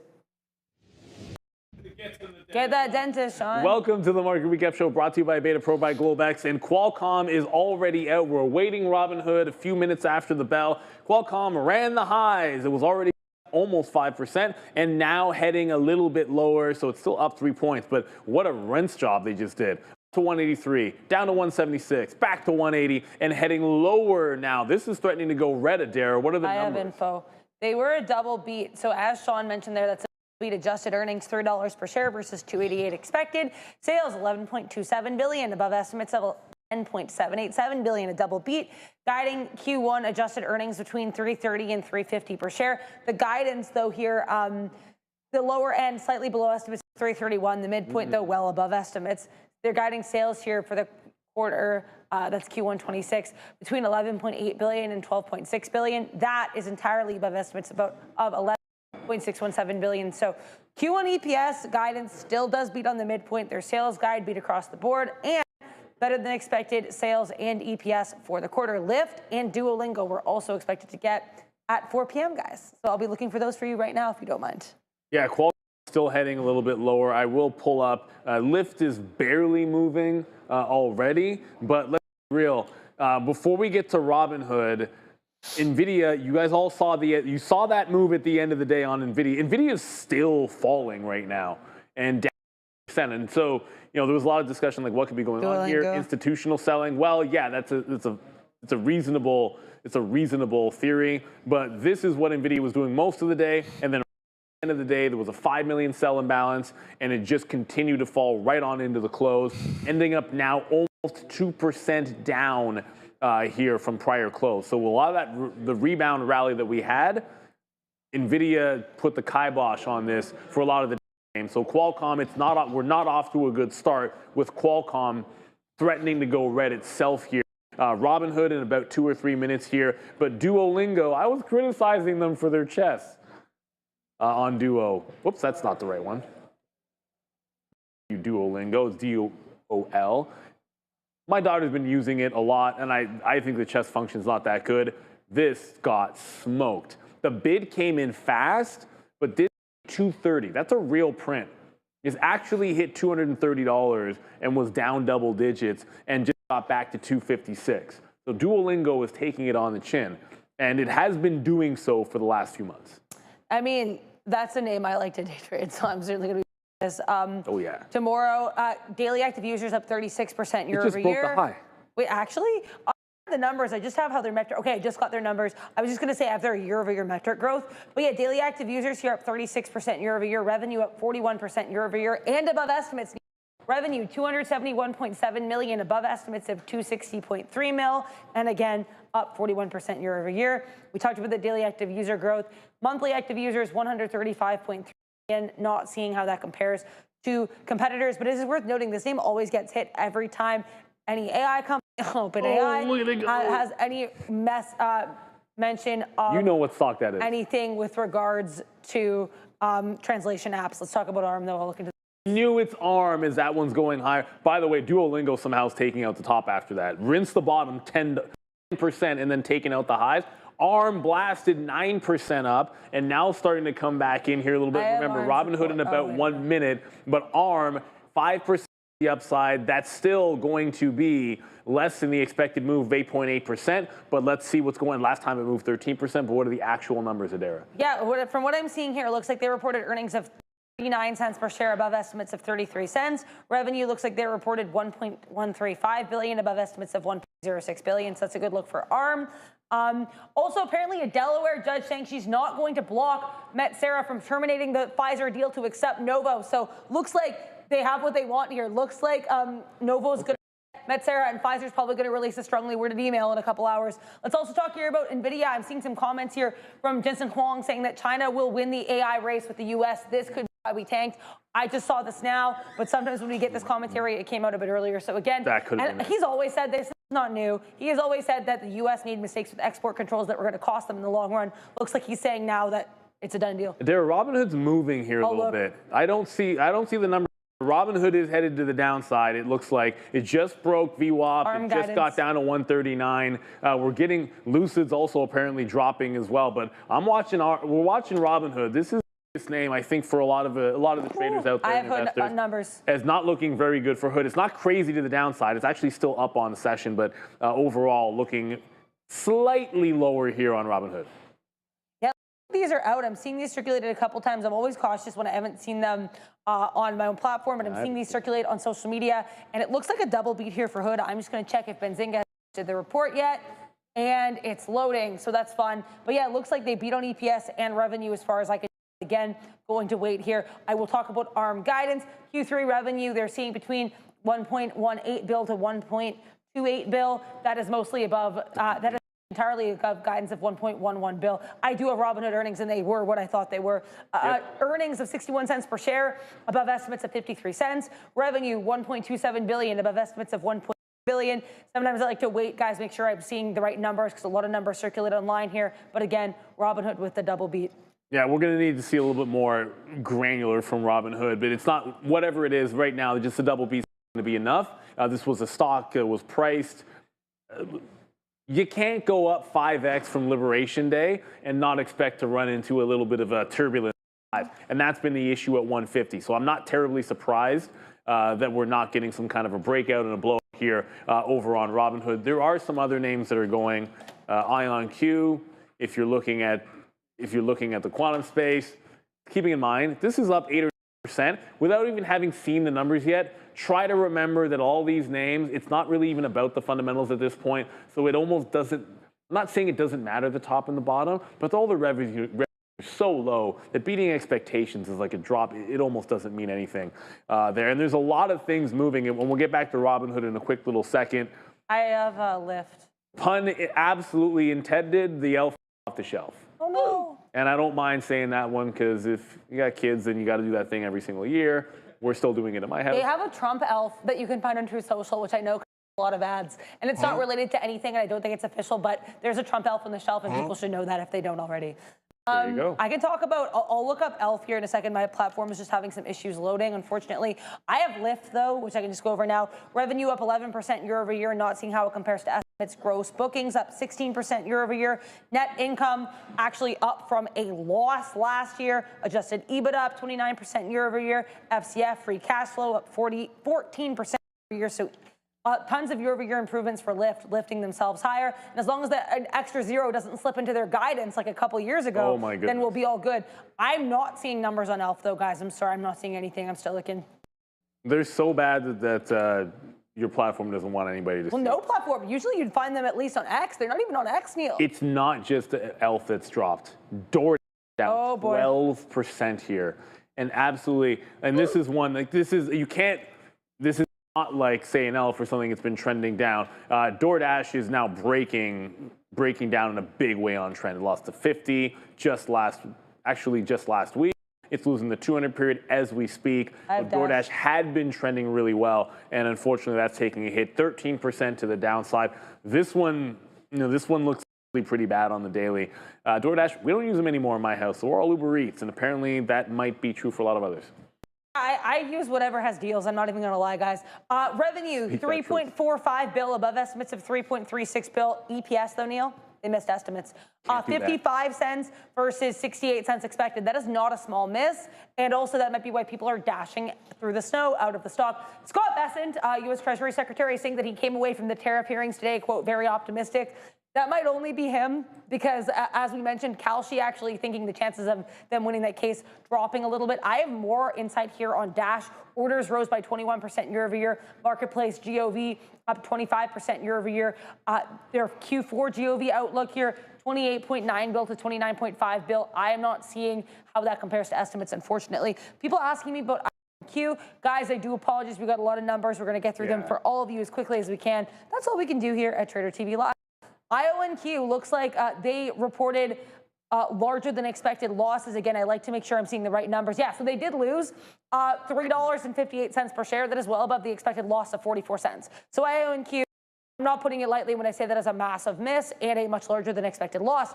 Revenue was a beat, though, 39.866 mil versus estimates of 26.99. I'm seeing AAPL and guidance. Let's see if we have those numbers. AAPL and guidance. AAPL and guiding Q4 revenue 1.57 bill to 1.6 bill, above estimates of 1.54 bill. So AAPL already beat on revenue guide, but what were those numbers? I'm going to look into it now. It's Hood that continues. Hood is now red on the session here, and Robinhood does not. It's not really holding up. I mean, their platform assets were up over 100% year over year. It just doesn't seem like this is going to be enough. I saw in the chat someone just saying this is not good enough for 5x. And sometimes it's just how it is. But it's not absolute disaster. It's only down 1% for now, and it hasn't really broken through yesterday's low. So it's actually catching a bid off of yesterday's lows, which are important lows because we had like a dump off and everything yesterday. So if it can hold on to that, it wouldn't be all that bad. But it doesn't matter. They seem to be beating everything. But do we have more numbers here and more context to Robinhood's drop? They only missed on one thing, but it's a pretty big thing to miss on, Neil. They missed on crypto revenue. Oh, well, that's a problem. So they reported crypto revenue of 268 million, missing estimates of 287.2 million, but still up a cool over 300% year over year. So up more than 300% year over year, but missing estimates. Guys, this market be like that sometimes. So I would honestly not be shocked if that's why we're down. But as Neil always says, a saying that I really like to learn from and live by as well, the earnings are what they are, and there's no such thing as bad report or good report, only earnings. We'll talk about Snapchat in a second. I'll let you guys know Q3 earnings for AAPL were a double beat. We already talked about better than expected guidance. Q3 earnings 245 versus 241 expected. That's a beat EPS. Sales also a beat, 1.405 billion above estimates of 1.336 billion. Beat and a raise for app. That's pretty good for app. And you know what? Apparently Snap can go to the upside on earnings. It has happened. I feel like every single time these guys report, they're down 20%. That could just be I remember all the times they're down 20%. But remember, this is not the short float that it used to be. It's only about a 7% short float. It used to be double digits, I believe, but it is breaking back out. So you can call it a little bit of a squeeze here on Snapchat, up double digits. I'm assuming the numbers are good, but sometimes it doesn't need to be that. When the stock is at the bottom, they don't have to be that good, really. Yep. I mean, so here's the thing. They had, like, last report was not great. You could have seen that recap on X at TTV Research. So they had a double beat, which honestly for something like Snap, sometimes that's really all you need. So they were expecting losses of 12 cents per share, only lost 6 cents per share. So that is like, they have the loss we were expecting. Too bad here. Revenue 1.507 billion, above estimates of 1.49 billion. So cool double beat here for SNAP. Unfortunately, I don't have any more insight right now. I will say the amount of social media attention for this on X is gargantuan. Like, I am not seeing any number or any tickers being tagged as much on X, like, of any of these earnings names. We're seeing every couple seconds a tag for Snap. That is kind of unheard of, guys. They like to squeeze names. Yeah, it's squeezy. It's being squeezy over here. And that's sort of the thing. Like, there's always going to be, if there's a short float, there's opportunity. It's got a lot of room to run. So it's kind of one of those appealing names where it can go. I saw some people saying that Robinhood was running. Well, for context, it did get back up to 142, but it's right back underneath 140. So the buyers tried to step in, and they kind of got slapped down. So we're still making some lower highs on Robinhood. It has caught a bid from yesterday's lows. It's caught a bid, and they did beat across the board outside of, as they said, it's that crypto revenue. That's not a good thing to miss on. No, it's not. And then on top of that, like, you have to remember where it come from. You know, ultimately, like we've seen the last couple of sessions, like you've been beaten up on a few names despite having solid numbers. So Robinhood for now is back in the green. I want to remind everybody what that daily chart does look like. But Snapchat absolutely flying. ARM, although giving some back, did get up to double digits, now only 3% to the upside. You got to be careful. We saw what happened with AMD. Like you can have a breakout on one of these chip names, and then all of a sudden come in the next day, or at the end of the, or even by the time we're out of here, it loses support, and then we're gapping down. But even more numbers on Robinhood. That's I think it's a lot of people's main focus today is Robinhood. Can it battle back and maybe break those highs again? So here's the thing, their CFO retiring. That's the other thing I have. I kind of went over all their numbers, but the CFO is retiring. I'm not saying that's massive, but it's something to keep in mind. And people asking, are they going to cover this? Are they going to cover that? We're going to try to cover everything, guys. But keep in mind, I have 17 names on this implied earnings infographic, and I know that's not even close to all the names that people are watching that are reporting. So we're just going to do it, and I do apologize. There's a note here at Real Trading where it also has like all the names that were reporting, and this is the day that it actually has. It was just there's more than any day, I believe. I am sure. In terms of total. Like Figma is also out, everybody. And apparently they crossed $1 billion in annual revenue run rate for Figma. And unfortunately, it's not doing anything off of that. Figma mostly sideways, like it rinsed up, it rinsed down, and it's right back to where it started. So not a heck of a lot going on there with Figma, but they did have, look, they get record revenue. I guess that's supposed to be a good thing, but this is literally at all-time lows as we speak. So not enough to get this one off the schneid, unfortunately, for Figma. Yeah, Figma, I mean, 38% year-over-year revenue growth is not bad. I had to talk, though, about the fact that Reuters is reporting, and also I'm seeing apparently Sean Duffy saying that the U.S. might cut air traffic 10% by Friday if there isn't a shutdown deal. So if you are an airline, you're probably sweating behind your knees. Actually, as I said that, I psychosomatically sweat behind my knees. That's really weird, guys. We'll talk about Joby. Sorry for, we're living life right here, guys. It's a wild world. Love the honesty. Oh, thank you. I don't know if I do, but it happens, so we're living with it. Adjusted, or we had losses. Get it there. Thank you very much, Neil. You get it. 48-cent loss per share here for JOBY. That is quite less than the expected loss of 19 cents. But their revenue, a ginormous beat, 22.57 million versus estimates of 3.4 million. Their revenue was 805%, 805 times higher on a year-over-year basis. So psychotically large revenue beat and then EPS miss. I don't really understand you, Joby, but shout out to you. I do have Lucid as well, so shout out to Timmy C, your friend Timothy Chalamet over there. They did miss on revenue, unfortunately, 336.6 million versus estimates of 379.1 million, and a larger than expected adjusted loss, Neil. Can you believe it? $2.65 loss versus estimates of a $2.27 loss. Liquidity of the quarter, roughly $5.5 billion by the end, including the expanded $2 billion delayed draw loan from PIF, which is, of course, that Saudi investment fund. Yeah, there will not be a Rivian moment for these guys tomorrow. No. That's what I'm going to say about Lucid. Like, Rivian might not have been doing much, but it was at least a little bit stronger and a little bit numbers off the board. 2 New York Cent in the chat just said, Hood, good numbers, why is it going down?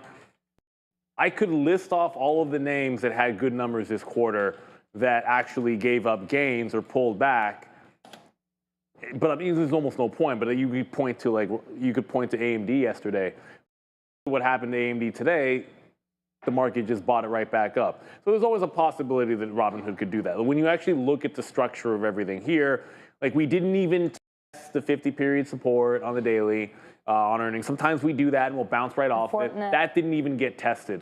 A heck of a lot that this could still bounce off.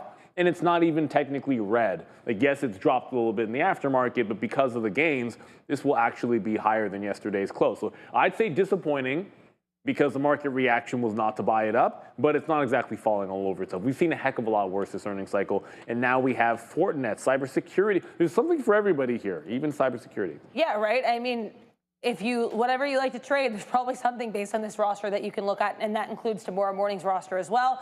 Okay, Snapchat partnering with Perplexity. That's probably part of why it went up. I do have to mention that. But now we're back to talking about Fortinet, because Fortinet's here, and they had a double beat, Neil. Adjusted earnings, 74 cents per share. Nice, above estimates of 63 cents. What about sales? Did they beat on sales? My voice cracked there. Yes, they did. $1.725 billion versus estimates of $1.704 billion. So that's a double beat. Q4 adjusted earnings better than expected. They're guiding sales. They're also guiding here. Oh, sales. I'm blind. Yeah, so lower end of their sales is going to miss. It's also going to miss. They're guiding sales between 1.825 billion to 1.885 billion for next quarter versus estimates of 1.876 billion. They also raised their fiscal 2025 adjusted EPS guidance, so that is now going to beat estimates, but they narrowed their fiscal 2025 sales guidance, which is now the midpoint of that is going to be basically in line with estimates. So again, tepid sales guide, better than expected EPS guide for both the quarter and the year, and a double beat for Fortinet. So yeah, I don't know. I think that's pretty strong. I don't think you auto buy this one. Like last time, I remember we liked the report, and it was like, why is it down? It got destroyed. It was down over 20% when you came in the next day, and then it was just a buy the dip situation. I don't know if I feel that way this time. It feels a little bit different for Fortinet. I think it's almost a stay away. Just to recap here, there's a couple of names. I know we'll get back to Robinhood. Whoops, Lyft as well. I hate that there's actually a stock that is Duo, and Duo is right back at the low. The good news is somebody's buying it up at 210, So every single bounce, like in the initial bounce, and then every subsequent 3-minute candle has held that $210 level on Duo. That's the good news. The bad news is down 19%. And there's nothing incredibly interesting if it breaks these lows here, like the 200 to 210 level. Like you're going all the way back to 2024 when this was, dumped down into the 150, 160 range. So if it loses this bid, I don't even know what's going to happen here. It's looking really bad for Duolingo, unfortunately. And then one of the other names that we're mentioning that was taking on the chin, DoorDash, also at the lows, also down about 18% and barely holding on. This did lose the $200 level, and there is nothing in sight in terms of support. It's just going to have to find something. Another week one, ELF, 25% to the downside on earnings. Oh, boy. This has also lost all support, local support here on the daily chart, underneath the 200-period moving average. So it's looking pretty bad. So for everyone out there that's like, why isn't Robinhood going up on the good quarter? It could be a heck of a lot worse because a bunch of names are getting taken to the woodshed tonight, and it wasn't like it was even all that bad. Now, I would venture to say it's not looked that good for ELF, but DoorDash was an event. That's a stock that was working for a while, that was looking just getting smoked. Duolingo was also a stock that was working pretty well, and it's definitely reverse trend. Sean James in the chat just said bear market incoming. We'll see. If you look at the indexes, we're not that close to pulling in the bear market. A lot still has to break down. But when you start adding up some things, like these comments from Jensen, NVIDIA finally bouncing after that sell-off, you start to line it up, and we are looking a little bit weak. When you see name after name get sold off on earnings, well, we need to see if we get a little bit of today. Like, can some of these names pull an AMD where it looks really bad overnight and everyone's sort of freaking out because AMD gets taken to the shed a bit, and then all of a sudden AMD ends up closing essentially where it was at its highest point after earnings last night. Can some of these names pull that off? And if they don't, well, we could be headed to some kind of a bear market. I think it's a little bit too early to say that, but right now you are selling off on some names that did not have bad earnings. You're going to be able to do top and bottom line and at least be in line with guidance. I'm not expecting you to be double digits down. Yeah, I have the ELF numbers. I don't know why those took so long for me to populate, and I'm also not seeing any of the accounts I follow doing like summaries of them as of yet. So I'll get into this ELF though, and thank you, Jack, for sharing the numbers as well. I do have the numbers on my platform, so I can give them to you guys for more detail. ELF Q2 adjusted earnings 68 cents per share, above estimates of 57. Sales were a miss, 343.936 million, missing estimates of 366.43 million. And honestly, as someone who wears makeup, I don't really know what the appeal of ELF is versus other products. I'm going to be real with you guys. They're guiding fiscal 2026 adjusted EPS 280 to 285, and that is going to be, oh my gosh, I have to make sure I'm reading this right, well below estimates of 358. That is, oh my God.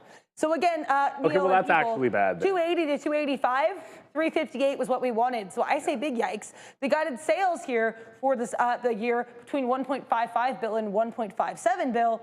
Would you believe me when I said that also is going to be missing estimates here of 1.669 billion? I have so if you want to watch a movie tonight, or if you want a Nicole Kidman style, clap your hands and say a word monologue, I've got the numbers for you. I hope someone got, I think you got that reference maybe, the weird unhinged commercial. $1.3 billion in revenue, above estimates of 1.23 billion. So that's going to be a beat here. I'm not seeing too much else here in terms of numbers from AMC, but it looks like they hit the cut on this report. I'm going to have to, yeah, and nice. It's one of those ones that doesn't actually show me the report. It just gives me a link to look at the report on their website that's usually broken.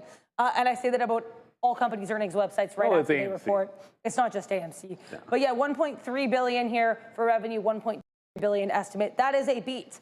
And thank you guys for all the support in the chat. I'm having fun. It's been a crazy day. We're stay awake and entertain you guys with some earnings. I already went over Albemarle in our chat. I typed it out, but it was a double beat, much better than expected. Loss per share, like way smaller than we thought, and sales beat. Yeah, and for those still looking, Hood's actually climbing up a little bit better. It's looking much better. But everything I was sort of saying about having good, obviously quality quarters and getting sold off, maybe we just don't apply that to ELF. I was mostly talking about the tech-related names that were doing it. But just to go further in the conversation, because I know there was some conversation in the chat, are we in a bear market, not? You have to remember, like when we pull back a little bit, or have a day where everyone's thinking, oh no, it's over, and then the first reaction, like we had that AMD taking us to the downside. S&P actually closed 11% to the downside. We pulled back a little bit, and we bounced off prior highs. The NASDAQ bounced off prior highs and closed green today. Like, you need more than that to declare we're in a bear market territory. Like, we're not anywhere close to that. What I simply say is, when you come in to trade tomorrow, like you're thinking about to buy the dip, it's really important, do the buyers step in after some of these reports? Like, I'm going to want to see that. I think that's really important. Like, when I look over at ARM, okay, like, it's holding up that bid. That's a very positive sign. This one's sold off going into this report. Okay, so if it ends up holding this bounce and makes a retreat to the high, then you just got a good value. I trimmed some ARM on the off chance that it actually would break this on the report, and then I could buy it back at like the 200 period moving average. Doesn't look like I'm going to get a chance to do that one with ARM, but mostly flat. It's up 3%, but it was up almost double digits. There's not much to the upside beating expected moves. ARM was expected 9%. It's up very slightly. There's names that are beating it to the downside. I don't think I've seen anybody. Maybe Snapchat, maybe Snap beats the expected move to the upside, but that's about it. Everything else is beating the expected move, and if they're doing so, it's a negative one. Snapchat, the expected move was 15%. It's through $9. It is up over 20%. It is well, you. Oh, I just realized after. I was like, why am I not Snap? Poetry slam style Snap. There you go. Oh, that hurt my fingers. Okay. Hurts your fingers to snap. Okay, it's because I injured. I think I've told this story before. I injured this finger, and then the Winnipeg doctors never did the right thing, so it just is constantly in a state of not a vibe. So I shouldn't have even tried to snap. But that sucks. It's what it is. I did that to my pinky. Oh, really? Yeah, I was playing flag football. I scored like a winning touch. We had a stacked team in this church. But you won. You won the shutdown. I was in this church league, which, by the way, like, we had a stacked team in this church league. We had some ring team, and I got the game-winning touchdown. But it was like I kind of like, it ricocheted off my finger, and then I caught it on the rebound and then ran 40 yards for the touchdown. And then after we were celebrating, like, this was like here and then down there is the best way to explain it. And someone pointed that out to me after the fact, and I was like, I'm fine, I'm celebrating. And then I looked at my hand and was like, well, that's not good. And then before I could even think about it, the quarterback of my team, who's not a doctor, by the way, he just kind of grabs it and is like, I'll put that back. And no. You probably do that. And so we just did that. And now this finger's kind of all messed up. So, but I can still snap this fine. But this is the name that's going. Maybe this is our squeeze du jour. Robinhood, a bit of a nothing burger and a disappointment, I would say, despite the fact that it's not cratering like Elf, Duolingo, and a couple of other names here. But Snapchat, lo and behold, is the strongest earnings name this afternoon. I think we have to mention here with Snap, once again, the Perplexity deal, probably not a bad thing for them either. Devon Energy, because I've seen some people ask, I do want to talk about it. DVN here, Q3 adjusted earnings $1.09 per share, above estimates of 93 cents. Sales $4.331 billion, above estimates of $4.23 billion. We have Ian Anderson saying, Root, guys, come on. Sorry, guys, there are a lot of earnings. We cover what we can. I do not even have the number is available on my platform. It just gives me a link to the earnings thing on their website, which, as I've said, usually those are not easy to access. So let's see here. Do I see the report? From what I'm seeing, it looks, I don't have too much here on Root. I'm seeing one person saying they're up 27% year over year for revenue. Net income, a little bit weaker maybe than expected, but that's all I'm seeing for Root. So unfortunately, I can't really give you those numbers because I don't have a reliable source for them, and I never want to give you guys bad info. That is always my number one goal here. Bumble did have earnings also, Neil, and they fumbled that a little bit on Bumble. Revenue was a beat. Barely, I guess, 246 mil versus 244.8 mil, down 10% year over year. Bumble app revenue down 10% year over year. Paying users, you guessed it, down 16% year over year. So, yeah, Bumble, I guess, getting stung a little bit there. We talked about Fortinet. We talked about, I don't think we talked about Dutch Bros. So I'll look into that, see if that one got a little bit caffeinated here. Yeah, so their non-GAAP earnings did beat here. Looks like revenue also beat estimates. Revenue guide 1.61 bill versus. 1.61 bill to 1.615 bill. That's above estimates of $1.6 billion for BROS. So now I think we've probably gone over everything at least once. Like I said, with Figma, mostly what I'm seeing here is how their numbers compared to estimates. I want to go over a lift here one more time because that one is getting lifted. Just very quickly, what was the EPS beat on Bros? On Bros, it looks like they, I'm seeing 19 cents. Okay. Non-GAAP though. So So there's always, that's the other thing too. There's always different versions and metrics of stuff. And I'm Bros was extremely expensive price to earnings going into this. I mean, like really expensive. Like their PE was over 100 on Bros, and their forward PE was like 60. So that's like a bad report. It's like really important that they beat on EPS. Yeah, well, and they even did beat. I just checked. Yeah, 19 cents. Very, very critical for them because obscenely overpriced when it comes to price to earnings for Dutch Bros. And it doesn't seem like they care about this. It's only up 3.5% on that beat. My guess is it's because the valuation is nuts. Yeah, I mean, sorry, I'm just looking here. Yeah, Harry Lou, we actually, first one we went over was Qualcomm, because Qualcomm came out at 4, and in fact, we already got the guidance while Sean was still talking on the main show. So it came out early, able to go over it again because it is a major name. Q4 adjusted earnings, $3 versus $2.88 expected, so that's a beat. Sales also a beat, 11.27 bill versus 10.7 bill expected. Double beat. Q1 EPS, they're guiding between 330 and 350. Lower end of that slightly misses estimates of 331, but like the midpoint's going to be a big beat there. And then sales, 11.8 bill to 12.6 bill. That is going to be entirely above estimates of $11.617 billion. So good look there. AAPL revenue up a whopping eye-watering 68% year over year, and EPS up 96% year over year. I just saw that in the corner of my eye. And I do want to say, like a quick note here for trading AAPL as someone who has done it. Always assume, A, this can move way more than you want it or hope it or need it to, and just, you know, try to hold a piece of dream. And I say this as someone who struggles with that, specifically for AAPL. And B, this thing is crazy. It's wild. Trust your gut. Go with your instincts. Trust your trading knowledge. Again, not for the faint of heart. Pretty sure it halted within the first few minutes the day after earnings last time. It wasn't earnings. It was actually the short reports. Oh, that's what it was. 3 short reports in like a 2-day span, 2 of them in the same day. It literally halted down. I was trying to get into a trade, and I'm like, why can't I see it? Oh, because it halted. Yeah. But yes, this is a $300 stock that halts. At the time, it was $300. You don't want, just be aware and be careful. I did go over Albemarle, but a lot of people want Albemarle, so go over it one more time. 19-cent loss per share, better than the expected loss of 78 cents. Sales, 1.3 billion versus 1.277 billion expected. Lift here, revenue in line with estimates, 1.69 bill versus 1.7 bill expected. That is up 11% year over year. Their EPS beat. Gross bookings for Lyft up 16% year over year. Active riders up 18% year. Gross bookings are expecting to be increased by 17 to 20% year over year. Guys, I really hope we were able to go over all these earnings for you. There's just a gargantuan amount of earnings. And for people wondering why L fell off the shelf, the guidance was, and I don't use this lightly, not very beautiful. I was going to say atrocious, but. You could say atrocious for that one. I think that's absolutely fair. I'd give Robinhood was okay across the board with a slight miss on crypto. Elf was disastrous. Duolingo didn't seem like it was that bad, but they got smoked anyways. ARM was kind of good, and a whole lot of other names. Look, when we get to the roll here, like I usually will say something like, you can type this into the chat, or when you jump in the chat to get your name read, make sure you hit that like and subscribe so you can do so. Thank a member of the team. Nah, this is going to be a get it, Adara, because this is the biggest earnings day in terms of raw names that report in each cycle. And Adara, you absolutely crushed it. So we got some roll call time. You know you want to hear, not me. It's going to be Adara here running your name in the chat. Jump in there and just say, get it, Adara, everybody. Right now. Thank you guys so much. I really appreciate it, Neil. I really appreciate it, Chad. I hope I got all of the major names for you guys. It's hard because not all these things I could find hard numbers on. Sometimes we just have metrics, but we always do what we can every single day.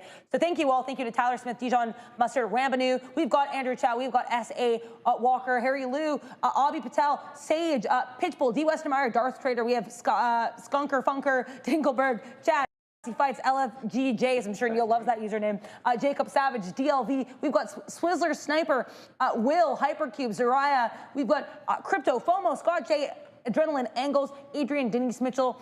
We've got Hinsey, Marlon B, Cloud C, Genghis Capital. I like that one. Sirac G, Merakis 100, and Mr. Easy Street, Larry H, a Yorkshire Pudding, Drop System. And we'll end here with Why Not. Thank you to Sean. Thank you to Neil. Thank you to Shree. Thank you to Joe. Thank you to Brendan. We've got Ramin, Fabian, Andre killing it in the technical side of things with production. And we've got Mark. We've got Randy. We have Rob. We have Russell. We have this whole team. Everybody you see, everybody you don't see, from us to you, for being here with us. And guess what, guys? There's another slightly less insane earnings slot tomorrow. I'll be here. Check it out. Absolutely. So with that, make sure you rest up. Another busy day coming tomorrow morning. And you know what we do. We bring you all the action in the market. This recap show has been brought to you by Beta Globex. We are Trader TV Live. We'll see you bright and early, 8:30 in the morning. Rest up. We got another busy one. Thank you very much, Dara.